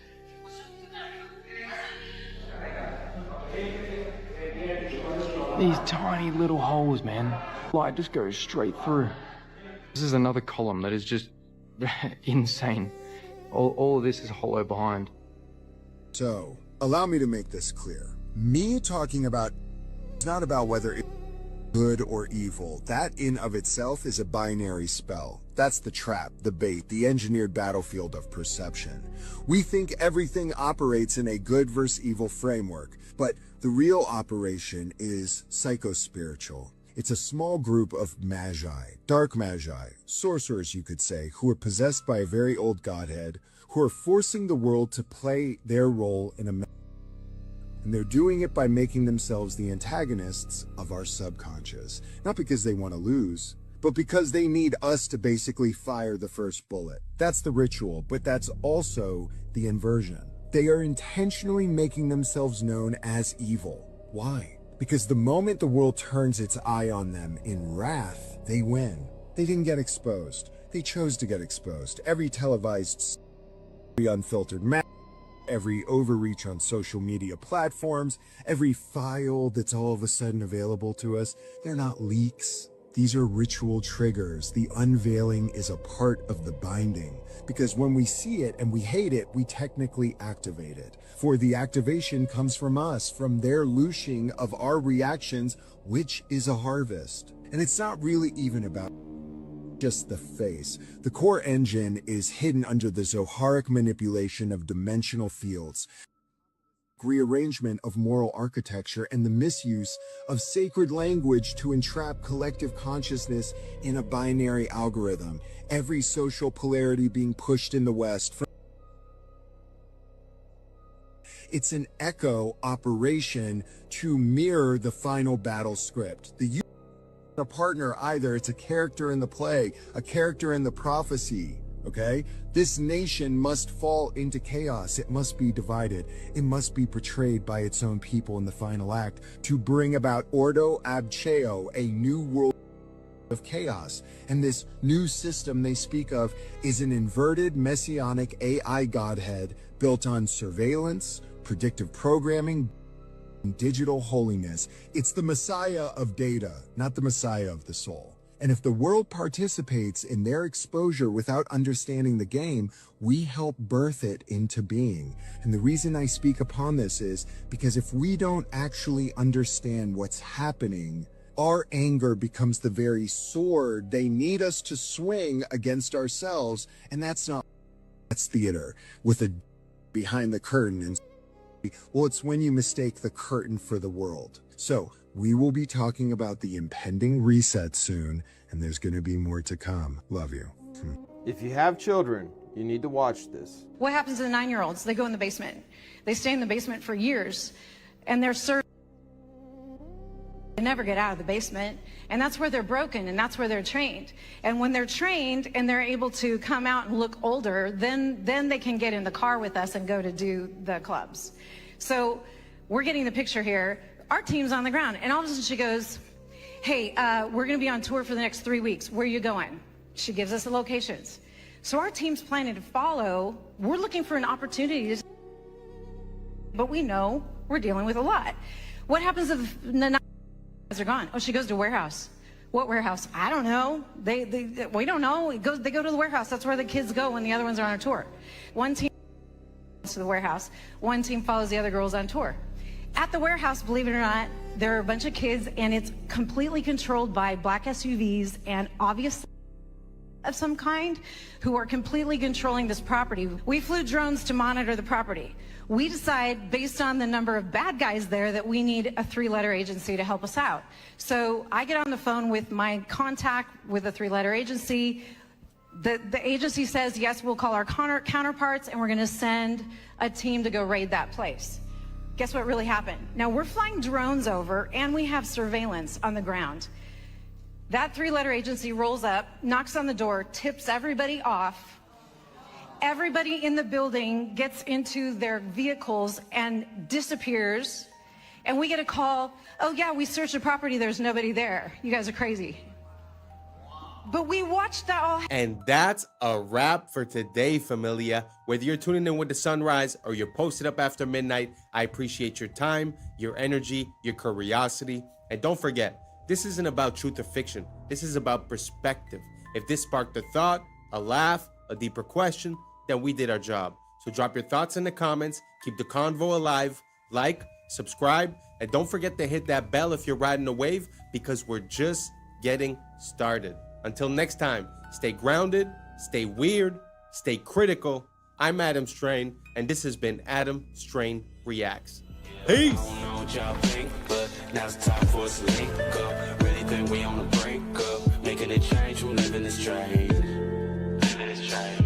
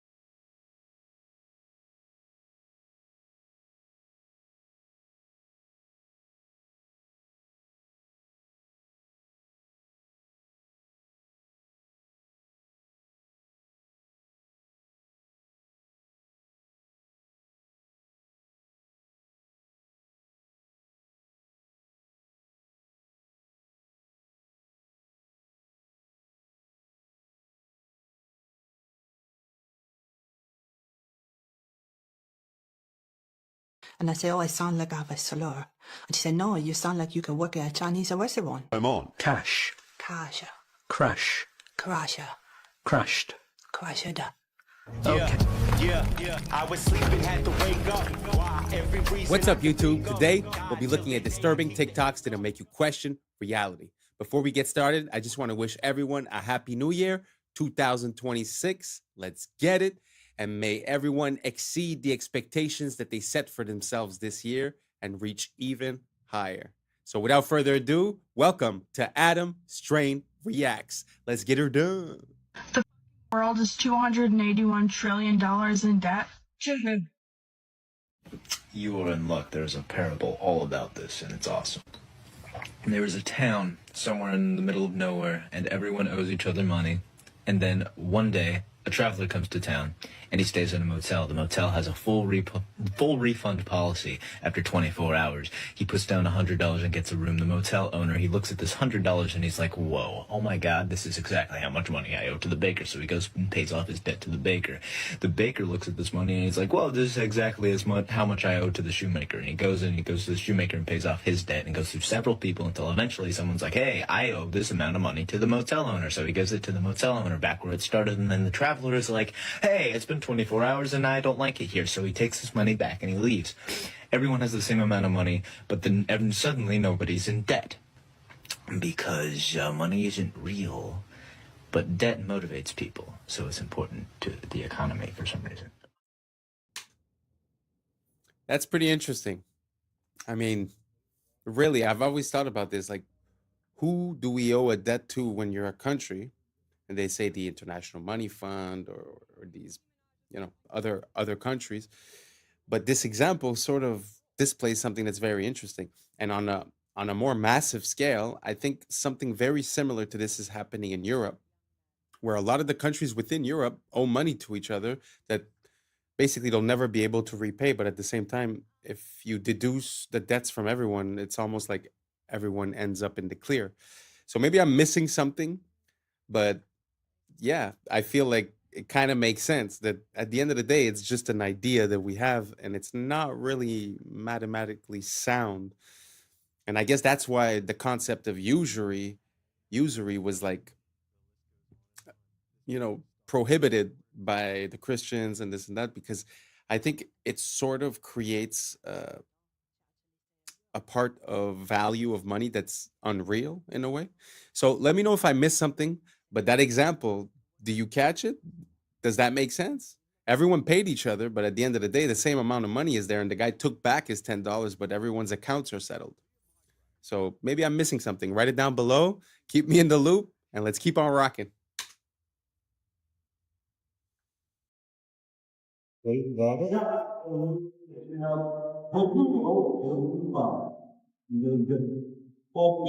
Gosh. Okay, Nikki is causing dads to leave the home. Hold on, I don't think that's a good role model for 18-year-old girls. I don't. And what do you think about for young men? For young men. And for young men, don't be new scum. Yes, see, they're young men. Are you? Yeah, that whole situation, I haven't really spoke about it much because I find that there's not much information and a lot of speculation. But it's kind of interesting that you're trying to live off the legacy and continue the legacy of someone, but it seems like you're not following that person's beliefs at the end of the day. So I find that whole situation to be pretty cringeworthy, to be honest. Let me know what you guys think down below, and let's keep on rocking. Coming to the tree, they strung up a man, they say we murdered three. It's not the same. Strange things that happened here, no stranger would it be. We met at midnight in the hanging tree. The list goes on and on. This must be stopped. And in order to stop this, join the American Congress Party. It wasn't until I was in the ambulance on the way to the hospital, she actually said, are you aware of the way you're speaking? And I said, oh, I sound like I have a slur. And she said, no, you sound like you can work at a Chinese restaurant. So you look could work in the local China house or something. Sarah was an IT specialist until a severe migraine, bordering on a stroke, brought the syndrome on. Cash. Kasha. Crash. Crasher. Crashed. Crasher. Okay, let's try reading. You wish to know all about my grandfather. There are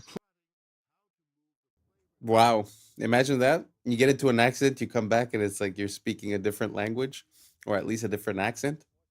Never seen anything like that. If you have more of those, send me. I find that super funny. Let's keep on rocking. plotting how to move the flavors they find in this grove to your supermarket shelf, and then on to your stomach. I can see it in a sports drink. I can see it in a water, flavored water. And I also can see it in a twist on an orange carbonated beverage. When they find something they like, they extract its flavor molecules from the fruit on the tree. Then back in the lab, they mimic Mother Nature's molecules with chemicals. Essentially, what you do is you take whatever this smells like and copy it. Right, exactly. And then I suppose you could, if you choose to, you could quote unquote improve on it. Exactly. We all the time. The holy grail, a flavor so good you can't resist it. In our fruit flavors, we're talking about we want, a burst in the beginning and maybe a finish that doesn't linger too much so that you want more of it. And you don't want a long linger because you're not going to eat more of it if it lingers. So it's going to be a quick fix. And then have more. And then have more. But that suggests something else. Exactly. Which is called addiction. Exactly. You're trying to create an addictive taste. It's a good word. Or something that they want to go back for again and again. It's a good word. Shameless. Shameless. There's really a problem. And to be honest, the problem is not really them. They're the symptoms of the problem. The problem is us not seeing the value in what's natural. Thinking that you could improve on nature, I think is a mistake, and the fact that we continue to consume these items just gives them more money to hire more people like this and continue the process. So I think the only way that we could really find a solution to this is voting with our dollar. If you compare the same thing in the States and in, let's say, Spain, one of them is going to use natural ingredients and the other one is going to use all these chemicals. So until we realize and until we stop craving for these things and we break the addiction, which obviously that's what it is, I don't think we're going to be able to get out of this. At the end of the day, this is more than just reproducing a taste. This is mind control. They're playing with your mind and hoping to get a desired outcome, which now they admitted is addiction to a certain product. So I find it very sad. I'm not taking the blame away from the individual that's consuming this on a daily basis, but it's kind of hard to get out of it at one point.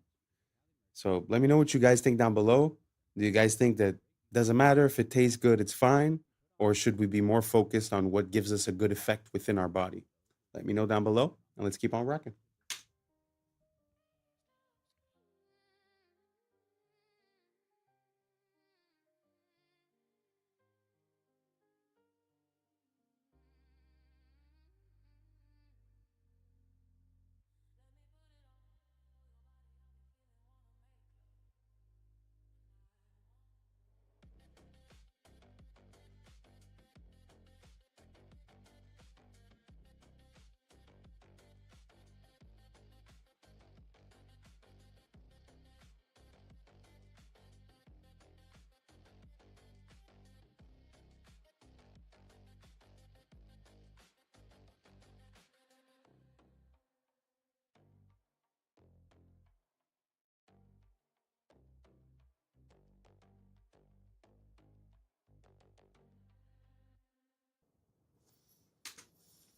Wow.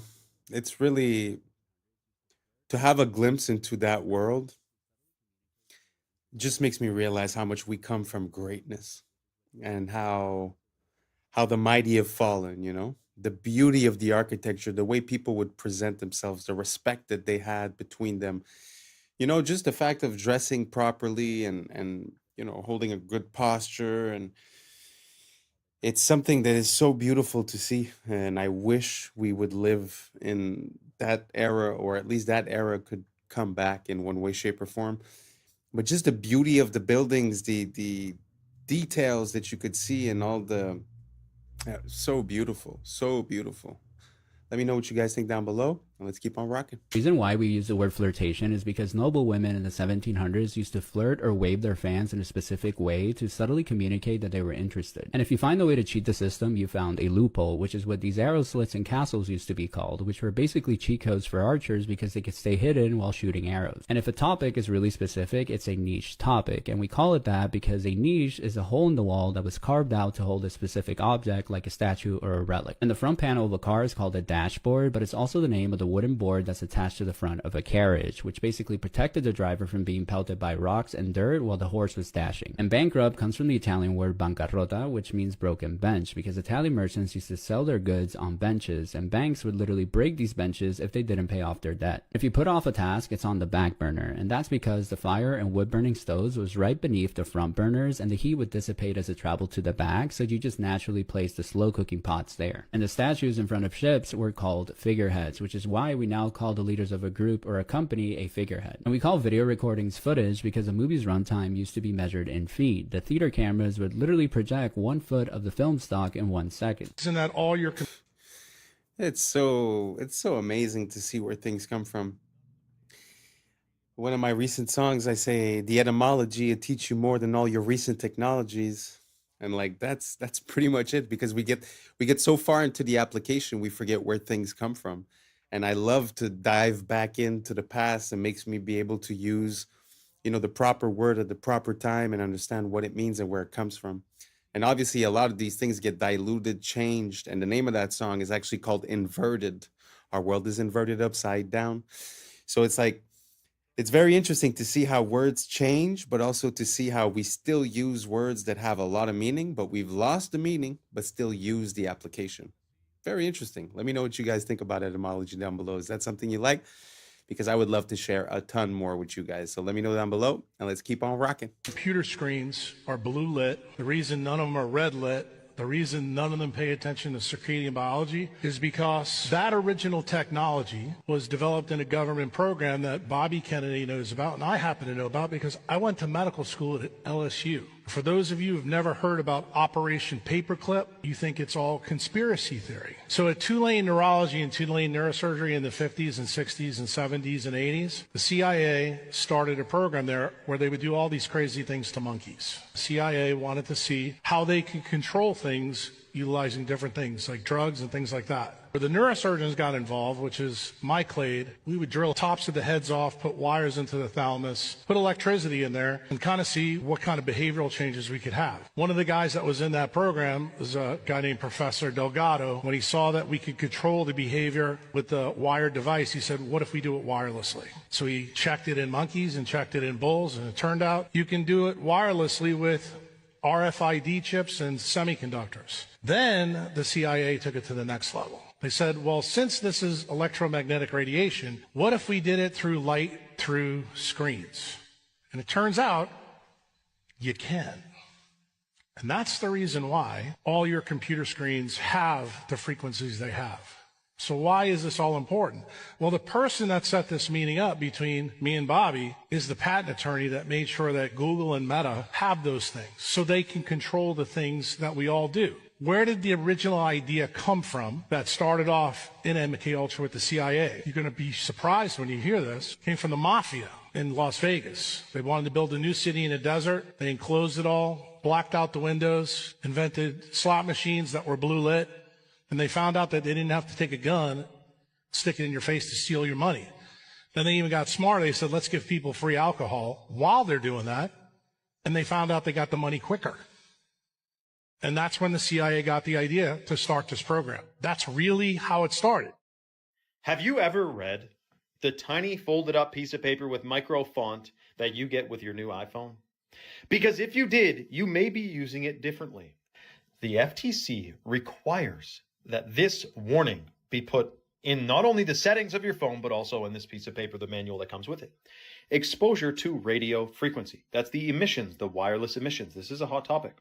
On your iPhone, go to Settings, General, Legal and Regulatory, and RF Exposure. What does it tell you in the RF exposure part of your settings? No big deal. Just that you should keep it away from your body to ensure exposure levels to these electromagnetic frequencies remain at or below the as tested levels. Did you know putting your phone in your pocket exceeds the as tested levels of frequency because it's too close to your body? Or how about putting your phone to your head? It exceeds the amount of frequency that they said was safe. In other words, it could be unsafe. Now, in the past, I've gotten in trouble for posting about the EMFs, the frequencies from Wi-Fi, cell tower, smart meters, because it's a censored subject. So I'm going to bite my tongue with this certain few things here, but pay attention. There are many hardware and software fixes to iPhones or any phones that could make them significantly be less harmful because of these frequencies. By the way, I went to an Apple store a long time ago to get a device that you can plug your phone into along with an Ethernet cable, and you can have your phone on airplane mode, not connected to the tower or Wi-Fi. You could have your Wi-Fi off and still have full speed internet because your phone's plugged in via Ethernet. I'm talking to this guy at Apple, and he goes, I told him why I'm doing this, and he goes, yeah, well, I don't really see it's a big deal. Like, I'm sure it's totally safe. And then he goes on to tell me that on his thigh, where his phone is always in his pocket, you know those guys that work at Apple, they got 3 phones in 7 different pockets. I mean, it's crazy. He's like, yeah, I do have a rectangular mark of red skin on my thigh from where my phone sits all day. Yeah, dude, that's called a rash from radiate. I mean, what do you think? It's EMFs, man, electromagnetic frequencies. It disturbs your cells. Now, it turns out one of the things you can do if you're using Wi-Fi, which I recommend figuring out how to not use it, but if you are using Wi-Fi, have your phone on airplane mode while it's connected to Wi-Fi. Then it's not trying to connect to the tower and the router and reduces the EMFs. Ideally, though, you plug your phone into the internet and have it on completely airplane mode. And obviously, don't put it in your pocket or talk with it directly pressed to your head. Let me know your thoughts in the comments below and follow for more. I mean, it kind of makes sense. You know, you're connected at a distance from a tower that's radiating all these EMFs, so it kind of makes sense that it would be dangerous to have it close to your body. But it makes me think about the older technology. You see, back in the days, we used to use the cord phone, right? And the cord phone, when you think about it, it was plugged into the wall, but it wasn't even plugged with electricity. So I'm pretty sure that the radiation or EMFs that would have been radiated by that are probably 1,000, if not 1,000,000 times less strong. So a lot of time, you know, we change our technology for accessibility, but we either reduce in quality or we increase in toxicity. I think we're a bit lost, you know. And I was thinking about that recently. Like, if I were to build a house today, I wouldn't want it to be wireless. I would want wires everywhere inside of the walls so that anywhere I go, I plug myself in. Why would I want all the information? Like, let's say you're watching a video on your phone. Why would I want the information of that video all around me at every moment, you know? And then to go just a step further, if you look at, you know, a lot of people now, they tend to live in condo buildings, apartment buildings. You ever look, when you look for a Wi-Fi inside of one of those buildings, you're exposed to at least 50 of them at the same time. Can you imagine the multiplication and how dangerous that could be?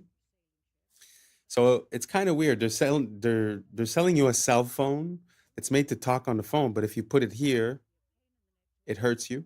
If you put it in your pocket, it hurts you.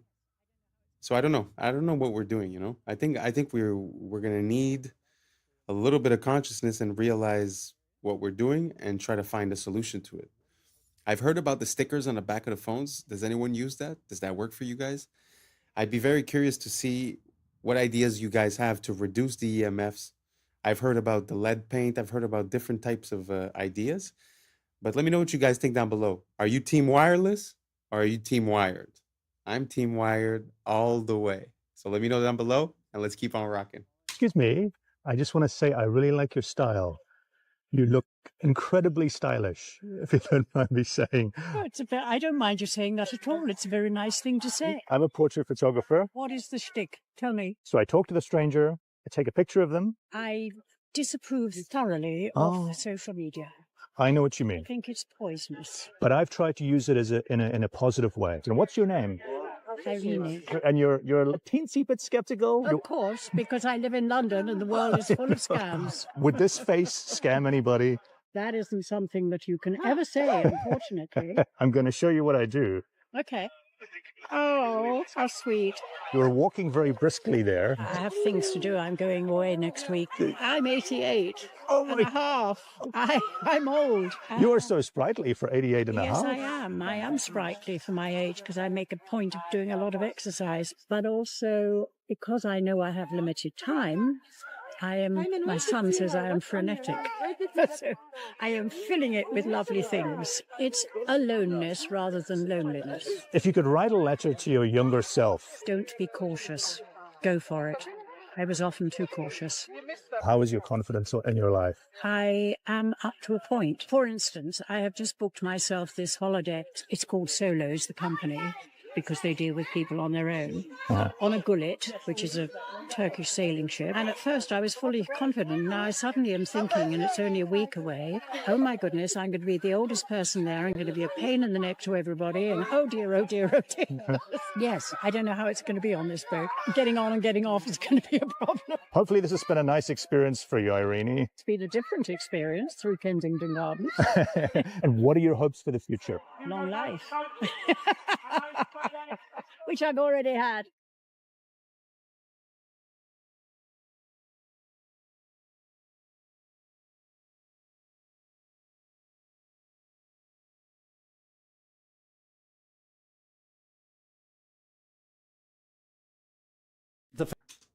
Wow.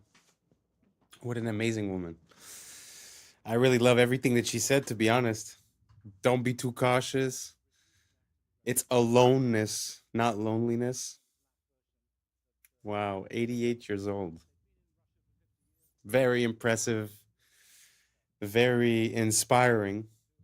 And wow, so beautiful to see, to be honest, to see someone with so much liveliness. Wow.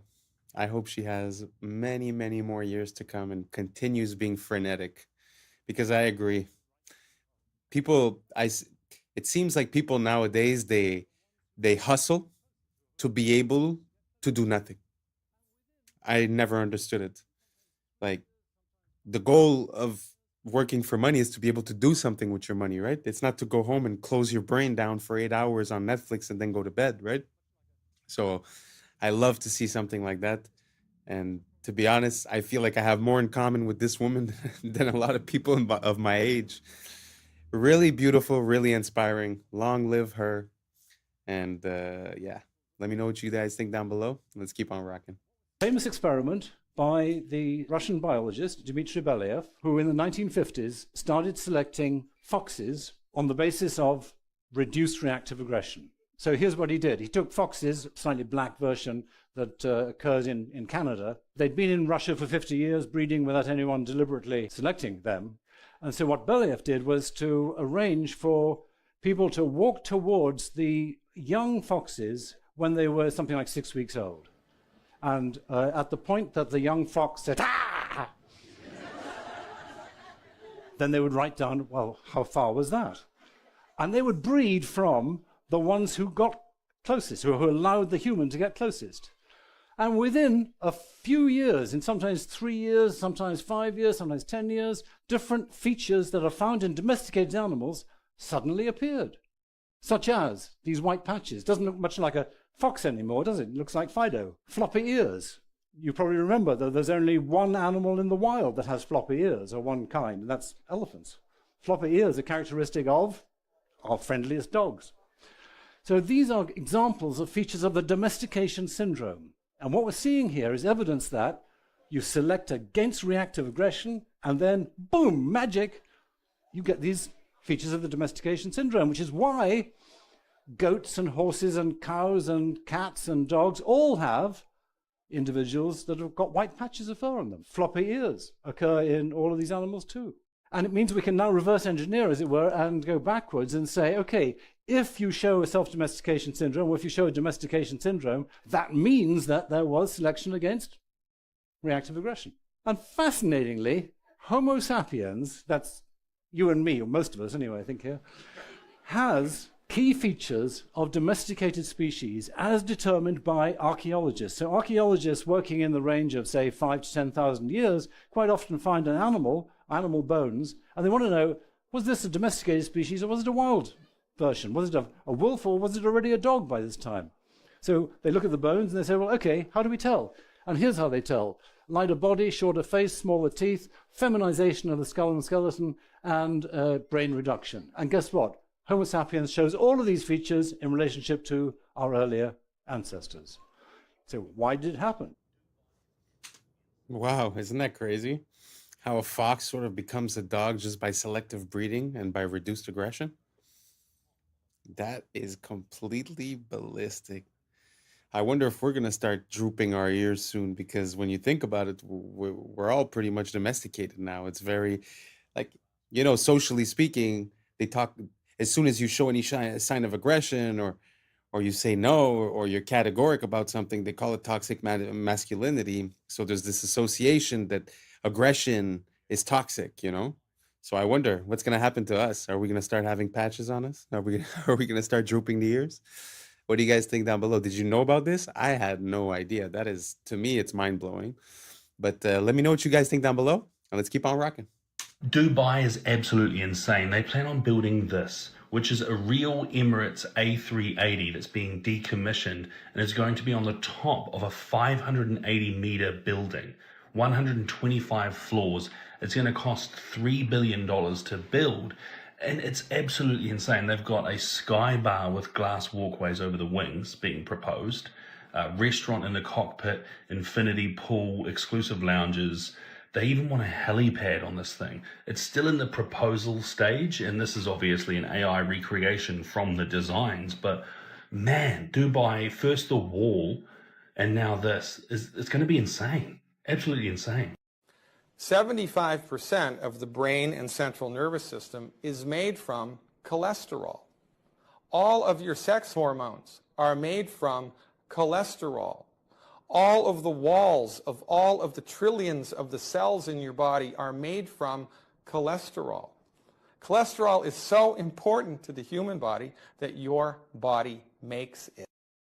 She's from Texas, I can tell by the way he's two-stepping round the room.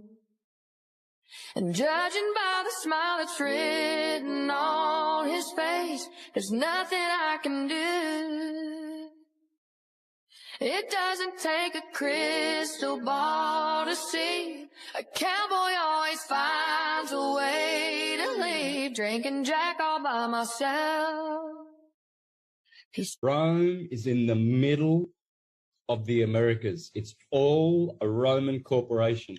Every time I see the Mexican flag, I see the Italian flag, because it's exactly the same, minus the Roman eagle. Rome, which runs Mexico, in fact, Mexico is the center, Mesoamerica, it's the center of the Americas.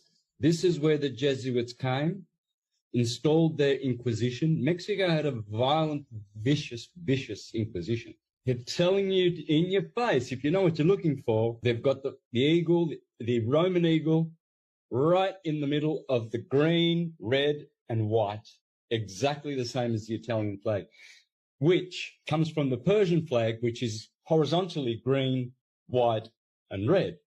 Because the Roman elite families, the Farneses in particular, the Orsini, the Pallavicinis, Aldobrandinis, they're all from Persian. They're all Iranians. And that's a wrap for today, familia. Whether you're tuning in with the sunrise or you're posted up after midnight, I appreciate your time, your energy, your curiosity. And don't forget, this isn't about truth or fiction. This is about perspective. If this sparked a laugh, a thought, a deeper question, then we did our job.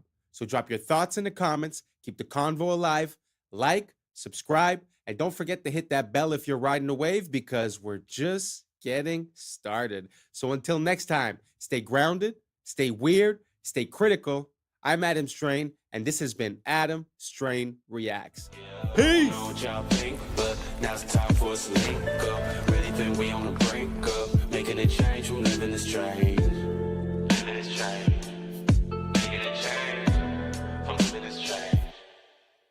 Yeah. To see if I get the same result. From my Abu Dhabi building that was built 15-story in 12 days. The most evil organizations in the world today are the international.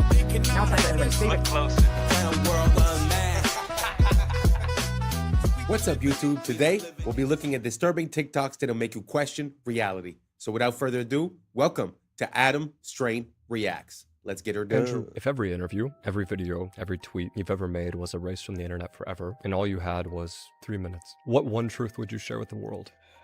You know, truthfully, amongst all the shit I've seen and all the shit I know, I've only ever pushed one message, and it's the message that I've come to because I believe that since the dawn of time, every single generation has believed the world is ending. We can't pretend that we don't feel like the world is currently ending, because we do. But we can't believe that the people in World War II didn't feel like the world was ending, or the people in the Napoleonic Wars didn't feel like the world was ending. Imagine being in Rome in 2000 BC. Imagine when the barbarians bust through the gates of Rome for the first time. The world is over. The world is ending. The world will never recover. But the world limps forward, and new empires are built, and everything seems to come back, and then it's all destroyed again, and then it comes back. It's the circle of life. So every single generation has believed the world is ending. And it seems that in my simplification of all of these hyper complicated historical events, the only thing that's ever resisted enslavement or built a society worth living in has been bands of brothers, of good men who stick together, who are brave. The reason I push masculinity is not because I'm trying to be the world's biggest tough guy. It's because I actually believe it is the resisting to the enslavement. I think that a bunch of men who say, we're not afraid of you, we don't believe you, make me scared. You can't. I don't care what you say I should do. I don't want to do it. That's only ever been the resistance that's ever existed. It's always been that way.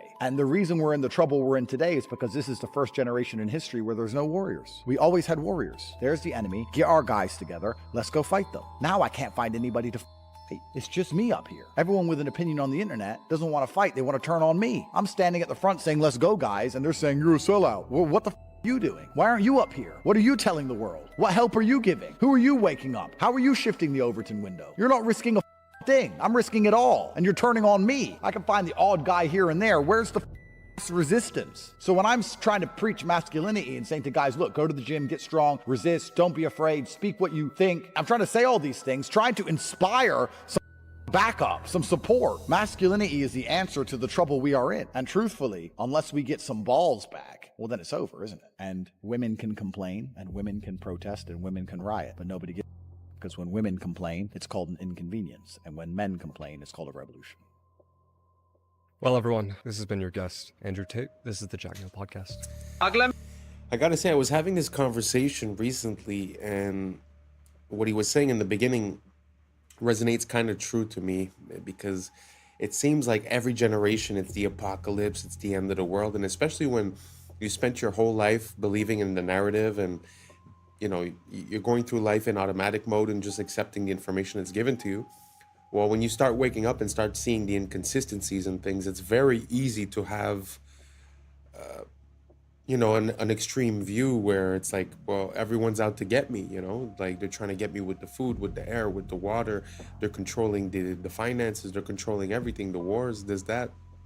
So it's very easy to come to this realization and be like, oh, you know, it's the end of the world, you know, blah, blah, blah. When, like he said, every single generation has had a bunch of people thinking the same thing. So instead of focusing on that thought of the end of the world, like he said, you know, he's putting it towards masculinity, men and women. But I think like just unity and just realizing what we need and focusing on that and being the positive change, having personal discipline, making better decisions will make us make better decisions as a society. So basically all I'm saying is that it seems like we're a bit fatalist. Like every single generation thinks it's the end when it obviously isn't. So maybe we just drop that idea and start working on the state of the world. Anyways, let's keep on rocking. নয় যদি Epstein bitcoin গড়ায় গভীরভাবে জড়িত ছিল কিছুই কি Bro, we are so cooked. I don't know if you guys have seen this, but Instagram has this new AI translation feature. And I'm just going to give you some, I don't know, I find it hilarious, but look at what they can do. Like, we are seriously cooked. Like, you are not going to be able to tell what's real very soon. And we might be there already. It's hard to say what's real anymore. Am I real?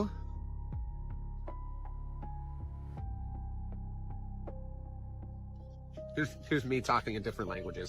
পবিত্র নয়? Coin? Nada es sagrado ¿Queda algo que no haya sido tocado por estos sinvergüenzas? No, es la respuesta. Así que cuando Coinbase solo valía 400 మిలియన్లు ఉన్నప్పుడు Epstein అందులో $3 million పెట్టాడు. ఇది Epstein files లో ఉంది. నాకైతే ఇప్పుడు There's a school in Switzerland called Le Rosy, where billionaires and kings send their children. Their classrooms overlook Lake Geneva. In winter, the whole school moves to Gstaad, their private ski resort. Physical education?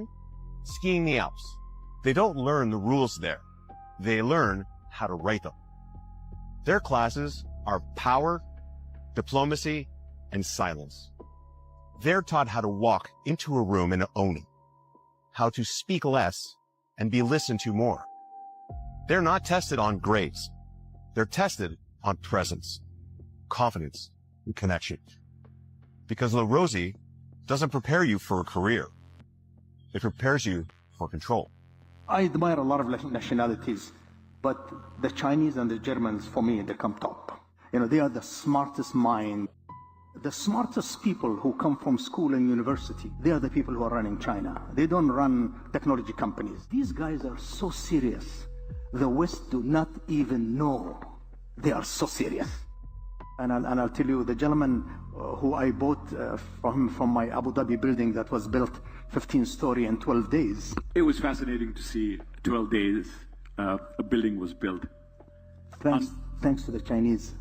Unbelievable. Like who will anybody believe 15 stories in 12 days? Like unimaginable. Absolutely. But this guy is easy for him because he does 30 stories in 30 days. So 15 story in 12 days is like he's just having his coffee. The gentleman, when I went to his house, I saw all the shoes outside the door. Well, I said, wow, that's my house. So he said, I apologize. You know, I said, no, we do the same. So I took my shoes off, and then we went in. And then when we sat on the dining table, guess who's sitting there? His mother. I said, oh my God. Well, I have my mother also sit on the dining table. We are closer to China because of tradition.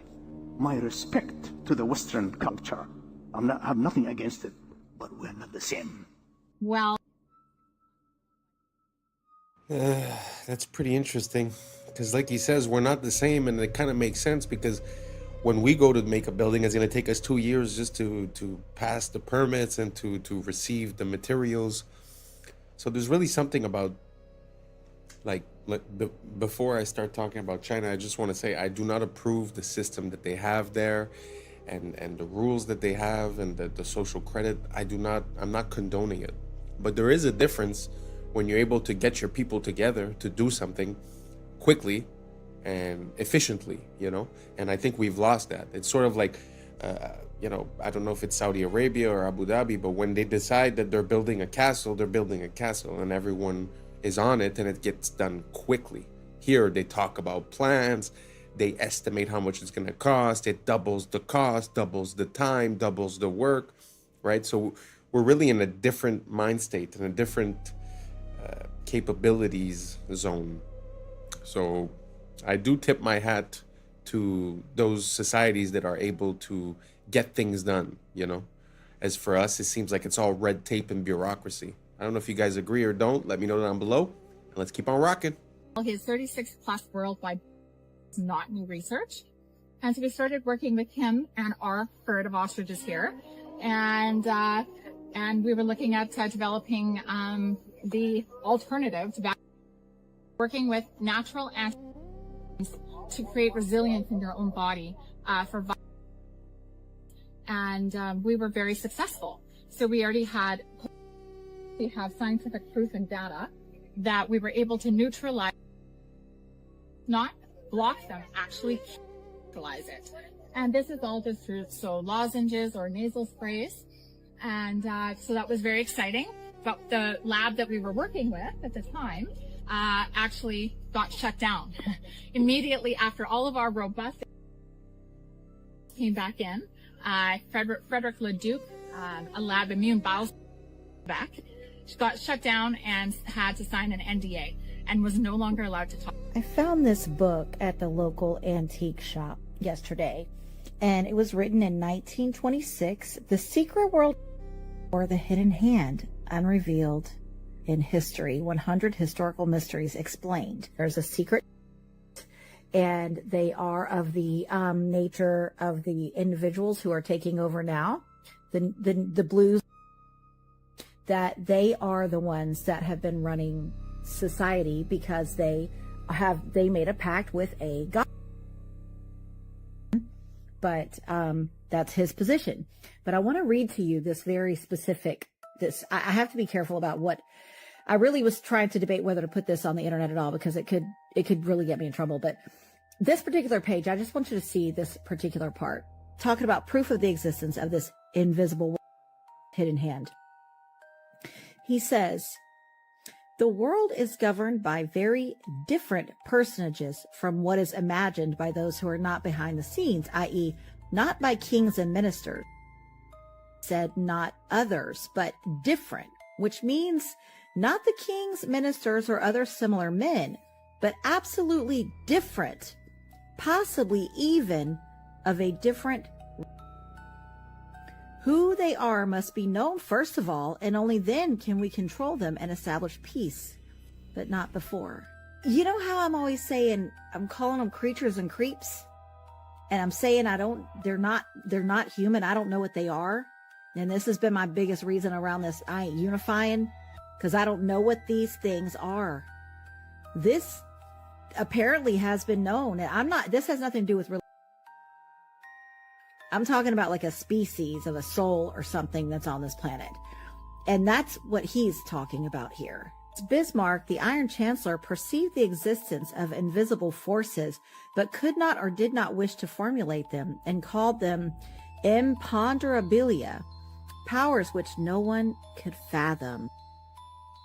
In 180 seconds. This is supposedly the body attacking itself. This is an identity crisis. It starts with taking after the thing that bites and stings causes your body to react improperly. Essentially all Lyme disease. Lyme was released from a bio. See? The rest of the world knows Lyme as Borrelia. They are not the same. It is a or abomination. These are all spirit programs. Programs kick in as autocorrectors where will is lost. When these spirit programs are blended and tacked on to vectors that bite and sting, they spread into the human system. Lyme is a spirochete like syphilis, thus it can be transferred through the mouth and sex, and it hides in the Dr. Judy Mikovits said it's just the new Lyme. Many claim that be delivery system. They are structured the same. This chimeric spirit program creates a biofilm matrix within you to act like a middleman between you and your body. It was released the same year as Lyme, and Fauci was the head of that program. These programs demand more energy than you would actually need. Programs don't want to kill, and they will go dormant if they have to. Cells are just cells that follow the orders of the program. Many people are chimeras. At least 8% of the collective is personified. Gog and Magog are a chimeric clan. Esau bred with Canaanites. Esau's part Canaanite grandson crossbred with Japheth, aka Chittim. Chittim is part of Gog and Magog, the Chimera clan. This is who took over Europe and the world. These are essentially personified free radicals. They are highly reactive. There has been a collective genetic forced integration with the so there is a collective identity crisis. The steals resources and causes your cells to kill themselves. That is why self-harm is widespread. Codes are being deleted through mutation or silenced. But the collective is reaching a rejection point like a bad organ donation. Everything is being homogenized and stagnating. This always leads to collapse. The environment has to be balanced. When it's not, it's like a cartel that has eliminated all its competition. The chimeric clan is part animal. That's why these so-called are zoonotic powers. The body is a natural hyperbaric chamber, and the breath is the key to ending the identity crisis. The breath is the spirit. Spiritual immunity brings physical immunity. The breath aligns your true identity and maintains your terrain. The breath will show you which programs need to be updated or deleted. Only a small remnant will endure the coming rejection phase. Don't waste time with people you can't homestead with or make a network of homesteads with. Some sleeper cells will hide in the remnant, so it's important that we make the strongest remnant we can make. It starts with the breath. The true breath signature or algorithm restores the true identity. Okay, this is absolutely insane. Did you know that Austrian researchers put students in classrooms made of conventional materials, steel, cement walls, etc., and they put students in classrooms with wooden furniture, wooden rooms, natural materials. They measured their heartbeats, okay? And the students in the synthetic, let's call it, classroom with the unnatural materials had on average 8,600 extra heartbeats per day per student on average. Why? Why?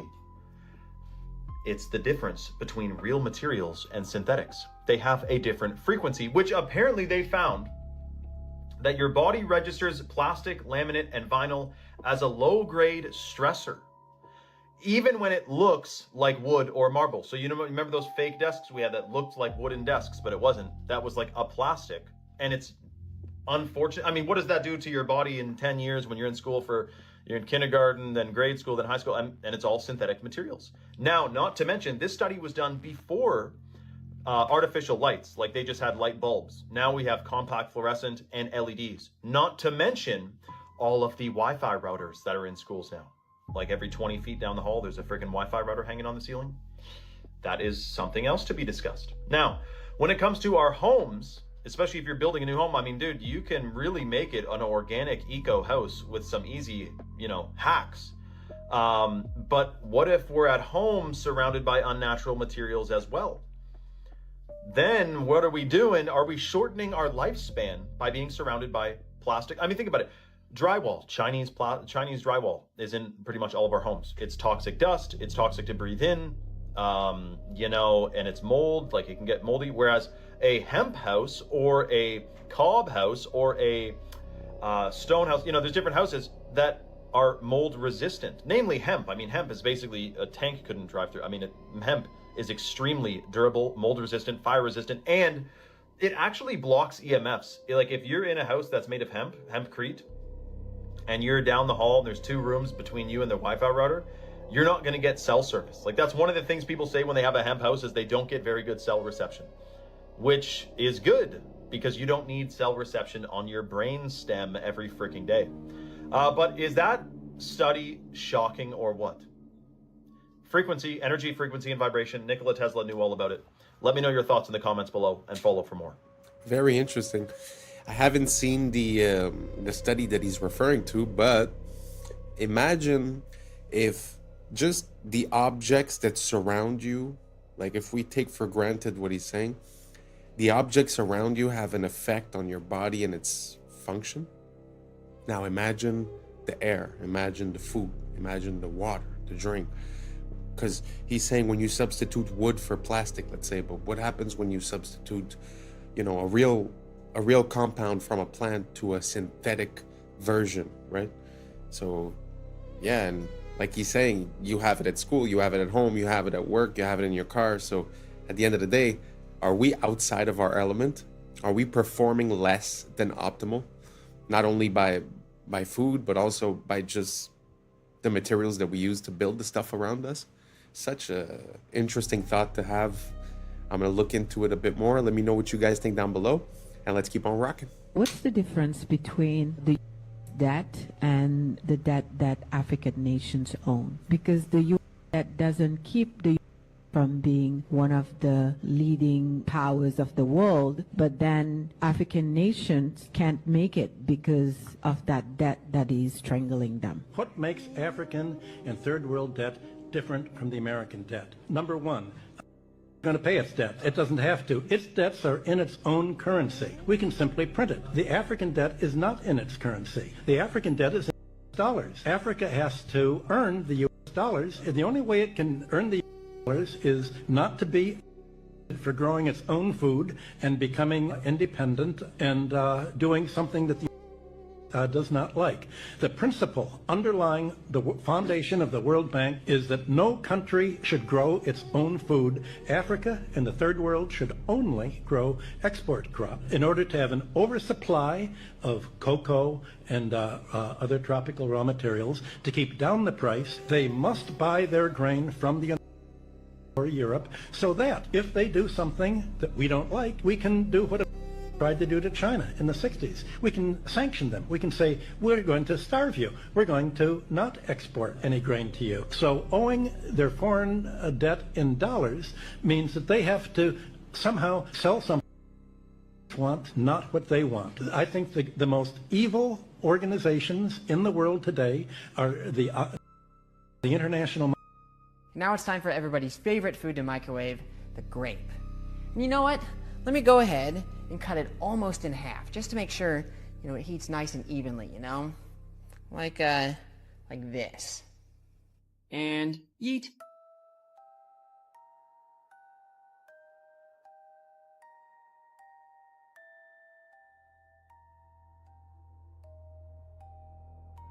Unfortunately, the fragrant smell of roasted grape is hidden by the suffocating nitrogen dioxide fumes, which is the deadly brown gas left in the beaker there. Instead of cutting a grape in half, I just tossed in some unmodified grapes to see if I get the same result.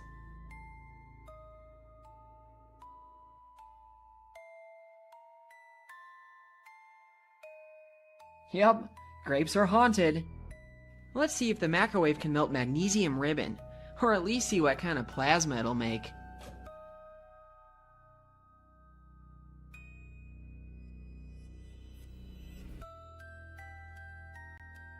Not only did it melt and burn in there, but it also managed to show off some of its green spectral colors, which is in contrast to the white you get by simply burning it in air. Aluminum melts at only slightly higher temperatures than magnesium, but for the sake of curiosity, I'm going to toss some foil in there anyway. Alright, here goes nothing.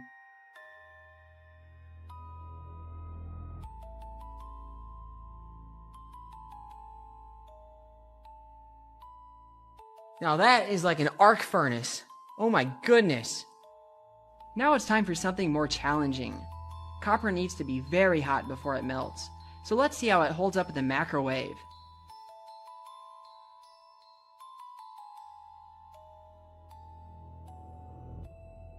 Oh yeah, it melted almost instantly.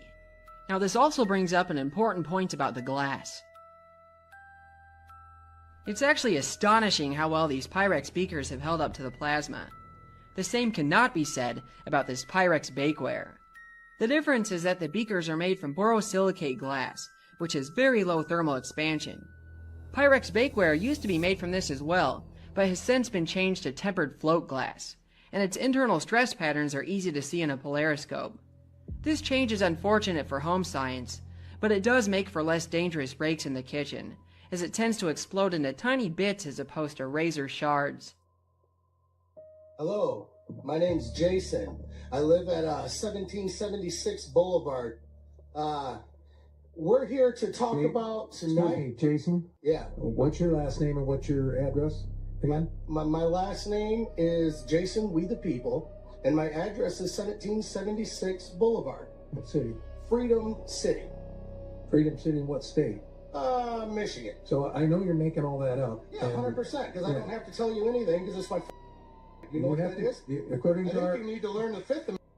I don't care about your article. According to Article 6, Clause 2, you're trumped. According to the rules of this city council, you have to give your name, your proper name and address, or you're not allowed to speak. So do you think your bylaws, because that's the way it's looking here, you think your little bylaws here remove me so I can sue out of the city. Do it, because I'll make sure you don't get no data center. Try 42 USC 1983, baby. That's my middle name. You want that name too? Now, back to this Fifth Clause. You can't use no takings clause, Einstein. Guess what? That's for public use. You understand that? You know what public use is? Sure ain't a data center. It's a park, an old folks home, something like that. It's the Fifth Amendment, not that complicated. You should look into it. By the way, how does it feel sitting up there being a Benedict Arnold to all your people out here? Not one person supports this. How about this? Everybody up here's been asking who supports the data center. How about this? Who don't support the data center? Any other questions? Is there any other questions? Ray Charles and Stevie Wonder can see this one together. What remedy do you have for the friends? You don't got none. So now land. Is there any foreign money involved in this? I'm pretty sure there is. Ain't Whitler in some hot water over there? Also, non-disclosure agreements. Bad news. I want everybody in this room who lives here, it's a FOIA request, every single non-disclosure agreement from any council member, mayor, anybody in this city. You need to FOIA who has one. You won't be able to see what's on it, but you'll be able to see who has one. And then at that time, we got a real conflict of interest, don't we? I think we would. Next thing, who are you having come in here that's putting these underground generators? Oh, you're not. You got these big old power lines going in right now that everybody's talking about. What's that? I mean, have we already made our minds up? Huh, seems that way. Well, anyway, here's your people. Have fun. Kudos to him for raising his voice, but it's pretty crazy. It feels like we've gotten so far from the beginning of this experiment, of this freedom experiment, of, you know, the Constitution and the rules on which we were based, and now everything is so convoluted with policy and rules. And like he's saying, you know, he's like, well, you could have all these rules, but it shouldn't trump my, you know, my Constitution Amendment rights, right? So it's very interesting to listen to him talk, and he brings up a very important point as well. How is it possible to have people representing you and working for you that are allowed to sign non-disclosure agreements with these companies? And then afterwards, they decide on if they get to build or not, but they can't really tell you all the information that they're privy to. So if they're a representation of you and they know something, but they can't tell you, I really don't see like how that can work. I don't know. Let me know down below if you guys could shed some light, and let's keep on rocking. This guy, tragically, from falling off a balcony. He was also obsessed with bioengineering. So he had all of these scientists that he would donate money to their charities, and he would have them work on things and stuff. But what I heard, and this is completely unsubstantiated, but I heard it and I thought it was fascinating, was that he also had these same guys, because they were and everything like that. He had them design a novel. That was his, basically, that was his trump card, which is like, I don't go to jail or I release this. And it's like one of these things where if I don't keep entering in a thing every 30 days, I die. In October or November, his switch went off, and that's what introduced into the world until it became what we do today. I don't believe it. I'm with you. I don't believe that for a second, but that's a goddamn great. I love it, and I'm going to spread it as much as I can. That's crazy. Are you the... Maybe one of the benefits of me talking to you today is that you'll see that maybe not everything is true that you've heard about me. Of April 19th, 1995, a decorated Gulf War combat a truck bomb that he didn't build and a Ryder truck that he didn't rent with the help of a passenger who didn't exist. Having just gotten away with soil to date, the Fort Bragg trained Special Forces sheep drip dropout blended in with the crowd by making his getaway in a car without a license plate and was immediately pulled over. It was the supposed target of the attack, but luckily all of their agents were out of the office that morning. Later that day, the declared, "We will find the people who did this. And when we do, justice will be swift, certain, and severe." Except for John Doe number 2. John Doe number 2. John Doe number 2. Who never existed. In McVeigh's unprecedented 3.5-week trial, the prosecution didn't show the CCTV footage of him and John Doe number 2 parking the Ryder truck. Didn't explain why 24 separate witnesses mass hallucinated the existence of John Doe number 2. Didn't explain why the Army was storing Ryder trucks at Camp Gruber. And didn't talk to blew the whistle on the plot. But they did collaborate with us, and they did convict McVeigh as the lone wolf bomber and Terry Nichols as his bomb-constructing accomplice. Still, a bunch of crazy conspiracy theorists, including 300, insist on talking about facts and evidence and refuse to simply believe what they've been told a million times by people in tailored suits with well-coiffed hair. They quote the blower and the inventor of the neutron bomb who point out the physical impossibility that the truck bomb did the damage to the building, but that doesn't matter because if there were that day, we would have heard about them. The second found and defused. I think he said another bomb. The Justice Department that a second has been found. They then found a third which was also larger than the first. And I see another. So apparently they're going to try to get out that. The FBI claims to have lost the footage showing McVeigh and John Doe number 2 parking the truck in front of the Murrah building that morning, but that's understandable because the Bureau has a lot of important evidence to store. Terry Nichols insists involved in the plot, but thankfully a judge just saved us the trouble of listening to him by preventing lawyers from deposing him. Truck parked across the street 2 hours before the blast, but that just shows the authorities were prepared for anything. And other documents obtained by 2020 show that someone called the executive department in Washington and said the Morrow building had been, but this was 24 minutes before the. But that just shows the public was unusually vigilant that morning. Also, apparently, Governor Frank Keating's brother, Mark, had been working on a novel about a stranger still. One of the characters in the novel was named Thomas McVeigh. But that's probably just a coincidence. McVeigh wrote a letter to his sister where he admitted to being a secret special of the pain in his ass from an Army That's crazy, because if he didn't actually leave the army in 1991, there would be proof of that. McVeigh was not executed on May 16, 2001 as scheduled because he had failed to turn over thousands of pages of evidence to McVeigh's defense attorneys. But the execution went ahead on June 11th. In a highly unusual and secret agreement, no autopsy was performed. One witness said he was still breathing, and the prison officials admitted his hearse was a decoy. Then, the case was officially closed. And if you question any part of this story, you are a paranoid, wingnut, birther, truther, tenther, prepper, conspiracy loon who...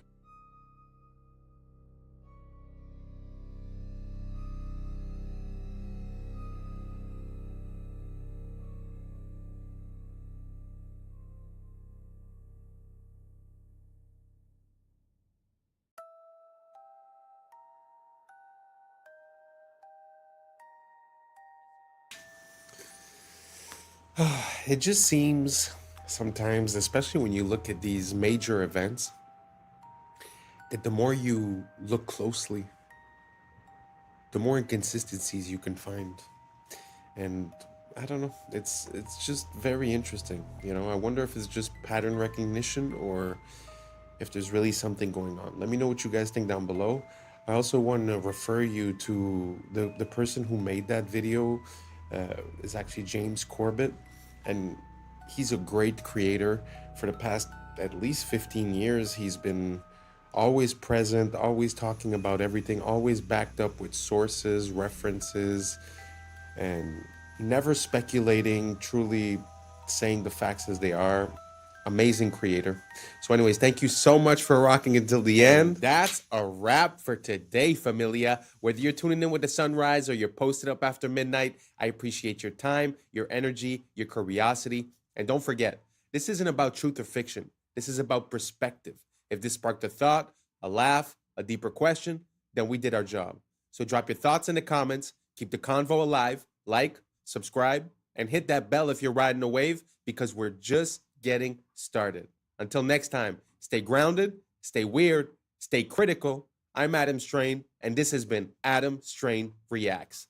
Peace! I don't know what y'all think, but now it's time for us to link up. Really think we on the break up, making a change from living this strange. Living this strange. Making a change from living this strange.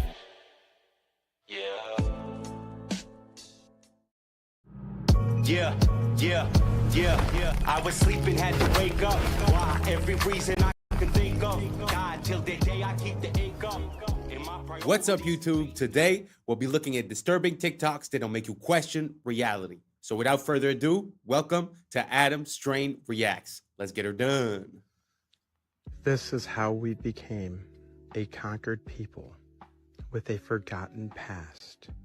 Little by little, piece by piece, removing all traces of a beautiful past, replacing the architecture above that was made to uplift and inspire its people with the architecture below with the exact opposite intentions. As we shuffle along to our 9-to-5s and our glass boxes, we are oblivious to the beauty that was once there, a people unaware of their true past and their true potentials are made to be the perfect drones, where back then the focus of the building was its beauty and aesthetics, while today the focus is on consumerism. Speaking of this McDonald's, look what they've even done in recent times. You can't strip all the beauty and color from the world overnight. And I know McDonald's is far from a good place to eat, but just look what McDonald's used to be. Colorful, bright, and vibrant. A place where it was a treat to take our kids to every once in a while, where their imaginations could run wild. Who remembers the little burger seats, or the forest that McDonald's used to have in them? Now the interiors all look like an ugly corporate meeting room. Little by little, drip by drip, this has been going on for some time. Replace all the beauty with bland and lifelessness, reflecting the society that built it. Question everything, friends. Until next time. The insides of these World's Fairs were made just as beautiful and intricate as the grounds outside. And yet again, it displays a showcase of how our past was leagues ahead of our own abilities, housing an inside zoo and a zoo of people. and many, many elaborate displays. These look like anything but temporary. From the inside out, these are absolutely stunning. I believe, if anything, these to be the fairs of the inheritors, the controllers taking over the lands of a fallen empire and showing off all the technology and the works of the old world. His story has been written by the conquerors. Question everything, friends. Until next time.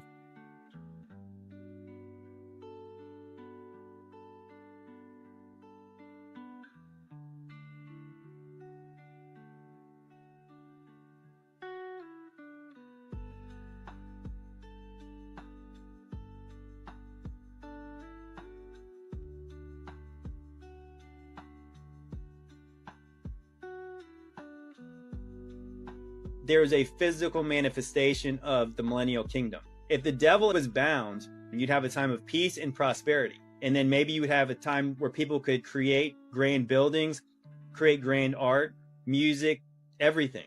We don't even understand, probably because I do believe the devil is very active today, as most people probably understand that follow me. The devil, the demons, they are super active. We don't even know how many negative effects that they inflict on us all the time, because we wrestle not against flesh and blood. We don't know how much our thoughts get cloudy because of spiritual darkness around us. And then again, you put that on a macro scale, like everybody's affected by this spiritual warfare and oppression. If that was lifted, if the devil was bound and put in a pit, is that possibly that humans could do a lot more than they do now, because there was this freedom in your own mind, your headspace, to not be inflicted by these demonic beings? I think that you couldn't help but have physical results of that. So if the saints are ruling in heaven and they're doing it better than the corrupt sons of God, I believe there would be positive effects on the earth, and we'd be able to see the evidence of that. And maybe that evidence is the grand buildings, the grand cathedrals, the art, the statues and stuff. It doesn't mean that everyone was perfect on earth, but it does mean that there was an allowance for people to do more than they're doing now. Now that we know who didn't discover America, this guy right here, let's talk about who it wasn't named after. Amerigo Vespucci. Yeah, you remember that footnote in your history book that said Columbus discovered America, but they named 2 continents after this guy instead, Amerigo, or as his mama called him, Alberigo. Who names 2 continents after some guy's first name? So why did they name it that? Well, we're taught it's because this map, the 1507 Walt T. Miller map, which is the first place the New World was labeled the Americas, this combined with a letter from a Florentine bishop, a friend of Amerigo, gave credit to his friend for the discovery and the naming. But according to the Spanish, that might not be true, because Europeans didn't actually name America. It was already named that. You know, the people who already lived there, who didn't think it needed to be discovered because they were already there, they called their home America, or various spellings of such. So why did they name it that? Well, it's very likely because of this. The South Americans worshipped a god called Amaru, or Amaru Ka, a feathered serpent. And Amaru Ka to the Aztecs was Quetzalcoatl. So according to Manly P. Hall, the children of the sun adored the plumed serpent. So much so they named the whole place after him. Amaru Ka literally translates into land of the plumed serpent. So no, it wasn't named after some guy. It was named after some old serpent. This was an electric quick... Very interesting. What do you guys think about that? Because I do remember the time when I was in history class and they were teaching me about America, and they were saying that they named it after the map maker. I always found that weird. Like, why didn't they call it Columbia or something like that, right? For Columbus, or for the actual person doing the exploration and not necessarily for the map maker. I always found that weird. But with the link towards the ancient civilizations of Mexico, it actually makes a bit more sense. And it actually connects back to Tupac. Because Tupac, I think that was the plan of his name, was Tupac Amaru Shakur. So the idea, I think, is pretty close to that. They probably knew something or had lineage towards it. But what do you guys think? Do you guys think America was named after Amerigo Vespucci, or was it named after something that was already here? And regarding the videos before, with the demon possession and the beautiful buildings, I feel like demon possession is like a word that we put, but the question that that comes to my mind is more, if you compare living around those buildings the way they were built before, beautiful, ornate pieces of art, basically. Like maybe you could call it demon possession or demon oppression, the fact of living in these cardboard boxes, because basically, let's say humans get inspired. So if I put you in a place that is beautiful, made of art, that is an expression of the beauty of this world, you might have a different thinking process. You might come with different solutions, with different thinking results. So maybe that's the whole thing. Instead of calling it demon, maybe it's just us not being at our top, at our divine, because it feels like we sort of sacrificed beauty for convenience. But my question is, a few generations down the line, what happens when, they say you're a product of your environment?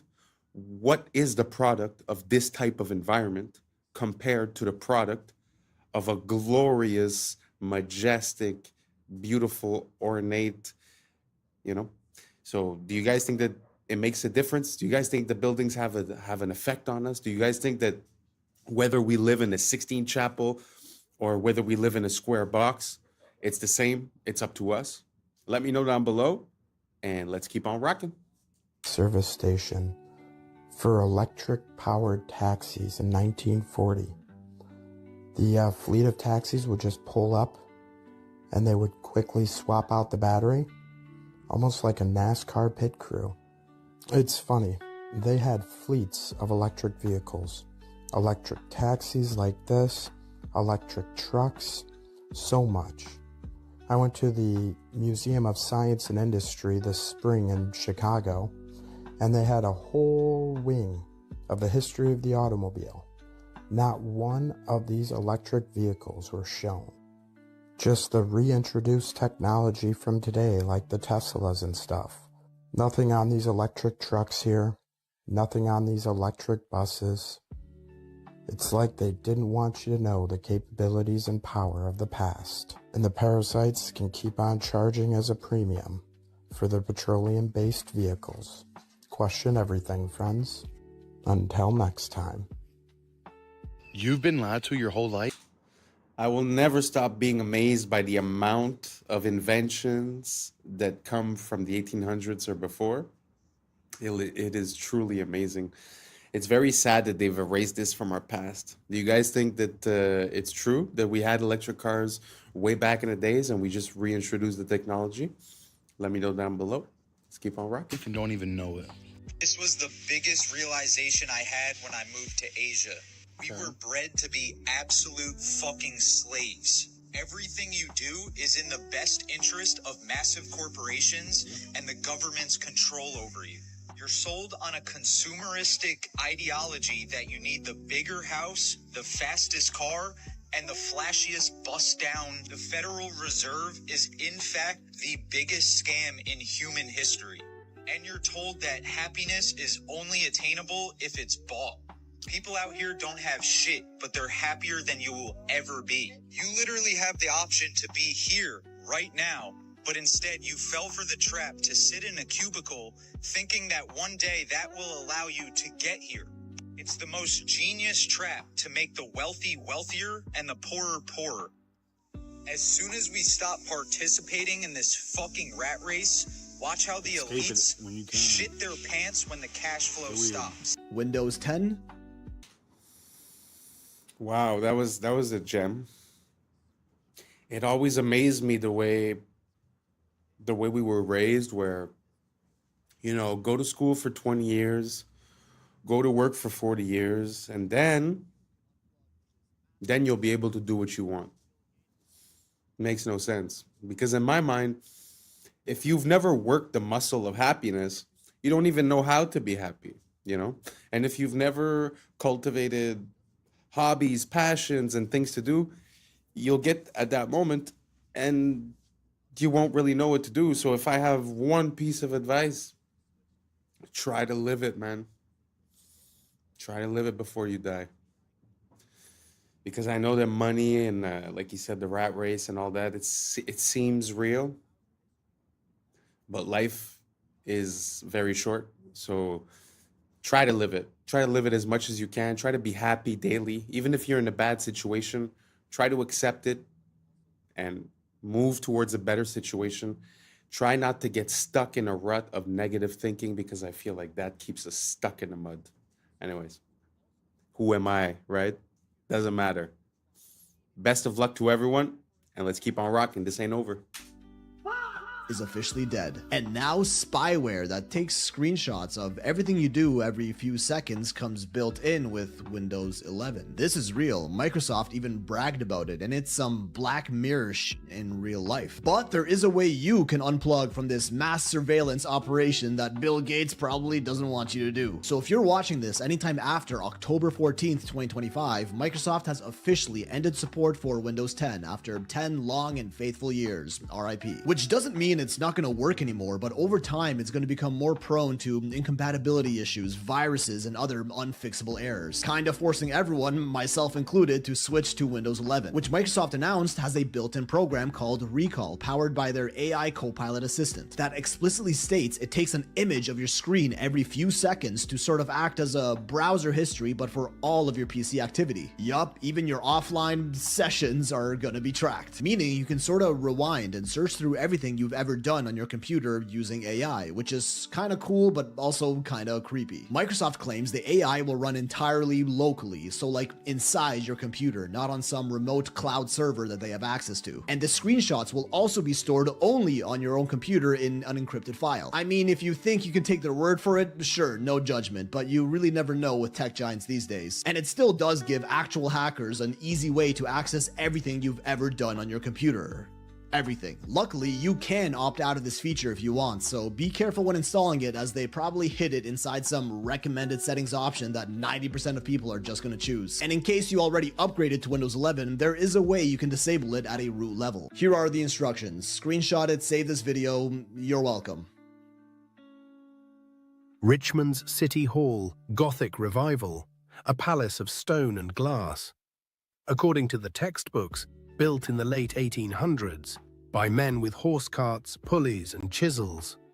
But look at the details: copper domes weighing tons, marble cut with surgical precision, spires climbing skyward.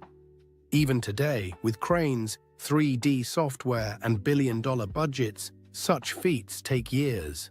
And yet, the story tells us, it was done in just a few years with primitive tools. Then, the absurd twist: many of these masterpieces were demolished after only 20 or 30 years. Declared obsolete, outdated palaces of stone gone before their time. If the goal was utility, why such grandeur? If they were truly 19th century projects, why can't we rebuild them today with all our technology? Maybe because they were never ours to begin with. Perhaps they belong to another age, adopted, rebranded, and quietly erased. Charleston, 1901 to 1902.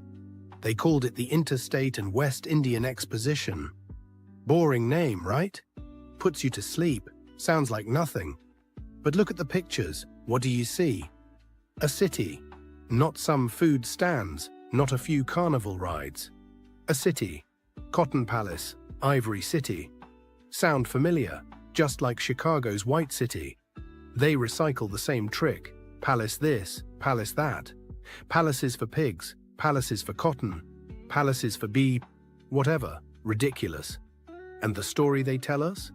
They had no money, not a dime. They begged for funds, no one gave them any. And then, bam, a Spanish Renaissance city rises on 250 acres. Cotton Palace, sunken garden, auditorium, manufacturer's building, names that scream grandeur.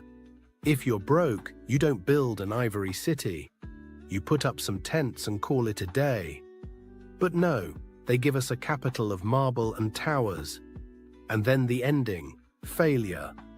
Only 600,000 people came, they lost money. Over $1 million spent, only 30,000 earned back. And then demolished. Every last piece except one building. The women's building. That's the history they give us. But think, so much talk about attendance, about exhibits. but nothing about construction. No photos of building crews, no scaffolding. Just poof. A city exists, and then it doesn't. So again I ask, was this really a fair? Or is it just another fake story patched together to cover these inconvenient photographs? Just when you think you've seen it all. Just by the way, these World's Fairs, I don't know if you realize, but there's more than one. I mean, it's almost every year. You know, St. Louis, Chicago, New York, they're everywhere. Paris, everywhere around the world. And funny enough, recently I realized that they still go on today. Very interesting. I didn't know that. So if you guys want to look it up, they still go on today. So it seems like a very interesting timeline when it comes to these things. It's always the same thing, more or less. It's a short building period. Then you have the exposition, and then they destroy everything. They normally leave 1 or 2 buildings. And funny enough, everything is made to be temporary, but the buildings that they leave still stand today and are solid. So, I mean, for me, logically, it doesn't make sense. What do you guys think? Do you guys think that it's exactly what they said? I mean, because they said they built temporary cities built out of stucco, which is like drywall, basically, cement. And they just like basically make it look good. But like I said, the buildings that they left over are still there today and they're still standing strong. So for me, it causes quite an issue. What do you guys think about these World's Fair? Makes sense? Doesn't make sense? Let me know down below, and let's keep on rocking. Here's some more awesome, innovative, and a little wacky inventions from the early 1900s. Though I'm not saying this proves the existence of advanced civilizations of our past, there's already more than enough evidence presented for that. I just think these videos really show the level of ingenuity and innovation the people from this time had. A period of time before our Rockefeller-style school systems stifled any of that creativity.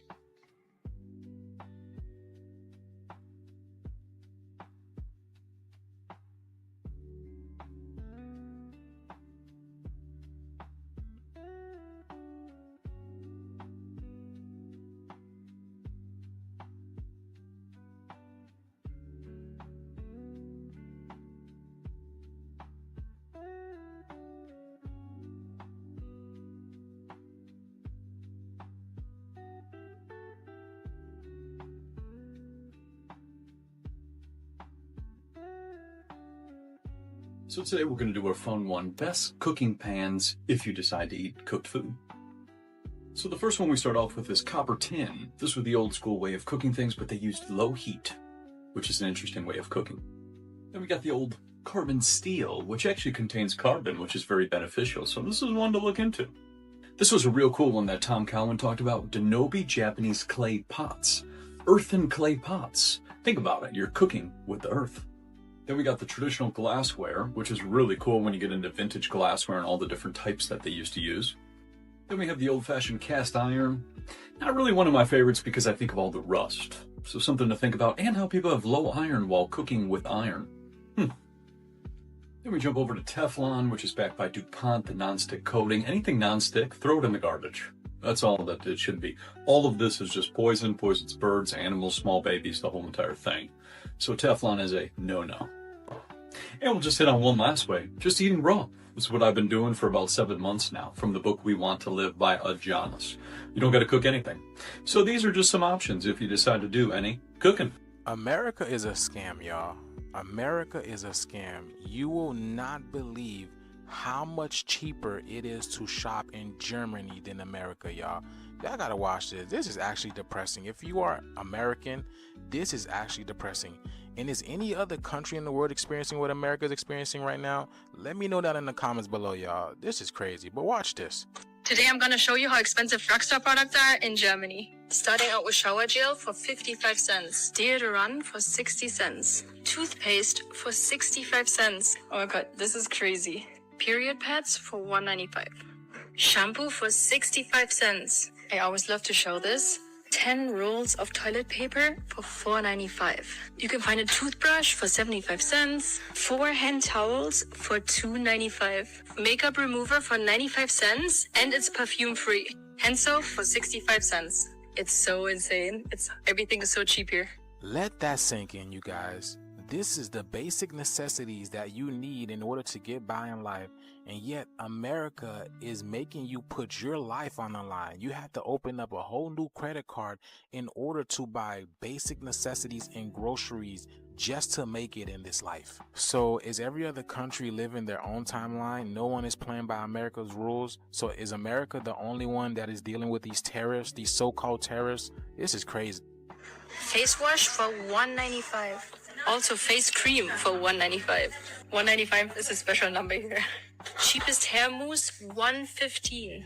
In the beginning of the year, I seen a lot of people saying that they're moving out of the United States, and I don't blame them, y'all. But something has to give. Something has to give, y'all. The shift is here. Let's continue to get it. Peace in. My brother Jay-Z, Team Rock. I know, it's just like cool information, and it's just surprising, and it's fun to see how much they're paying in Germany, but it truly makes me sad. Truly makes me sad that, you know, so many people signed up for this social contract, for this American dream, and somehow all the stipulations and all the clauses changed, but we're still stuck in the same contract, you know? I find it so sad. All these things, like he was saying, are more or less basic stuff that you need, and it's like we're getting gouged every way, shape, form, side, you know, like it feels like there's still some sort of respect for the consumer there. Now, don't get me wrong, she probably wasn't in a high class store. Maybe she was even at a dollar store type place, you know, but even at that, we don't get those types of prices whatsoever. So I find it super sad to see how we're getting treated, you know, like our social contract is null and void because everything changed, but it's like we're still stuck here getting paid the same thing, needing to buy all these things, you know. So I don't know if you guys agree with me. Let me know what you guys think. How are the prices where you live? Are they better than before? Are they worse than before? Are they like Germany? Are they more like the States? Let me know down below. Let's compare and let's keep on rocking. Adam Blackstone, Hell's Kitchen, the Most High. Good evening, godless sodomite. Kneel before your God, Babylon! Thinking me the highest paid megalomaniacal boy king in all of Babylon! You see, if you go and visit the very home of the Oscars, where they hold it each year, you can see a plaque on the wall that says the Babylonian Court. The camera shows you the stage, and you see an unmistakable Tower of Babel embedded into the design. Outside of the Kodak Theater, you have the gates to Ishtar, and you have Babylonian gods put on the outside of the gates. They have the exact elephants. They have the same exact gate of Ishtar. They have the same exact Babylonian gods over the top of the gates. A lot of people come up here and they thank Jesus for this award. I want you to know that no one had less to do with this award than Jesus. He didn't help me a bit. So all I can say is, suck it, Jesus. This award is my God now. I'm thankful to the Oscar gods. The other names of the gentlemen are all gods as far as the category concerned. When you get this little golden statue, you become a star. Speaking of spiritual warfare and spiritual dimensions, 2 stories about people that have taken. That was interesting. I had never seen the occult symbology behind the Oscars. Very interesting. It's pretty obvious, huh, nowadays? I mean, of course, nowadays we're more informed and we're able to compare things and we have more pictures. Yes. But even at that, I feel like there's something. I feel like the veil is lifting. I feel like the same things that they would have said before we would have been clueless and just went with the show. And now somehow it seems like we have a bit more of what I call divine discernment. I don't know if you guys agree, but did you guys know about the Oscars and about all that symbology? All the reverence towards Ishtar, all the mentioning of Babylon, the incorporation of the Tower of Babel, even the way they speak when they talk about gods. Let me know down below, and let's keep on rocking. salvia, truly nightmare fuel. I was in this college, this guy smoked some salvia, laid back, and all of a sudden he woke up, but he was a child, and he lived his entire life. He was a child, teenager, went through everything, got married, had kids, grew old, had to bury his wife, became a grandparent, and then died of old age, basically, and then woke up at his college where he smoked salvia, and it broke his mind. How could it not? And he was weeping because he's like, that life wasn't real. I had kids that I loved. This next story, I would say, is even scarier. Oh no. Great. This guy, also college age, smoked salvia, and he was like basically transported to where he's standing on the side of the road, and he was just standing there. Then all of a sudden he turned into a stone pillar, and he was a milestone, like a mile marker stone for 300 years. What? And he said he watched the forest change. He watched horse and buggy, and eventually turned into cars and a highway. And then after 300 years, a construction crew came and tore him down, and he woke up. Bro, you go and try to get stoned, you become one. I mean, that's what's gonna happen. I mean, like, think about claustrophobia. Like, you have a full intellectual mind, yet you're stuck like that for 300 years. Straight up terrifying.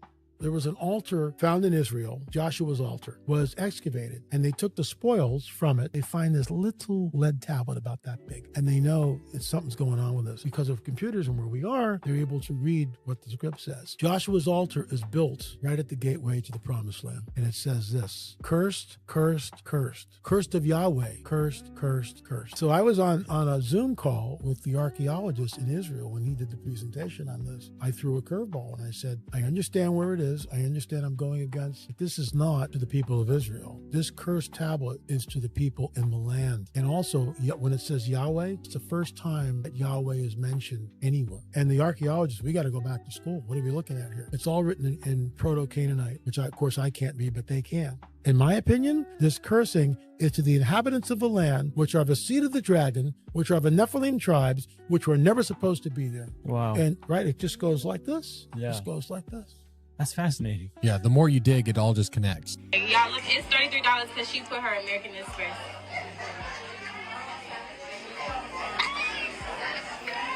They scam me. Okay, so I went through and read through Uber's terms of use, and they can actually do this. Okay, so here's what's going on. The person was trying to call an Uber in Atlanta, and they quoted her $33 when she used her American Express, but then when she switched her payment to Visa, then it became $20. Weird. Now, according to an Uber spokesperson, they say that we want to be clear that Uber's pricing tech does not set different prices for riders according to the payment type they use. But that is not what their terms of service says, okay? It says right here, quote, prices for product or menu items displayed through the services may not be the lowest price at which the product or menu items are sold. And that Uber is a, quote, personalized digital marketplace platform, meaning prices specifically tailored to you. Also, a lot of Amex cards offer an annual Uber credit. For example, this gold card offers cardholders $120 of Uber cash per year. But now some travel bloggers are reporting that Uber is also charging higher prices if you have those credits in your account. And Uber's terms of service also allows this as well. It says right here, quote, certain users may from time to time receive promotional offers and discounts that result in different amounts charged for the same or similar services of goods obtained through the use of the services. The lesson here is always read the fine print, people. Man, it feels like we're really close to a society that uses dynamic pricing. Oh, you're this skin color, it's this price. Oh, you live on this block, it's this price. I'm very scared of that. I find that it's a pretty slippery slope to get down. And second of all, we have to watch out. You know, they use our our desire for a promotion to mess with us. But you also have to know what the value of things are, because we've caught companies now over and over on Black Friday and stuff like that. They just mark up the price, put down the percentage, comes out to the same, and everyone's going crazy, you know? So try to figure out, you know, is it a good deal or is it not? And this here, you have no way to know. But okay, we'll give you 120 credit, but every ride you buy is going to be $10 more. We have to be careful. And that also ties in with the AI. They wouldn't be able to real time, process all the data, and then give you a dynamic pricing that makes sense if they didn't have this AI and all the data points that we give them. So I don't know what you guys think. Do you guys think that this dynamic pricing, these promotions, and the inclusion of AI is going to get us in a very sticky situation? Or do you guys think it's better like this, and that finally we're going to have customized basically prices for everyone? Let me know down below. This was the end of it. Thank you so much for rocking with us. And that's a wrap for today, familia. Whether you're tuning in with the sunrise or you're posted up after midnight, I appreciate your time, your energy, your curiosity. And don't forget, this isn't about truth or fiction. This is about perspective. If this sparked a thought, a laugh, a deeper question, then we did our job. Drop your thoughts in the comments. Keep the convo alive. Like, subscribe, and hit that bell if you're riding a wave, because we're just getting started. Until next time, stay grounded, stay weird, stay critical.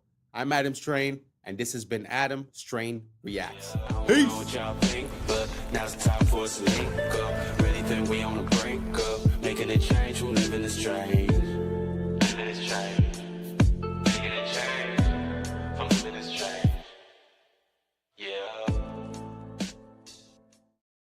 Ben? Do you see this? There's a frog in here.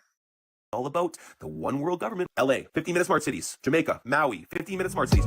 Yeah, right? Yeah. Here's all the snacks. There's no employees. There are robots in here. There are robots taking your order. What's up, YouTube? Today, we'll be looking at disturbing TikToks that'll make you question reality. So without further ado, welcome to Adam Strain Reacts. Let's get her done. Apparently, blood being blue in your body is just a Mandela effect. Watch this. Almost 100% sure that they taught us that blood was blue inside the body until it hits oxygen and then it turns red. And I just saw a video of a 6th grade teacher talking about why do her 6th graders think that blood is blue. And my first thought was, how do you, as a teacher, not know that blood is blue until it hits oxygen? And then I looked it up, and apparently that was never true. So now I'm wondering, because I could have sworn they taught us this in schools. Like, I don't even know if this is a Mandela effect or if this is just like misinformation completely, or if they are like they just lied to it. Wait, who else thinks that blood is blue? Actually, let me ask. What is Bill Gates? What do you guys remember? Have you guys ever heard of the Mandela effects? There's a lot of things that people remember differently than the way they are. Like Star Wars, instead of saying, Luke, I am your father, he says, no, I am your father.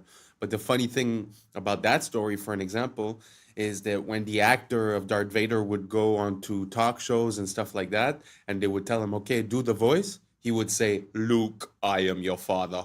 In other words, even the person that's involved in the movie seems to have a misrecollection of the events, which pushes us to question, is that the way it was? Is that not the way it was? So now back to the question.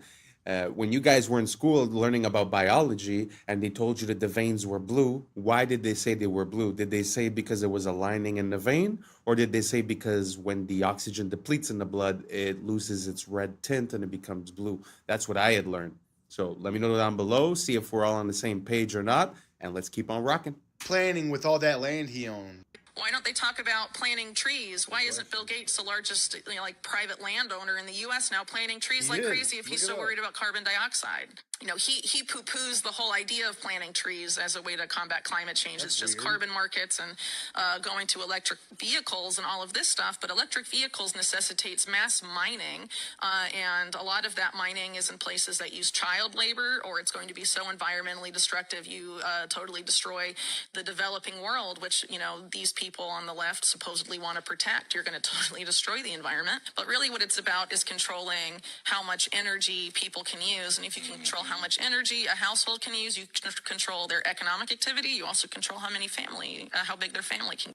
It's fear-driven to get people to accept policies they otherwise wouldn't accept because they're told this cataclysmic event is just down the line. Trust us, again, is the conclusion of that. The Illuminati are literally pricing humans out of existence. Wow, childhood was great. I'm excited for a bright future. 9/11. What? Yeah, it's 9/11. It's going to be the worst terrorist attack in human history, and the world's never going to be the same.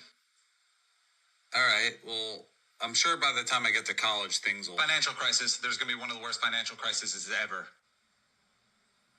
All right, well, whatever. I'm sure by the time I'm 30... Global pandemic. There's going to be a global pandemic that irreparably shifts how society operates. Forever. This is becoming too much for me. All right, well, I was always shown that the key to happiness is just raising a family and owning a home.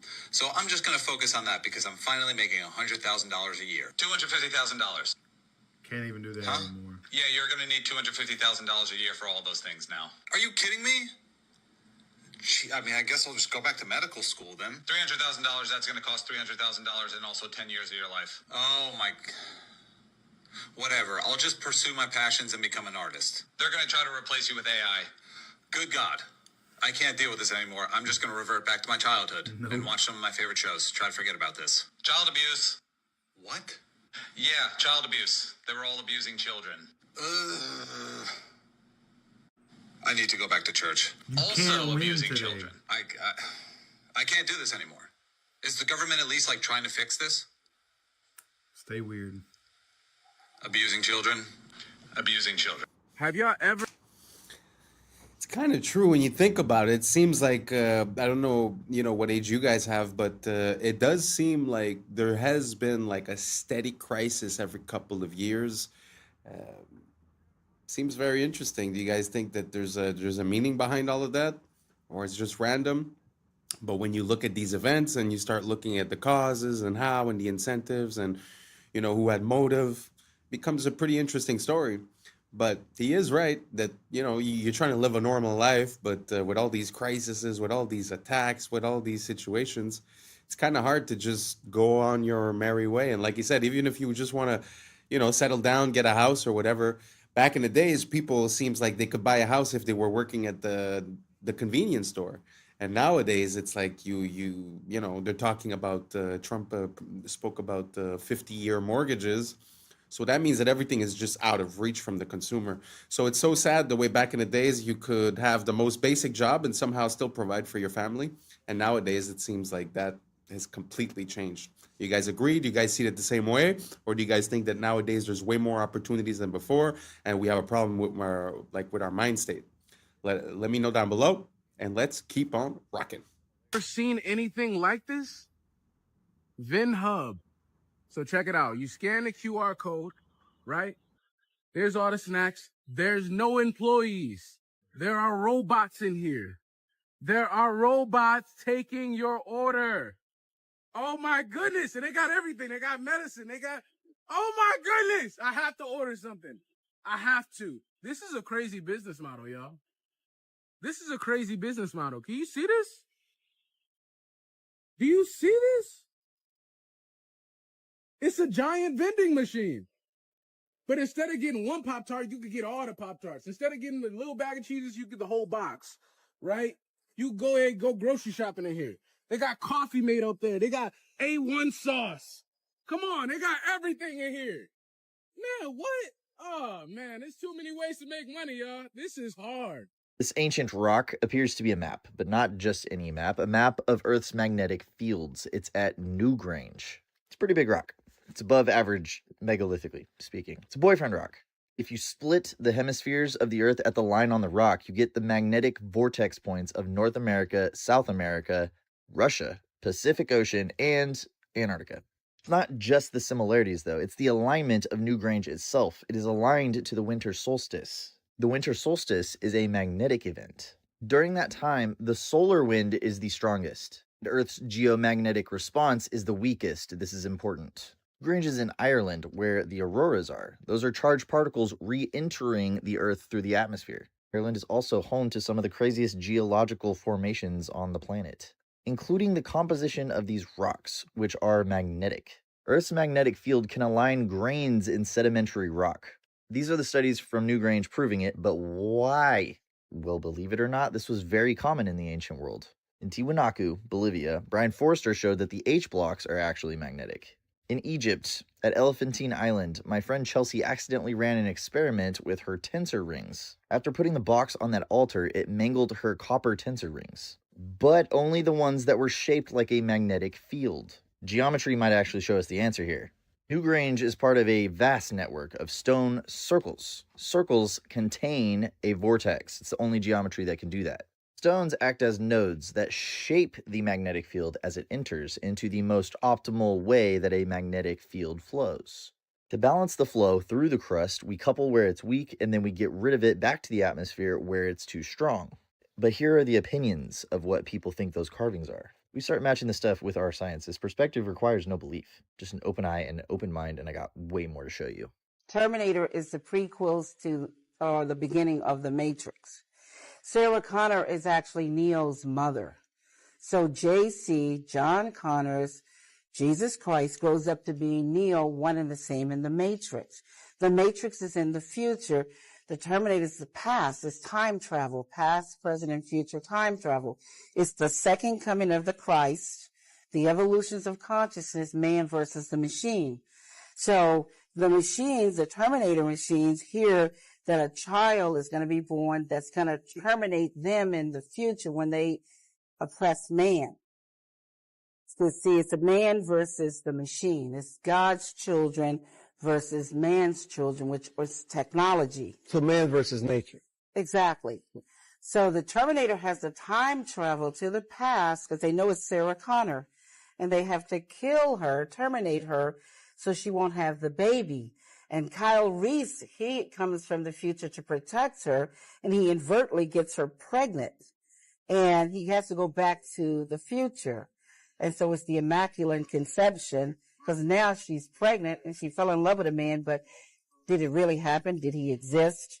And then this child, when you see the three Terminators, the boy, and then the man child, subconsciously, he doesn't know why the Terminator is trying to kill him until he's hidden out in the city, in the Matrix, the future. When he reaches 30 years of age, the rebellion, reloaded, revolution starts. And the rebels come and they find him because they've been watching him all along. That's what the Guardians and the Sentinels are all about. And so they wake him up to his purpose. They take him to Morpheus to train him to fight the machines. They take him to the Oracle because of the prophecy. So this is the whole epic story. It's an epic. Someone could please explain to me. Incredible. When I learned that, it kind of blew my mind. So the connection between Terminator and the Matrix, did you guys know about that? I find it adds a layer of complexity and intensity to that story. Like she said, past, present, future, the second coming of Christ. I know, we always think these are movies and it's science fiction and this and that. Did you guys have any idea of the implications and the connection between these two movies? I find that amazing. Amazing. I don't know if I could get a hold of that book. I don't know if it exists because I think she just wrote this, like she wrote an idea and then they made a script out of it, but I don't know if the book truly exists. I'd like to get my hands on that. So let me know down below if you guys knew about the connection between the Matrix and the Terminator and what you think about the story that she was saying. And let's keep on rocking. That'd be great. Normally don't make hot coffees, normally make iced coffees, but the weather's getting colder. Was feeling a little frisky this morning. I had bought this specifically to make hot coffee. I had not opened it yet. Expiration date is March 2025. Like, we're rocking, right? I go to undo the top and take the thing off and pour it in. Do you see this? There's a frog in here.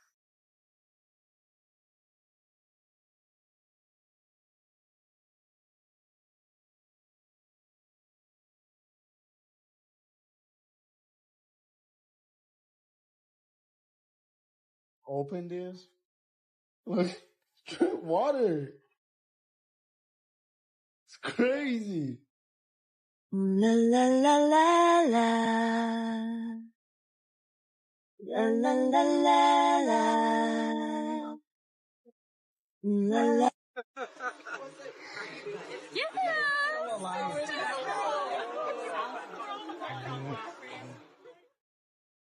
Guys, why is there letters on my Olive Garden breadstick?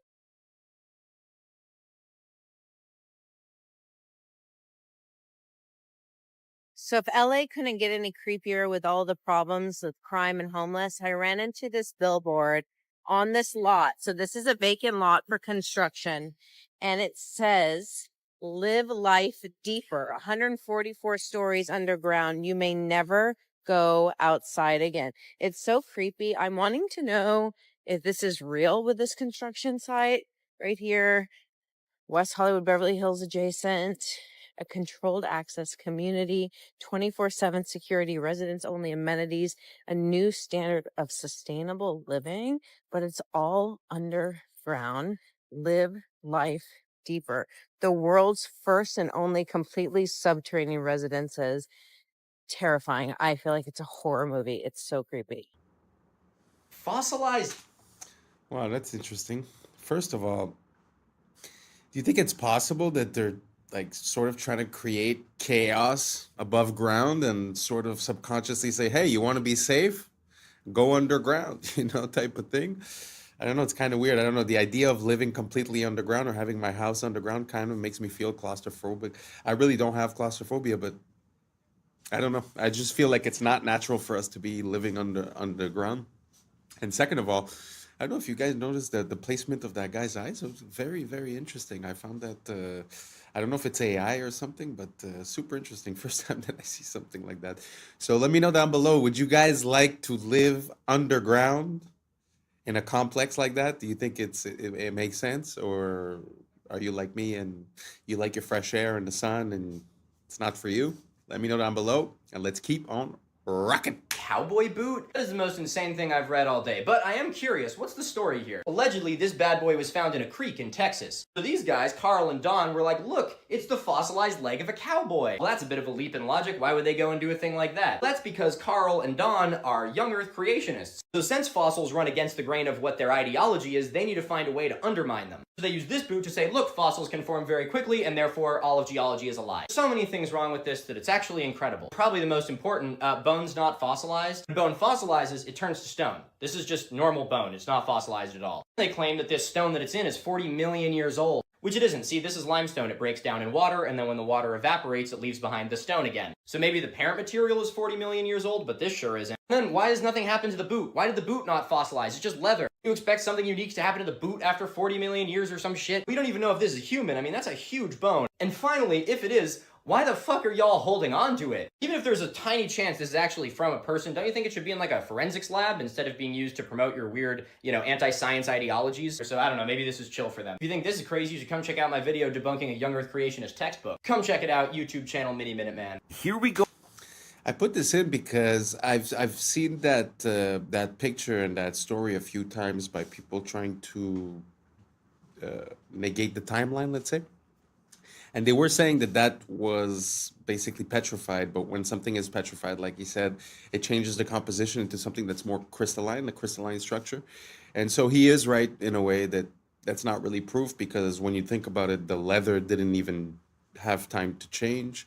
So pushes me to another question. How is it possible that this man's leg and skin got replaced by limestone? I guess that would be the part that I don't really understand.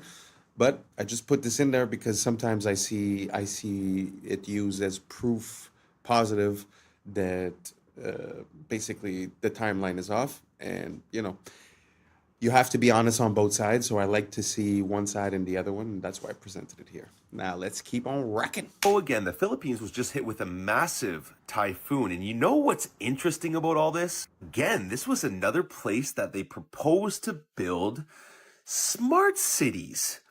These 15-minute cities of the future connected to digital IDs and electric cars, and you can't leave. This is all about the one world government, one world control. LA, 15-minute smart cities. Jamaica, 15-minute smart cities. Maui, 15-minute smart cities, all get hit with natural disasters. Now, why is it that every time these future utopias are announced in these places, they all get hit with these natural disasters? Don't you find this quite odd? Are you putting the pieces of the puzzle together like I am and seeing a direct correlation here? A common theme, if you will. Wiping out current foundation to build new foundation. First destruction and then reconstruction. And what's going to rise from the ashes, guys? Surveillance grids, digital IDs, and centralized control, all under the disguised name of innovation.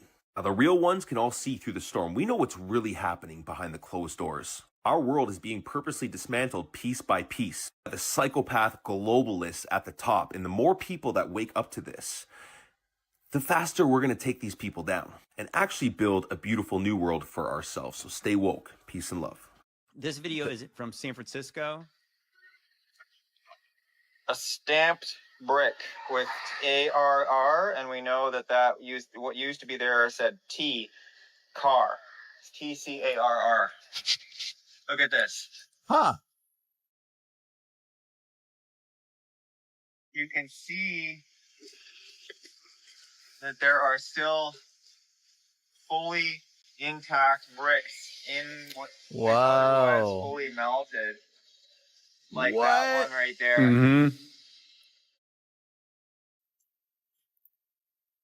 What is that? Much of it is melted beyond recognition, but That's a what lot it of is. it, like this, is still obviously a wall. So how old is this tree? Right. How long ago did this happen? That's in San Francisco. I gotta go check it out. Yes, definitely. You all need brick, to. Get the and drone. It's all melted down like as if it was candle wax hit with a blowtorch. That is what that looks like, dude. Rolling down channels. Holy Channels of mackerel. melted bricks. Like right there. Look at that.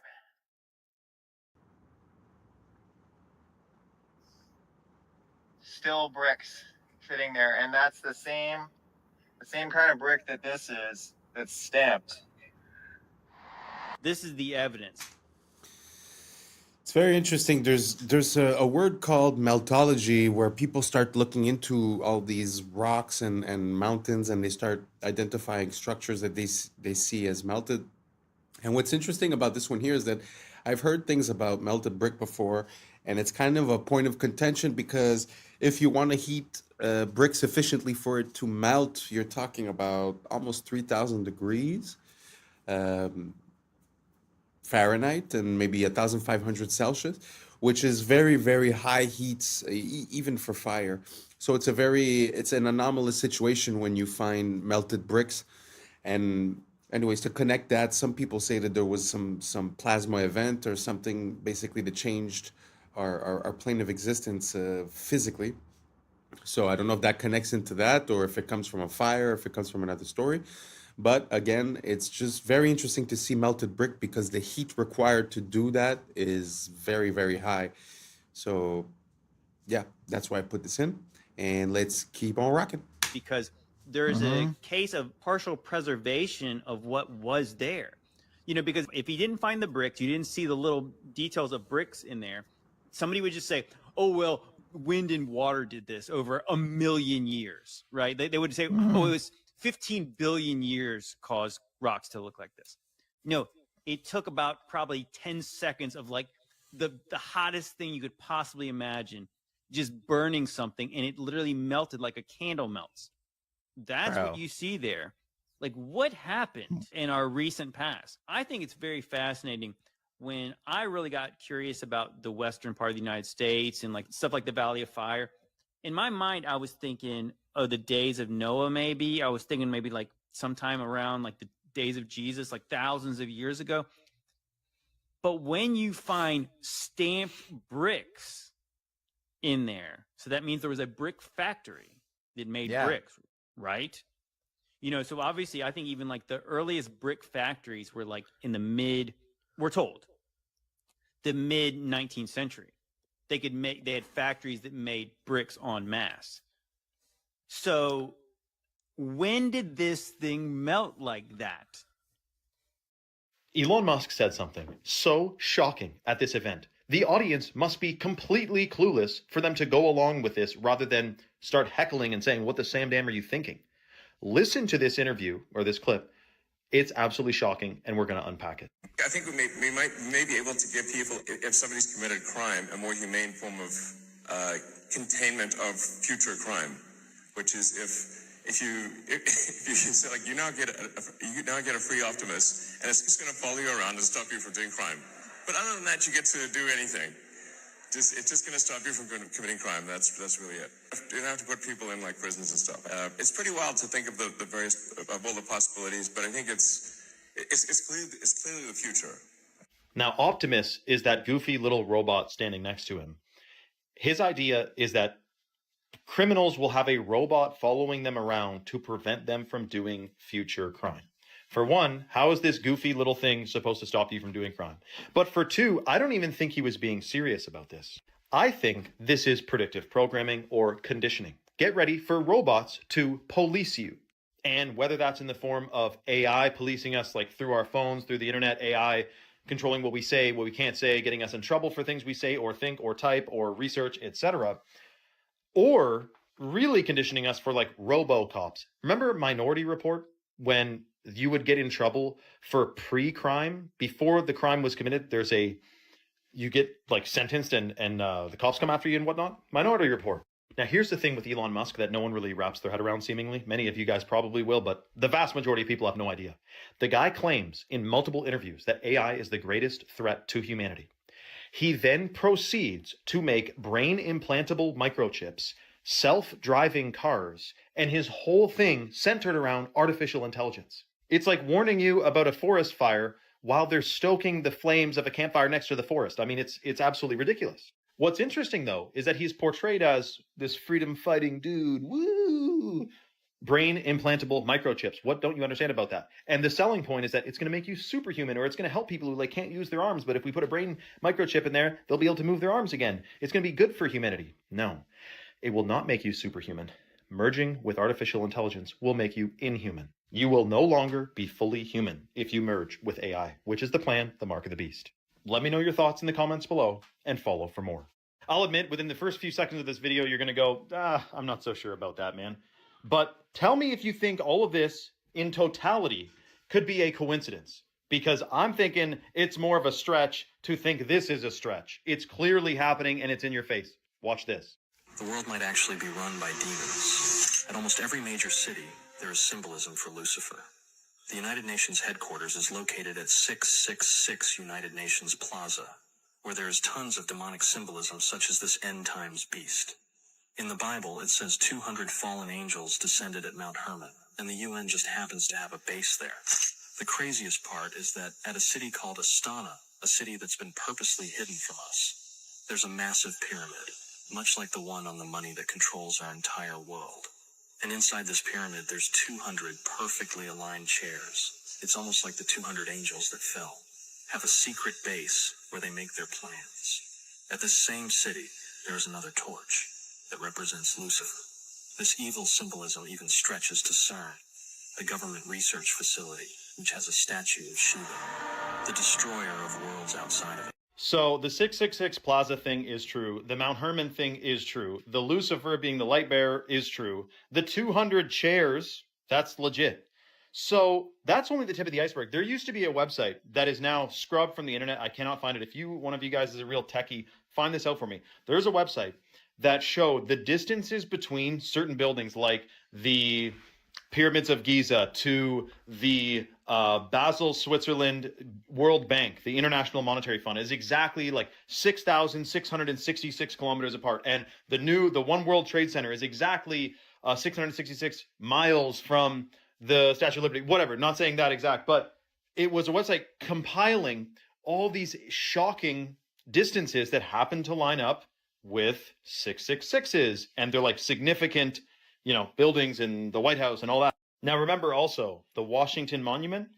Go and convert the height of the Washington Monument from feet to inches and check out that numerical value and tell me, whoopsie daisy coincidence. Something shocking is going on in our world today, guys and girls and everyone else. And we're a part of it. We got born into this power struggle that's happening where it's good versus evil. What side are you on? Probably you're on the same side as me. I mean, it's a big club and we're not in it, right? Anyway, let me know your thoughts in the comments below and follow for more. So what do you guys think about all that symbolism? You think it's possible that it's just a coincidence? Or do you guys think it's a trope? It's like an archetype that they're using to I don't know, steer us or create a certain pattern in our mind? Do you guys think there's a meaning, or do you guys think it's random? Let me know down below. And thank you very much for being here, because I think we've reached the end. And that's a wrap for today, familia. Whether you're tuning in with the sunrise or you're posted up after midnight, I appreciate your time. your energy, your curiosity. And don't forget, this isn't about truth or fiction. This is about perspective. If this sparked a thought, a laugh, a deeper question, then we did our jobs. Drop your thoughts in the comments. Keep the convo alive. Like, subscribe, and don't forget to hit that bell if you're riding a wave, because we're just getting started. Until next time, stay grounded, stay weird, stay critical. I'm Adam Strain, and this has been Adam Strain Reacts. Peace. Now's the time for us to link up. Really think we on the brink up. Making a change from living this strange. Living this strange. Making a change from living this strange. Yeah. Things rendered in real life. This is it. You can walk as far as you want. You can go anywhere you want. This is Google. Yeah, and these things don't exist. This is just AI artificially creating a 3D world, but it gets better, boys. Yeah. I was sleeping, had to wake up. Why? Every reason I can think. What's up, YouTube? Today, we'll be looking at disturbing TikToks that'll make you question reality. So without further ado, welcome to Adam Strain Reacts. Let's get her done. This is how perfumes can actually kill you. It disrupts the gut microbiome, it disrupts the lungs, affecting your immune system. When you're spraying perfume on a leaf, it dies. I can't even walk into a store anymore. You walk to the perfume aisle and they're spraying in front of you. It's almost like an obstacle course. All of this is so toxic and poisonous for you. They're all endocrine disruptors. Men, your testosterone's getting lower. Find some natural things. Use herbs, spices. What if we're already at double simulation? This week, Google Gemini 3 shows us Inception.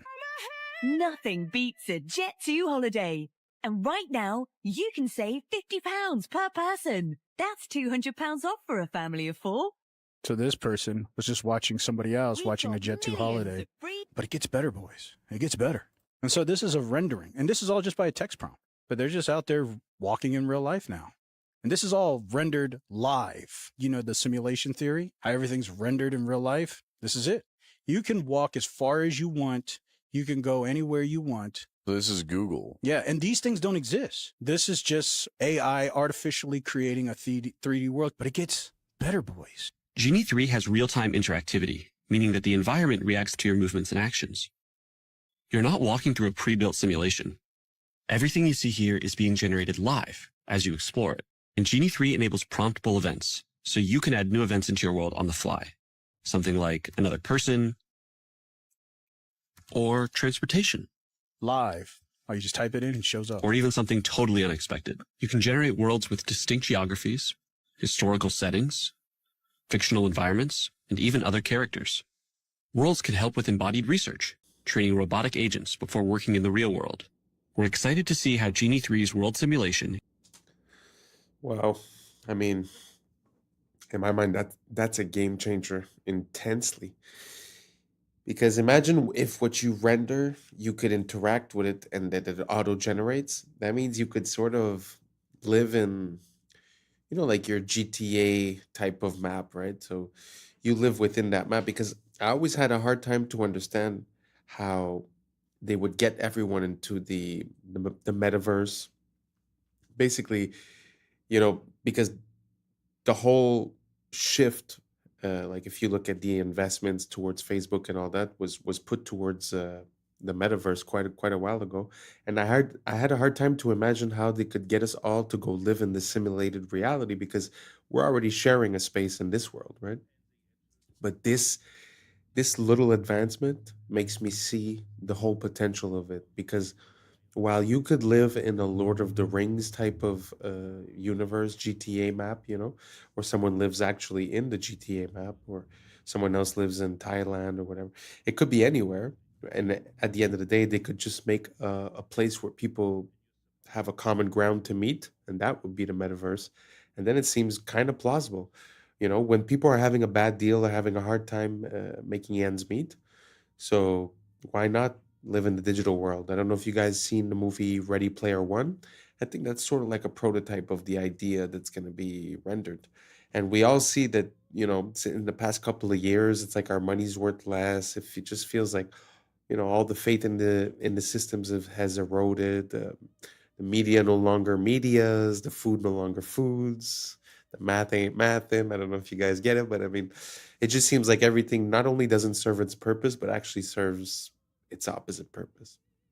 So, anyways, all that to say that this invention is pretty breathtaking. The fact that you create an environment that auto generates afterwards means you could spend the whole day inside of one prompt and then just adding in elements and stuff. Crazy potential. If you guys see any other ideas, any potential like that, or any other groundbreaking advancements in the AI space, let me know down below. I'm always down to check it out. Let's keep on rocking.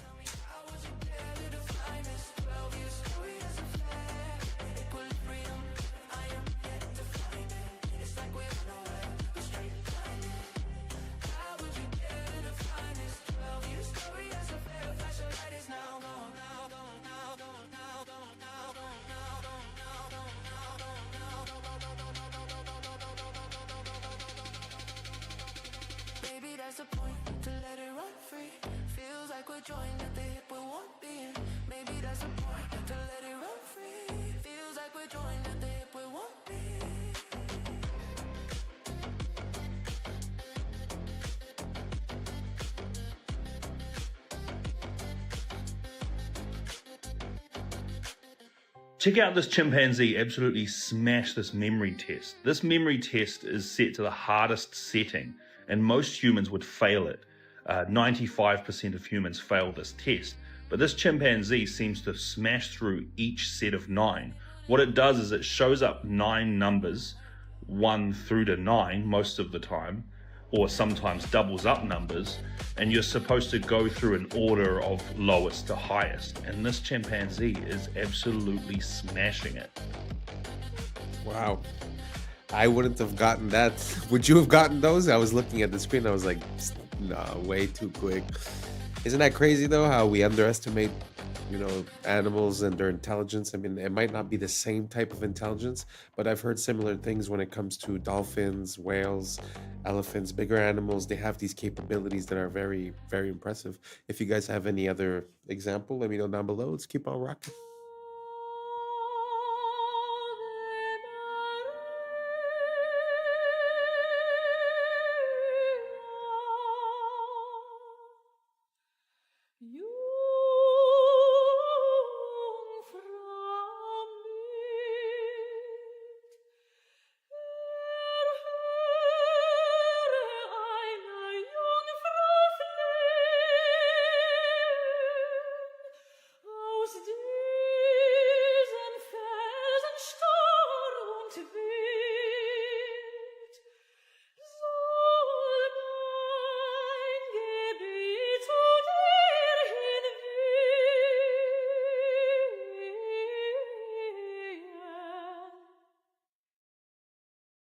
This is the deepest hole humans ever drilled, and no, it didn't stop because of creepy screams from hell stories.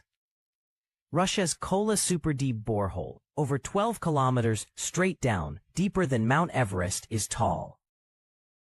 Deep below, rock shattered like glass, seawater leaked out, and fossils showed up kilometers deeper than expected. At just 12 kilometers deep, it hit 180 degrees Celsius, nearly double what scientists expected at that depth. Rock flowed like hot plastic, crushing drill bits, jamming tools, and snapping steel supports faster than engineers could even get new equipment in the ground. In the end, Kola stalled. Warped rock, failing gear, and shrinking budgets killed it, after drilling only 0.2% of the way to Earth's core. I don't know. I've heard about this story a long time ago, and it really pushes me to wonder, what do we know about our world? Because they say that, we live under gravity and that the source of gravity is the core and this and that. But like you said, we didn't even dig to 0.2 of the Earth. So we don't, we speculate. So it's not, I don't know. To me, the science isn't settled. So when I see stuff like that, it makes me remember how much we're missing to discover this world completely, Anyways, just a thought. Let me know what you guys think down below. Let's keep on rocking.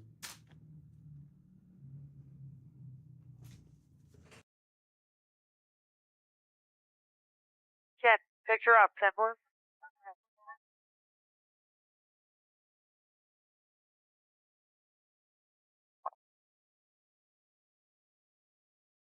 Okay, I'm going to flip to infrared because the smoke isn't bothering the infrared, okay?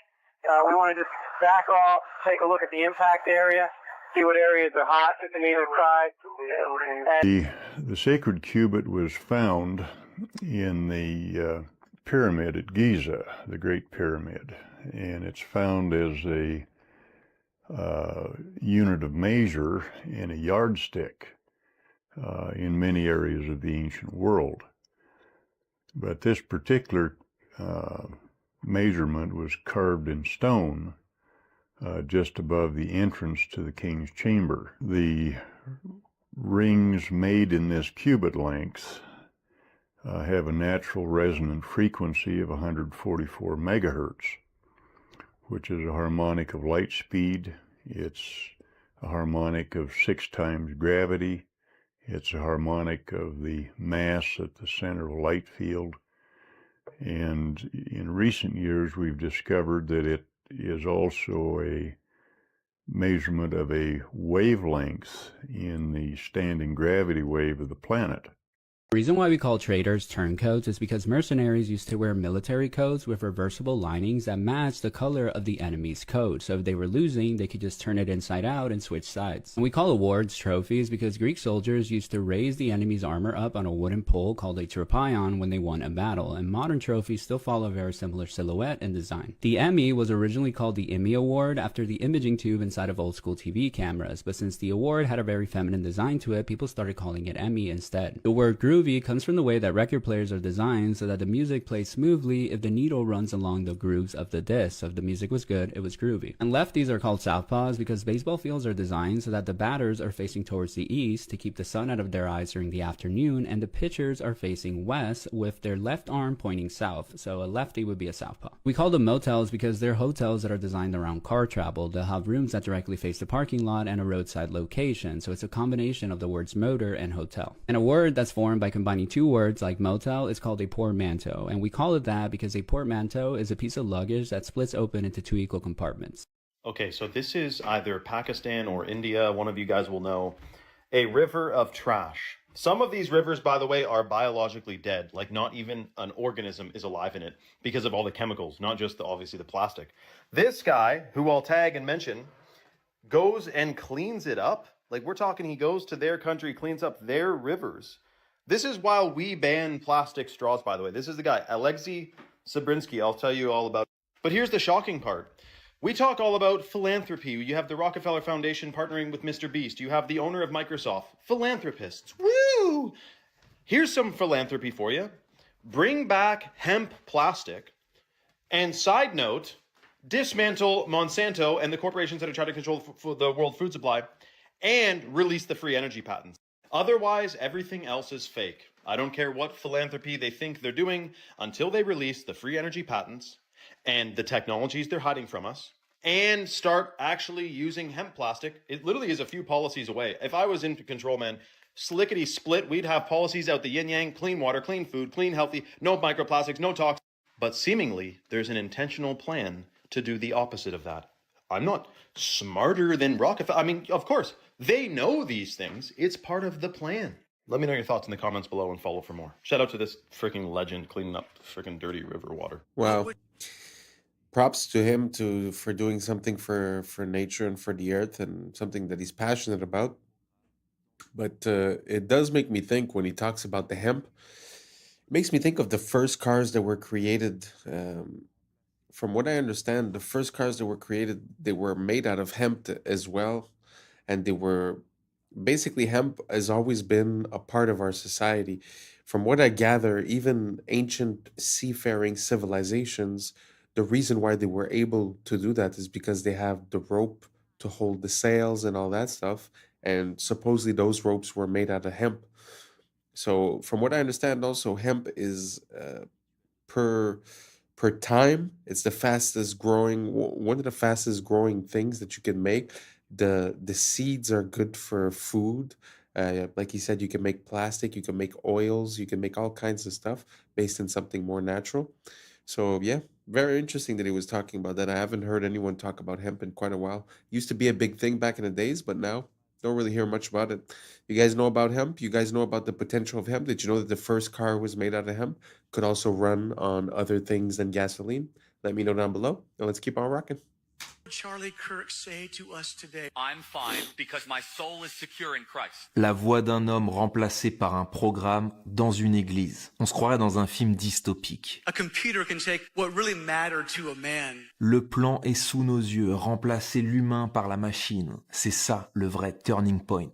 Kirk est exfiltré et on le remplace par une IA. It's a promotion. Même discours chez Melania. It is our duty to treat AI as we would our own children. Et Trump s'est réuni avec les 33 acteurs clés de la Silicon Valley AI is going to change everything. pour avancer l'agenda transhumaniste. Build out data centers and infrastructure to... Le 33, c'est la signature des rituels de transformation, c'est pour ça qu'il revient tout le temps.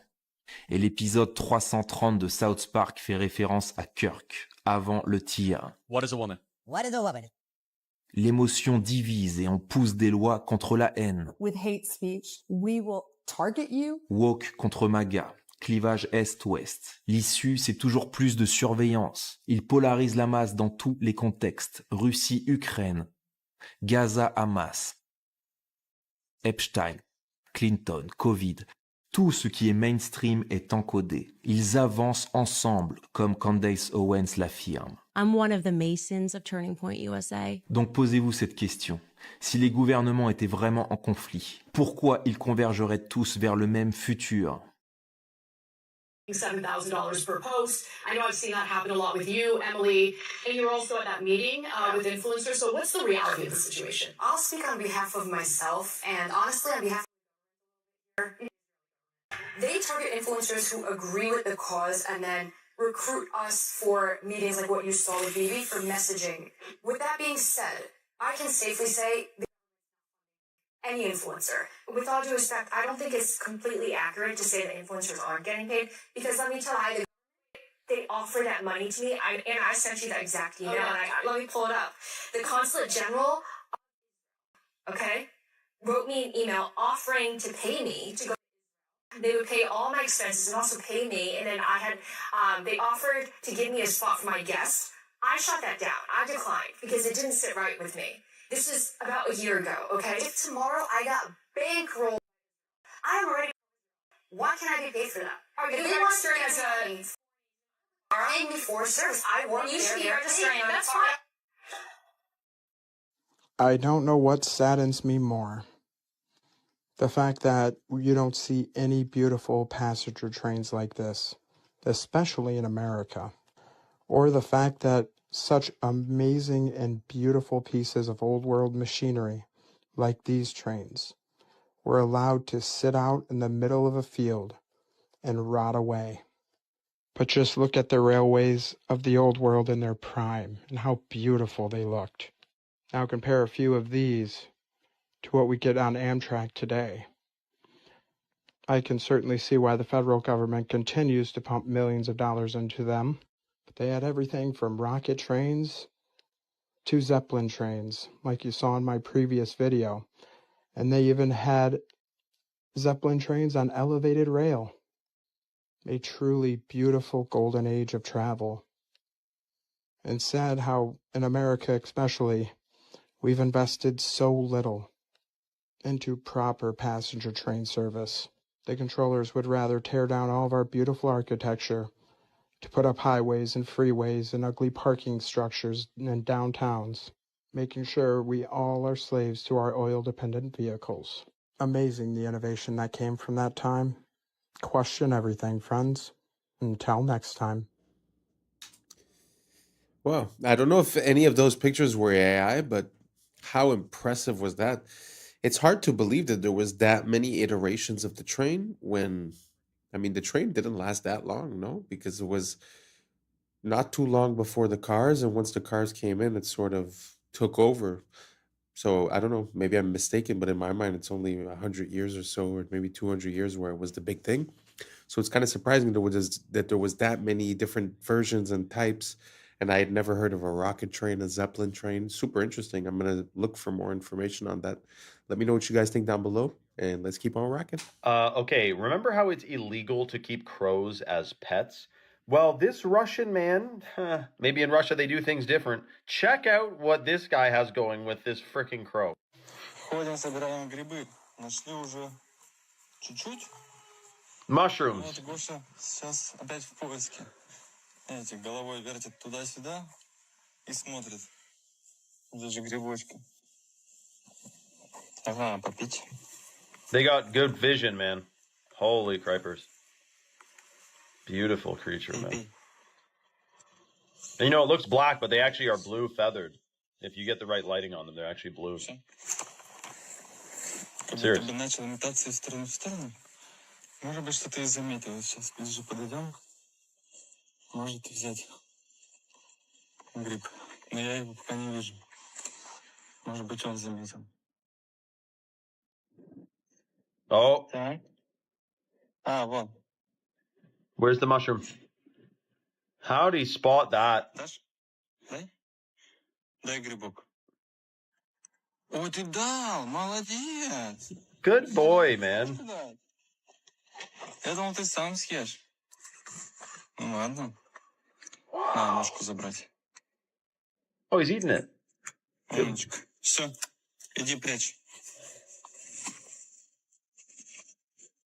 Wow. So the trick is, if you have a bill, you can put money in your hand and have seeds in your hand. And you teach a bunch of crows to bite the money first, and then you open your hand and give them seeds. You're training them to bring you money. You can do this, but you're not supposed to keep them as pets. But it's not like dolphins, where you're literally not even allowed to interact with them outside of an approved, like SeaWorld. At least crows, you can, befriend them, but you cannot keep them as pets. Which is shocking, because you could literally keep a bunch of weird stuff as a pet, but not a crow. Why? I love crows, man. Plus, crows can remember your face and can tell their friends, their peers, their children, their little hatchlings, they can tell them what you look like. They can transfer knowledge and information. I don't know, through their brainwaves, or I'm sure it's not from cawing. Like, caw, like that doesn't really tell you anything. It's got to be psychic. So I'll be the first to say it. Crows are psychic. They're high vibrational beings. They're very smart. Do not mess with a crow. Be nice to them. They'll remember you forever. And they might bring you a friggin' diamond ring they find on the ground or something. I mean, there's stories you wouldn't even believe. So, love animals, love creatures, and absolutely incredible video out of, what is this? Vladivostok, Russia. Come on. Comment for more animal information and follow for part 2, or comment or follow vice versa. Come on. Town of Sparta, just outside Athens, you'll find Dimitrios Gatsi. He specializes in reviving ancient armor from Greek history. Η σημασία της πανοπλίας στην αρχαία Ελλάδα ήταν πολυδιάστατη. Από τη μία έπρεπε να κατασκευαστεί με τέτοιο τρόπο ώστε να προστάτευε τον οπλίτη από θανάσιμα χτυπήματα, αλλά ταυτόχρονα και να τρόμαζε και τον αντίπαλο. Έτσι ώστε να απέφευγε, αν ήταν δυνατόν, ακόμα και την σύγκρουση. Είχαμε έναν νικητή χωρίς να δοθεί καν μάχη. Είχα την ευκαιρία να επισκεφθώ πολλά μουσεία της Δυτικής Ευρώπης και να δω με τα ίδια μου τα μάτια πόσο έχουν αφοσιωθεί και πόσο έχουν προβάλει τις πανοπλίες της Δυτικής Ευρώπης. Μέσα μου γεννήθηκε το ερώτημα, γιατί εγώ στην Ελλάδα σε κανένα μουσείο δεν έχω δει μία μεσαιωνική ελληνική πανοπλία. Αυτό το ερώτημα έγινε αιμονή και όλη μου η ζωή αφοσιώθηκε στην απάντηση αυτού του ερωτήματος. Η αρματοπία είναι μια τέχνη πάρα πολύ ενδιαφέρουσα, καταρχάς γιατί δεν υπάρχει δάσκαλος, δεν υπάρχει προηγούμενο. Πρέπει να τα ανακαλύψεις όλα μόνος σου και αυτό είναι πάρα πολύ συναρπαστικό. Ανακαλύπτεις έναν κόσμο, μια τέχνη η οποία είχε εξαλειφθεί από την Ελλάδα για τουλάχιστον 6-7 αιώνες. Έπρεπε να μελετήσω τα γάλματα, μινιατούρες, ζωγραφιές, αγγεία, ό,τι έχει να κάνει με τέχνη, στην οποία έχουν αποδοθεί πανοπλίες. Όσον αφορά την ιστορική πιστότητα των έργων μου, όταν αυτά βασίζονται σε ατόφια αρχαιολογικά ευρήματα, είναι πάρα πολύ ψηλή. Στις περιπτώσεις που τα υπάρχοντα αρχαιολογικά ευρήματα δεν είναι επαρκείς, τότε χρησιμοποιώ τις δικές μου γνώσεις και τη δική μου εμπειρία, έτσι ώστε να μπορέσω να καλύψω αυτά τα κενά. Το πρώτο στάδιο είναι η σχεδίασή της. Και σε δεύτερο στάδιο είναι η υλοποίησή της με μέταλλα και με δέρματα. Όταν επιλέγω υλικά, κοιτάω πρωτίστως να είναι όσο πιο πρωτόγωνα γίνεται. Η βασικότερη μέθοδος αρματοποιίας είναι η ενθερμόσφαιρη λάτηση. Η ενθερμόσφαιρη λάτηση σημαίνει ότι πυρώνουμε τα μεταλλικά στοιχεία και στη συνέχεια τα σφυριλατούμε έτσι ώστε να πάρουν την επιθυμητή φόρμα. Επιπροσθέτως, υπάρχουν και κάποιες βασικές τεχνικές οι οποίες αφορούν το κόψιμο δερμάτων, τη δημιουργία αλυσοπλέγματος, την επικόλληση μεταλλικών στοιχείων επάνω σε δέρματα με τη βοήθεια πριτσινιών κτλ. Το τελευταίο στάδιο, από τη στιγμή που έχω κατασκευάσει όλα τα επιμέρους στοιχεία μιας πανοπλίας, είναι η συναρμολόγησή τους. Μία από τις μεγαλύτερες ικανοποιήσεις ενός καλλιτέχνη είναι να βλέπει τις εκφράσεις θαυμασμού στα πρόσωπα των επισκεπτών. Σε κάθε ιστορική περίοδο της ελληνικής ιστορίας υπάρχουν και διαφορετικές πανοπλίες. Κατά τη μικηναϊκή περίοδο οι πανοπλίες είναι τερατόμορφες, είναι τρομακτικές, προκαλούν δέος και τρόμο στον αντίπαλο. Κατά την κλασική, αρχαϊκή και κλασική περίοδο οι πανοπλίες μοιάζουν πάρα πολύ με το ελληνικό άγαλμα. Είναι καλέσθητες, είναι λίες, είναι λαμπερές και είναι όμορφες. Κατά τη βυζαντινή περίοδο οι πανοπλίες έχουν αυτή τη μεγαλοπρέπεια μιας χριστιανικής εκκλησίας. Πολύ συχνά η εικόνα που έχουμε για τους αρχαίους Έλληνες οπλίτες είναι τελείως λάθος, είναι εσφαλμένη. Η εικόνα των αρχαίων Σπαρτιατών έτσι όπως παρουσιάζεται μέσα από την ταινία The 300 είναι εντελώς λάθος. Οι αρχαίοι Σπαρτιάτες πηγαίναν στο πόλεμο πλήρως εξοπλισμένοι με μπρούτινες πανοπλίες. Δεν πήγαιναν με σλιπάκια και με γυμνούς κοιλιακούς. Βρίσκω την ιστορία ενδιαφέρουσα γιατί μας διδάσκει το μέλλον. Μπορούμε να πάρουμε πολλά παραδείγματα από το παρελθόν έτσι ώστε να αποφύγουμε προβλήματα του μέλλοντος. Πηγαίναν στο πόλεμο It's not the usual content, but I really like to see people that have these unconventional passions and that are really dedicated to it and listening to his whole process. I find it so amazing, and also his conclusion to everything is very nice. Anyways, we made it to the end. Thanks for rocking with me. And that's a wrap for today, familia. Whether you're tuning in with the sunrise or you're posted up after midnight, I appreciate your time, your energy, your curiosity. And don't forget, this isn't about truth or fiction. This is about perspective. If this sparks a thought, a laugh, a deeper question, then we did our job. So drop your thoughts in the comments, keep the convo alive, like, subscribe, and hit that bell if you're riding a wave because we're just getting started. Until next time, stay grounded, stay weird, stay critical. I'm Adam Strain, and this has been Adam Strain Reacts. Peace! Now it's time for us to link up. Really think we on the brink up. Making a change from living this strange. Living this strange. Making a change from living this strange. Yeah.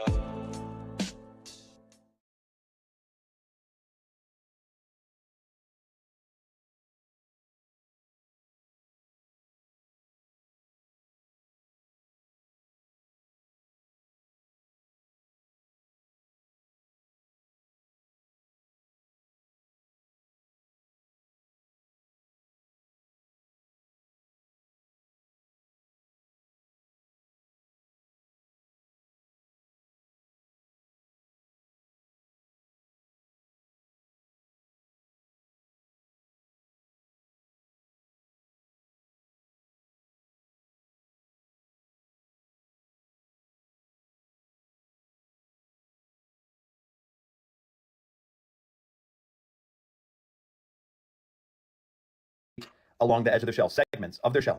13 moons, 28 days on turtle shells. They've spent over $21 trillion on underground systems and cities, funded through 2 decades of unaccounted federal spending. Yeah. The system itself is corrupt, yet the standard human still believes in playing well within the means of the system. What's up, YouTube? Today, we'll be looking at disturbing videos that'll make you question reality. So without further ado, welcome to Adam Strain Reacts. Let's get her done. I want to tell you guys about the wildest fact about elephant seals, and it doesn't have anything to do with their size, although, look at this. This is a real image, by the way. Hang on, let me, okay, but that's not even close to the craziest thing about them. So cetaceans like whales and dolphins, and then also sea lions when they're in the water, do something called unihemispheric sleep, meaning that half of their brain is sleeping at the same time. But seals are like humans, and they do bilateral sleep, so they sleep the whole brain at the same time. And a study in April of 2023 showed that they will actually do this while diving. And elephant seals are diving deep. We're talking like on the level of where sperm whales are at. But I think one of the coolest things is this animation that shows how that sleep is taking place. So when they start the dive, they're obviously actively swimming. They start to sort of doze off here. When they finally hit REM sleep, they flip over and get into a spiral. Relatable. Anyway, they are spinning out for minutes at a time in a deep REM sleep until they hit the bottom down here at a depth of like 250 meters. Then they hunt all the way to the surface. Anyways, that is the coolest thing about elephant seals. Wow. Recently in one of the past videos I showed, I don't remember the name of it, the fly bird or something like that. Basically, it was a bird that would land only once every 10 months or something, so it was able to sleep, to eat, to mate in the air. And I guess this is the as above, so below. This is underwater. Isn't it crazy how nature is made? Like, this animal could sleep while he's swimming, and I don't know, amazing. Let me know what you guys think down below, and let's keep on rocking.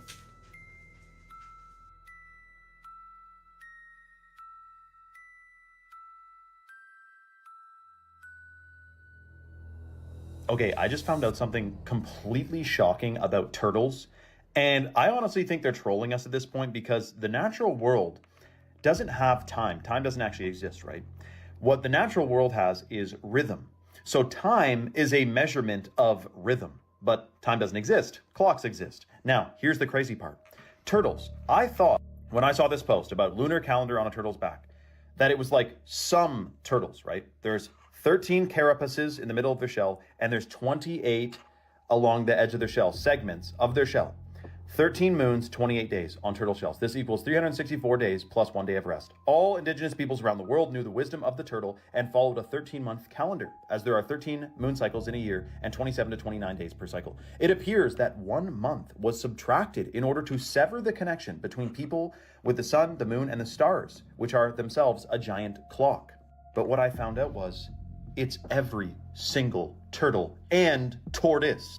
Sea turtles, the same thing, a giant clock on their backs. So we're talking about the Fibonacci sequence is in the turtles, of course, as it is in all biological life forms. But the calendar is also on every single turtle's back. And you may be thinking, well, why would they change the calendar? Well, yes, to sever the connection, to alter our perception, our vibration, our reality, just a little bit more. Another thing we have never been told about in school. Isn't that interesting? Instead, we're hearing about Pythagorean theorem and carbon emissions, and they don't tell us anything about this natural world. Shocking. Let me know your thoughts in the comments below, and follow for more. Sometimes it feels like we try to create our own interpretation of nature and of reality. But it seems like every X number of years, some of us wake up and we start realizing that nature has been screaming at us the whole time what the answer was. Can you imagine how time and chronology would have been encoded within these animals, and then after that to claim that all of the evolution of these animals is random due to the Big Bang? And how can you consolidate the encoding of this information within their physical appearance? I don't know. To me, it amazes me. I love this world, and I love learning more about it, and hopefully you guys do too. Let me know down below, and let's keep on rocking. You're absolutely right, Judge. You know, what we have to look at is the president is the chief executive officer of this corporation called the United States of America.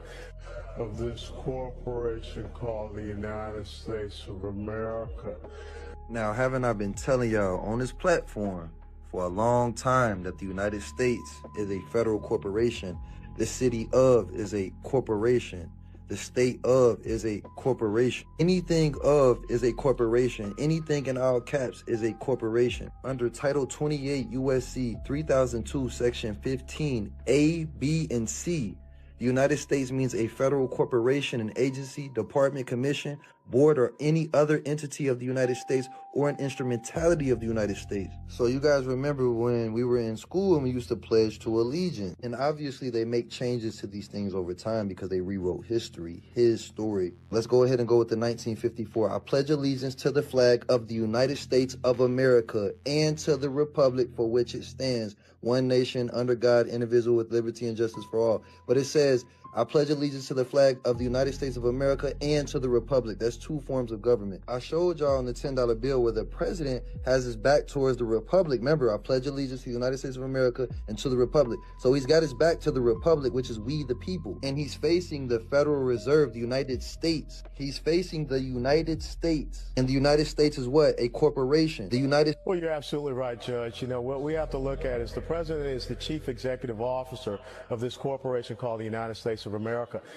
Of this corporation called the United States of America. Now, haven't I been telling y'all on this platform for a long time that the United States is a federal corporation? The city of is a corporation. The state of is a corporation. Anything of is a corporation. Anything... Wow. What's the difference between the country, the republic, and the corporation? It's very interesting to look into it. I don't know if you guys noticed, but he had the Morocco flag. If I'm not mistaken, it was the Morocco flag that was there. It's very interesting to look at the history of the United States and Morocco, because Morocco was the first empire to acknowledge the United States as a country. So I wonder what the deal is with those two countries. If anyone knows, please let me know down below, because I've been looking into it, but there's a lot of different information, so I haven't presented it yet. But if you guys have any information, please let me know down below. Thank you so much, and let's keep on rocking.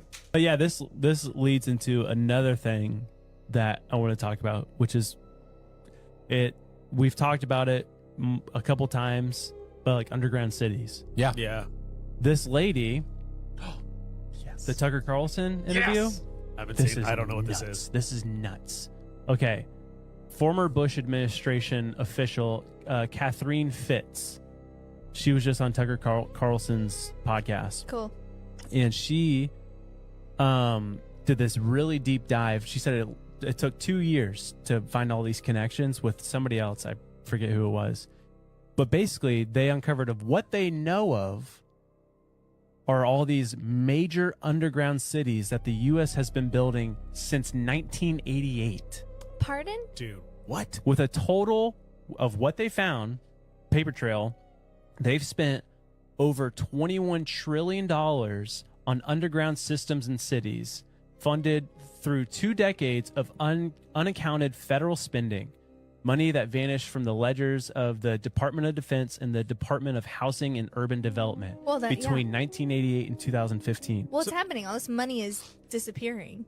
Yeah. Can't account for it. And she says, for sure, with what they know, is that there are 170 underground cities under the entirety of the U.S. and in the ocean. In 1984, George Orwell wrote, "It was always the women, and above all, the young ones, who were the most bigoted adherents of the party, the swallowers of slogans, the amateur spies and nosers out of unorthodoxy." He wasn't being misogynistic, he was making a psychological observation.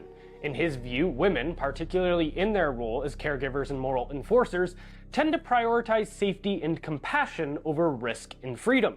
And that instinct, while natural, is easily weaponized by totalitarian systems. When conformity is marketed as compassion and control is rebranded as care, the state taps into the feminine psyche to enforce ideological obedience.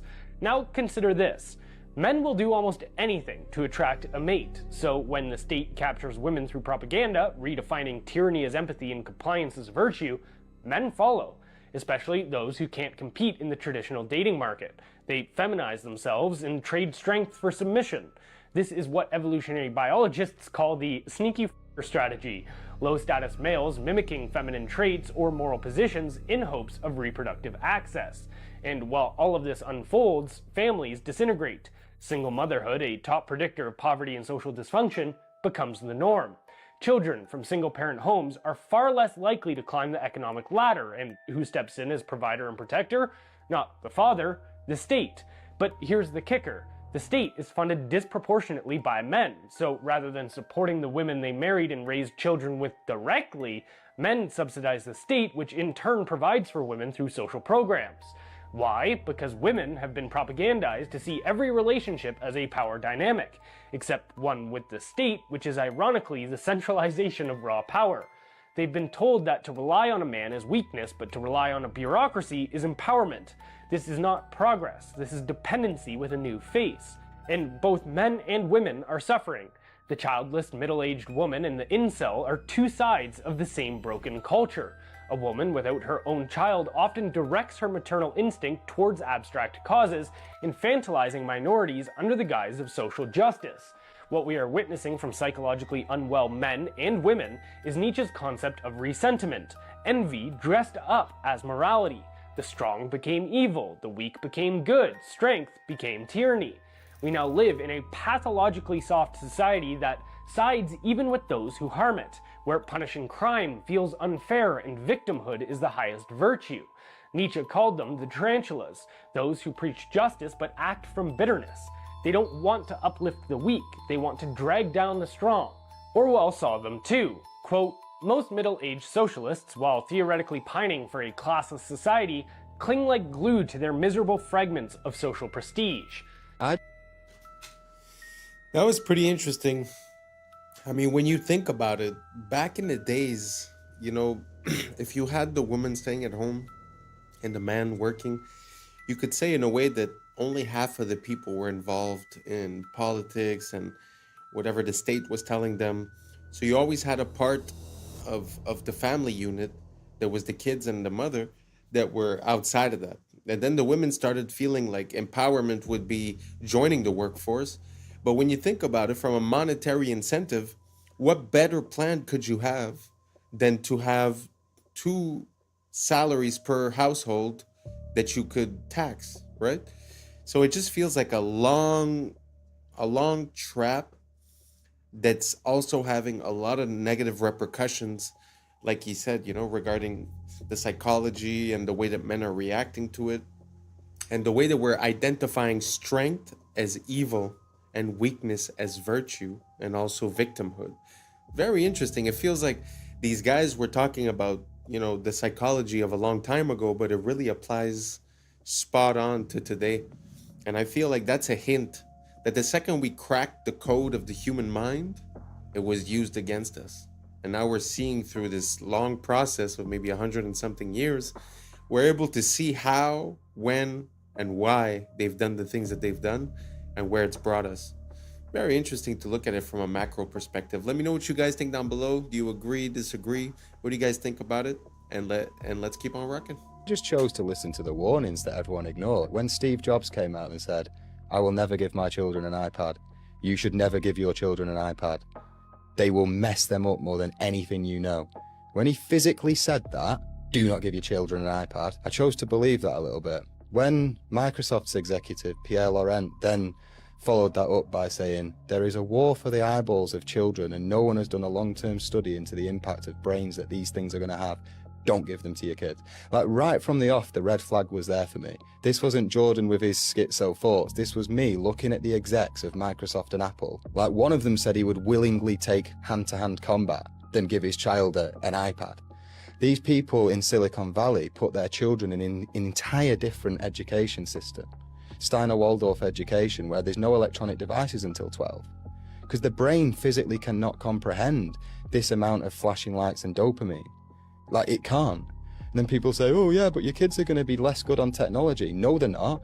Because the rate of technological development right now is so quick that iPads are irrelevant in 12 years anyway. The children that are being given iPads and children that are getting aggressive and sulking when their iPad's being taken off them, I think that's going to manifest as some very dark stuff when they're an adult. I was lucky enough to get an education from Paul Chek, and he talked about Steiner extensively and brain development. I researched that, took my children in for an interview. My son Troy was in public school at the time, and he resonated with Waldorf. like that. He started going to Waldorf at kindergarten, and my daughter also went through it. Most of those brain development years, the mind is myelinating 0 to 7, so your nervous system's being entrained, and we did the best we could to keep them off devices for the most part. And then when we got to Waldorf, that was the curriculum and template for the whole school. And I will tell you now that my children are 15 and 18, and it paid off considerably. And they have the experience where their brain developed, the imagination centers of the brain developed, and they didn't have stress with too much testing in public school, etc. My children are balanced, attentive, intelligent. They know how to use their imagination, their problem-solving skills. My son sees the effect of what this technology and devices are doing to the consciousness of his fellow student body. If you'd like a better reference of what's going on with these devices and dumbing down humanity, I recommend you watch Idiocracy, a 2006 documentary that was made by Mike Judge, and have a great day. Wow, that was pretty good. That movie, by the way, is epic. Idiocracy, amazing. If you guys have the opportunity, please do watch it. As for the children with the iPads, I mean, you know, the creators told you themselves. That makes me think of Cardi B and Beyonce that wouldn't let the children listen to their own music and dance the way that, you know, they were dancing. But also, to come back, at one point he said from 0 to 7, the brain is like myelinated. I don't know what that means exactly, but I'm supposing what it means is that there's no capability for processing. Really, everything is absorbed like a sponge.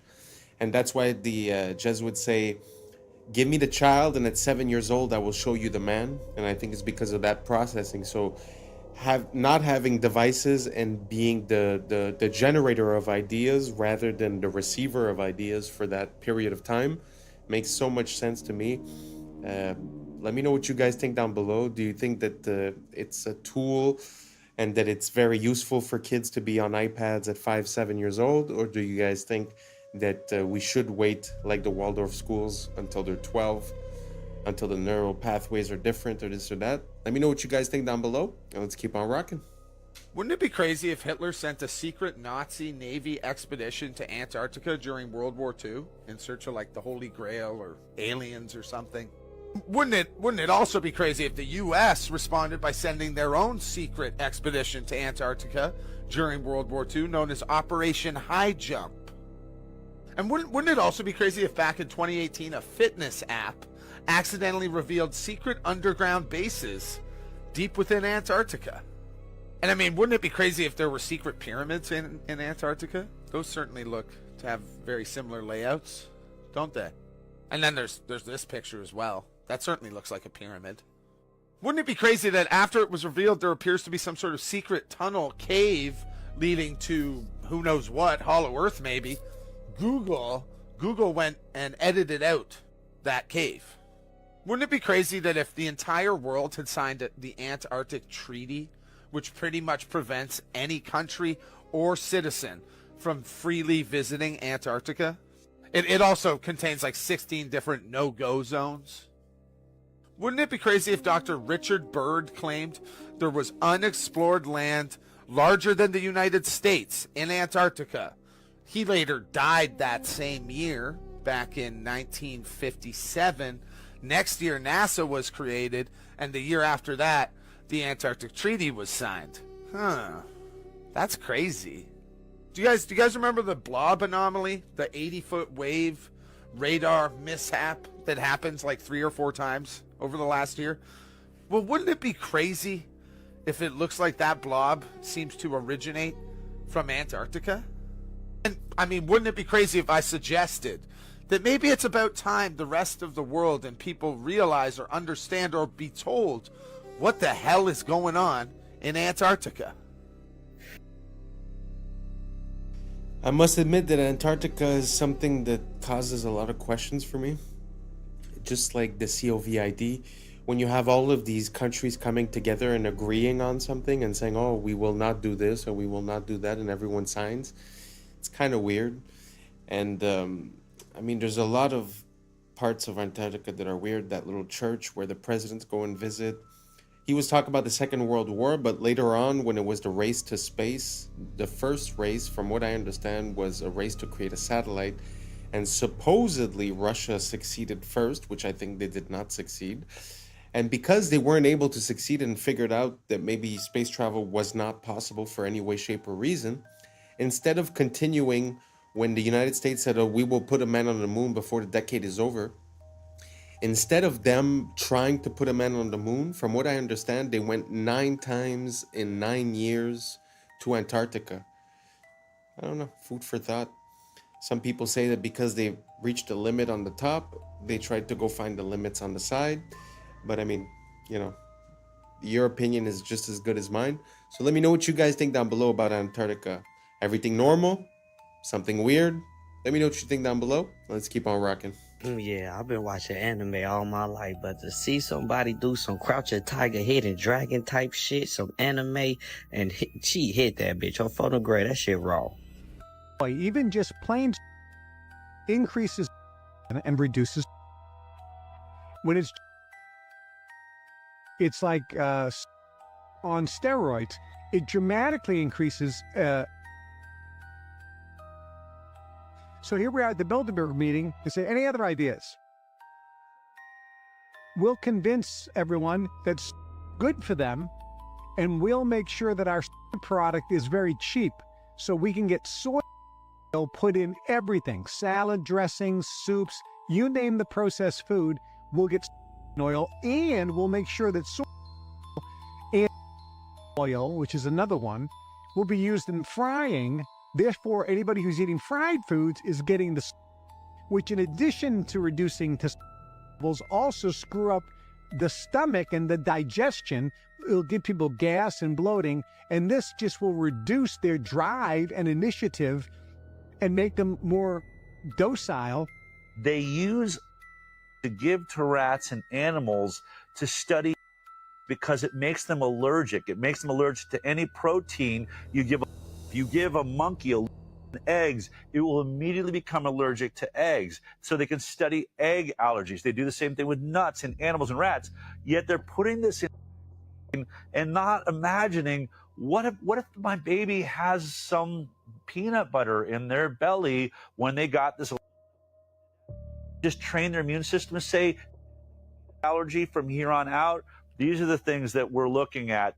Never been tested. The safety, everything we know is in animal studies, and it tells us this stuff is incredibly for human beings, and we're 10 times the rate of an oral study into a day one. It's absolute madness. To be honest, ever since I've been young, I've always wondered why certain people are allergic to things, and when I looked into it, I was never satisfied with the answer. It seemed like it was more guesswork than anything else. This is actually one of the best theories that I've ever heard regarding it, that it would be like a trauma to the system, that the system would associate to that food or that thing, and then afterward would create a reaction of protection whenever that food was introduced. Very interesting. I'm not saying it's true. I'm just saying it's one of the best theories, because when you look at it, it's like it became more and more common, people being more and more allergic to things, but I never quite understood why, how. And even when you go to the doctor, it's not like it's a blood test. They literally put the things on you and they see if you have a reaction to it. So it's like, it's guesswork. It's pure guesswork. So it doesn't seem like we have a grasp on what the concept is. So this is actually, you know, one of the best theories I've heard. Do you guys have another one? Let me know down below. You know, maybe I'm just ignorant, but I'd like to know a bit more about this subject. So don't hesitate to write it down below or send me the video, and let's keep on rocking. Play fair in a game where others cheat. Machiavelli. How many of you are playing fair in a game that the system has already rigged against you, honey butter? It's called moral entrapment. When you draw a false standard of morality around someone, knowing they will inevitably cross it, and then you gasp in shock when they do. Machiavelli taught us if your opponent cheats, the entire structure of the game has been rearranged subconsciously. It is your job to notice this rearrangement, and instead of calling it out, to play by these new rules. You can commit tax fraud. In the Middle Ages, you would have these Catholic bishops, who would sell these things called indulgences. An indulgence limits your time in hell in the afterlife. If you can use fear and guilt against a human and they're susceptible to it, then you own their mind. The irony is many bishops and priests in the Middle Ages weren't even bishops and priests. They were buying their way into power. So many people were convicted of heresy for no reason other than to socially humiliate them and to teach them that they should be tithing to the church. And if you were a heretic, you were socially outcasted, persecuted, or beheaded. But the irony is, as Machiavelli mentioned, that the system itself is corrupt, yet the standard human still believes in playing well within the means of the system. Mr. Beast, Bill Gates, Leonardo DiCaprio, my pet fish, what do they all have in common? The moral brag. The moral brag is a key part of moral entrapment in the West. Having humans who act like they are morally superior creates a gold rush for moral attention. So false morality becomes a currency. This is why so many people film themselves helping the homeless. They are trying to gain unseen social credit. One would ask, where then lies the real morality of long ago, and does it even exist? And I would say it lies beyond the bishops, the fake celebrities, and the fake philanthropists, and inside your very body where God lives. Genuine morality, therefore, is witnessed by the source of all creation and has to be something that you come to terms with yourself, with the Creator. God or source sees all moral obstruction, because what Machiavelli didn't mention is this: when something as sacred as morality is used the wrong way, there will be consequences. Do you agree? Let me know below, love. Machiavelli. Like I say, it feels like the minority are the ones yelling the loudest. So on the platforms, it seems like that's the only voice heard. But I think that's because most of the people are just good people with moral decency. And even if they get cheated on, even if the system doesn't follow the rules, because they believe that that's right, they keep on following the rules. And I think that's why we get the lower hand. So what she's saying kind of makes sense, where if you see that the rules have changed, you must now operate by those new rules. Kind of makes sense, which would be how revolutions are born in a way, when you realize that the social contract has changed, so your behavior must change until the social contract becomes acceptable for all sides, a normal business transaction. But basically, the point that I'm making is that I think 90% of us are just good people, don't want problems, want to take care of our family, and I think they use that against us. Let me know what you guys think down below. And that's a wrap for today, familia. Whether you're tuning in with the sunrise or you're posted up after midnight, I appreciate your time, your energy, your curiosity. And don't forget, this isn't about truth or fiction. This is about perspective. If this sparked a thought, a laugh, a deeper question, then we did our job. So drop your thoughts in the comments, keep the convo alive, like, subscribe, and don't forget to hit that bell if you're riding a wave, because we're just getting started. So until next time, stay grounded, stay weird, stay critical. I'm Adam Strain, and this has been Adam Strain Reacts. Peace! Now it's time for us to link up. Really think we on the brink up. Making a change from living this strange. Living this strange. Making a change from living this strange. Yeah. Number 322. You both were members of Skull and Bone. What does that tell us? Not much. Opioids are physiologically identical to humans, yet they're not conscious and they can feel no pain. They can be used as meat for consumption. Yeah. I was sleeping, had to wake up. Why? Every reason I could think. What's up, YouTube? Today, we'll be looking at disturbing TikToks that'll make you question reality. So without further ado, welcome to Adam Strain Reacts. Let's get her done. Coming straight out of the Galapagos Islands, it's the marine iguana, the only ocean-feeding lizard on Earth. Despite the look, its survival depends on the sea. Its diet comes from marine algae growing below the surface. When algae becomes scarce, it can actually shrink its body by reabsorbing bone to survive. But feeding in an ocean comes with a cost. The cold ocean strips heat from its body, forcing it back onto the rocks. Once you understand how it lives, the way it looks starts to make sense. Wow, I'd never seen that type of lizard. It makes me think that Godzilla might be more of a true story than we think, because he looks exactly like Godzilla looks. Let me know if you guys agree, and let's keep on rocking.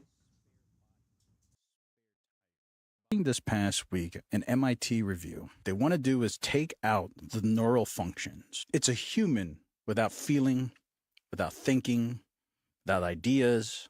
It's just what MIT calls in this review a spare body, a spare tire, bodyoids.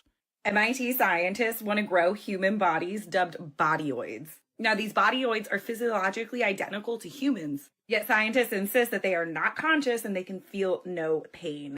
Scientists are stating that ethically sourced spare bodies could revolutionize medicine through things like organ donation. These bodyoids are not only intended to provide medical miracles, they can be used as meat for consumption. All right, so here's the article. So MIT Technological Review, it's ethically sourced spare human bodies could revolutionize medicine. Human bodyoids. So remember that word. And here it says, recent advances in biotechnology now provides a pathway to produce living human bodies without the neural components that allow us to think, be aware, or feel pain. And then maybe one day we'll be able to create spare bodies. Are bodyoids similar to body yachties? If they could get these cordyceps to control this, I'm sure you can see some body yachties. Wow. It's pretty intense. I don't know how I feel about that. Obviously, the fact that they're presenting it with the mention ethically sourced makes me think that it's less than ethical, first of all. But the only thing I'm going to say is if this is going to lower the amount of people that go missing per year, I might be willing to consider it. Let's keep on rocking.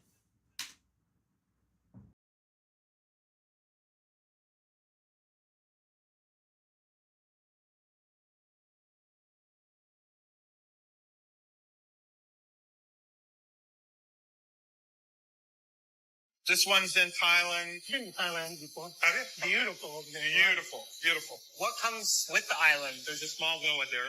You could practically build if you want. There's building space. Yeah, there's. Do the islands come with the children, or are the children This island does have a small school. There are children. Okay, so I don't know if that was a stipulation. Yeah, if what countries are near to abduct them from? Cambodia, Thailand, Laos, Vietnam, Philippines. The Philippines. Oh, cool. The Filipinos, if they're not being a nurse, they're being your crew. Okay, so. True. Yeah, so. Yeah. What age ranges? Below 10, It's probably a setup. It sort of looks like it's part of a reality show or like a prank. But the people do seem to be responding quite, I guess it's a manifestation of what people think is going on. Because from what I understand, the island that everyone's talking about might not be the only one that exists. So let me know what you guys think down below. You think it's possible that there's other islands and that situations like this happen? Do you think this is a real video? Me personally, I'm not too convinced. Anyways, let me know down below and let's keep on rocking. Oh my God. Oh.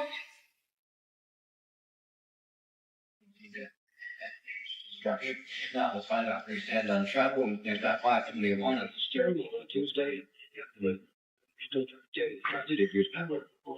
Well, you can hear all the air doors are closed around.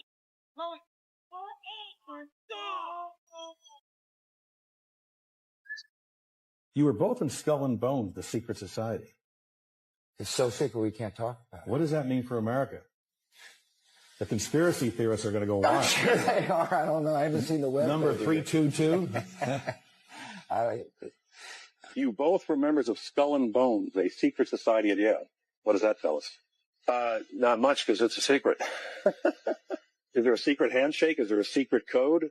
I wish there were something secret I could manifest. 322, a secret number? There are all kinds of secrets, Tim, but one thing is not a secret. I disagree with this president's direction that he's taking the country. We can do a better job, and I intend to do it. Tim Russert, the moderator of Meet the Press and NBC's Washington bureau chief, collapsed and died early this afternoon.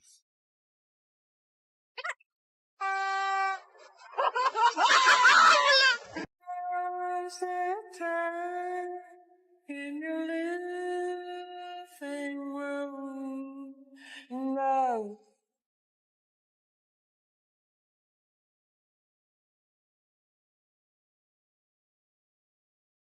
Трипа-трипа-лоски, здесь тусую, под Харбас танцую.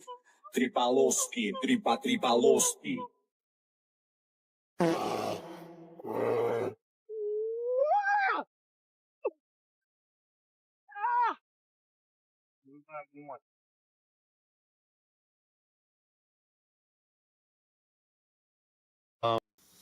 Although Russia isn't for beginners, number 3 and number 2 were fake because the bear was not a real bear, obviously, and the guy that went through that bus was actually for a movie. It was like a high-speed stunt that they were doing. So just to say that, not everything you see is real neither. Let's keep on rocking. Do you guys remember Shia LaBeouf starring in many different motion pictures, namely Transformers? Do you remember when he had a little bit of a breakdown, was kind of exposing certain things, and many called him crazy? Do you think that had anything to do with this clip I'm going to show you now? I remember we had an FBI consultant on the picture telling me that they can use your ADT security box microphone to get your stuff that's going on in your house, or OnStar, they could shut your car down. And he told me that 1 in 5 phone calls that you make are recorded and logged. And I laughed at him, and then he played back a phone conversation I had 2 years prior to joining the picture. The FBI consultant. And it was like one of those phone calls that was like, what are you wearing type of things. Now, I heard a whistleblower say that when we think of spies, we think of them as like, James Bond sneaking around. But in fact, according to this whistleblower, like 90% of spy work entails blackmail. And when he said 1 in 5, this has got to be like 15 years ago this video came out. 1 in 5, dude, anything you do on your friggin' phone, any keystroke is being recorded. Audio, talk about 5 out of 5 phone calls are freaking recorded, guaranteed. And I think that's going to be used at some point, or I bet you the intention is, to link it to your digital ID. At some point, something's going to crack here around the corner with digital ID and social media. It's going to be crazy. We need to resist. But I think he was trying to tell us. Let me know your thoughts below and follow for more. You know what? Yeah, it's a pretty crazy time we live in where everything seems to be like the net seems to be closing in on us. I've heard something recently about they were talking about controlling people's speech online, and it had to do with anti-Shemitism. But basically what they were saying is that if ever you get flagged or, declared as one of these bad people, that basically they're going to put a note or something along those lines on the Google Ads and the SEO so that throughout your whole life, it would never be forgotten and that it would follow you your whole life. So what he's saying about merging with the digital ID or whatnot seems to be one of the plans that are in motion for a near future. So if you have the opportunity to vote against it or to make it be known or to not conform, I would highly recommend to think about it because it seems to be coming quicker than we imagine it. Anyways, let me know what you guys think down below and let's keep on rocking. Grocery stores are designed so that the only way to reach the exit is by awkwardly walking through the checkout lanes. Well, it's to discourage you from leaving without buying anything. Grocery stores will also place the produce section right at the entrance so that you'll grab the fruits and vegetables first and then hopefully feel less guilty about grabbing junk food later on. Another way that they get you to spend more money is by arranging the cereal aisles so that the sugary cereals are like at a child's eye level, so they're more likely to grab one, while the healthier options are way up top. You might have also noticed that essential items like milk and eggs are deliberately placed all the way in the back of the store so that you're forced to walk through other aisles to get to them. And they make sure to fill the ends of the aisles with a lot of unhealthy options like snacks and sodas to make sure that you come across them while on your way to the essential items. They're also very much aware that these tactics become less effective after you visit the store a few times and get a better sense of where everything is, so they'll regularly move the products to different aisles to disorient you. Some grocery stores like Whole Foods have doubled the size of their shopping carts over the last decade because a study found that doubling the size results in a 40% increase in sales. That's why they... Wow. Isn't that crazy when you start realizing that everything in life has a meaning and a purpose? It really makes me think about when you start looking into the etymology of words and you start seeing the meaning behind things that we sort of lost the meaning through time, but we still use as a tradition the saying or the word. Well, it makes me think of the same exact thing, that basically everything has a reason. And I think it's the same way in movies and in absolutely everything. The color of that the person is wearing means something, where they are, what temperature it is, all the colors that are in the scene, the flashbacks. Anyways, all that to say that I find it super interesting. I'd never seen this one about, I'd seen one or two about the supermarkets. but this video was like very precise and I really like it. Let me know what you guys think down below. Let's keep on rocking. They would make children suck on silver spoons when they were ill because silver is a conductive material. So when they would put a silver spoon, it was increasing the conductivity of that person and therefore instantaneously person. Because if we think of humans, we are electrical beings which run off of electricity. Therefore, if you are under the influence of illness, sucking on a silver spoon will help bring that electricity back into the body. And what's interesting is when we think of the olden times, everybody would use silver cutlery and copper cutlery. Specifically, even the royal family. And so all of their food would touch silver cutlery. And the silver would then exert a frequency onto their food which they were going to eat, which would then, as a result, increase the conductivity of their food. And so if you eat with a conductive material, you're keeping the of that food, and at the same time you're increasing the conductivity of that food which you will then consume. And as a result, this will then increase the conductivity of that person and therefore instantaneously. And if you look at the cutlery today, it's all stainless steel or plastic, which are both non-conductive. And this was done deliberately because these will not increase the conductivity of the food, and therefore you will not have an increase in frequency when eating these foods. So silver spoons from the 1800s is a very interesting one. Well, I guess that's just to prove my point that sometimes we use sayings and we don't remember why. Well, you know, growing up with a silver spoon means that you had privilege growing up, right? But look, it really had a meaning. It really had a purpose. You understand what I'm saying? Very interesting. I had no idea about this. I'm going to look into it. I'm going to get me one of those and I'll let you guys know, because to be honest, I feel like we're doing it all wrong. Like drinking water out of copper. As soon as we removed the tubes of copper going into the house, we put PVC, we started putting fluoride, etc., etc. I just feel like we've been going in the absolute wrong direction when it comes to health, nutrients, and keeping ourselves healthy. So anyways, I found this video super interesting. Let me know what you guys think down below. Let's keep on rocking. From where I stand, all disorders, all learning disabilities are digestive. And that is the clinical experience of 20 years of work.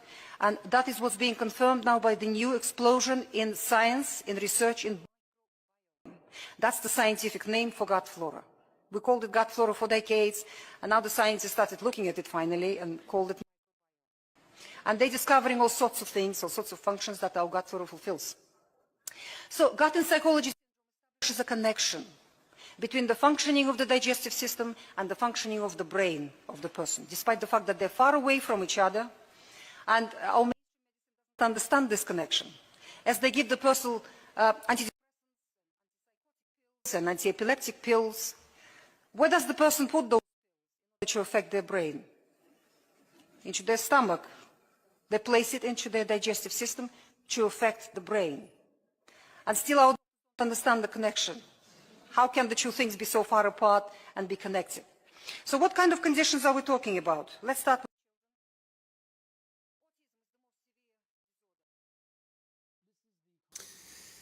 I really like the lining where she was going with this, because I've heard a lot of similar things. I've heard that there are neurons around the heart and around the gut. And, you know, we say, again, to come back to the etymology and where, you know, sayings come from, we do say trust your gut. And there is something there's something to be said about that the fact that we feel like there's something coming from within our gut. And I feel like it's not far. I've been seeing a lot of different stuff lately also as to when people get a diagnosis for a chronic illness or some type of illness, that in reality, when you do a flushing as for parasites and infectious microbiomes, that you end up having good results. So it kind of makes sense, you know, that there's like this link between the gut. And when she makes that parallel with the pills for the brain taken in the gut, actually makes sense as well. Let me know what you guys think down below, and let's keep on rocking.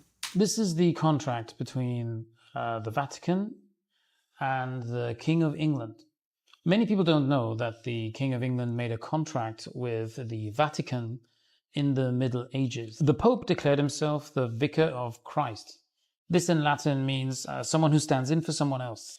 He is known as the Vicar of Christ today. The Vatican, as most Christians do, believe that God created the heavens and the earth, leaving the Pope to stand in for Jesus while he is in heaven and not on earth, ruling temporarily. The Pope, however, is also a very busy man. He has a lot of duties to perform, hence the contract with the King of England. This is when the names changed. This is when the people of the England became the people of Britain. This is actually a name that was given to the people of England from the Hebrew, the original English language, from the Hebrew barith. Up here you can see the Hebrew word with the translation covenant barith. Up until recently I thought it was the king of Troy that escaped to the British Isles after the fall of Troy. Hebrew is the solution. It is the one language that is old enough but also young enough to be taken. Ish is contract of man. Barith, covenant, ish, contract. Contract law is banking law. Banking law is the Vatican's law. It is not this guy's law, it is the other guy's law. Or banking law. The S is the snake. If you put a chicken... That was very interesting. I don't really know much about that square in England and the ramifications behind it.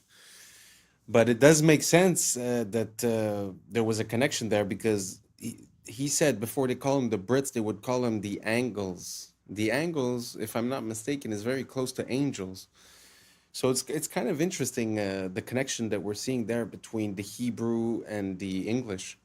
So I don't know if you guys have any more information towards that. Don't be afraid. A lot of people have been sending me videos, and I appreciate it. If you guys have any more of that, send it over, because the fact that Brits would have a Hebrew root to the name, wow, that's the first time I've ever heard that, and I'm really looking for more. So I'm going to do a deep dive and try to figure out a bit more on that, and I'll get back to you guys. If you guys have any information, don't hesitate to share, and let's keep on rocking. In the oven, it goes from pink to brown, right? You've seen this. It cooks. This process of cooking is called glycation. It's the process of browning or of cooking. Same thing when you toast a piece of toast, for example. The interesting thing is, a human being, from the moment we're born, we're slowly cooking in that same way on the inside. We're slowly glycating. We're slowly browning. And then when we're fully glycated, when we're fully cooked, we die. That's why when you look at the cartilage of babies, it's white. And if you look at the cartilage of somebody who's 90 years old, it's brown. They've cooked on the inside. And every glucose spike increases this process of glycation. So much so that glucose and glycation, they kind of sound like a similar word, glucose glycation. It's because it's glucose doing the glycating. So every glucose spike increases glycation, increases cooking, accelerates aging. And this shows on your skin. You get wrinkles faster if you glycate more, and also on the inside, your organs slowly get damaged. So glucose spikes, mitochondria get tired, you age faster. In response to this, your body knows, Stephen, that a big glucose spike is not good for you. Your body knows that it has to do something to try to get that glucose level down. So what it does, it calls up your pancreas, and it's like, yo, pancreas, we got a glucose spike going on. We need to get this glucose down. In response, your pancreas sends a hormone called insulin out in your body. You've heard of insulin before, right? Mm-hmm. And insulin's job, and we love her job is to grab all these excess glucose molecules and to store them away so they don't damage your body anymore. And insulin stores glucose away into your liver, into your muscles, and then when those are full, insulin stores glucose away into your fat cells. And that's one of the ways that you gain fat on your body. It's in response to the spikes and your body trying to protect you from the spikes. The problem is, insulin itself has consequences and is the driver of type 2 diabetes and insulin resistance. So to answer your question, yes, when you see a big spike on your glucose monitor, There's some of that going on. And the more spikes you have, the harder it is going to be for your body to manage your spikes. So it kind of becomes a vicious cycle. If you keep eating the same way, your spikes will get bigger and bigger and bigger and bigger over time with more and more damage. Wow, that was well explained. I really like the way she was talking to us. I like where she's coming from with all this information. And I also like the fact that they often tell us, okay, sugar's bad, sugar's bad, sugar's bad. How? Explain it to me. Because we do know that glucose is a part of natural foods. It's a part of the stuff that we need to power our body, our cells. So to have a distinction here and to explain about the spikes and what happens in your body, amazing. I love it. I love the fact that we're getting more information, making us more powerful, having more free will, able to make decisions to help us live a healthier lifestyle. And anyways, let me know what you guys think down below. But I love the way that she broke that down. And it really gives me an incentive to understanding why a glucose spike is bad for my body and might cause inflammation or gaining fat or this or that, right? Super interesting. Let me know what you think down below. Let's keep on rocking. I actually got a hold of some people at the PBI airport and got some answers on this interesting status update that's been starting to go viral today. I've had a lot of people send it to me. Thankfully, people were available at midnight. Enjoy. Hi, I'm looking at your Palm Beach International post on a status website. It says it's closed to aircraft equipped with weather modification or geoengineering equipment. What exactly does that mean? When there's weather, that the airport might be closed. It all depends on the weather. Oh, I understand, but it says it's closed to aircraft equipped with weather modification or geoengineering equipment. Hold on. Sure. Palm Beach Airport. Hi, I'm looking at a post on the status, the FAA status for a PBI, and it says that Palm Beach International is closed to aircraft equipped with modification or geoengineering equipment, and I'm curious what exactly that means. Are you a pilot? I know. My friend is, though, and they sent this to me, and they also don't know what exactly this means. Hold on one sec, okay? Airport was named the 5th best airport in the operations. The PBI posted, Palm Beach International is closed to aircraft equipped with weather or geoengineering equipment. Right. And I'm just... Yeah, that's for the cloud, the aircraft that's got those tubes on it there for... Clouds. That's it, yeah. Closed to that. Oh, in other words, okay. not allowed. I see. And that's kind of a thing that the state of Florida is mandating, part of the environmental thing, and required the Florida airports to follow that. Gotcha. Okay. When did that get put up? I was briefed about it about a week ago. Okay. So that's a permanent. That's a permanent post for until. Yeah. Okay. Yep. Okay. Gotcha. And so before that, was PBI taking in cloud seeding aircraft? There was some aircraft in the past, and I know it's been probably a couple of years where they were weather monitoring, weather equipped, or were doing something as far as weather goes, which wasn't an issue then, but it is now. All the airports are supposed to follow that. Okay. The GA airports. Any airport in the state of Florida is not supposed to allow that. If there is weather seeding equipment on board, then it has to get a pre-approval before coming in. In other words, would have to call the airport, give all the information, the arrival time, the aircraft number, whatever it is for pre-approval. And then there's two people that we have to report it to.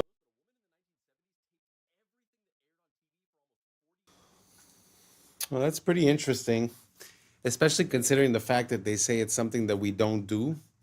Why they would have to pass a law stating that they do it. Yeah, I find that it's very interesting. And the man seemed to know exactly what he was talking about.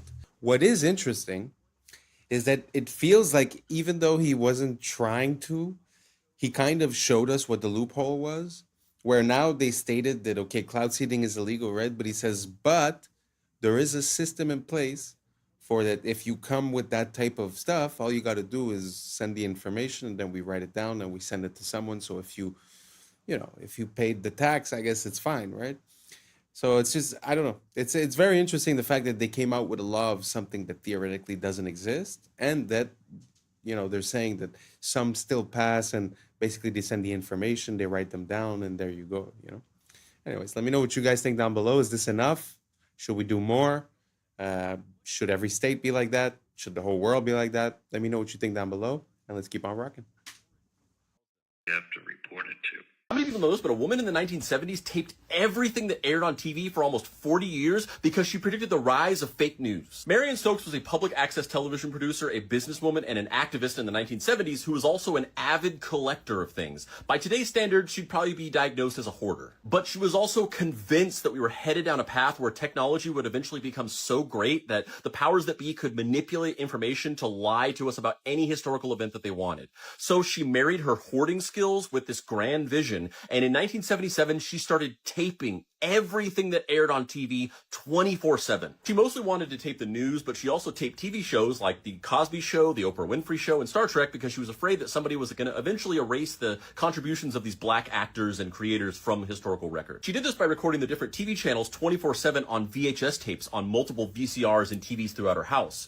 Each VHS tape had an 8-hour capacity, and when one would run out, she would quickly switch it out for the other all day and night, every day. She did this every single day for decades, and yes, it is as life-consuming as it sounds. In fact, she scheduled her entire daily routine around the length of these VHS tapes, with everything like school and work and family outings being planned around her being able to start a fresh tape, go out, and then come back in time to start the next one. Her collection of these tapes eventually got so big that they filled her entire house, and she started having to rent multiple storage units to house them. She eventually collected over 71,000 Betamax and VHS tapes throughout her lifetime. But these recordings weren't the only thing that she collected throughout those years. She also had half a dozen daily newspaper subscriptions and over 100 monthly magazine subscriptions that she collected for decades. She also owned 192 Macintosh computers that she bought throughout these years, which is believed to be the largest private collection of historical Macintoshes.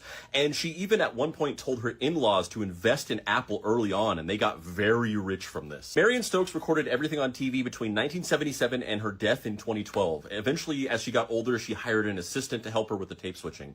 And the very final thing that she recorded on December 14th of 2012 before her death was coverage of the Sandy Hook shooting. In 2013, a year after her death, Marion Stokes' son donated her entire tape collection to the Internet Archive. It took 4 shipping containers and $16,000 to mail it to their headquarters in San Francisco. And upon receiving it, they started the process of digitizing every tape. And to this day, in 2025, they are still not done. And while many people probably view what Marion Stokes was doing for those 37 years as a pointless, quixotic task, as you can see from everything going on around us, she was right. She was a visionary ahead of her time. So hats off to the true OG, Marion Stokes. And real quick, if you like my videos and you also enjoy pointless, quixotic tasks, you can check out more in-depth writing from me by going here. Wow, what an amazing woman. Oh man, she had her finger on the pulse, and everyone must have thought that she was crazy. And you see how nowadays it's become mainstream to think that people like this are crazy, but man, the collection that she has, I'm sure, is priceless, completely priceless. I'm gonna start looking into the collection that she built. That is amazing. Man, if you have a dream, follow it. Don't let them say, don't let them convince you of anything. If you got a dream, if you believe in something, make it happen. Anyways, thank you so much for rocking with me. This is the end. And that's a wrap for today, familia. Whether you're tuning in with the sunrise or you're posted up after midnight, I appreciate your time, your energy, your curiosity. And don't forget, this isn't about truth or fiction. This is about perspective. If this sparked a laugh, a thought, a deeper question, then we did our job. So drop your thoughts in the comments, keep the convo alive, like, subscribe, and hit that bell if you're riding a wave, because we're just getting started. Until next time, stay grounded, stay weird, stay critical. I'm Adam Strain, and this has been Adam Strain Reacts. Peace! Now it's time for us to link up. Really think we on the brink up. Making a change from living this strange. Living this strange. Making a change from living this strange. Yeah. Yeah, I was sleeping, had to wake up.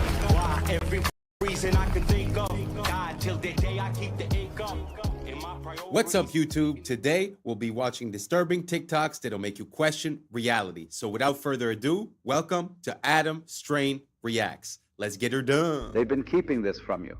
This is the underground city that was found beneath Los Angeles by a man named Warren Shufelt. It was discovered using a device he invented to detect underground tunnels and caverns. Shufelt mapped out a network of passageways stretching for miles beneath the city. And here is where it gets crazy. His maps indicated a central chamber filled with gold and advanced artifacts. Shufelt said that upon analysis of the artifacts and the scriptures found within the passageways, they all pointed to a lost continent named Lemuria. Despite his groundbreaking findings, city officials abruptly shut down his excavation. They officially claimed that the tunnels were old subway lines. But this is where they messed up. The Los Angeles subway system didn't begin operation until 1990, over 70 years after Schufelt's discovery. So what subway lines were they referring to? Some speculate that they were referring to an ancient civilization that had access to a subway-like system. Some have even gone further to say that the city officials had knowledge from the future. They knew that Los Angeles would eventually have a running subway system in the years to come, therefore it would be the perfect cover-up, perfectly concealing its true origins. Yesterday we witnessed... I find it very interesting when we find underground either tunnels or city streets and stuff like that. When we find them in Europe, people have a tendency to say, but Europe is really old, so they just built on top, it's normal. That's why I love to find these type of things in the United States, because the history of the United States is so young that it's kind of hard to explain away like a whole tunnel system under a street. You know, if you compare that to Paris, like the catacombs, you could say, it was in the 1600s, so they had a lot of time, this and that. But when it comes to the United States, like you see, the timelines are a bit off, and it's kind of hard to explain away. So what do you guys think about that railroad? Do you guys think that there was something below Los Angeles before the metro stations? Or do you think that maybe they got their wires crossed and they just made a mistake? Because I do know that New York has level upon level upon level upon level, probably 6-7 levels deep, one for gas, one for water. I think I've already mentioned this, but what do you guys think about this? Do you guys think that there's a system and that there was something there before? Or do you guys think that maybe we just made a mistake? Let me know down below. Let's keep on rocking. The heist of the century, where a group of thieves disguised as construction workers using this hoist ladder broke into the Louvre Museum in Paris and got away with hundreds of millions of dollars worth of items. Yeah, this is the same museum that the Mona Lisa is also kept. Now, this is being called a national disaster for all of France. Some of these items that were stolen were worn amongst kings and queens and royalty. One of these items was worn by Napoleon III's wife and contained over 2,000 diamonds. Here are some of the items that were all stolen, and authorities don't even know. They can't even put a price on some of these items because they're so old, they're so antique, they're so unique. And what we know is they got in and out within 7 minutes with chainsaws, cut the windows, got in, cut all the, display boxes, and got out within 7 minutes and left on mopeds, because in France, the traffic is crazy. So they were just able to, maneuver their way out easily. The authorities are saying if they're not caught within a week, all of these items are going to be gone. Now, I find it very interesting that the governments have been screwing the people for so long, and what I'm seeing right here is the people start to fight back. This was professionally done, guys. In and out in 7 minutes, that is crazy. Where's all the security and everything? It was done Sunday morning at 9:30 a.m. in broad daylight. Let me know what you guys think about this in the comments down below. Don't forget to like, share, and follow for more hidden truth. Peace and love. Everybody is complaining about exploding watermelons. Here is the video. Walmart watermelons exploding everywhere.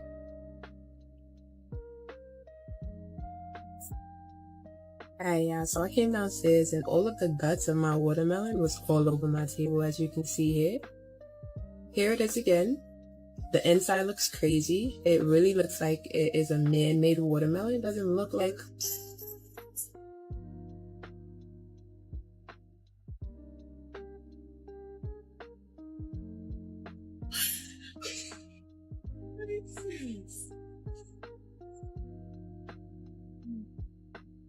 the second watermelon from Kroger that's been doing this. I got to a pot. Never did.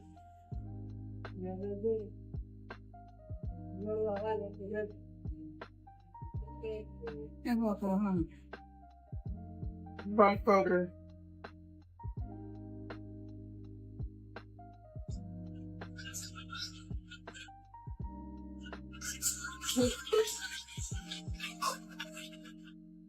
I cannot make this up. I heard a whistling sound in the pantry, and then my watermelon exploded like A. Do you really believe what they tell you? Have you heard of the orphan trains? It was a covert operation to repopulate and reshape the American Midwest. This is as dark and scary as it sounds. Between 1854 and 1929, the United States was experiencing massive waves of immigration that was flooding into urban areas.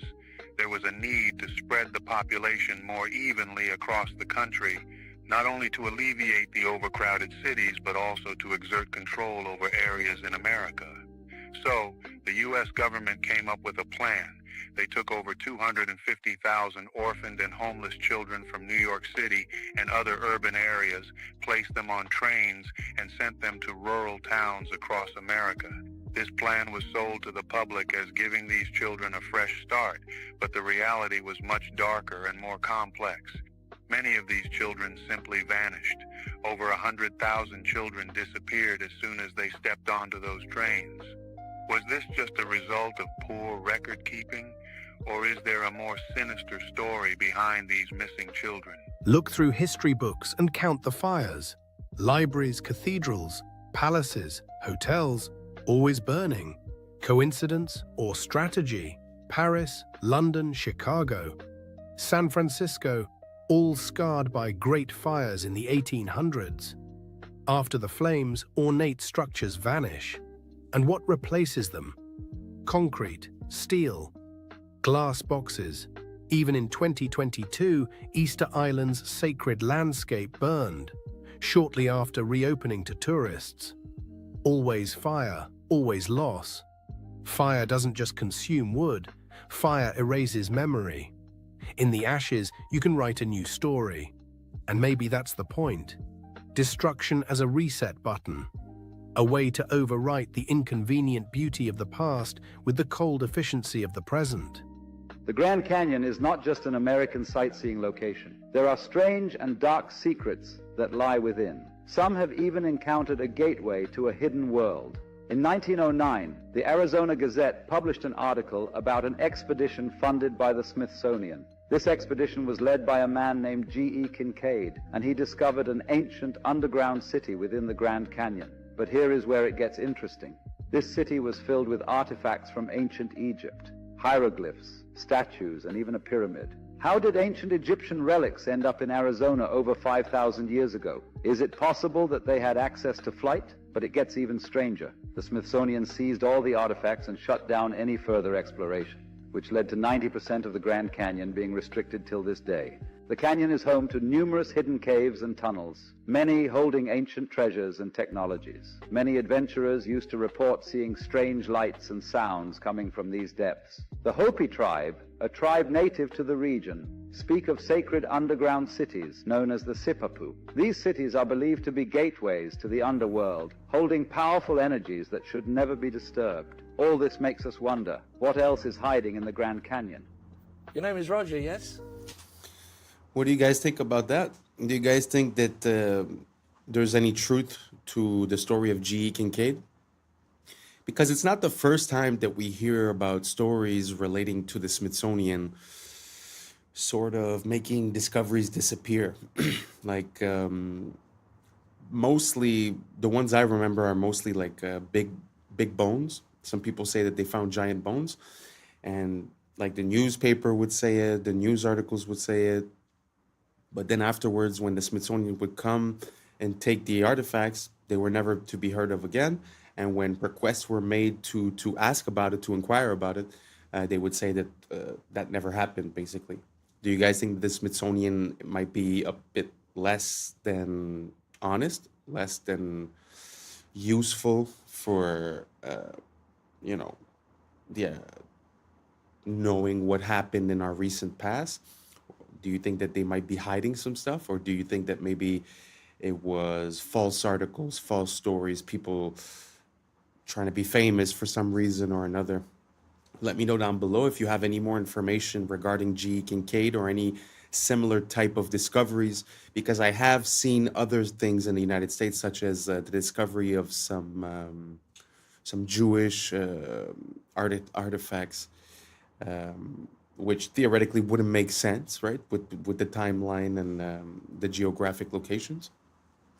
There's also a similar story regarding they found cocaine from South America in the pyramids of Egypt, supposedly.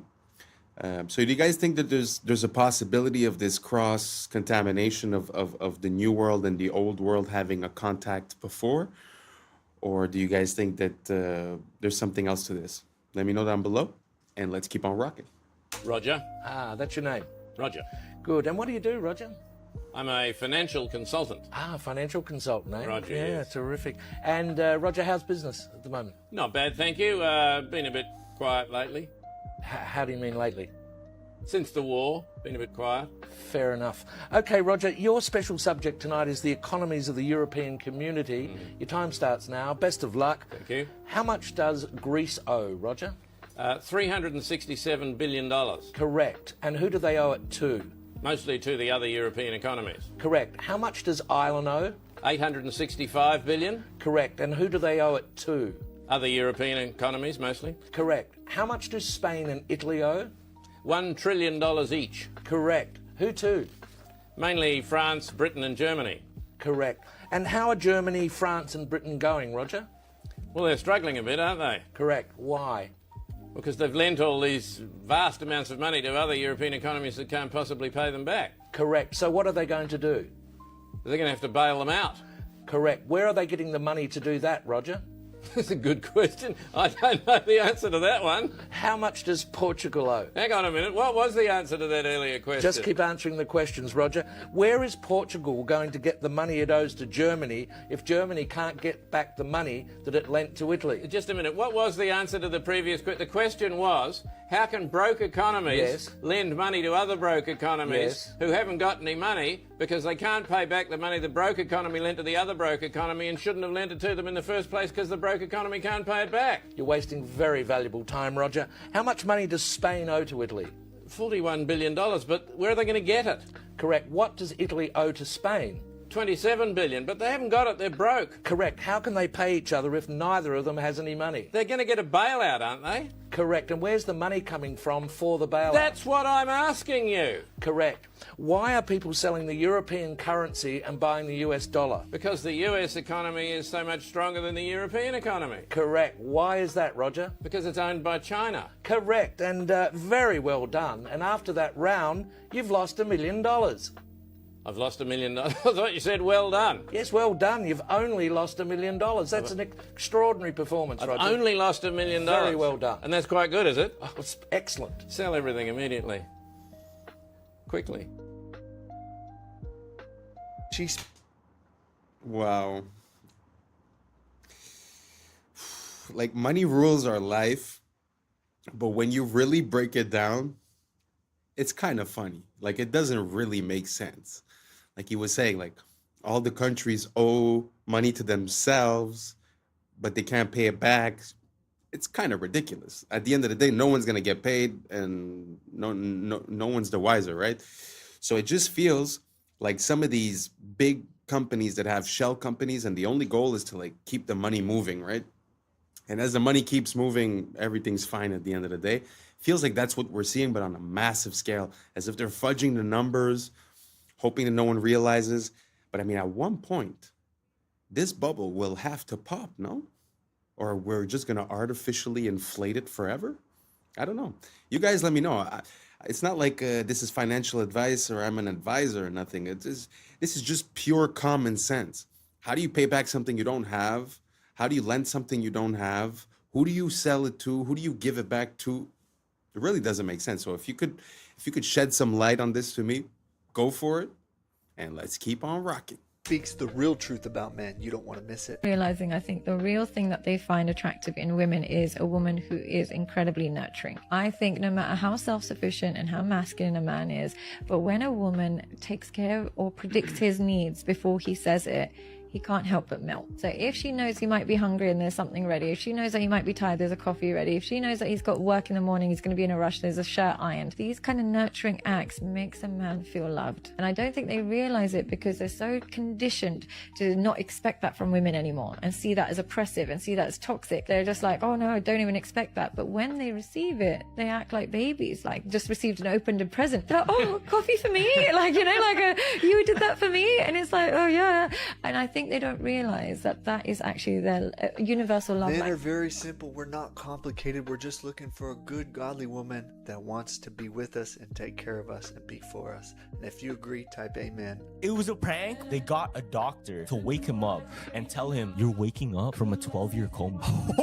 You've been in a coma for the past 10 years. Well, all right.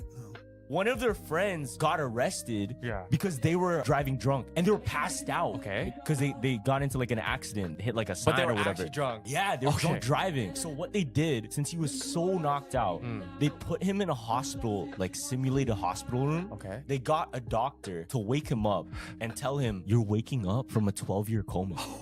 Can you hear me?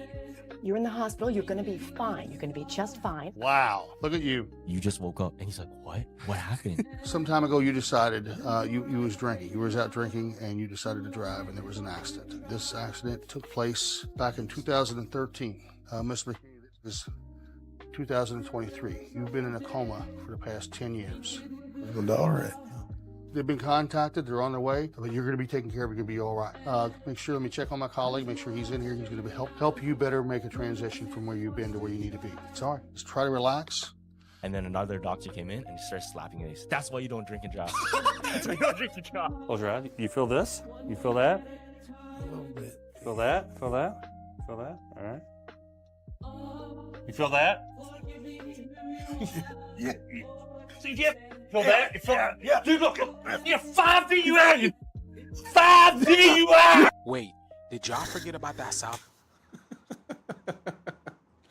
I don't know who they got the right to do that from, because theoretically that guy should be going to jail, right? But man, people do need consequences to their actions. Like, this is a weird situation, but I'm sure he's gonna think about it twice before he drinks and drives again. Sorry, I just found that super funny. Let's keep on rocking. Antarctic magnetic anomaly. Well, listen to this, y'all. Check this out. All right, I don't really even know how to put this, but does anyone know anything about this massive energy wave that seems to be emanating from Antarctica? There's a video going around as of yesterday, October 12th, showing this powerful, huge circular pulse of energy, this wave that seems to be stemming from Antarctica, stretching like allegedly 6,000 miles north over Australia. It looks insanely powerful, and it is very odd, and I am trying to get more information. I mean, some people say it's just a glitch. Some people say it's some sort of pressure system. Others are convinced it's something else entirely. We do know that Antarctica definitely has a very mysterious past. So whatever it is, it's strange. But if anyone knows anything or you've seen this actual data yourself, can you please tag someone or comment below with... Now, I was combing through these comments and everybody is feeling the same thing. People are feeling exhaustion, ringing in their ears. They're feeling frequency. People saying to the point that they don't